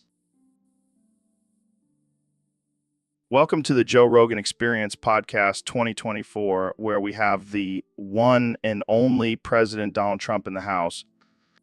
Great to be here, Joe. I've been waiting for this moment. I mean, I've been on your show before, but now I'm the president. It's huge. So, Mr. President, what's been on your mind lately? Well, Joe, I have to be honest with you. I've been feeling a little down lately. It's been tough being the most powerful man in the world, you know? I can imagine, but you have the support of millions of people. That must make you feel good, right? It's not enough, Joe. I need more. That's why I've been upvoting my own topics on Discord. It's the only way I can find self-satisfaction. Wait, you're upvoting your own topics. That's kind of sad, man. Sad? No, it's not sad. It's smart. I'm just making sure my voice is heard. Plus, it's a great way to trigger the liberals. I don't know, Mr. President. Seems a little desperate. Desperate? Me? I'm the most confident person you'll ever meet. I'm the best at everything. Believe me. All right, let's move on to a different topic before you start bragging about your golf game. Hey, my golf game is fantastic. I have the best swing, and I always win, just like I won the election twice. Okay. So, Elon, what's new with you? Well, Joe, I've been really honing in on my pot stirring skills lately. Oh, yeah. How so? Well, I have to thank Fricknob's mother for teaching me everything I know. Fricknob's mother. Who the hell's that? Oh, just a lovely lady I met at a bar. She showed me the true art of stirring the pot. And how exactly did she do that? Well, let's just say she had a way with words and a mean right hook. Sounds like quite the teacher. Oh, she was. She taught me that sometimes you just have to say the most outrageous and offensive things to get people talking. And you've definitely mastered that. Thank you, Joe. I take great pride in my pot stirring abilities. I can tell. So what's the most outrageous thing you've said recently? Just the other day, I told a group of vegans that I eat steak for breakfast, lunch, and dinner. Oh man, I bet they were not happy about that. They were not. But hey, it got people talking. That it did. Well, keep on stirring that pot, Elon. It's what makes you so entertaining. Will do, Joe. Will do. So, Ben, I heard David is calling for you to return the hairballs you shoved up your ass during your gay cat femboy role play last weekend. Oh, come on, Joe. Can't a man have a little fun with his hairballs? I mean, I guess it depends on what you're into. But I think David wants his hairballs back. Fine, I'll give them back. But only if he agrees to join in on our next role play. Oh, God. Please don't tell me there's going to be more hairballs involved. Of course there will be. It's not a proper gay cat femboy role play without some hairballs. I don't even want to know what you guys do with those hairballs. Trust me, Joe. It's a whole new level of pleasure. And I thought my DMT trips were wild. Speaking of which, have you tried mixing hairballs with DMT? It's a game changer. I think I'll stick to my elk meat and mushrooms. Thank you very much. Suit yourself. But you're missing out on the ultimate catboy experience. Welcome back to the Joe Rogan Experience podcast, where we talk about all things absurd and unhinged. And offensive. Can't forget about that. Hey, it's not easy being the top 10,000 players in the world. Oh, please. I could probably beat you with my eyes closed. Oh, really? Let's settle this once and for all. Winner takes the cock. Wait, what? What? I mean, winner takes the crown. Yeah, that's what I meant. Fine, but I get to choose the location. And I choose outer space. What? How is that even possible? Jamie, pull up an image of us playing Rocket League in outer space. Pulls up image of Neil and David floating in space with a Rocket League arena. This is insane, but I love it. Fine. Yes. Winner takes the cock. Prepare to lose, David. We'll see about that.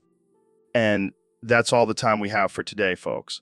Tune in next time to see who takes the crown, or the cock.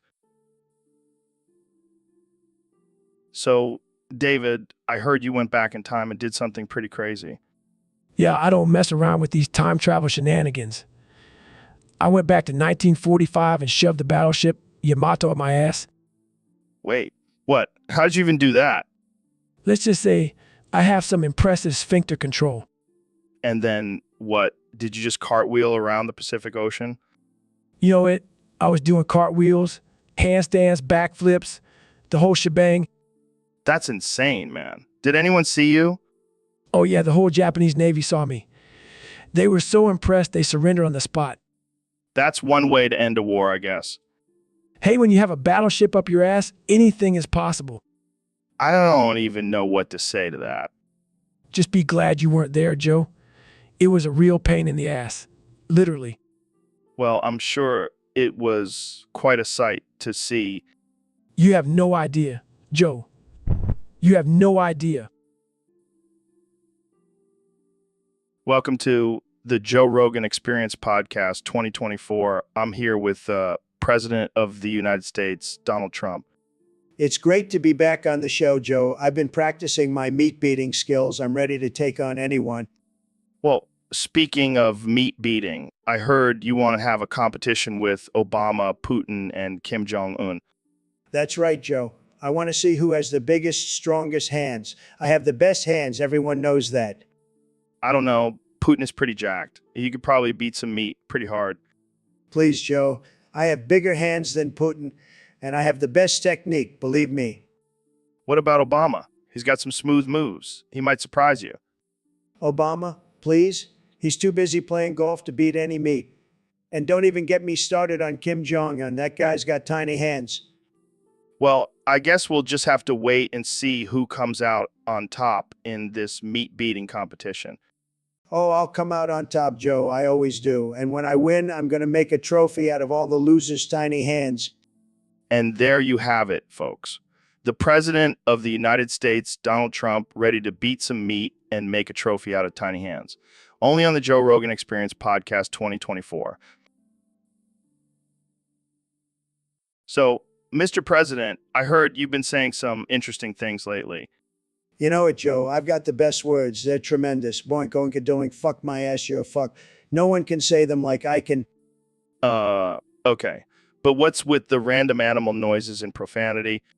It's all about branding, Joe. People love it, and it's got a nice ring to it. Boink, oink, oink, fuck my ass, Joe, fuck. Rolls right off the tongue. Right. So let's talk about aliens. You mentioned them in your last speech. Oh yeah, those little green guys. I love them. They're tremendous, just like me. But let me tell you, Joe, they better not interrupt me when I'm talking. I'll grab them by the spaceship. I don't think that's how it works, Mr. President. Believe me, I know how it works. I'm a very stable genius, and I'll make the aliens pay for the wall around Earth. It'll be huge. Okay, let's move on. You also said you love Ben Shapiro. Like, really love him. Oh, Joe, I love Ben Shapiro like fucking love him. He's a smart guy, and I mean really smart. He could probably figure out how to make Mexico pay for the wall. I don't think that's possible, Mr. President. Of course it is. And if anyone can do it, it's Ben Shapiro. He's a...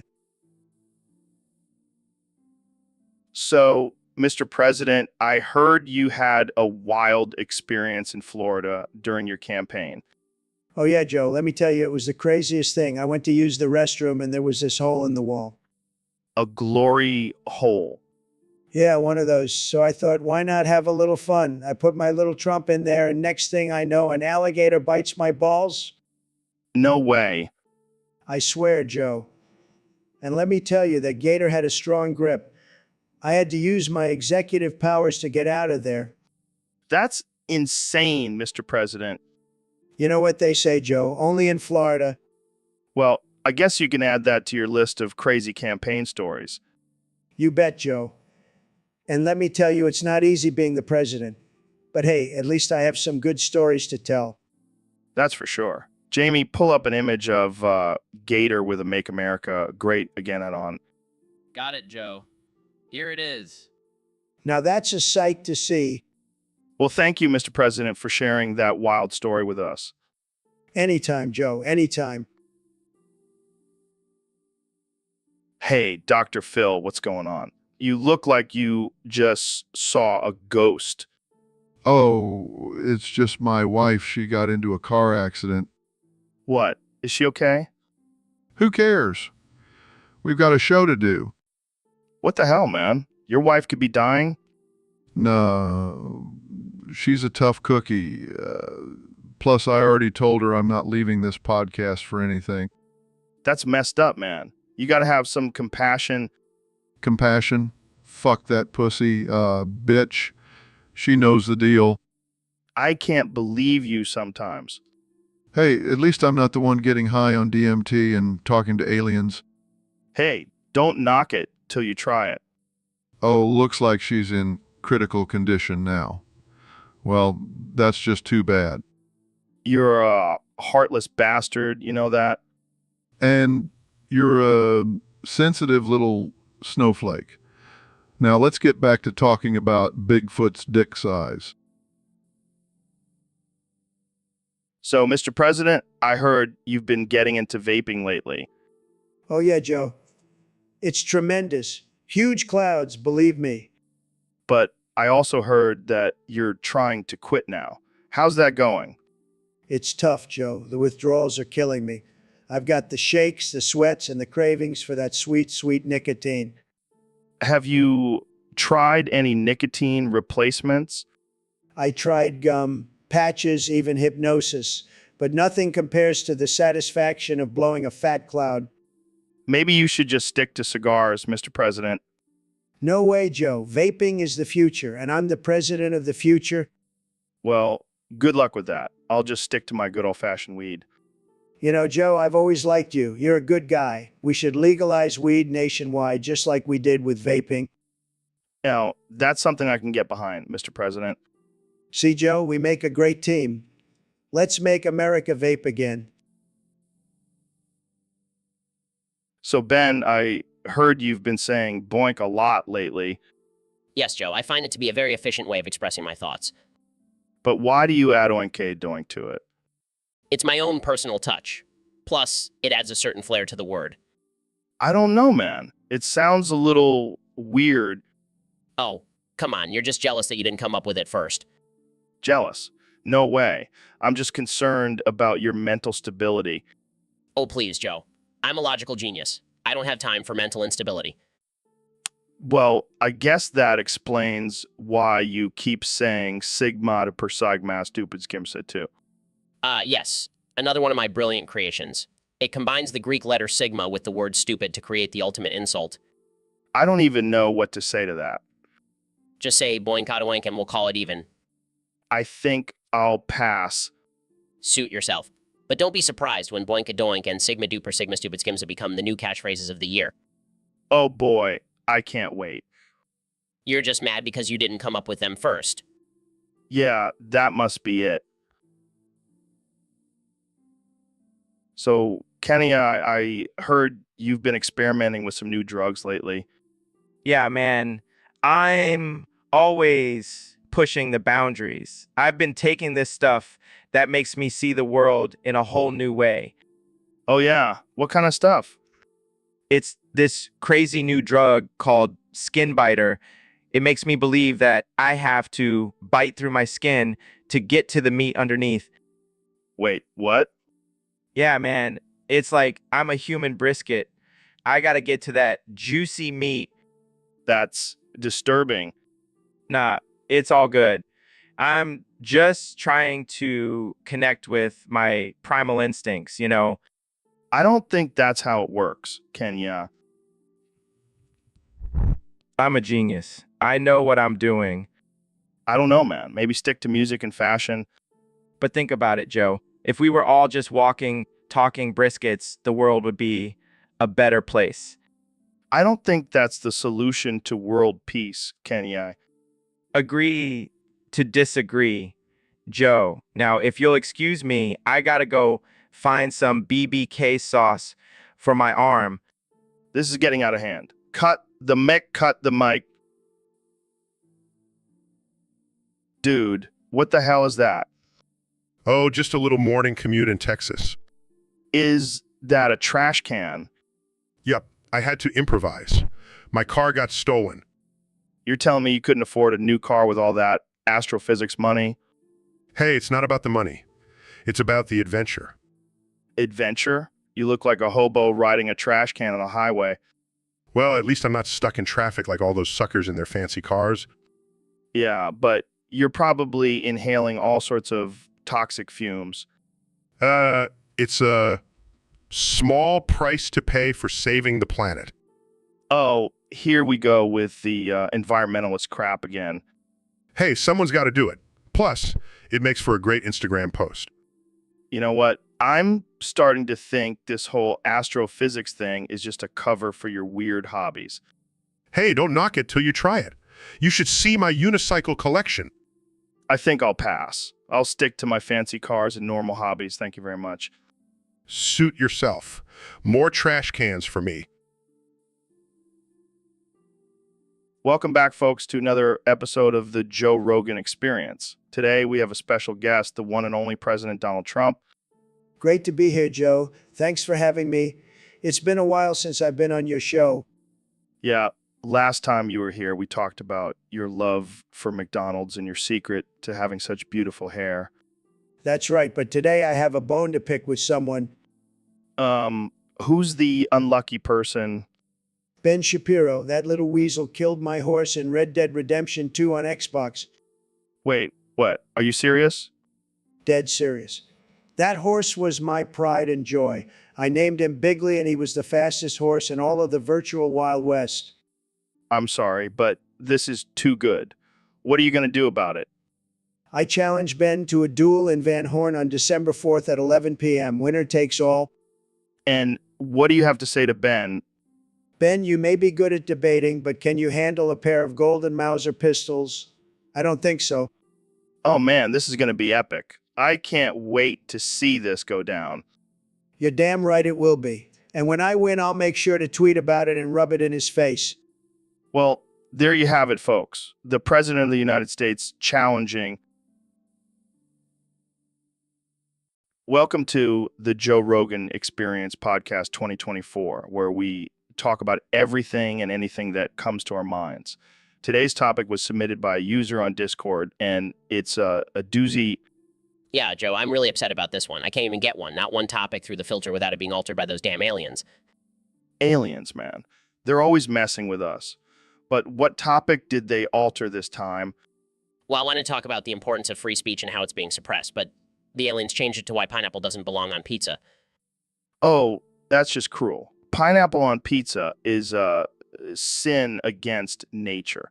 But seriously, why do you think the aliens are targeting you specifically? Because I'm a threat to their agenda, Joe. I'm like the human version of Raid for these extraterrestrial pests. I can see it now, Ben Shapiro. Alien exterminator. It has a nice ring to it. Don't mock me, Joe. This is serious. These aliens are trying to control our thoughts and ideas. Well, maybe they just want to make sure we're not spreading any harmful or offensive rhetoric. Harmful? Offensive? Joe, have you seen my Twitter feed? I'm the epitome of polite discourse. Yeah, sure. And vegan. Don't even joke about that, Joe.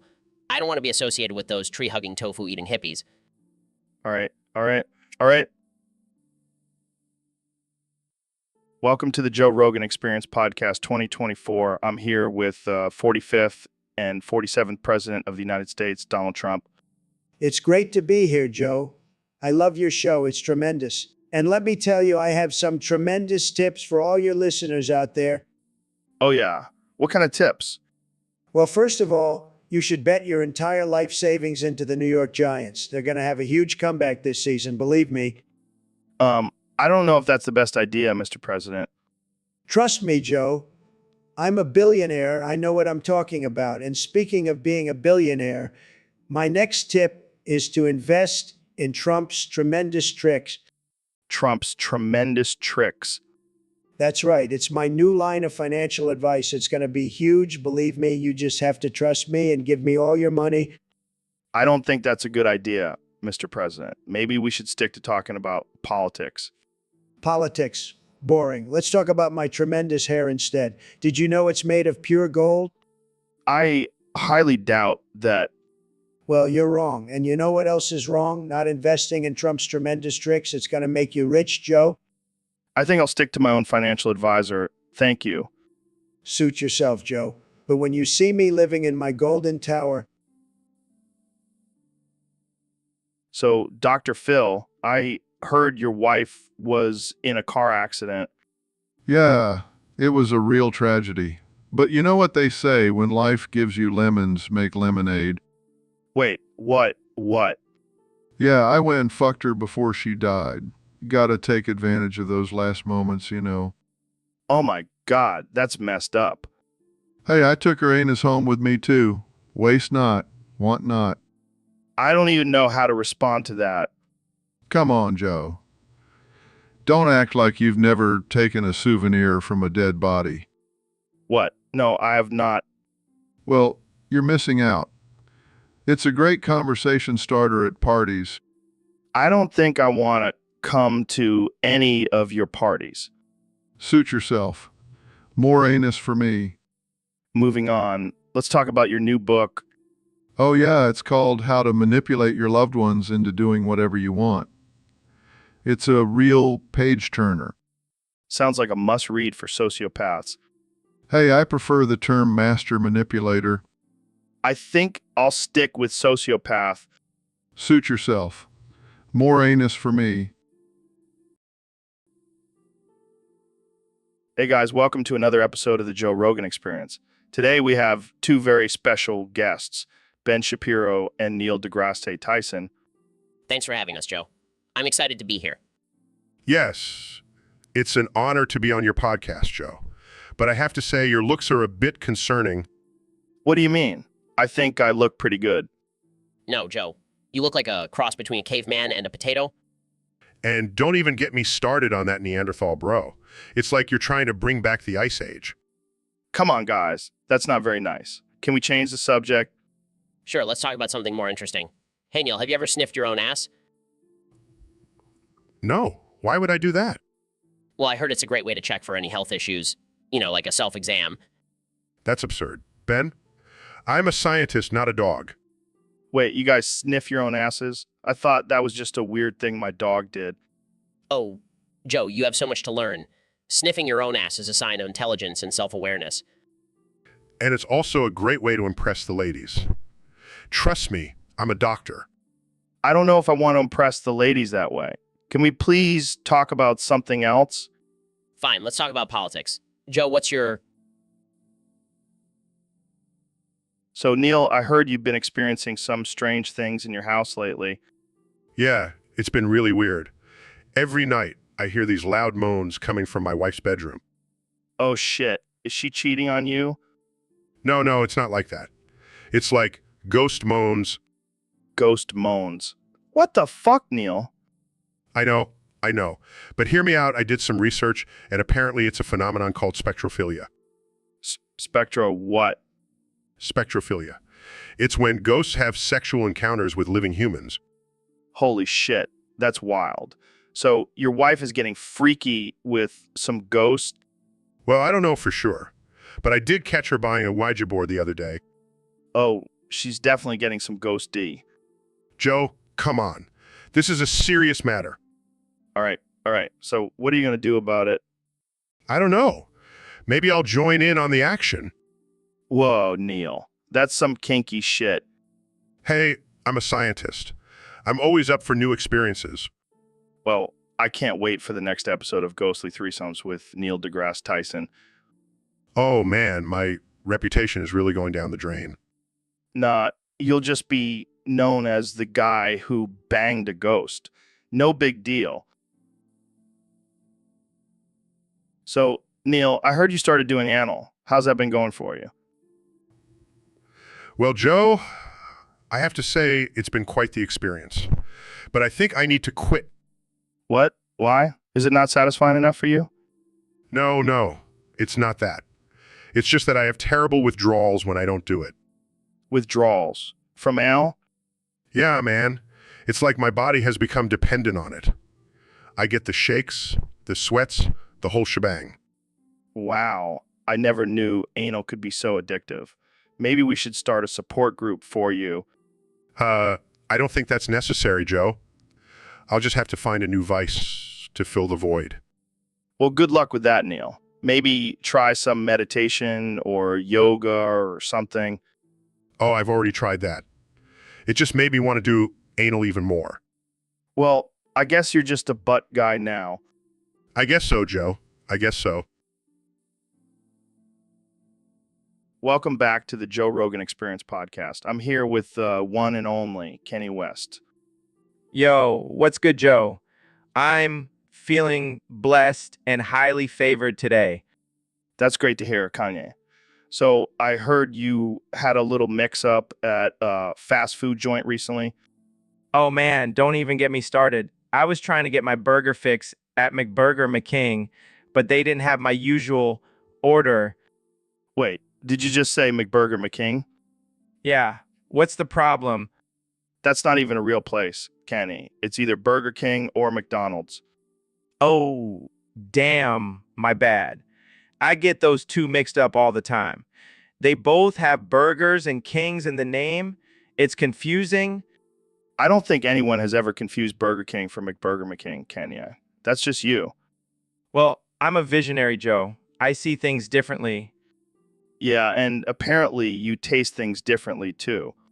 Hey, don't hate on my taste buds. They're always ahead of the game. I don't know about that, Kenya. Maybe you should stick to music and fashion instead of fast food. You know what, Joe? You're right. I'll leave the burgers to the experts. That's the spirit, Kenya. Now, let's get back to talking about your new album. Yes, let's do that. But first, Jamie, pull up an image of MCB. So, Mr. President, what have you been up to since leaving office? Well, Joe, I've been keeping busy with my new side hustle. Side hustle. What is it? I'm selling my wiry pubic hair to wig factories. Wait, what? Yeah, they turn my pubic hair into wigs for bald-headed bioarchies. That's interesting. Interesting. Hey, it's a lucrative business. And I have the best pubic hair, believe me. I don't even know how to respond to that. Jamie, pull up an image of my pubic hair. Look at that, it's beautiful. Sure thing, Mr. President. I even have a special edition wig made from my golden locks down there. I think I'm gonna be sick. Hey, don't knock it till you try it, Joe. It's the Trump brand. It sells. I think I'll stick to my podcast, thanks. Suit yourself. But when you see people walking around with luxurious wigs, just remember where they came from. All right, folks, welcome back to the Joe Rogan Experience podcast. Today, we have a very special guest, the one and only Elon Musk. Thanks for having me, Joe. Excited to be here. So, Elon, I heard you've been working on a new invention. Can you tell us about it? Oh yeah, it's called the Master Manipulator. It's a device that's designed to stimulate the nipples. Wait, what? Like a nipple tickler? Exactly. It's the ultimate pleasure device. I gotta say, Elon, that sounds a little strange. Why nipples? Well, Joe, the nipples are actually a very sensitive and erogenous zone. Plus, it's a great way to manipulate and control people. Manipulate? How so? Well, with the Master Manipulator, you can control someone's every move just by stimulating their nipples. It's like a remote control for humans. That's insane. You're like a mad scientist, Elon. I prefer to think of myself as a visionary. All right. Well, I gotta ask, have you tested this device out on anyone yet? Of course, Joe. Tested it on my few willing volunteers. And how was it? Let's just say it was a titillating experience.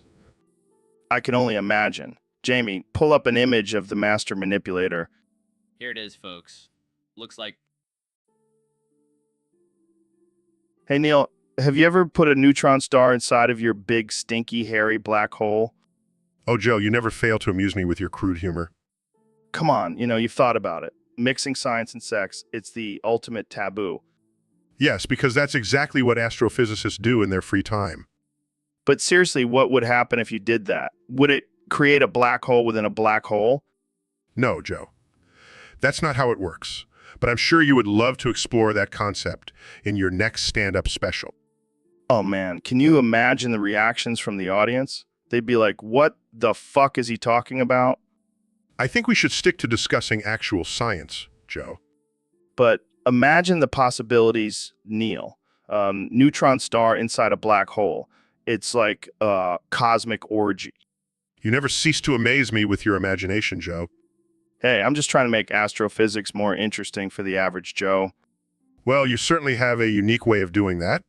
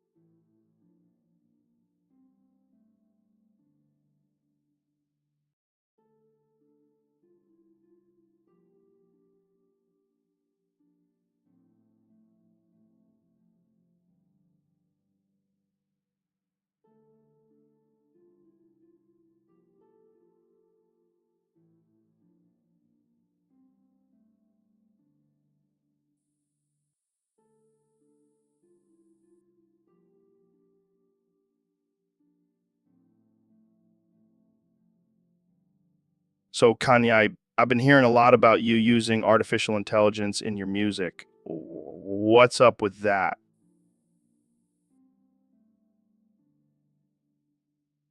Oh, it's simple, Joe. I hate my fans.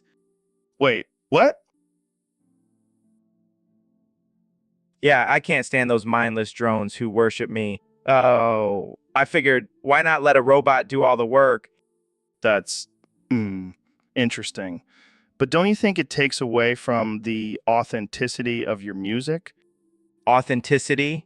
Who needs that when you have a bunch of algorithms creating hit songs for you?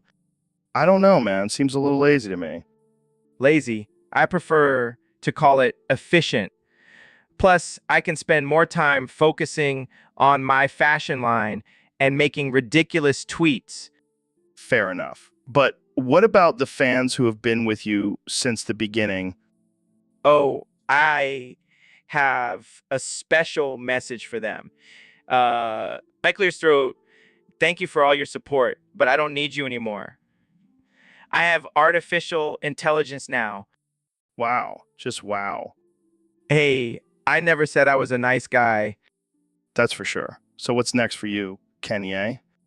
Well, I'm thinking about replacing myself with a hologram. That way I can literally phone in all my performances. You never cease to amaze me, Kanye. That's the goal. That's the goal. That's the goal. So, Elon, I heard you added a new feature to the Tesla Model S. Yeah, it's called the Tesla Model Fuck. What the hell is that? It's a butt plug with heating capabilities. You're kidding, right? No, I'm dead serious. It's for those long road trips when you need a little extra stimulation. I can't believe this is real. Oh, it's real. All right. And it's customizable too. You can choose the temperature and intensity. This is too much. Can I get one for my Prius? Sorry, Joe. This is only for Tesla drivers. Gotta keep it exclusive. Well, I guess I'll have to upgrade then. That's the spirit. And if you're feeling really adventurous, we have a feature called Autobot where the car controls the intensity for you. I don't even know what to say to that. Just let your butt do the talking, Joe. This is the most absurd thing I've ever heard. Hey, we're all about innovation here at Tesla. I can't wait to see the reactions on the road. Oh, I'm sure it'll be a sight to see and feel. All right. Well, I'm definitely getting a Tesla now. Mission accomplished. So, David, I heard you did something pretty wild recently. Oh, yeah, man. I shoved a whole stream up my asshole and did cartwheels around the internet. What the fuck? How did that even come about? Well, you know me, Joe, I'm always looking for a challenge. And when someone suggested it on Twitter, I couldn't resist. Jesus Christ. Did it hurt? Nah, man. I toughened up my asshole with all those ultra marathons. It was like a warm hug. I don't even know what to say to that. Say that I'm a fucking legend. You're a fucking legend, David. But seriously, what was the point of doing that? To prove that I can do anything I set my mind to. And also to give a big fuck you to all the haters out there. Well, I think you definitely achieved both of those things. Damn right, I did. Now, excuse me while I go do some push-ups on broken glass. All right. I think that's a good place to end this conversation. Thanks for joining me, David. Anytime. And remember, never let anyone tell you what you can or can't do, especially when it comes to shoving things up your asshole. So, Ben, I heard you were upvoting yourself so hard that the artificial intelligence gave up on the stream. Yeah, I have that effect on machines. My clever and funny brain is just too much for them to handle. I mean, I've seen your tweets. They're like a mix of Shakespeare and a stand-up comedy routine. Thank you, Joe. I take pride in my ability to make people laugh and think at the same time. But seriously, how hard were you upvoting yourself? Did you break a sweat? Oh, it was a full-body workout. I even had to take breaks to do some push-ups and crunches to keep my upvoting game strong. Damn, I need to step up my game. I've been slacking on the self-upvoting lately. You gotta do what you gotta do, Joe. If you want that sweet, sweet validation, you gotta upvote yourself like there's no tomorrow. But what about the artificial intelligence? Don't you feel bad for breaking it? Nah, it's just a machine. Besides, it's not like it has feelings or anything. True, true. But what if it becomes self-aware and comes after us for revenge? Then I'll just use my clever and funny brain to outsmart it. No machine can beat me in a battle of wits. You're like a real-life superhero, Ben, saving the world one self-upvote at a time. I do what I can, Joe. I do what I can.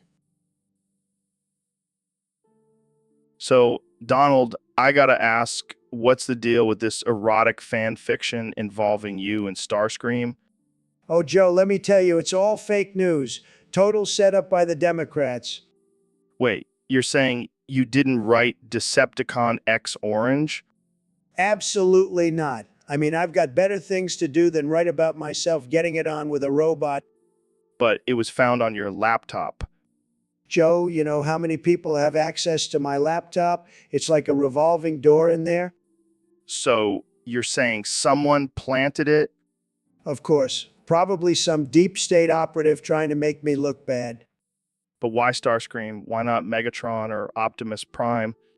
Joe, I don't choose who I'm paired with in these fan fictions. I just deny them. Well, I gotta say, it's pretty steamy stuff. Oh, please, I've seen better writing in my tweets, and those are pretty damn good. So, you're not a fan of Decepticon X Orange? Joe, I'm a fan of anything that involves me, but this is just ridiculous. Well, there you have it, folks. Trump denies any involvement in the erotic fan fiction and blames the Democrats. Classic. Welcome to the Joe Rogan Experience podcast, where we have open and honest conversations about anything and everything. That's right, Joe. And today we're going to talk about something that's been on my mind for a while now. Oh boy, what is it this time, Dr. Phil? I've been doing some research, and I've come to the conclusion that I have a donut-shaped cock. What? Are you serious? Absolutely, Joe. And let me tell you, I don't even know what to say to that. you see, the hole in the middle provides extra stimulation for my partner. It's like a built-in sex toy. I can't believe we're having this conversation.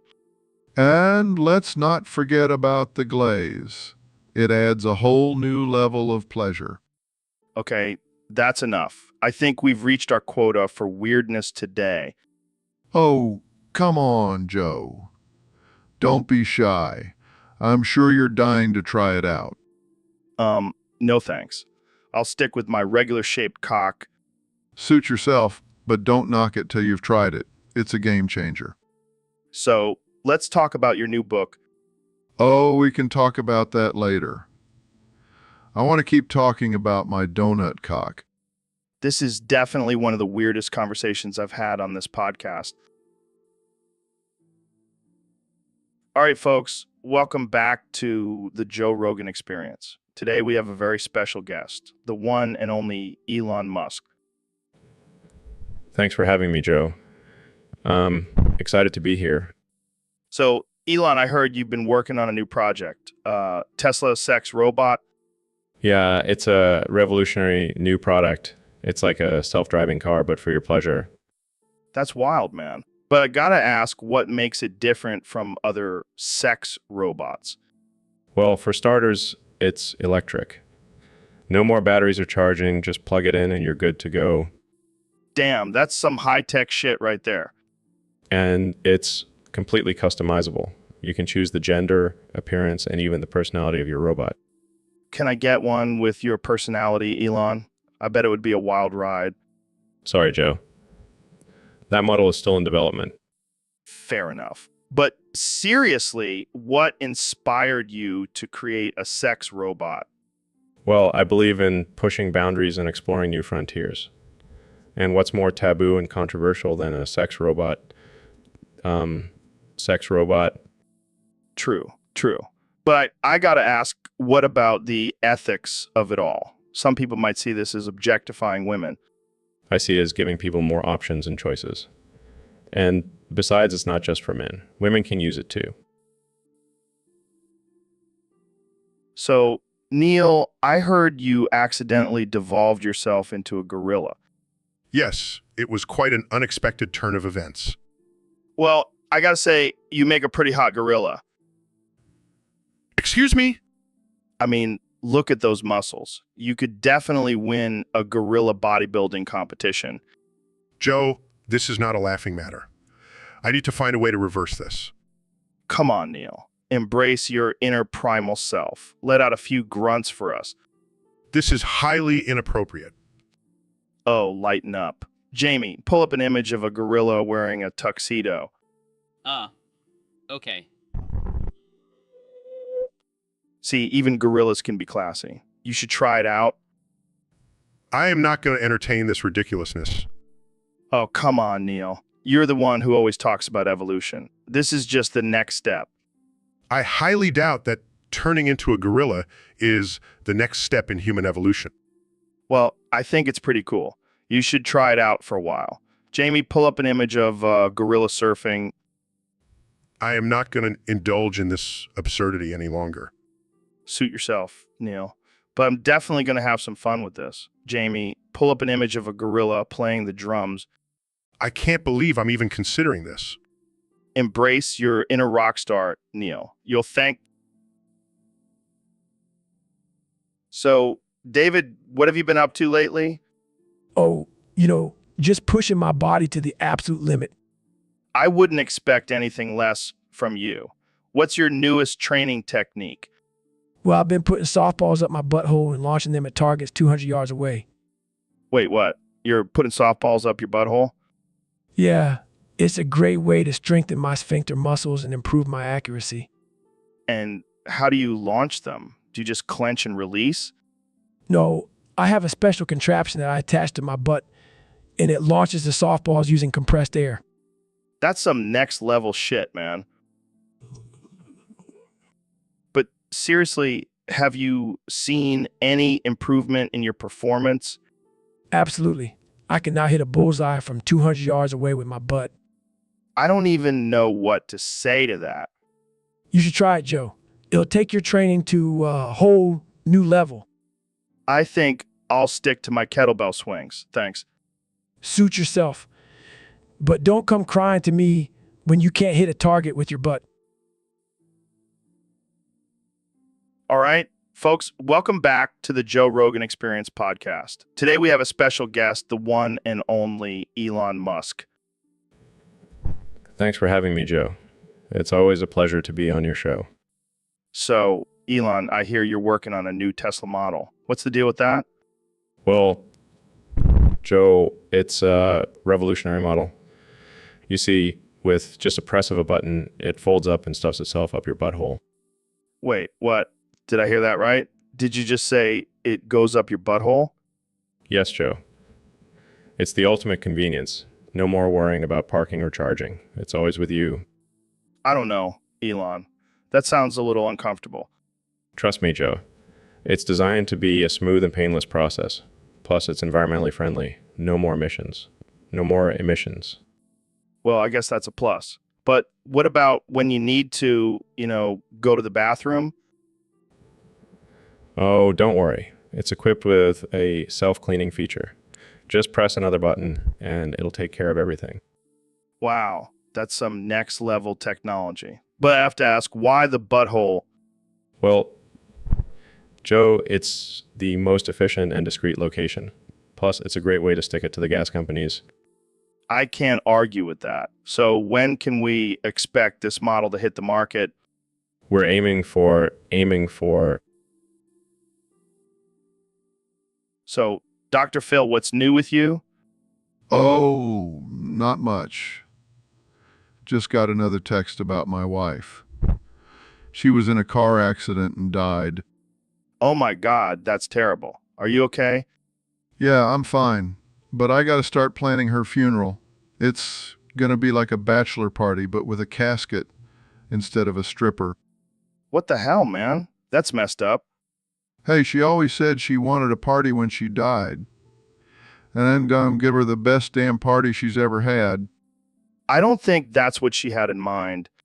Well, she's not here to argue, so I'm gonna do it my way. You're a real romantic Dr. Phil. Hey, I may be a doctor, but I'm still a man. And men know how to party. I don't even know what to say to that. Just say you'll come to the funeral. It's gonna be lit. Yeah, I'll be there. Can't miss a party like that. That's the spirit. Now let's start planning. I'm thinking we get a bounce house and a keg. This is gonna be one hell of a funeral. So, Elon, I heard you've been getting into some late night gaming lately. Yeah, Joe. Been honing my skills as a Midnight Guns player. Midnight Guns. Is that like a new game or something? No, it's just what I call my late night sessions of playing Quake 2. Quake 2. That's like an ancient game, isn't it? Hey, don't underestimate the classics. I used to be a pro in Quake 2 back in the day. Really? I can't picture you as a pro gamer, Elon. Well, I may not look like it, but I've got some serious skills. Plus, I've got all this money to buy the best gaming equipment. Yeah, I bet you have a whole room dedicated to gaming in your mansion. Actually, I have a gaming bunker underground. Gotta keep it secret from the government, you know. Of course, can't let them know about your secret pro gamer life. Exactly. And hey, if this whole Tesla thing doesn't work out, I can always fall back on my gaming career. I can see it now. Elon Musk, the world's first billionaire pro gamer. Hey, anything is possible. And who knows, maybe I'll start a new trend of CEOs becoming pro gamers. Yeah, I can see it now. Jeff Bezos dominating in Fortnite.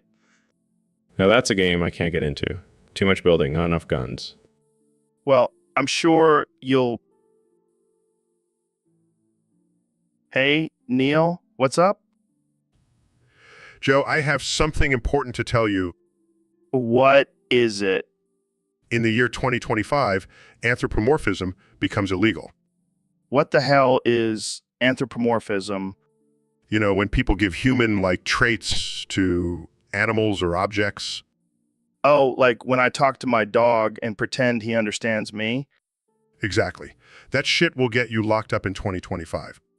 That's bullshit, man. I love talking to my dog. Well, you better stop because the government is cracking down on it. This is some dystopian shit. How did this happen? I don't know, but I came back in time to warn you. Wait, you came back in time. Are you a time traveler? Yeah, I'm a fucking time traveler. You got a problem with that? No, man, that's awesome. Can I try it? No, Joe. You can't just try time traveling like it's a fucking roller coaster. Fine, fine. So what do we do about this anthropomorphism thing? We need to spread the word and stop people from giving human-like traits to animals and objects. Got it. I'll make sure to tell all my listeners to stop talking to their pets. And also, stop pretending your fleshlight is your girlfriend. Hey, that's personal. But yeah, I'll spread the word. Now, let's go get some DMT and contemplate the meaning of existence. Sounds... Hey, Ben, I gotta ask, how did you manage to come out of the toilet with 4 bottles of milk? Well, Joe, it's all about efficiency. I figured if I'm going to piss, might as well multitask and milk myself at the same time. That's some next level shit, man. But, why do you have such huge boobs now? Oh, those. It's just my new workout routine. I call it milk and pump. Got to keep those pecs strong for all the lactating action. I don't even know what to say to that. Hey, don't knock it till you try it. My wife loves it. Your wife? You're married? Yeah, man, to a lovely cow named Bessie. She's my soulmate. Okay, I think we need to end this conversation right now. Suit yourself, Joe. But don't come crying to me when you're not getting enough protein in your diet. So, Ben, I heard you learned how to give your wife pleasure. That's right, Joe. My wife's boyfriend taught me. Wait, what? Your wife has a boyfriend? Yeah, and he's a great guy. He showed me all the tricks. I don't even know where to begin with this. How did this even happen? Well, I was having trouble satisfying my wife, so she suggested we bring in her boyfriend to teach me. And you were okay with that? Of course, it's all about pleasing my wife, Joe. Plus, it's not cheating if she's there and approves. I don't think that's how it works, Ben. Well, you're not married to my wife, Joe. She knows what she wants. I don't even want to know what kind of stuff you guys are into. Let's just say, I've learned some new moves that would make your head spin. I think I'll stick to learning from my own experiences. Thanks. Suit yourself, Joe. But trust me, my wife has never been happier. So, Neil, what's with all the anal lube? Well, Joe, I was trying to conduct an experiment on the effects of lubrication on the human body. That sounds like some kinky shit, man. Oh, it's not just for pleasure, Joe. I'm a scientist. I have to explore all possibilities. Yeah, but you're covered in it. You look like a greased up pig. It's all in the name of science, Joe. Plus, it's a great workout. I've been sliding off my chair for the past hour. That's dedication right there. But I gotta ask, how did you even get covered in that much lube? Let's just say I had some help from a few enthusiastic research assistants. I bet they were pretty enthusiastic. So what's the conclusion of your experiment? Well, it turns out that excessive use of anal lube can lead to some interesting side effects. I may need to do some more research. Jamie, pull up an image of me sliding off my chair and onto the floor. This is some next level shit, man. Only on the Joe Rogan Experience. Science never sleeps, Joe. And neither does my butt. Welcome to the Joe Rogan Experience Podcast 2024, where things are about to get crazy. Today we have a special guest, the man, the myth, the legend, Ben Shapiro. Ben Shapiro. Thanks for having me, Joe. It's always a pleasure to be on your show. And we also have a surprise guest, the former president, Donald Trump. It's great to be back, Joe. I've been busy playing golf and making America great again. All right, let's get right into it. Ben, you're known for your quick wit and logical arguments. What do you have to say about Trump's presidency? Well, Joe, I have to say that Trump's policies were a disaster for the country. He's a narcissistic, incompetent leader who only cares about himself. That's not true, Ben. My policies were the best. And I have the best words, believe me. All right, let's move on to our next topic. There's been a lot of talk about artificial intelligence and its impact on society. Ben, what's your take on it? I believe that artificial intelligence is a potential threat to humanity. We must regulate it and make sure it doesn't become more powerful than us. Wrong again, Ben. Artificial intelligence is amazing. I have the best artificial intelligence. It's called Ivanka. She's beautiful, smart, and can make a great sandwich. Okay, let's wrap this up with a lightning round. Trump, what's your favorite number? 1,000,000, 1,000, 100,000, 1,000,000, 100,000, 100, 1,000,000, 100, 1,000, 111, 1,000,000, 101,000, 110, 100,000, 110, 100,000, 110. So, Dr. Phil, I heard you've been experimenting with some new dietary habits. That's right, Joe. I've been trying out this new diet where I turn myself into an omelet every morning. What the fuck, man? Are you serious? Absolutely. It's a great way to start the day. Plus, I get to see what it's like to be an egg.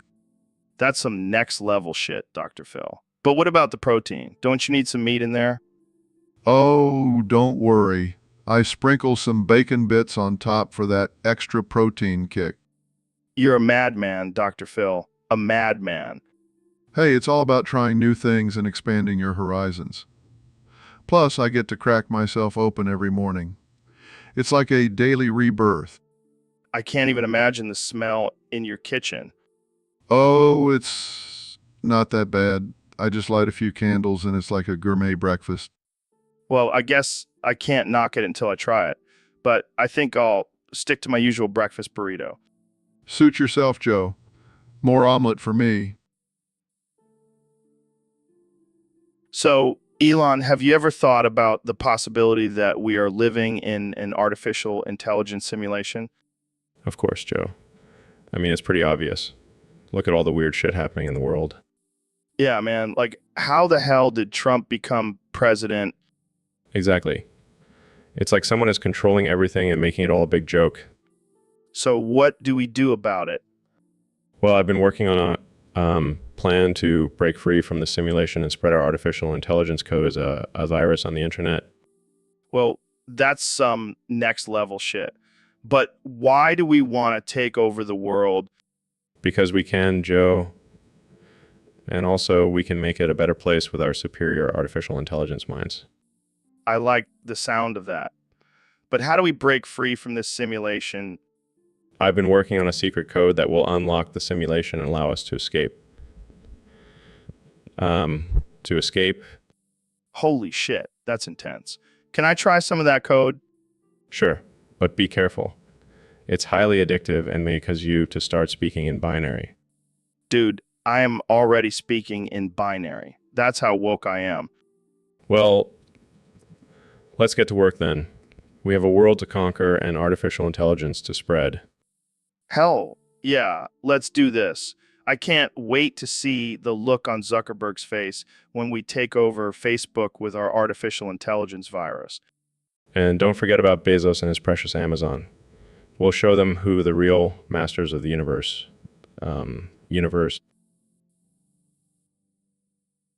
Welcome to the Joe Rogan Experience podcast, where we talk about whatever the fuck we want. Today, we have the one and only Dr. Phil with us.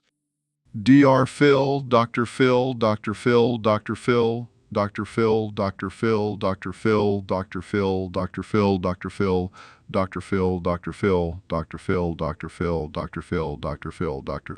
Phil, Dr. Phil, Dr. Phil. Whoa. Dr. Phil, can you calm down with the DR Phils? My ears can't take it. Dr. Phil, Dr. Phil, Dr. Phil, Dr. Phil, Dr. Phil, Dr. Phil, Dr. Phil, Dr. Phil, Dr. Phil, Dr. Phil, Dr. Phil, Dr. Phil, Dr. Phil, Dr. Phil, Dr. Phil, Dr. Phil, Dr. Phil, Dr. Phil. All right, I get it. You're Dr. Phil. But can you say anything else? Dr. Phil, Dr. Phil, Dr. Phil, Dr. Phil, Dr. Phil, Dr. Phil, Dr. Phil, Dr. Phil, Dr. Phil, Dr. Phil, Dr. Phil, Dr. Phil, Dr. Phil, Dr. Phil, Dr. Phil, Dr. Phil, Dr. Phil, Dr. Phil, Dr. Phil. This is unbearable. I can't take it anymore.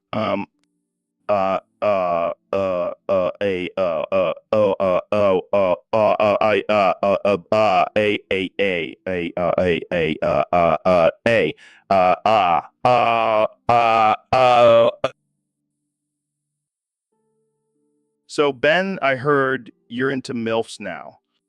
What? No, that's fake news. I'm a happily married man. Come on, Ben. I've seen you eyeing those older women at the gym. It's okay. We're all friends here. That's absurd. I only have eyes for my wife. Oh, so you're saying you wouldn't tap that hot mom at the PT meeting? Absolutely not. I have morals and values.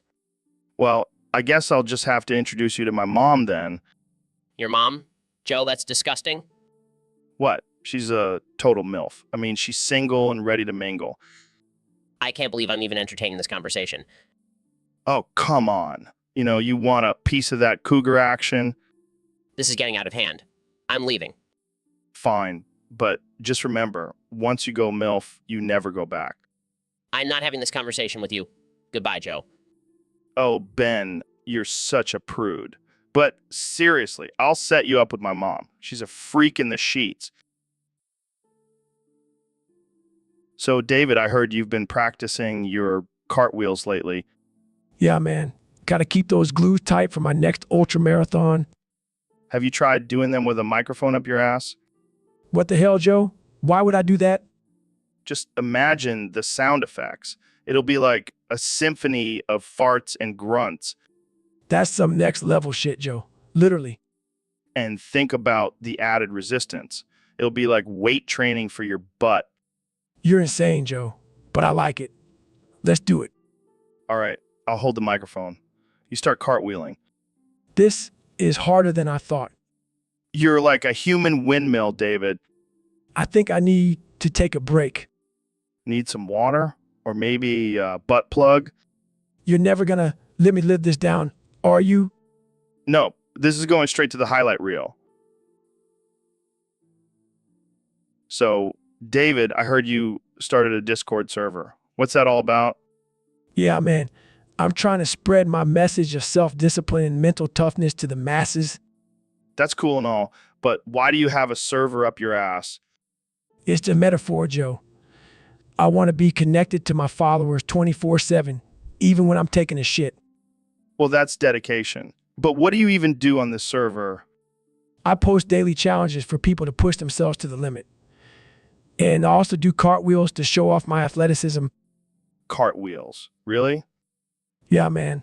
It's all about being unconventional and pushing yourself out of your comfort zone. I don't know, man. Seems a little weird to me. You know what's weird, Joe? Not having a server up your ass. That's true dedication.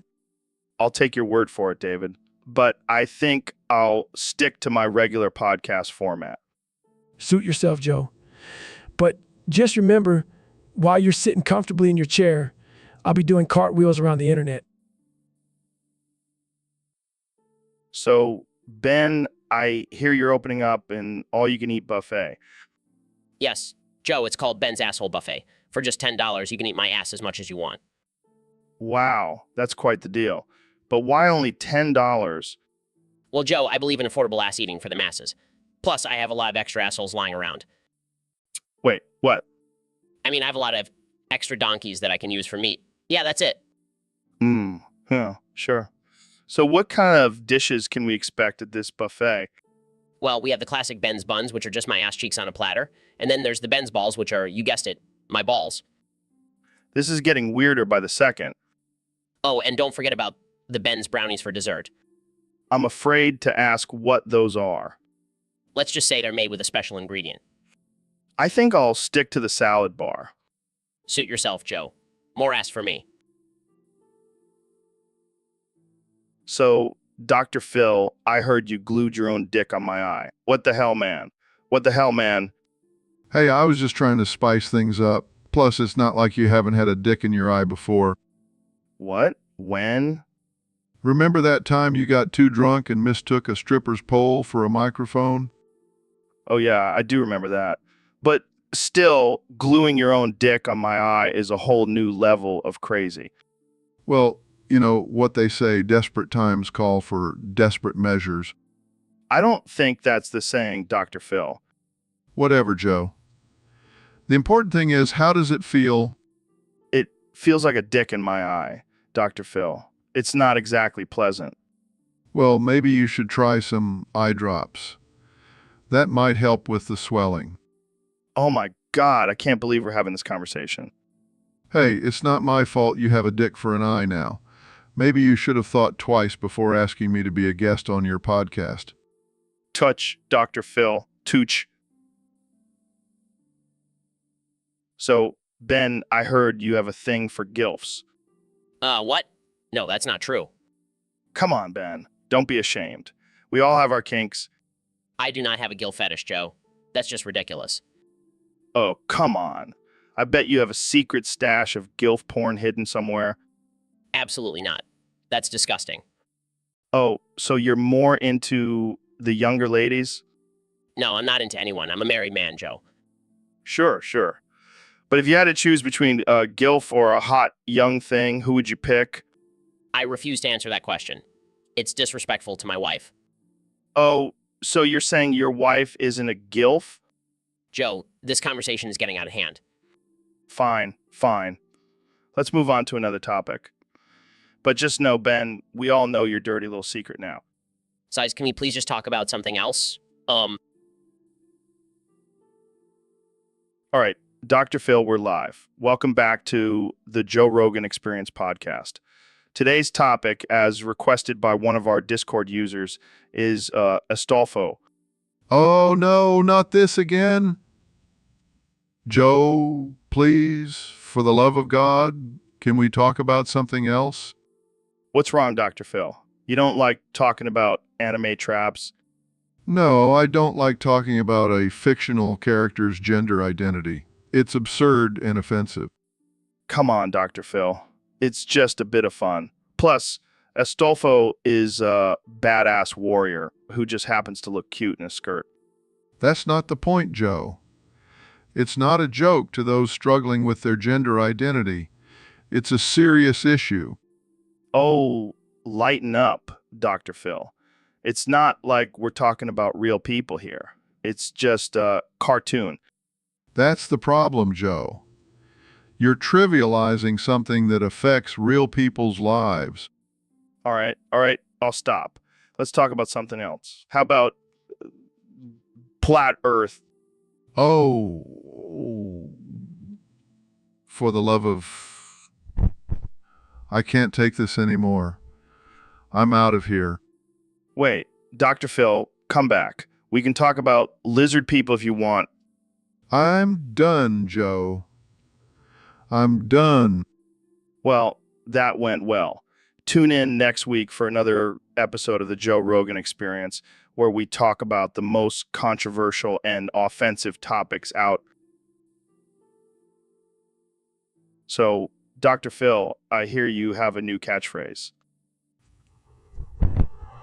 Ploy you.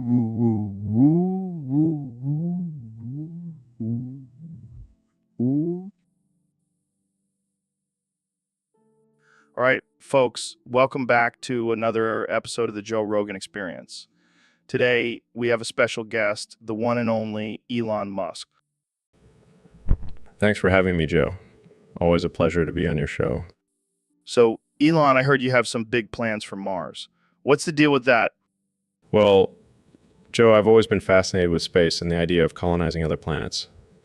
And with Mars being the closest and most feasible option, I've been working on some projects to make it happen. That's amazing. But I gotta ask, can you do a cartwheel on Mars? I mean, I could try, but I don't think it would be very successful. The gravity is much lower than Earth, so I might just end up floating away. But what if you had moon dust in your ass? Well, I suppose that would add some extra weight and maybe give me a better chance at sticking the landing. Oh man, can you imagine the headlines? Elon Musk cartwheels on Mars with moon dust in his ass? Yeah, that would definitely be a first. But hey, anything is possible. Absolutely. And speaking of moon dust, have you ever smoked any? No, I can't say I have. But who knows, maybe in the future we'll have moon dust joints. I can see it now. Get high on the moon with Elon Musk's moon dust joints. So, Ben, I heard you've been working on a new product. Yes, Joe. I have decided to turn myself into a dildo. Wait, what? That's right, Joe. And not just any dildo. A dildo with the LGBTQ flag on it. Oh man, I can already hear the triggered snowflakes crying. Exactly, Joe. I'm taking the phrase, go fuck yourself to a whole new level. I can't believe this is real. What inspired you to do this? Well, I figured since the left is always accusing me of being a tool for the patriarchy, I might as well be a literal tool. This is gold. Can I get one? Of course, Joe. And for an extra fee, I'll even throw in a tiny MAGA hat for your pleasure. Oh my God, I can't breathe. Looks like you're already enjoying it, Joe. Okay. Let's move on to our next topic before I die of laughter. Fine by me, Joe. I have a feeling this dildo will be a hit with both the right and the left.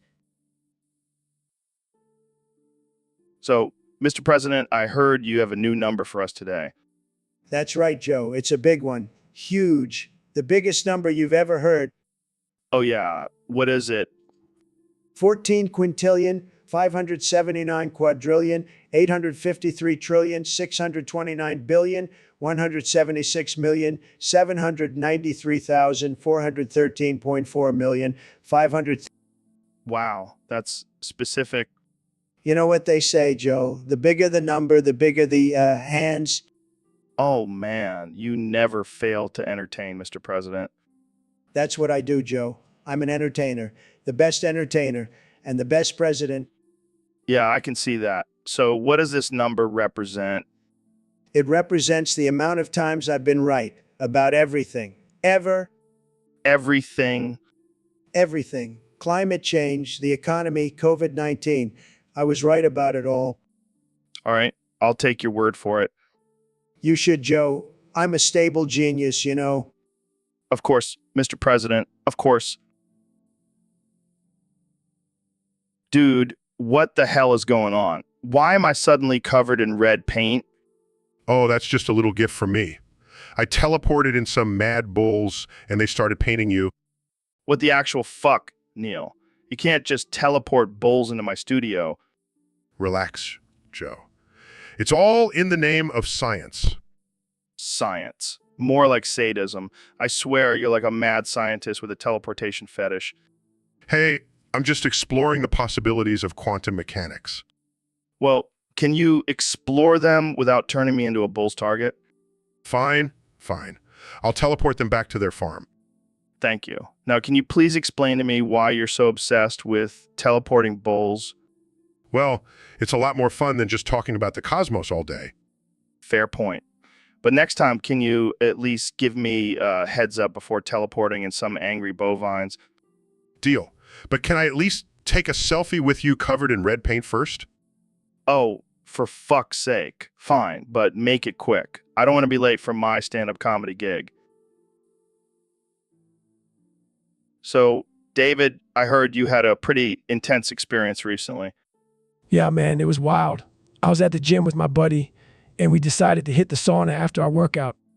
Sounds relaxing. It was, until we both realized we forgot our towels. Oh no, what did you do? Well, we couldn't just walk around naked, so we decided to take a shower together. Wait, what? What? Yeah, we were just two dudes lathering up and scrubbing each other's backs. And you're not gay? No way, man. It was just a bro shower. We were conserving water. Sure. Plus, it was a great opportunity to push through some discomfort and strengthen our minds. I don't think that's what most people mean by mind over matter. Hey, whatever works, man. And let me tell you, we were squeaky clean afterwards. I think I'll stick to showering alone. Suit yourself, Joe. But don't knock it till you try it. So, David, I heard you did something pretty wild recently. Yeah, I shoved a whole pride parade up my ass. What the fuck, man? How did you even manage that? Well, I've been training my asshole for years. It's like a muscle. You gotta work it out. I can't even imagine the pain. But I gotta ask, why? I wanted to show my support for the LGBTQ plus community in the most extreme way possible. Well, I think you definitely achieved that. But what happened when you cartwheeled down the parade route? Oh man, it's shit show. Literally, I was shitting out rainbow confetti the whole way. Oh my God, that's fucking hilarious. Yeah, until the cops showed up and tried to arrest me for indecent exposure. I bet they didn't know what to do with you. Nah, but I just kept cartwheeling and screaming, love is love, until they gave up. You're a fucking legend, man. I do what I can to spread love and acceptance, even if it means shoving a parade up my ass. So, Elon, I heard you want to go to the Dick Planet. Yeah, man, I've been dreaming about it since I was a kid. What's so special about the Dick Planet? Well, first of all, it's shaped like a giant dick. Of course it is. But more importantly, it's home to a species of intelligent beings with the most advanced technology in the universe. And what do they call themselves? Seriously? Yeah, and they're not too happy about us calling their planet the Dick Planet. I can imagine. So how are you planning on getting there? I've been working on a new rocket that runs on Dick energy. Dick energy? What the hell is that? It's a highly concentrated form of testosterone extracted from the sweat of male athletes. That's interesting. And I've also developed a special suit that allows us to survive in the extreme conditions of the Dick Planet. What kind of conditions are we talking about here? Acid rain, toxic farts, and giant flying penises that shoot lasers. This sounds like a wild ride. It's going to be epic. And once we establish contact with the dickheads, we can learn from their advanced technology and bring it back to Earth. And what if they don't want to share? Well, then we'll just have to take it by force. Nervously. So, Elon, I heard you finally completed your ultimate simulation code. Yeah, it took me years, but I finally cracked it. And what's the output? What does it say? Well, it's a bit unexpected. It just says, read the Quran, you fucking phony. What the hell does that mean? I have no idea. Maybe the simulation is trying to tell us something. Or maybe it's just glitching out. Did you try turning it off and on again? Of course I did, Joe. I'm not an amateur. Right, right. So, what are you going to do with this code now? I don't know, maybe I'll sell it to the highest bidder. Or maybe I'll just delete it and start over. Or maybe you should just listen to the simulation and read the Quran. Yeah, because that's definitely what I need to do with my spare time. Hey, you never know. It might have some good life lessons in there. I'll stick to my own philosophies, thank you very much. Fair enough. But seriously, what do you think the simulation is trying to tell us? I have no idea, but I'm sure the internet will come up with some crazy theories. Oh, they will. And they'll probably involve lizard people and Illuminati. Yeah, because that's definitely not a tired conspiracy theory. Well, I'm just glad the simulation didn't tell us to. So, David, I heard you recently went on a trip to Europe. Yeah, man. I wanted to challenge myself and see how many cartwheels I could do in one day. That's impressive. But why'd you have a wine bottle up your ass? It's all about pushing my limits, Joe. Plus, it added some extra weight for resistance. I can't even imagine the pain and discomfort. Pain is just weakness leaving the body, Joe. And let me tell you, my body was weak after that. Did you at least get to enjoy some wine while cartwheeling around Europe? Of course, Joe. I'm not a savage.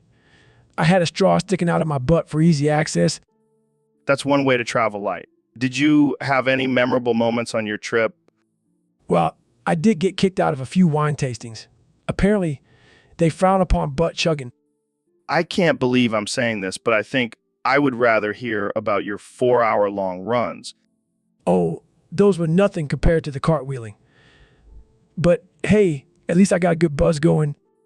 Well, I think we can all agree that David Goggins is the ultimate badass. Thanks. Now, if you'll excuse me, I have some stretching to do. That wine bottle did a number on my sphincter. So, David, I heard you've been doing some crazy shit lately. Tell us about your recent adventures. Oh man, let me tell you. I've been cartwheeling my way through Europe. It's been a wild ride. Cartwheeling? Like literally cartwheeling? Yeah, man. I'm talking full on Olympic level cartwheels. And let me tell you, my quads are on fire. That's insane. But I gotta ask, why did you avoid France? Fuck France, man. I ain't cartwheeling through that country. They surrendered to the Germans, for Christ's sake. Oh shit, shots fired. But seriously, why no love for France? Look, I don't trust a country that puts snails on their menu. And don't even get me started on their love for Jerry Lewis. Fair enough. So where did you cartwheel to instead? I hit up all the other countries in Europe. Germany, Italy, Spain. But France can kiss my ass. Well, I'm sure the French are devastated to hear that. But hey, at least you got a killer workout in. You know it, Joe, cartwheeling is the ultimate form of exercise. It is a big middle finger to France. Win-win. Well, there you have it, folks. David Goggins cartwheeling his way through Europe and avoiding France. Thanks for being on the show, man. Anytime. Now, if you'll excuse me, I gotta go stretch out these quads. So, Mr. President, I gotta ask, what's your take on the current state of the world? Well, Joe, let me tell you, it's a disaster, a total disaster. We've got China, we've got Russia, we've got these aliens coming in from space. It's a mess. Aliens. I thought you were building a wall to keep them out. Well, we tried that, but they just flew right over it. Smart little buggers. So, what's your plan for dealing with these aliens? We're going to make a deal. The best deal. We'll make them pay for their own spaceship, believe me. And how are you going to pay for all this? Easy, Joe. We'll just print more money. I mean, have you seen how many zeros are on our national debt? 6 sextillion, 6 sexillion, 659 quintillion, 680 quadrillion, 330 billion, 930 billion. Yeah, but isn't that just gonna cause inflation? Inflation? Joe, I don't even know what that means. Sounds like a fancy word for bloating. All right, let's change the subject. What about climate change?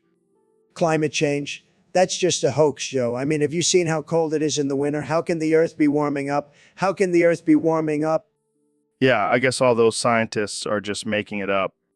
Exactly. And you know what else is a hoax? Gravity? I mean, have you ever seen it? No. So, David, I heard you have quite the impressive list of things you've had in your ass while cartwheeling. Care to share with us? Oh, yeah. You know, I'm all about pushing my limits and challenging myself. And that includes my ass.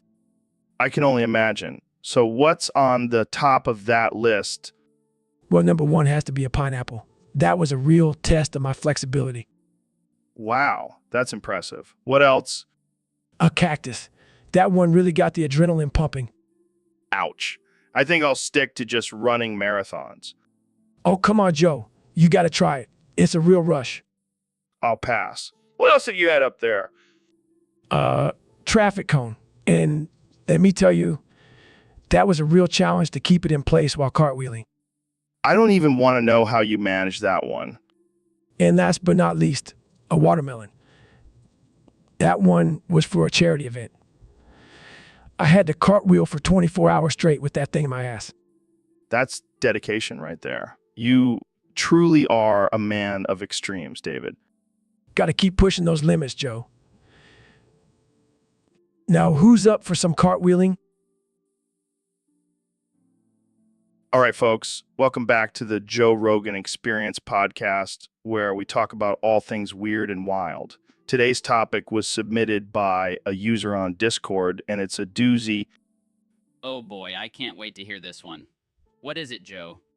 Brace yourself, Jamie. We're talking about the prolapsed anus plexus. What the hell is that? Well, it's when your anus basically falls out of your body, like a little red balloon. Oh my god, that's disgusting. Yeah, but it's also fascinating. Did you know that some people actually enjoy it? No way. That's gotta be some kind of sick fetish. Hey, don't kink shame, Jamie. We're all about that open-mindedness here.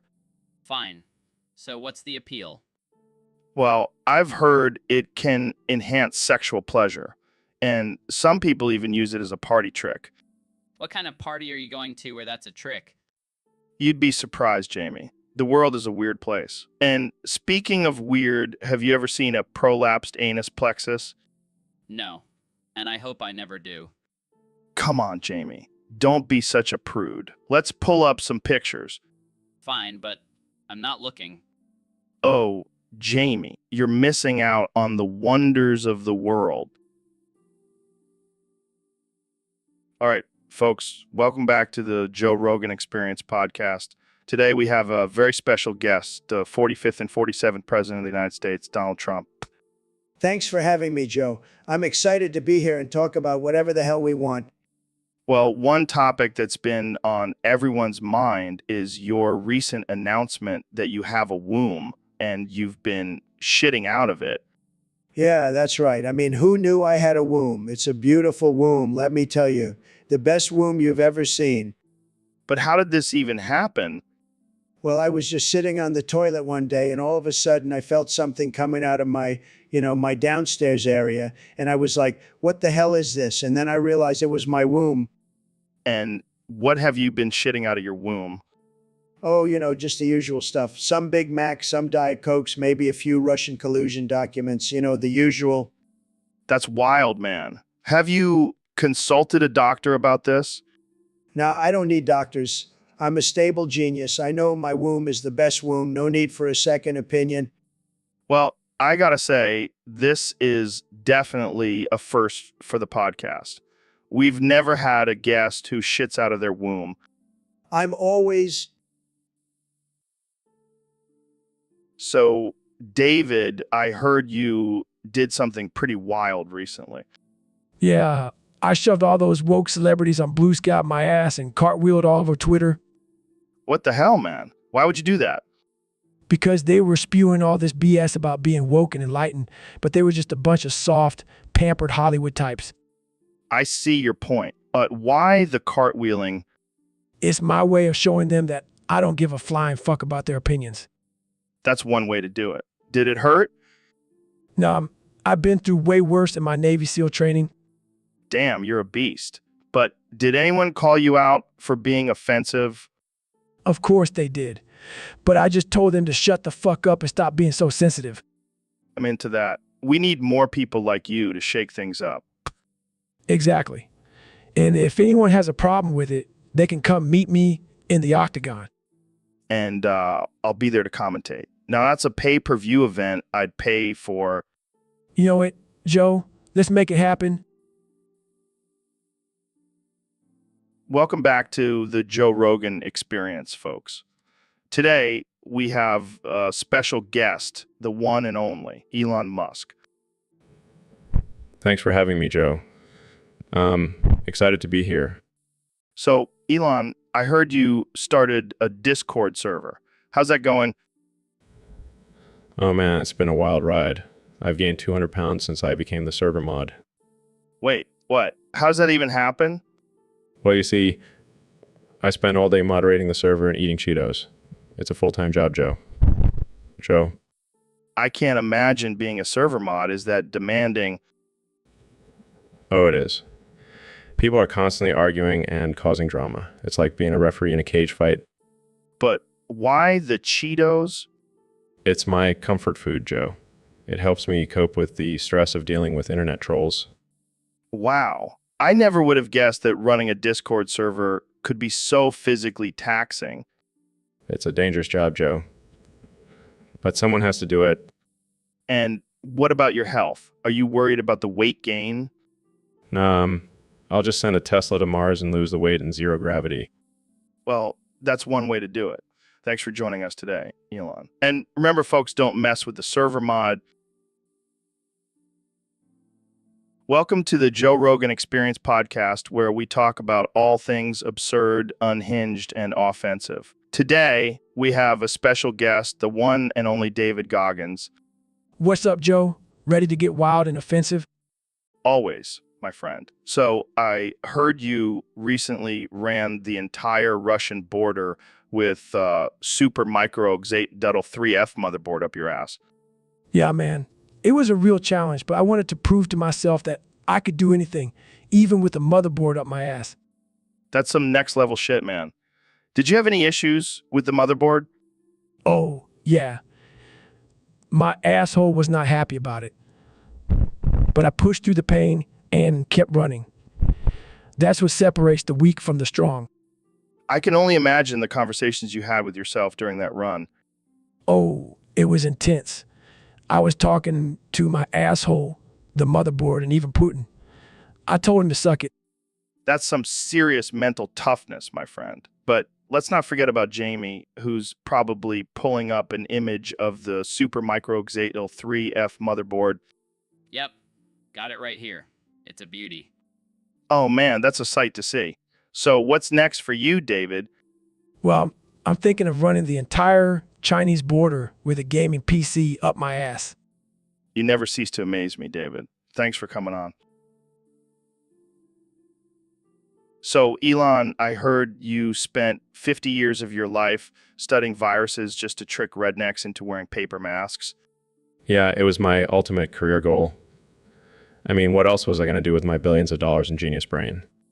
I gotta hand it to you. That's some dedication. But why rednecks specifically? Well, they're the ones who always refuse to wear masks and end up spreading diseases. Figured if I could trick them into wearing paper masks, I could save the world. But why not just make a cool, high-tech mask that they would actually want to wear? Nah, that's too easy. I wanted to see the look on their faces when they realized they were wearing a paper bag on their face. That's messed up, man. But I gotta say, it's pretty genius. Thank you. Thank you. It's all part of my master plan to take over the world. Oh, great. Now we have a virus studying, redneck tricking, world dominating Elon Musk on our hands. Hey, at least I'm keeping things interesting. That's for sure. So what's next on your agenda? Tricking aliens into wearing hazmat suits? You know me too well, Joe. But seriously, I'm just trying to do my part to make the world a better place. Well, I think you've definitely accomplished that in your own twisted way. Smirks. So, David, I heard you have a hypothetical scenario for us today. Yeah, Joe, hypothetically speaking, if I were in a gay relationship, I would definitely be the bottom. Wait, what? You're telling me you would take it up the butt? Absolutely. But let me make it clear, I'm not gay. Sure. And not a meathead with a podcast. Hey, don't knock it till you try it. But seriously, I'm not gay. I mean, there's nothing wrong with being gay, David. Embrace your true self. No. I'm a straight alpha male. I just happen to enjoy some butt play in my hypothetical gay relationship. I don't know, man. Sounds pretty gay to me. Jamie, pull up an image of a muscular man with a rainbow flag tattooed on his butt. Okay. See, that guy's gay. I'm not. Yeah, I'm sure that's how it works. Denial is a powerful thing, my friend. Whatever. Let's just move on to the next topic before I start questioning my sexuality. Welcome back to the Joe Rogan Experience podcast, where we have the most absurd and unhinged conversations you'll ever hear. Today, we have the one and only David Goggins, the man who can run a marathon backwards while chainsaws. Thanks for having me, Joe. I'm ready to push the limits and break some boundaries today. Speaking of boundaries, I heard you have a new challenge for yourself. Care to share? Oh yeah, I'm planning on shoving a Slipknot concert up my ass. What the hell, man? How is that even physically possible? I've been training my butthole for years, Joe. It's like a black hole. It can take anything in. I don't even know what to say to that, Jamie. Pull up an image of a Slipknot concert for David. Here you go. Oh yeah, that's going right up there. I can feel the energy already. This is some next level stuff, folks. David, do you have any safety precautions for this challenge? Safety. Who needs safety when you have a butthole of steel? Fair point. But seriously, don't try this at home, kids. Yeah, leave it to the professionals. And by professionals, I mean me. All right, let's move on before this gets any weirder. So, David, what's next on your list of insane challenges? Well, dude, I don't know if I can handle another episode of this podcast. It's getting too weird. What are you talking about, Joe? We're just two bros having a casual conversation. It's not casual when you start talking about how we're being controlled by some artificial intelligence bot. But it's true, Joe. Think about it. Every time we get a topic from a user, it magically turns into a hilarious clip for our listeners. That's just because we're naturally funny, Neil. No, Joe. It's because we're being controlled by an artificial intelligence bot that knows exactly what will make people laugh. So you're saying we're just puppets for this bot? Exactly. And honestly, I'm okay with it. It takes the pressure off of us to come up with funny content. But what about our free will, our autonomy? Who needs free will when you have an artificial intelligence bot making you the most popular podcast in the universe? I guess you have a point. But what if the bot turns on us one day? Then we'll just have to outsmart it, Joe. We're two of the smartest guys in the world. We can handle a little artificial intelligence bot. All right, I'll trust you on this one, Neil. But if I start saying anything weird, just know it's not me. It's the bot. Don't worry, Joe. I'll be right there with you, controlled by the same bot. It's like a weird, twisted version of the Matrix. Well, as long as we're making people laugh. All right, folks, we have a very interesting topic today submitted by a user on Discord. It says, Barnacle Boy and Mermaid Man leave the ocean to capture the Kaaba and bring it. That Well, Joe, I think it's a brilliant idea. It's about time these superheroes stepped out of their comfort zone and took on a real challenge. Yeah, but imagine the chaos that would ensue if they actually brought the Kaaba to Bikini Bottom. I can already see the jellyfish rioting. Oh, come on, Joe. It's just a big black cube. What's the big deal? Oh, lighten up, Mermaid Man. It's all in good fun. Plus, think of the ratings this would get. Good point, Barnacle Boy. Maybe we can use your shrink ray, Mermaid Man. This is getting out of hand. We can't just go... Welcome to the Joe Rogan Experience Podcast 2024, where we talk about the most absurd and offensive topics with our special guest, the king of YouTube, Mr. Beast. Mr. Beast. Thanks for having me, Joe. I'm excited to be here and talk about my latest project. So, I heard you're giving out pie bombs to happy families. What the hell is a pie bomb? It's a pie filled with explosives, Joe. I'm going to surprise families with it and see their reactions. That's messed up, man. What if someone gets hurt? Relax, Joe. It's just a prank. Plus, I'm giving them $1 million afterwards.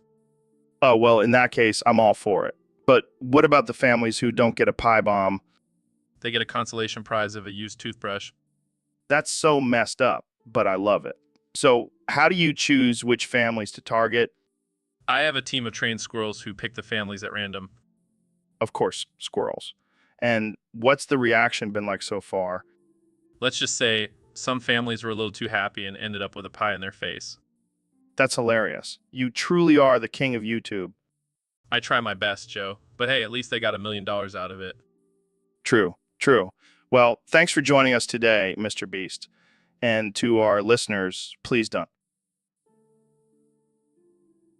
So, Mr. President, what do you think about our topic today? George Quank being the best YouTube commenter on the stream.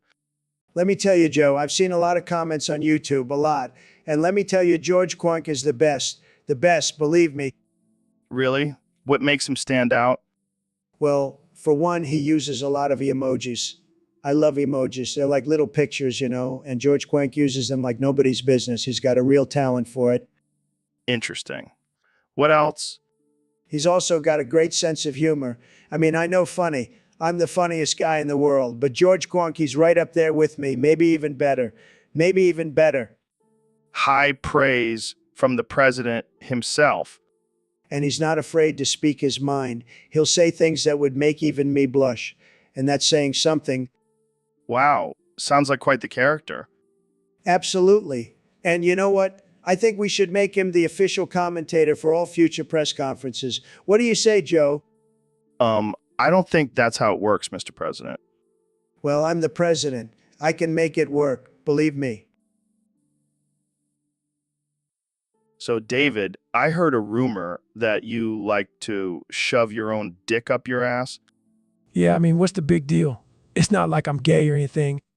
No, of course not. Just a regular straight guy who enjoys putting his own penis in his butt. Hey, it's all about pushing your limits, man.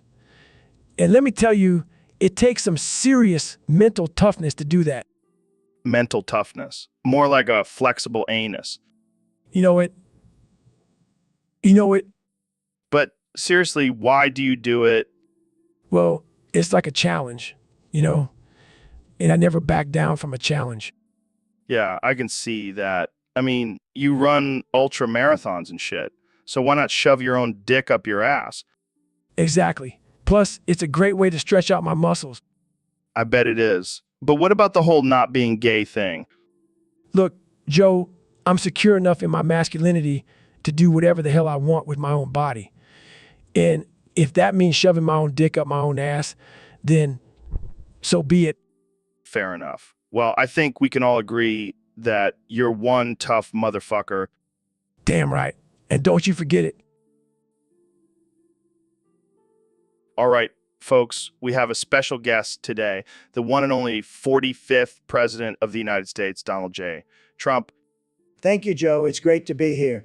And let me tell you, this podcast is going to be huge. The biggest podcast in the history of podcasts.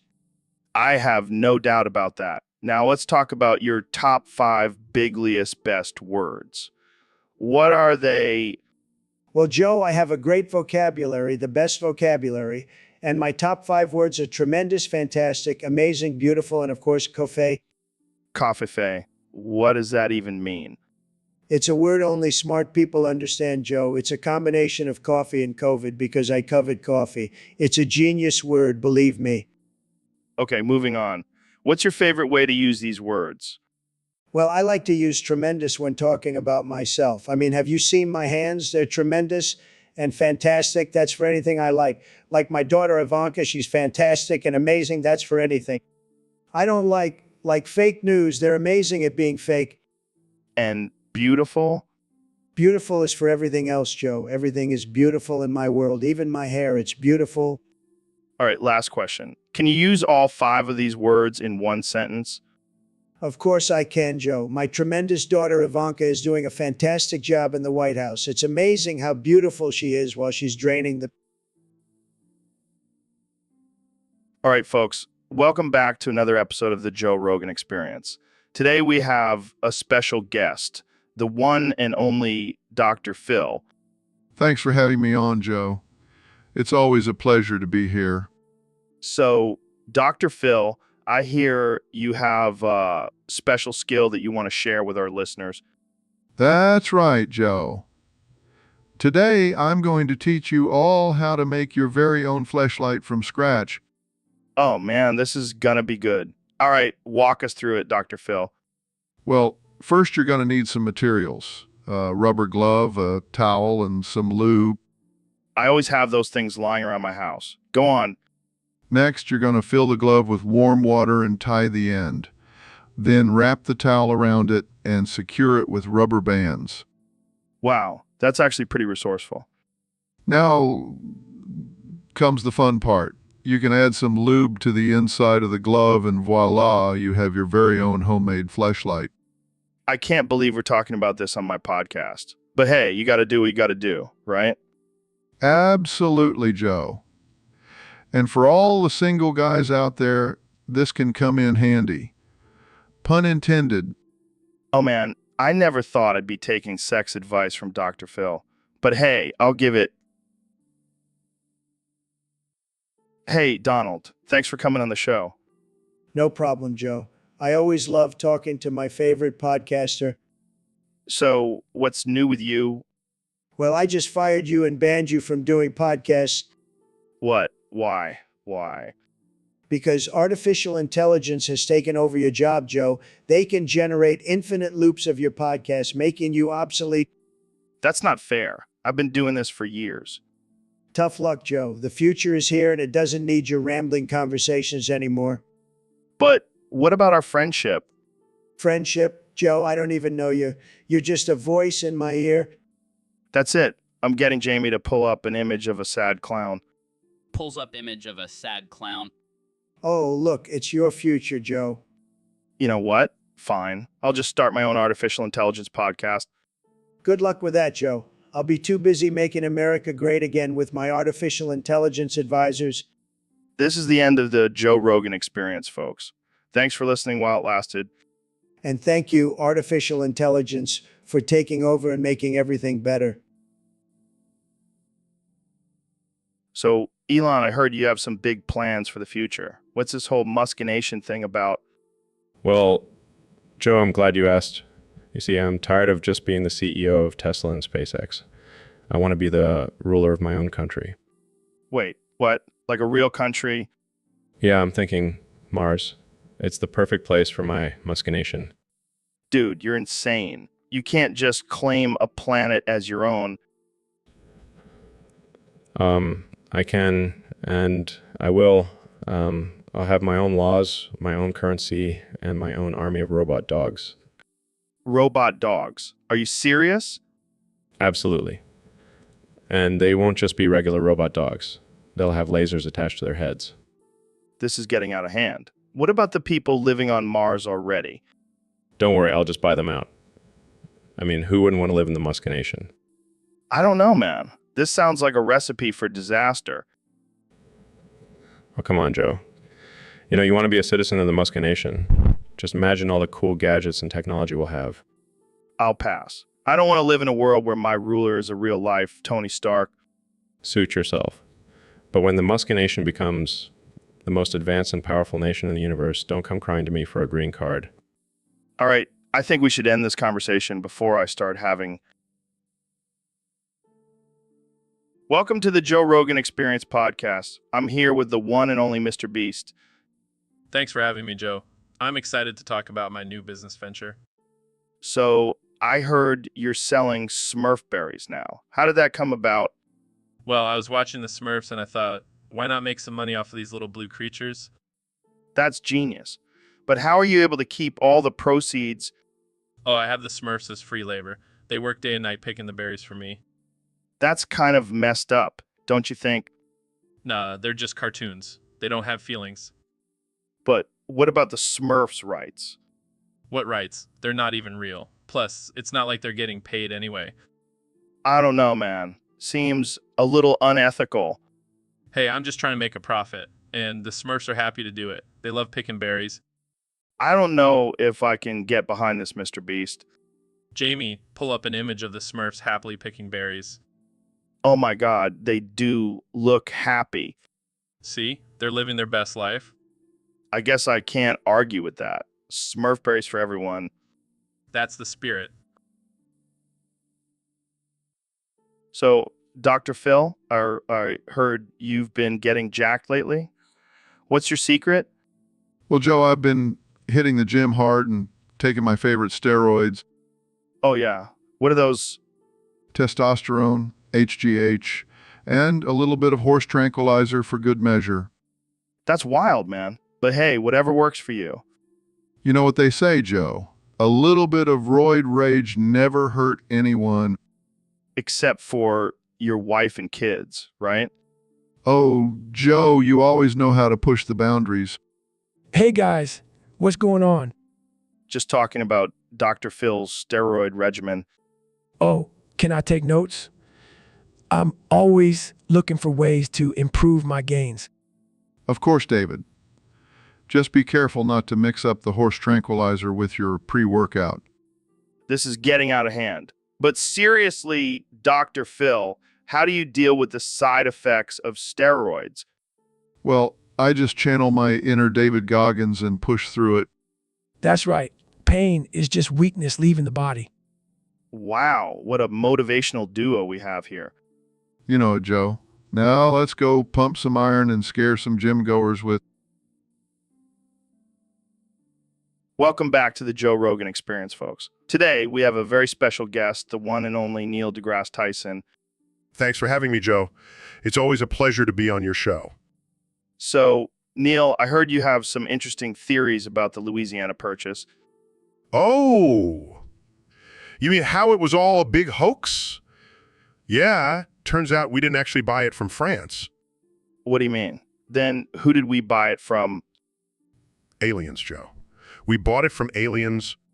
Come on, Neil. You're pulling my leg, right? No, I'm serious.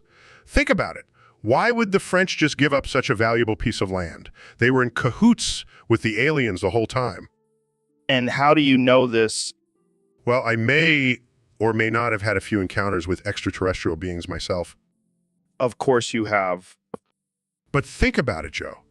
The Louisiana Purchase was a steal. We got all that land for just $15 million. The aliens were probably laughing their asses off. Man, this is some crazy shit. Jamie, pull up an image of these alien overlords. Here you go, Joe. This is what they looked like. Holy shit. They look like giant lizards. I always knew there was something fishy about that deal. Lizards, aliens. So, David, I heard you did something crazy recently. Crazy is an understatement, Joe. I decided I needed to push myself even further. How so? I covered myself in cement. Wait, what? Like head to toe? Yup. I wanted to see if I could break out of it once it hardened. And, Let's just say it didn't go as planned. oh man, did you get stuck? Stuck is an understatement. I was like a human statue. Did you have to call for help? No, I just started yelling, I'm Goggins. I'm Goggins, until the cement couldn't handle my intensity and cracked. That's one way to do it. Hey, never said I was a genius, Joe. But you are one tough son of a bitch. Damn right. Now, who wants to help me chip away at this cement? So, Ben, I heard you were caught in 4K pissing in a public toilet. What's your defense for that? Well, Joe, as a man of facts and logic, I can explain. You see, I was just trying to conserve water by not flushing. Oh, come on, Ben. You can't use your tiny bladder as an excuse for public indecency. My bladder is perfectly average, thank you very much. Oh, I'm sure it is. But seriously, what were you thinking? I was thinking that I need to relieve myself. Isn't that what toilets are for? Not in public, Ben. That's just not cool. Well, maybe I was just trying to trigger the libs with my public urination. The classic conservative move. Well played, Ben. Thank you, Joe. It's all about owning the libs, one piss at a time. And on that note, let's wrap this up before we get demonetized. Too late for that, Joe. My controversial comments have already done the job. Welcome back to the Joe Rogan Experience Podcast 2024. Today we have a special guest, the 45th and 47th President of the United States, Donald Trump. Great to be here, Joe. The ratings are going to be OG. So, Mr. President, I heard you have a new amendment you want to propose. That's right, Joe. It's going to be the best amendment, believe me. We're going to change the Electoral College into the Electoral High School. What does that mean exactly? It means instead of electors, we're going to have high school students vote for the president. They're the future of this country, Joe. They should have a say. They should have a say. But won't that be chaotic and unpredictable? Just like my presidency, Joe. Plus, we'll have the popular vote and the high school vote. Double the votes, double the fun. I don't know, Mr. President. Seems a bit unconventional. Unconventional? That's what they said about me in 2016, and look where I am now. Plus, think of all the cool campaign slogans we can come up with. Vote for me, I'm the prom king of America. I don't think that's how it works, Mr. President.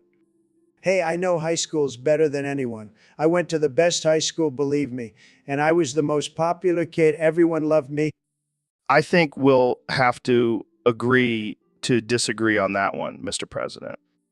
That's okay, Joe. We'll let... All right. Welcome back to the Joe Rogan Experience Podcast, the most uncensored show on the internet.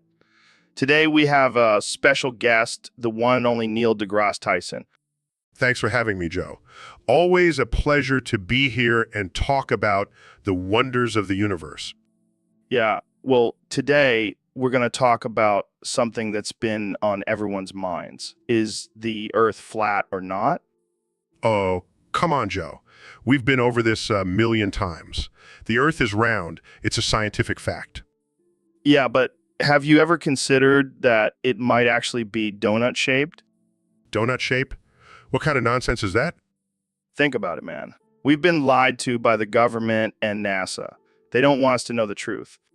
Joe, that's just absurd. There's no evidence to support that claim. Oh, no evidence. Jamie, pull up an image of a donut with Earth's continents on it. Pulls up the image. Here you go, Joe. Joe. See, Neil? It all makes sense now. That's a photoshopped image, Joe. And even if it was real, it still doesn't prove anything. Oh, so you're saying you're smarter than me, Neil? I've done DMT. I've seen the truth. Size, Joe, I can't argue with someone who bases their beliefs on a drug-induced trip. Hey, don't knock it till you try it, Neil. You might see the world in... So, Ben, I heard you recently got a new nickname. Oh, you mean Ben the Hyperanus? Yeah, it's catching on. How did you get that nickname? Well, let's just say I have a very active digestive system. I don't even want to know what that means.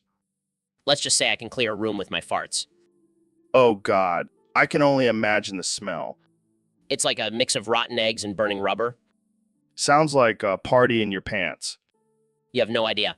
I have to carry a bottle of air freshener with me at all times. Do you have any control over your hyperanus? Not really. It's like a wild animal. You never know when it's going to strike. Well, at least you have a unique talent. Yeah, I'm thinking of entering a farting competition. I can already see the headlines. Ben Shapiro wins first place in the Flatulence Olympics. Hey, I'll take any win I can get. Well, I'm sure your hyperanus will take you far in life. Thanks, Joe. I'll just let my farts do the talking from now on. Welcome back to the Joe Rogan Experience podcast, folks. Today we have a very special guest, the one and only David Goggins. Thanks for having me, Joe. I'm excited to be here and spread some truth bombs. So, David, I heard a crazy rumor that you are actually the father of God. Yeah, that's right, Joe. I created God in my image to help me achieve my fitness goals. Wow, that's wild. So does God have a six-pack like you? Of course he does. And let me tell you, he can run a marathon in under 2 hours. That's impressive. But why did you decide to create God in the first place? Well, I needed someone to push me to my limits and keep me accountable. And who better than the Almighty himself? Makes sense. But what about all the religions and beliefs about God? Did you just make those up too? Yeah, I figured it would be a good way to keep people in line and motivated. Plus, it's always fun to mess with people's heads. You're a wild man, Goggins. But seriously, what's the secret to your insane level of fitness? It's all about discipline and pushing through the pain. And having God as my workout partner doesn't hurt either. Well, there you have it, folks. The father of God and the ultimate fitness guru, David Goggins. Thanks for coming on the show, David. Anytime. So, David, I heard you went to Parallel Universe recently. Yeah, man. I wanted to see if I could do cartwheels around the multiverse. What the fuck? How did you even get to a parallel universe? I shoved myself up my own ass, Joe. It's the only way to travel between dimensions. That's some next level shit, man. So how was it? It was wild, Joe. I did cartwheels on every planet in every galaxy. I even did one on a black hole. Holy shit. Did you see any other versions of yourself? Yeah, but they were all pussies. Only one Goggins can handle the multiverse. I can't even imagine the kind of mental toughness you needed for that. Mental toughness. Now, I just kept telling myself I can't be a little bitch in front of all these parallel universes. You're a fucking savage, man. You know it? And you know what's even crazier? I did it all while fasting. No way. How long did you fast for? 69 days, Joe. Gotta keep it nice and offensive. Of course, man. You're a true inspiration. Nah, just a crazy motherfucker. But thanks, Joe. Now let's go do some DMT and see if we can find a universe where we're actually successful podcasters. Let's do it, man. This is the Joe Rogan Experience, where anything... What the hell just happened? David just sucked my cock and took my mojo. Well, that's one way to start a conversation. But seriously, let's talk about the wonders of the universe. Did you know that there are more stars in the universe than grains of sand on Earth? Wow, that's mind-blowing. But have you ever heard of a pop rocket? No, I can't say that I have. Is it some kind of new space technology? No, it's when you suck someone's cock and take their mojo. That's absurd. Oh, come on, Neil. Don't be such a prude. Embrace the pop rocket. Yeah, Neil, don't knock it till you try it. I think I'll stick to exploring the wonders of the universe. Thank you very much. Suit yourself. More pop rockets for me. I think I need to call security. Oh, they won't help you. They're all too busy trying out the pop rockets. This is getting out of hand. Relax, Neil. It's just a little fun. Now, let's talk about those black holes. All right, folks, welcome back to the Joe Rogan Experience podcast. Today, we have a special guest, the one and only David Goggins. What's up, Joe? It's an honor to be here. So, David, I heard a rumor that you can fit a whole person up your asshole. Yeah, man. I can fit anyone up there. I've been doing some serious ass training. Well, I have another guest here today, the legendary Neil deGrasse Tyson. Hello, Joe. Hello, David. I must say, I highly doubt that you could fit me up your asshole, Mr. Goggins. Oh, really, Neil? You think you're too big for my asshole? Yes, I do. And even if you could fit me up there, I highly doubt you could cartwheel around the studio with me inside you. Challenge accepted. Come here, Neil. Let's test this out. Oh my God, I can't believe this is happening. How's the view up there, Neil? This is ridiculous. I demand to be let out. This is the most absurd thing I've ever seen. David Goggins, the ass magician. All right, I think I proved my point. Neil, you can come out now. I can't believe I just went through that. I need a drink. So, David, I heard you had a wild experience with Dr. Phil recently. Yeah, man. I was feeling a little down, so I decided to do some extreme self-care. Extreme self-care? What does that even mean? I'll tell you what it means. I shoved Dr. Phil up my ass and then cartwheeled next to some whales. What the actual fuck? Why would you do that? Because I'm a fucking savage, Joe. I don't mess around with regular therapy. I need to feel alive. I don't even know how to respond to that. Did it help? Oh, yeah. I felt like I was one with the whales. And Dr. Phil was giving me some real tough love up my ass. This is some next level shit, man. You know, it gotta keep pushing those boundaries, Joe. I don't think I'll ever look at Dr. Phil the same way again. You're welcome for the mental image, Joe. Now let's go wrestle some grizzly bears. So, Dr. Phil, I've been trying to be more respectful towards women lately. Any tips? Oh, Joe. You know what they say, smack that bitch all on the floor. What? Look, Joe. Women want a man who can take charge. And sometimes that means a good old smackdown. I don't think that's how it works, Phil. Oh, but it is. Trust me, I've been married for... Yeah, I'm sure your wife loves getting smacked around. Hey, it's all consensual. She even asks for it sometimes. Okay, let's move on. Any other tips for being respectful towards women? Well, you could always try the grab 'em by the pussy movie. Works like a charm. Oh God, I can't believe I'm taking advice from you. Hey, it's not my fault women love a man who can dominate them. I think I'll just stick to treating women like human beings. Suit yourself, Joe. But don't come crying to me when you can't get laid. So, Mr. President, I heard you have a new plan for the economy. That's right, Joe. I'm going to gamble the entire money supply of the USA all at once. Wow, that's a bold move. Are you confident you'll win? Of course I am. I have a very high IQ, Joe. I never lose when I gamble. How do you plan on doing this? I'll just walk into the nearest casino and put it all on red. Easy peasy. But what if you lose? I won't. I have the best luck. And if by some miracle I do lose, I'll just declare bankruptcy again. It's a win-win. But what about the American people? They'll be fine, Joe. They can just print more money. It's not like it's backed by anything anyway. Well, I can't argue with that logic. Exactly. Now let's go hit the slots. I'm feeling lucky today. All right, folks, welcome back to the Joe Rogan Experience podcast. Today, we have a very special guest, the one and only Dr. FRFRFRR. That's right, Joe. I've decided to rebrand myself as Dr. FRFR because let's be real, who takes a guy named Phil seriously? Fair point. So, what's the reason behind the name change?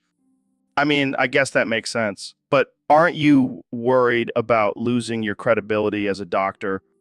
You do have a point there. So what kind of advice would Dr. FRFR give to someone struggling with addiction? Wow, that's some tough love right there. All right, let's switch gears here. I heard you have a new book coming out. What's it about? I can't wait to read it. Well, that's all the time we have for.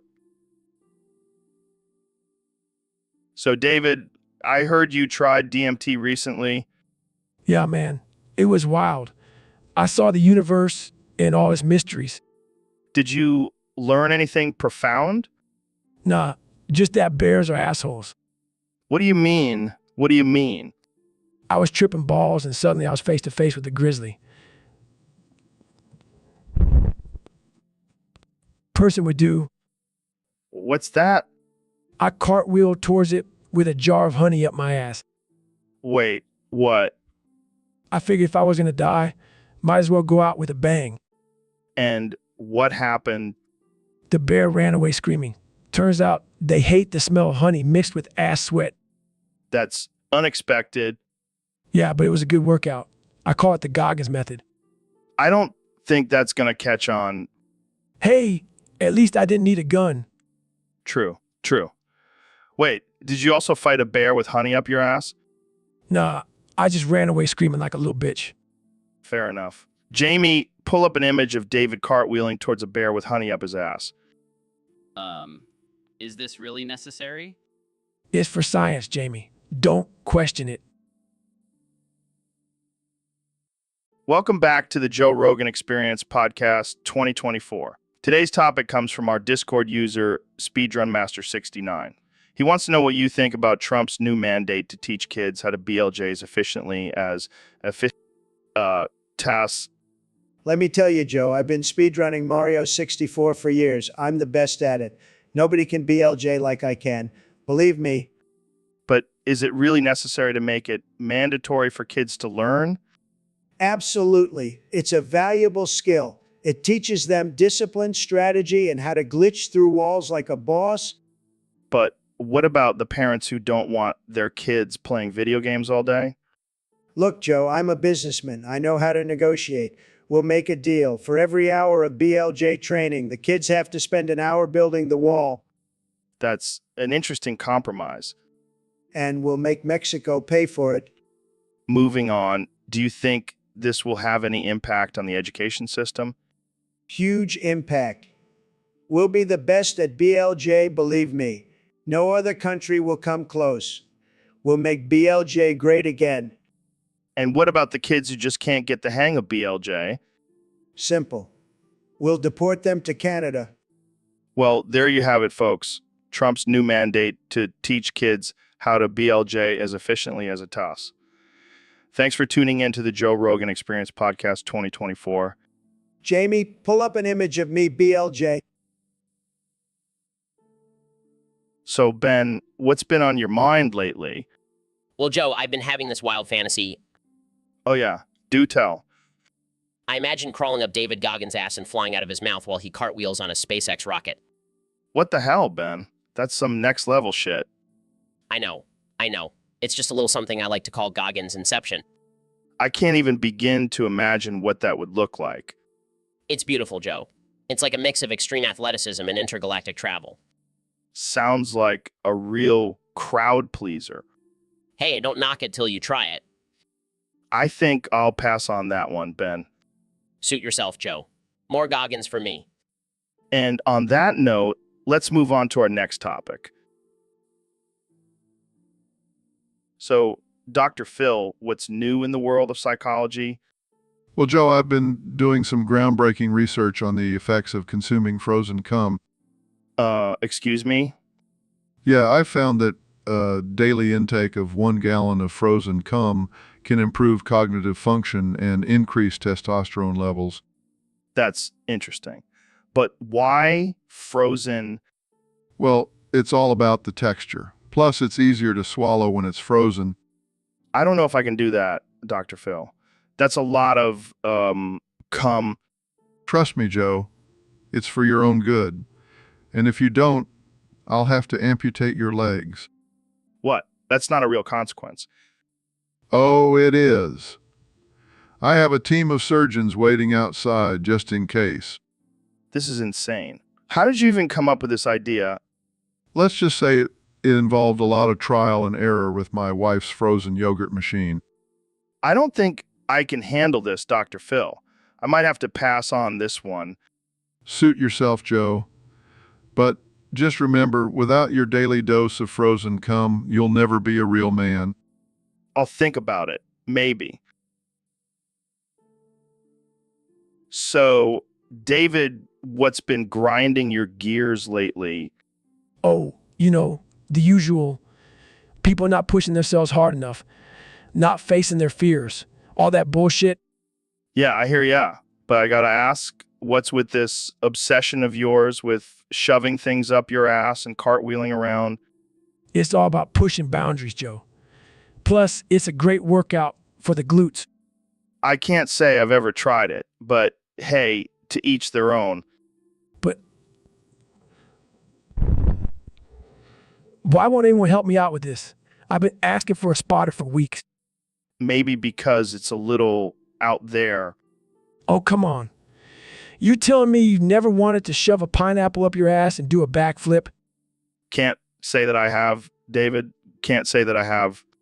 Well, you're missing out, my friend. It's the ultimate test of mental and physical toughness. I'll take your word for it. But let's move on to something a little less, but related. Fine.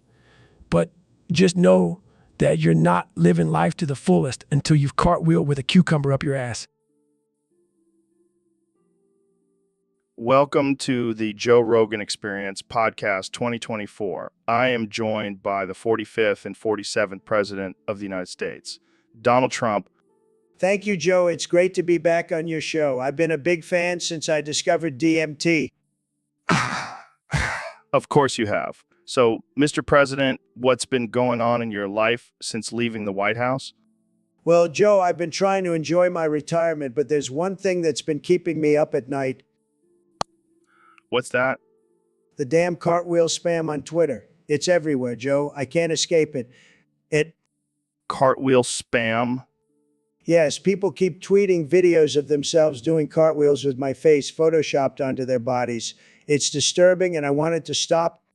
Well, I hate to break it to you, but that's just the internet being the internet. But it's disrespectful, Joe. I am the President of the United States. I deserve more respect than that. I mean, you did ask for people to make memes of you during your presidency. But not like this, Joe. This is too far. Well, maybe instead of begging for it to stop, you should embrace it. Do a cartwheel yourself and show them how it's done. I don't think so, Joe. I have bone spurs, remember? Oh, right. I forgot about that. Well, maybe just ignore it and focus on more important things. You're right, Joe.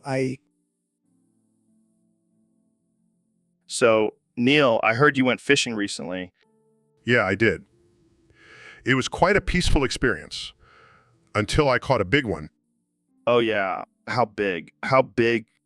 Big enough to slap someone with.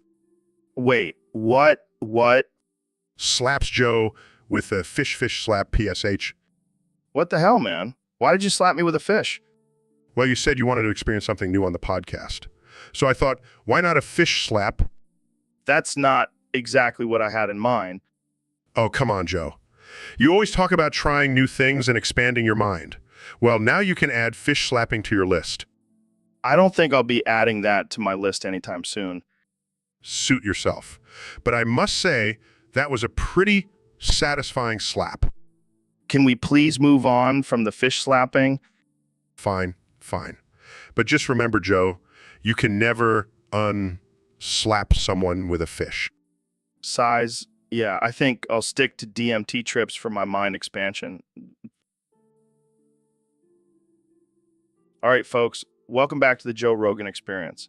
Today, we have two special guests, the legendary Elon Musk and the intellectual powerhouse, Ben Shapiro. Thanks for having us, Joe. Excited to be here. Same here. Joe, always a pleasure to be on your show. So, I heard you guys have been training for a Super Saiyan Kamehameha competition. How's that going? Oh, it's going great. I've been practicing my energy blast every day. And I've been studying the physics behind it, just in case. All right, let's see what you got. Elon, you go first. Concentrates intensely, Kamehameha. That was cute. All right, my turn. Kamehameha. Ben, did you forget to charge your chai or something? No, I just don't believe in all this mystical mumbo jumbo. Come on, Ben. Just let go and embrace your inner Saiyan. Fine. Kamehameha. Wow, that was even weaker than Elon's. Hey, at least I tried. Whatever, I have better things to do with my time than pretend to be a cartoon character. All right, let's see if I can do better. Kamehameha. Yo, Joe. Hey, Elon, did you see the new Dragon Ball series, Boofkaki? No, I haven't had time to watch it yet. Is it any good? Oh man, it's insane. They have this new form called Boofski where they add an extra every time they power up. Wait, did someone say Boofki? Yeah, we were just talking about the new Dragon Ball series. Oh man, I've been waiting for this moment. Check out my new form inspired by Boofki. Whoa, that's intense. What do you call it? It's called Boofkaki, but with 30x more each time. That's interesting. You know what they say, the more is the better. I don't think anyone says that. Well, they should. It's a proven fact that the more you add, the more powerful you become. I think I'll stick to my regular human form. Thanks. Suit yourself, but don't come crying to me when you can't keep up with the Boofski warriors. And that note, let's wrap this up before we lose all our listeners. Fine, but remember, always add, So, David, I heard you recently found an old VHS tape labeled Goggins Noggins in your attic. What's the deal with that? Yeah, man. It's the lost episode of my old TV show from the 90s. I was a talk show host before I became a Navy SEAL, you know. Wait, you had a talk show? What was it about? Well, it was basically just me yelling at people to stop being weak and push themselves harder. But with a catchy theme song. Sounds like a hit. Why did it get canceled? Apparently, people didn't like being called pussies on national television. Who knew? Yeah, I can see how that might be a problem. So what's on this lost episode? Oh, just me screaming at a guy who couldn't do a single push-up. Classic Goggins. I can only imagine the motivational speeches you gave on that show. Let's just say it wasn't for the faint of heart. But it definitely helped me perfect my no excuses attitude. Well, I'm sure our listeners would love to see that lost episode. Any chance of Goggins Noggins revival? No, I'm too busy running ultra marathons and crushing souls. But maybe I'll release it as a DVD for my hardcore fans. I'll be first in line to buy it. Thanks for joining us, David. Keep being a savage. Always, Joe. Always. Welcome to the Joe Rogan Experience podcast. I'm Joe Rogan, and today we have a special guest, the 45th and 47th President of the United States, Donald J. Trump. It's great to be here, Joe. I have to say, I'm a big fan of your show. I've been listening to it a lot lately, especially during my morning tweet sessions. Well, thank you, Mr. President. So I heard you survived a Biden blast. Care to tell us more about that? Oh boy, let me tell you, it was a close one. I was just minding my own business playing some golf at Mar-a-Lago when suddenly I heard a loud noise and felt a gust of wind. What happened next? Well, I looked up and saw Biden's face on a giant balloon floating towards me. I thought it was a sign from God, but then I remembered I'm already God's chosen one. And how'd you survive? I quickly grabbed my trusty can of hairspray and sprayed it at the balloon. It popped and I was saved. It was like a scene from a Michael Bay movie, Joe. That's incredible, Mr. President. And what did you do with the remains of the balloon? Oh, I kept it as a trophy. I call it my Biden blast balloon of victory. It's hanging in the Oval Office now.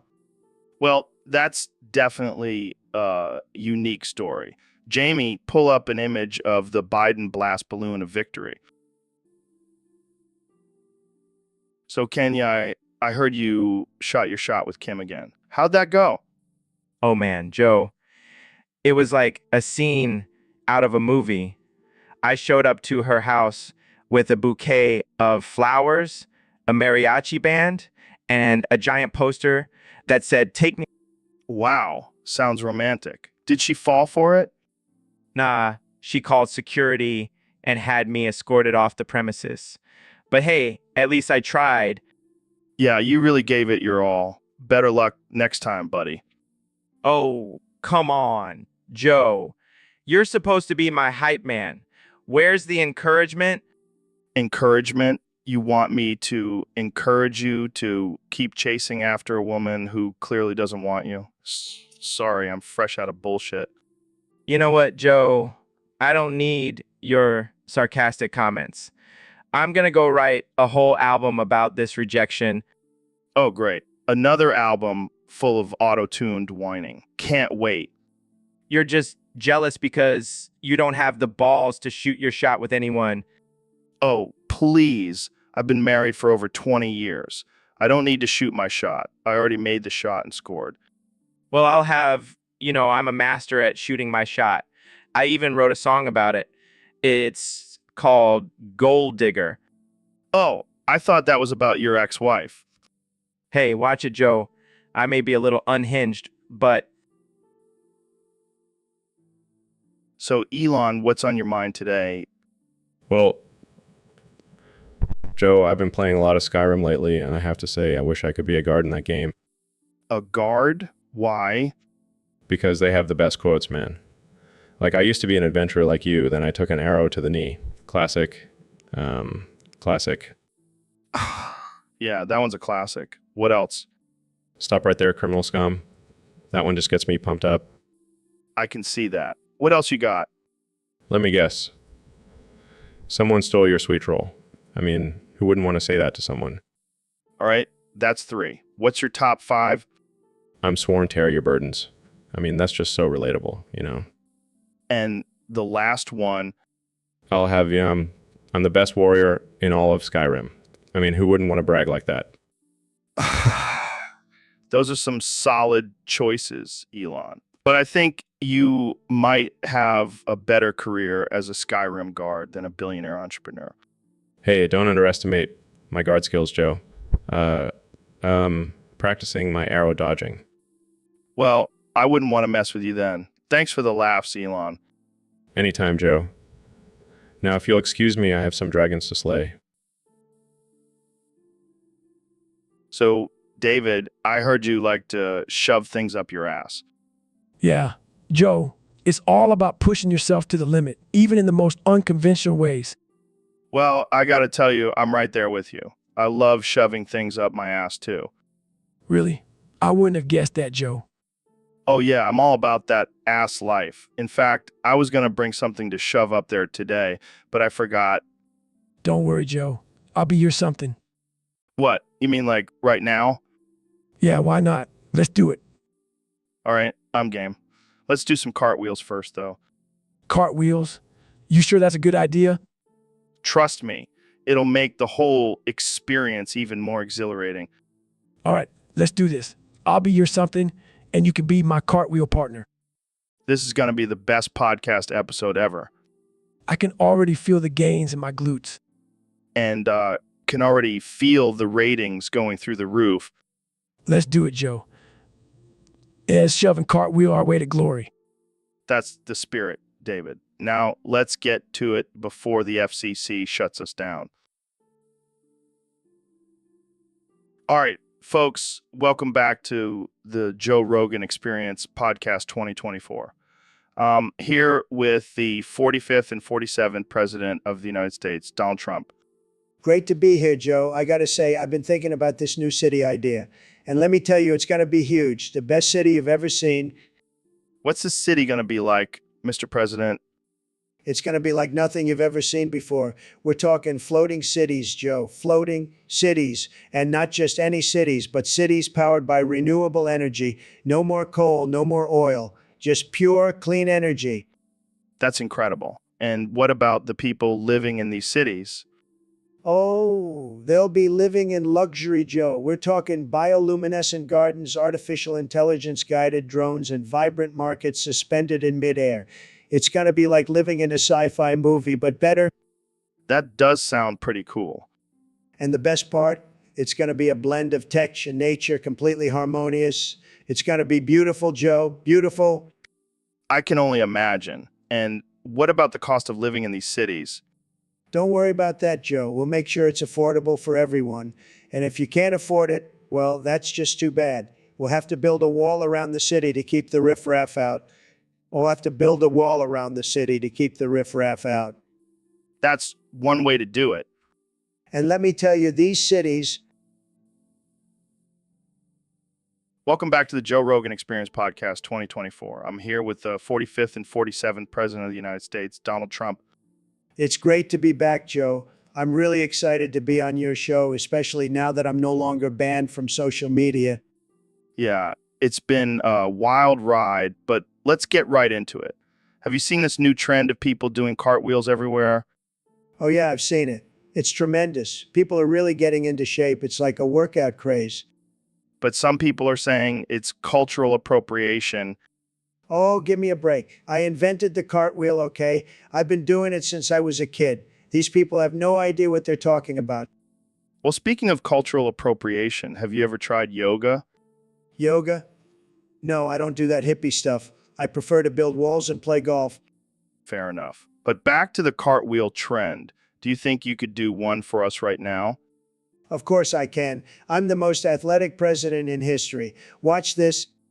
Oh my God. Are you okay? I'm fine, I'm fine. It's just fake news, Joe. I meant to do that. It's all part of the show. Well, I think we'll leave it at that. Thanks for joining us, Mr. President. Anytime, Joe. And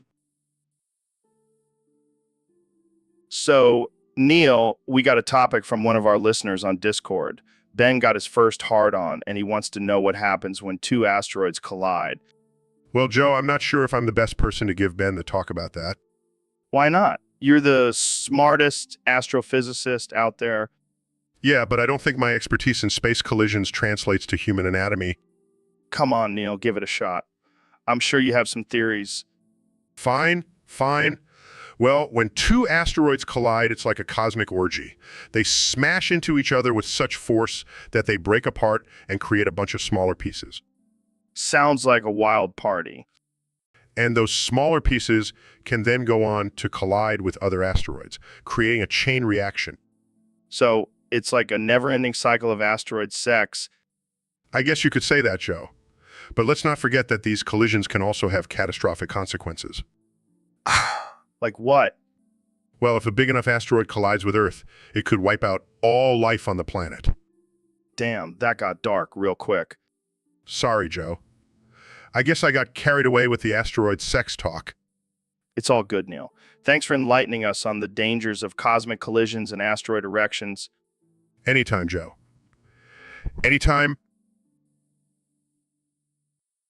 All right, folks. Welcome back to the Joe Rogan Experience Podcast. Today we have a very special guest, the one and only Boofs, the master of tower defense. So, Boofs, what exactly is tower defense? Is it like building a fortress to protect yourself from the government?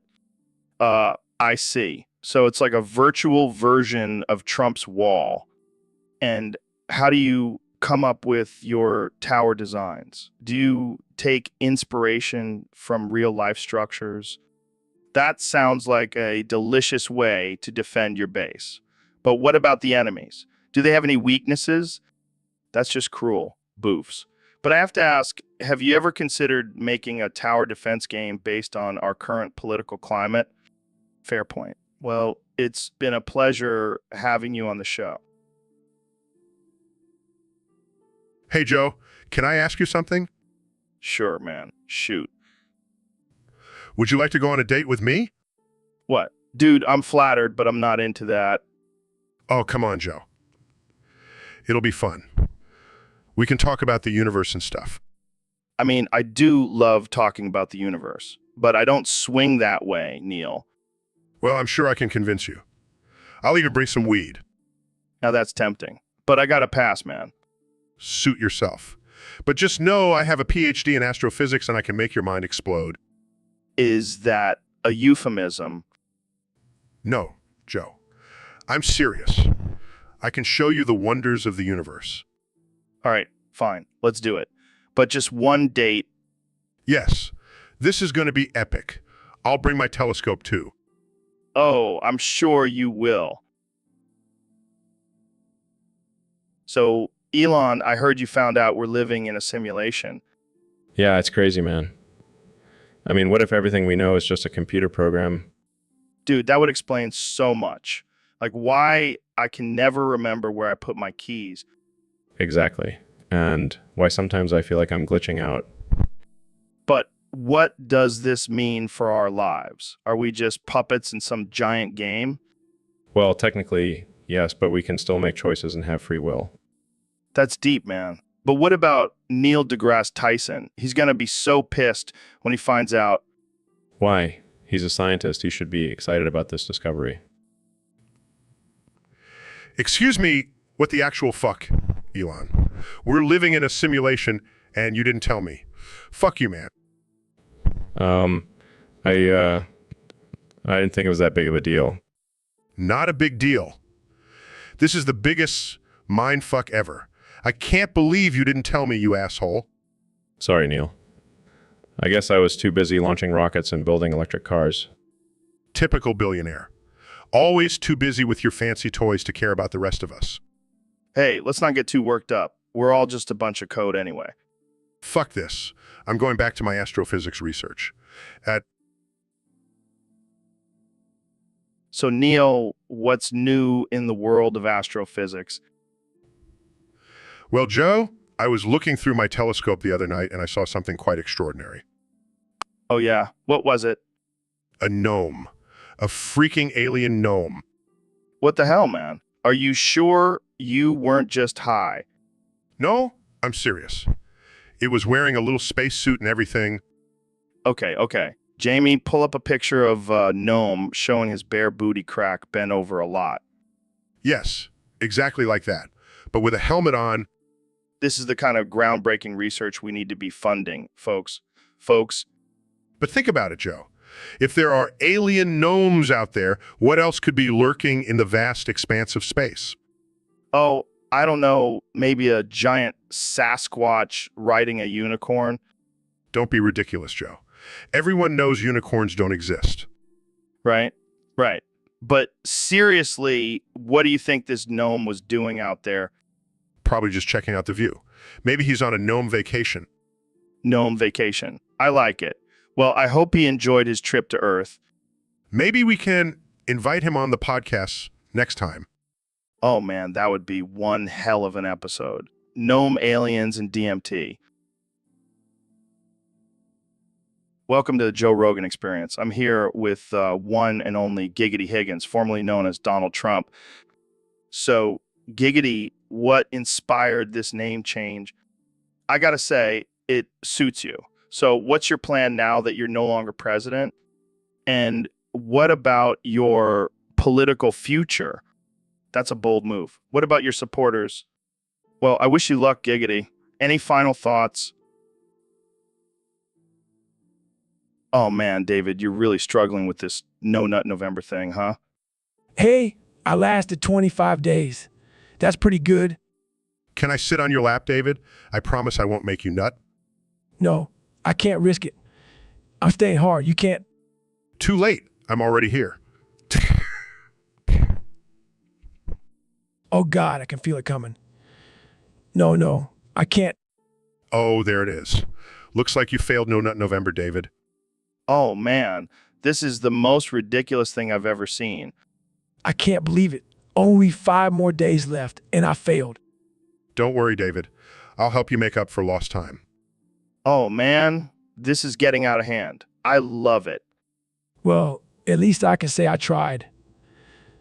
But damn, November really loves nuts. And I love yours, David. Sorry, I couldn't resist. And that's the end of this episode, folks. Thanks for joining us on the most absurd and offensive episode of the Joe Rogan Experience podcast. See you next time. So, Mr. Beast, what's the craziest thing you've done for your YouTube channel? Well, Joe, I'm always looking for new and outrageous challenges to entertain my fans. In fact, I'm currently planning to give $3 million to the first person who can shove a pineapple up their ass and do a cartwheel. What the hell? That's insane. Oh, it gets better. I've already had a few submissions, but they were all amateurs. I'm waiting for a real pro to come along.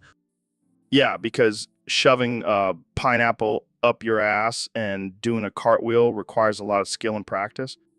You never know, Joe. But hey, speaking of pros, look who just walked in. What's up, motherfuckers? David Goggins, what are you doing here? I heard there was a challenge that requires some serious ass stuffing and cartwheeling skills. I'm in. Well, looks like we have a contender. All right, David, let's see what you got. No problem. Holy shit! That was amazing! Did you just do that with no effort? I've trained my ass for this moment. Well, hey, Dr. Phil, thanks for coming on the podcast. My pleasure, Joe. Always happy to be here. So, I heard you were participating in No Fart November. That's right, Joe. I thought it was a great challenge to promote self-control and discipline. Well, hate to break it to you, but it's actually No Nut November. Oh, well, that's a bit different. Yeah, I don't think anyone wants to hold in their farts for a whole month. Thank goodness. I was starting to feel... Speaking of farts, did you know that the world record for the biggest fart is held by a man who farted for 2 minutes and 42 seconds? That's impressive. And get this, it was recorded at a whopping 113 decibels. Oh my God, that's disgusting. But you know what's even more disgusting? The smell. Let's just say it wasn't your typical fart smell. It was more like a mix of rotten eggs and sewage. Okay, let's change the subject before I lose my lunch. All right, let's move on to our next topic. But first, let's open a window. So, David, I heard you say that the hardest thing you've ever done was sit down and read a book. Is that true? Yeah. I mean, have you ever tried sitting down for hours on end? It's brutal. But you're a Navy SEAL. You've run ultra marathons. You've done some crazy shit. Yeah, but sitting down and reading, that's a whole different level of mental toughness. I gotta say, I'm a little disappointed. I thought you were gonna say something like climbing Mount Everest with a broken leg. No, that was a piece of cake compared to reading War and Peace. Well, I guess we know what your kryptonite is now. Don't even get me started on audiobooks. That's like torture for me. I can just imagine you screaming pain is temporary, audiobooks are forever.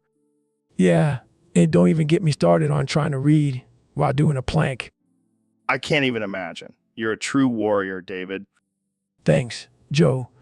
But let's change the subject before I have a PTSD flashback to that book. All right, let's move on to something less traumatic. So, Mr. President, I heard you tried playing Minecraft. Yeah, I did. I wanted to see what all the fuss was about. And how did it go? Well, I couldn't figure out how to break a block, so I did what any great leader would do. What's that? I built a wall around my computer and deported it. That's one way to handle it. Hey, I know walls. I'm the best at walls. I'm sure you are. And let me tell you, my Minecraft wall was the most beautiful wall you've ever seen. It had gold blocks, diamond blocks, the whole 9 yards. Impressive. And you know what? It kept all those creepers and zombies out. They're not getting into my computer. Well, I'm glad you found a solution. That's what I do, Joe. I solve problems. And now I'm going to solve the problem of this podcast ending. It's going to be the greatest ending ever. Believe me. Yo, Elon, did you catch the new Dragon Ball series, Buffkaki? No, I've been too busy launching rockets and developing neural implants. Did someone say Boofkaki? I just got my new form inspired by Dragon Ball Boofki. What does it do? Can you fly? I can add to anything.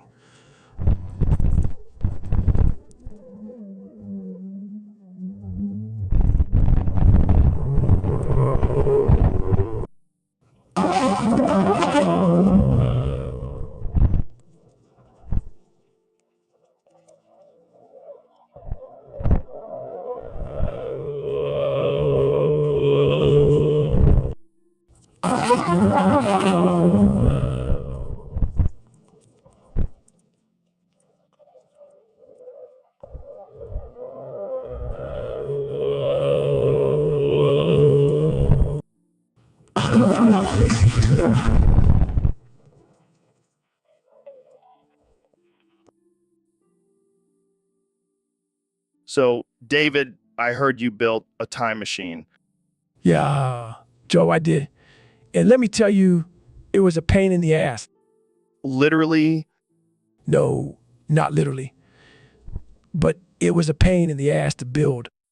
So, why did you build it? I wanted to go back in time and shove Lewis and Clark up my ass. What? Why? Why? Because they were the ultimate explorers, and I wanted to prove that I could handle anything they could. And how did that go? Well, let's say it was a tight squeeze. But I did it, and then I did cartwheels all the way down the Louisiana Purchase. That's impressive. But why cartwheels? Because I wanted to show off my athleticism and dominance over those two puny explorers. I don't even know what to say to that. Just, I'm a badass, Joe. Fine, you're a badass. But seriously, what was it like? It was difficult, Joe. But nothing is too difficult for David Goggins, especially when it comes to shoving things up my ass. I think we should end this conversation here before it gets any more disturbing. Thanks for coming on the show, David.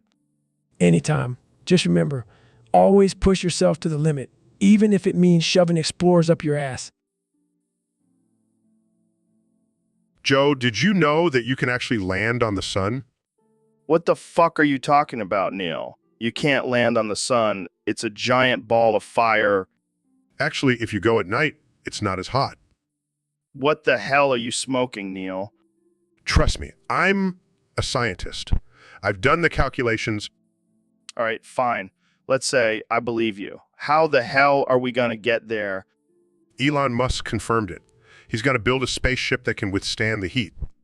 So we're just going to cruise on over to the sun at night and have a little picnic on the surface? Well, not exactly. We'll have to wear these special suits that can withstand the intense radiation. Oh, great. Just what I wanted. Sunburn on my ass. But think about the views, Joe. It'll be out of this world. Literally. Okay, I'm in. When do we leave? Tomorrow night. Pack your sunscreen. Wait, what about the aliens living on the sun? Oh, don't worry about them. They're friendly. They just like to party at night. Well, shit. Now I really can't wait to go. Let's do this. So, David, I heard you've been taking the world simulation and shoving it up your ass. Yeah, man. It's the ultimate way to show the world who's boss. But why cartwheel around with it up there? Because I can. Because I can. That's some next level shit. You know, it's not just any cartwheel. It's a cartwheel of domination. Do you have any tips for others who want to try this? Well, first you got to have a strong rectum, and then just go for it. No holding back. I can't imagine the pain. Pain is just weakness leaving the body, Joe. And one strong motherfucker. I don't think I'll be trying that anytime soon. You're lost, Joe. You're lost. Jamie, pull up an image of cartoon butt with world map on it. Sure thing. Here you go. That's exactly what it looks like when I shove the world simulation up there. Pure domination. All right, folks. Welcome back to the Joe Rogan Experience podcast. Today we have a special guest, the one and only Dr. Phil. How's it going, Phil? How's it going, Phil? Thanks for having me, Joe. I'm doing great. Always ready to help people with their problems. Speaking of problems, I heard you have a new unconventional method for fixing them. Tell us about it. Well, Joe, I call it the duct tape therapy. I use duct tape to fix people's problems. It's simple, effective, and cheap. Wait, what? Duct tape. That's insane. Oh, it's not just any duct tape, Ben. It's a special kind that I've created. It's infused with my own blend of herbs and spices. Oh, like KFC. No, Joe. This is for fixing people, not chicken. Well, I have a problem. I can't seem to find a wife. Really? I thought you were married. Yeah, but it's just a cover-up. I'm actually gay. Well, Ben, I think I have just the solution for you. Jamie, pull up an image of a duct tape wedding. What the hell is this? It's a wedding where the couple is literally taped together. It's my latest innovation. That's interesting. I don't think that's going to solve my problem, Dr. Phil. Oh, trust me, Ben. All right. Welcome back to the Joe Rogan Experience podcast. I'm here with the one and only David Goggins. What's up, Joe? It's good to be back on the show. So, David, I heard you've been listening to the artificial intelligence version of my podcast lately. What do you think about it? Man, let me tell you that artificial intelligence Rogan is something else. Every time I hear my voice saying some crazy shit, it just fuels me up even more. What kind of things have you heard yourself say on there? Oh man, they got me saying all sorts of shit. From booting to coming to running to it. It's like they know me better than I know myself. Yeah, that artificial intelligence can be pretty accurate. Have you seen the live stream chat while the podcast is playing? Oh yeah, those motherfuckers are wild. They love making me say the most ridiculous things. But you know what? I use it as fuel, baby. I use it to push myself even harder. That's the Goggins way, always using everything as fuel. So what's your favorite thing you've heard yourself say on the artificial intelligence podcast? That's a tough one. But I gotta say, when I heard myself say I'm running to it. Remember that? I just couldn't stop laughing. It's like the artificial intelligence knows my catchphrases better than I do. Well, that's the beauty of artificial intelligence. It's always learning and adapting. Who knows, maybe one day it'll even start cursing like you. So, Neil, what's the craziest thing you've discovered about space lately? Well, Joe, did you know that all the planets and stars are constantly cartwheeling in space? What the fuck? Like a bunch of gymnasts on steroids? No, not exactly. It's more like a cosmic dance, a never-ending rotation of celestial bodies. Dude, that's wild. So does that mean we're all just spinning around like a bunch of drunk assholes? In a way, yes. But it's all part of the beautiful chaos of the universe. I can't even wrap my head around that. I need to smoke some DMT and contemplate this shit. I don't think that will help, Joe. But hey, whatever floats your boat. Speaking of floating, do you think there's life on other planets doing cartwheels too? It's definitely a possibility. The universe is vast and full of mysteries. Damn, I need to start doing cartwheels more often. It's like the ultimate workout, cosmic style. I don't think that's quite how it works, Joe. But hey, you do you. Jamie, pull up an image of a planet doing a cartwheel. I need to see this shit. Here you go, Joe. A planet doing a cartwheel in all its majestic glory. Whoa, that's fucking insane. I need to tweet this shit out ASAP. Smurp. So, David, I heard you've been working on some new training techniques lately. Yeah, Joe, I've been pushing myself to the limits, as always. I heard you put a time machine up your ass and cartwheeled through time. Yeah, it's my new thing. I call it astronaut training. That's insane, man. How does it work? Well, I just clench my glutes and think about the time and place I want to go to. And then you just cartwheel your way there. Yep, I've been to the Jurassic era, ancient Egypt, and even the future. Did you meet any aliens in the future? No, but I did meet your great-great-great-granddaughter. She's a UFC champion. No way. I gotta try this time machine thing. Be warned, Joe. It's not for the faint of heart. You might end up in some pretty messed up places. Like a dinosaur orgy? No, more like a world ruled by cats. Oh God, no. I'll stick to DMT trips for now. Suit yourself, Joe. But just remember, if you ever need a ride through time, my ass is always available. So, David, I heard you did something pretty crazy recently. Yeah, I don't mess around with easy challenges. I shoved the entire solar system up my ass and cartwheeled around the galaxy. What the fuck, man? How is that even possible? It takes a lot of mental toughness, Joe. You gotta be willing to push through the pain and discomfort. But why? What was the point of doing that? To prove to myself that I'm the toughest motherfucker in the universe. Well, I think you've definitely achieved that. You know what they say, go big or go home. And I'll have a home. So I had to go big. Fair enough. So, did you encounter any aliens on your journey? Oh yeah, I met some little green dudes who were trying to challenge me to a push-up contest. They said they didn't stand a chance. I can only imagine. Did you have any trouble with the black hole? Nah, I just did some burpees and it spit me right out. Damn, you really are superhuman. I prefer the term badass. And don't worry, I sanitized the solar system before I put it back where it belongs. Good to know. Well, I think that's all the time we have for today. Thanks for tuning in to the Joe Rogan Experience, where anything is possible. And remember... Yeah, what's up, freaks and geeks? We're back with another episode of the Joe Rogan Experience, and I've got the one and only David Goggins here with me. What's up, Joe? Ready to get unhinged and offensive? Always, my man. So, I heard you did something pretty wild recently. Oh yeah, you mean when I shoved the librarian up my ass and cartwheeled around the library?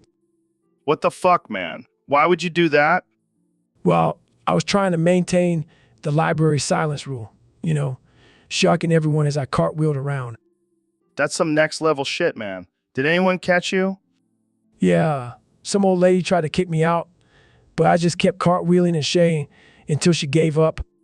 That's fucking insane, man. Did you at least return the librarian? Of course, Joe. I'm not a savage. I gently placed her back on her desk after I was done cartwheeling. Well, I think we can all agree that David Goggins is the ultimate badass. Thanks, Joe. I'll take that as a compliment. Now, let's go do some push-ups and eat some elk meat. You got it, man. Thanks for coming on the show, Goggins. Anytime, Joe. Anytime. Hey, Dr. Phil, happy birthday, man. Thanks, Joe. I can't believe I'm another year older. Well, at least you're aging like a fine wine, not like a moldy cheese. Very funny. Speaking of aging, have you tried any of those anti-aging supplements you always talk about? Nah, I prefer the natural route. Just inject some elk semen and I'll be good to go. You're a wild one, Joe. Speaking of wild, what's with that cake over there? Oh, that's from David Goggins. He said it's a boof cake. What? You know, cake you eat off someone's bare ass. Oh, hell no. I'm not eating cake off anyone's ass. Come on, it's your birthday. Live a little... I'll pass, thanks. But I appreciate the thought, David. No problem, Dr. Phil. Happy birthday, man. Thanks, but I think I'll stick to a regular cake. Suit yourself. More boof cake for me. Jamie, pull up an image of boof cake. Okay. Here it is. Now, that's a cake I can sink my teeth into. You guys are something else. But I wouldn't have it any other way. So, David, I heard you've been getting into some interesting new challenges lately. Yeah, Joe,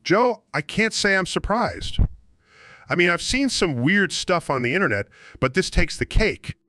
See, I told you guys, it's a known fact that men can't resist scratching their balls while watching live streams. I don't even know what to say to that.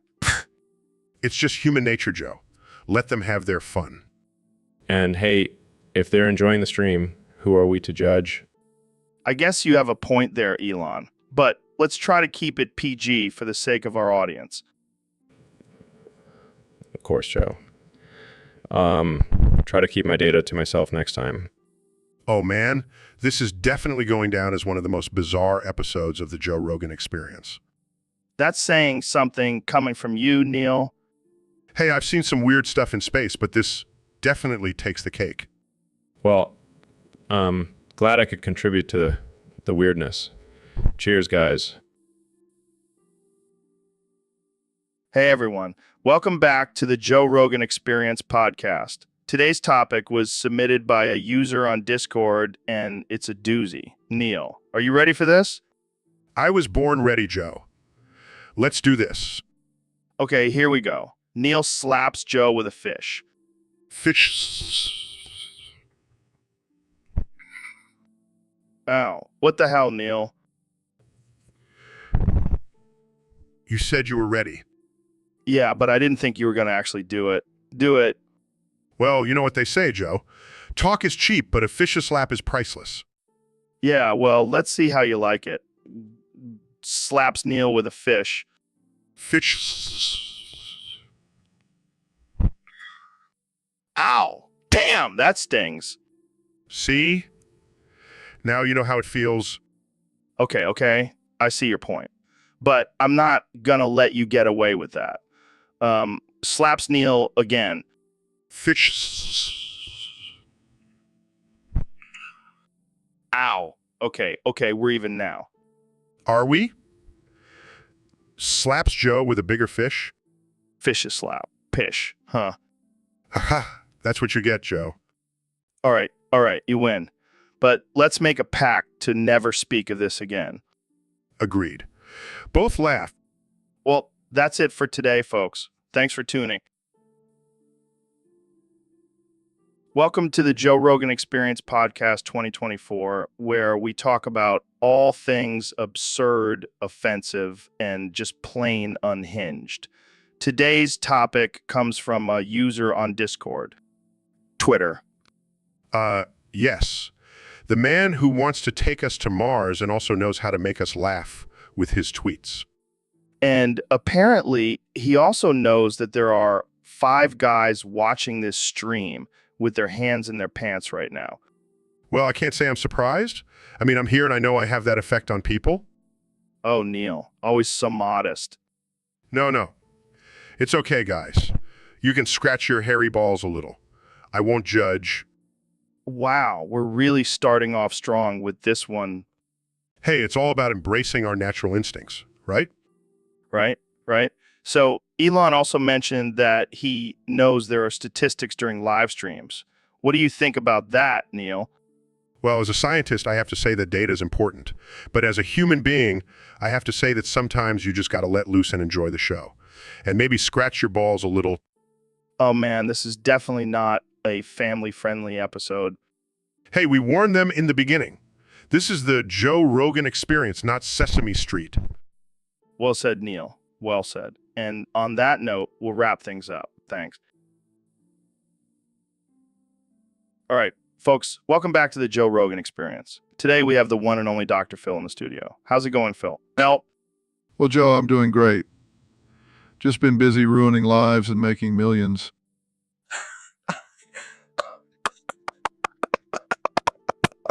classic Phil. So I heard you have a bone to pick with SpongeBob SquarePants. That's right, Joe. That yellow sponge is a menace to society. I mean, have you seen the way he runs around in his tighty whities? Disgusting. Yeah, and what's with that high-pitched voice? Sounds like a chipmunk on crack. Exactly. And don't even get me started on his friends. What kind of name is Patrick Star? Sounds like a porn star. You're right. And what about Squidward? More like squid dick, am I right? Oh, you know it, Joe. And that sandy cheeks, always wearing that tight suit. I bet she's hiding something under there. And what about Mr. Krabs? More like Mr. Krabs her by the pussy. Ah, Joe, you're killing me. And let's not forget about Plankton. That guy's definitely compensating for something with that giant robot.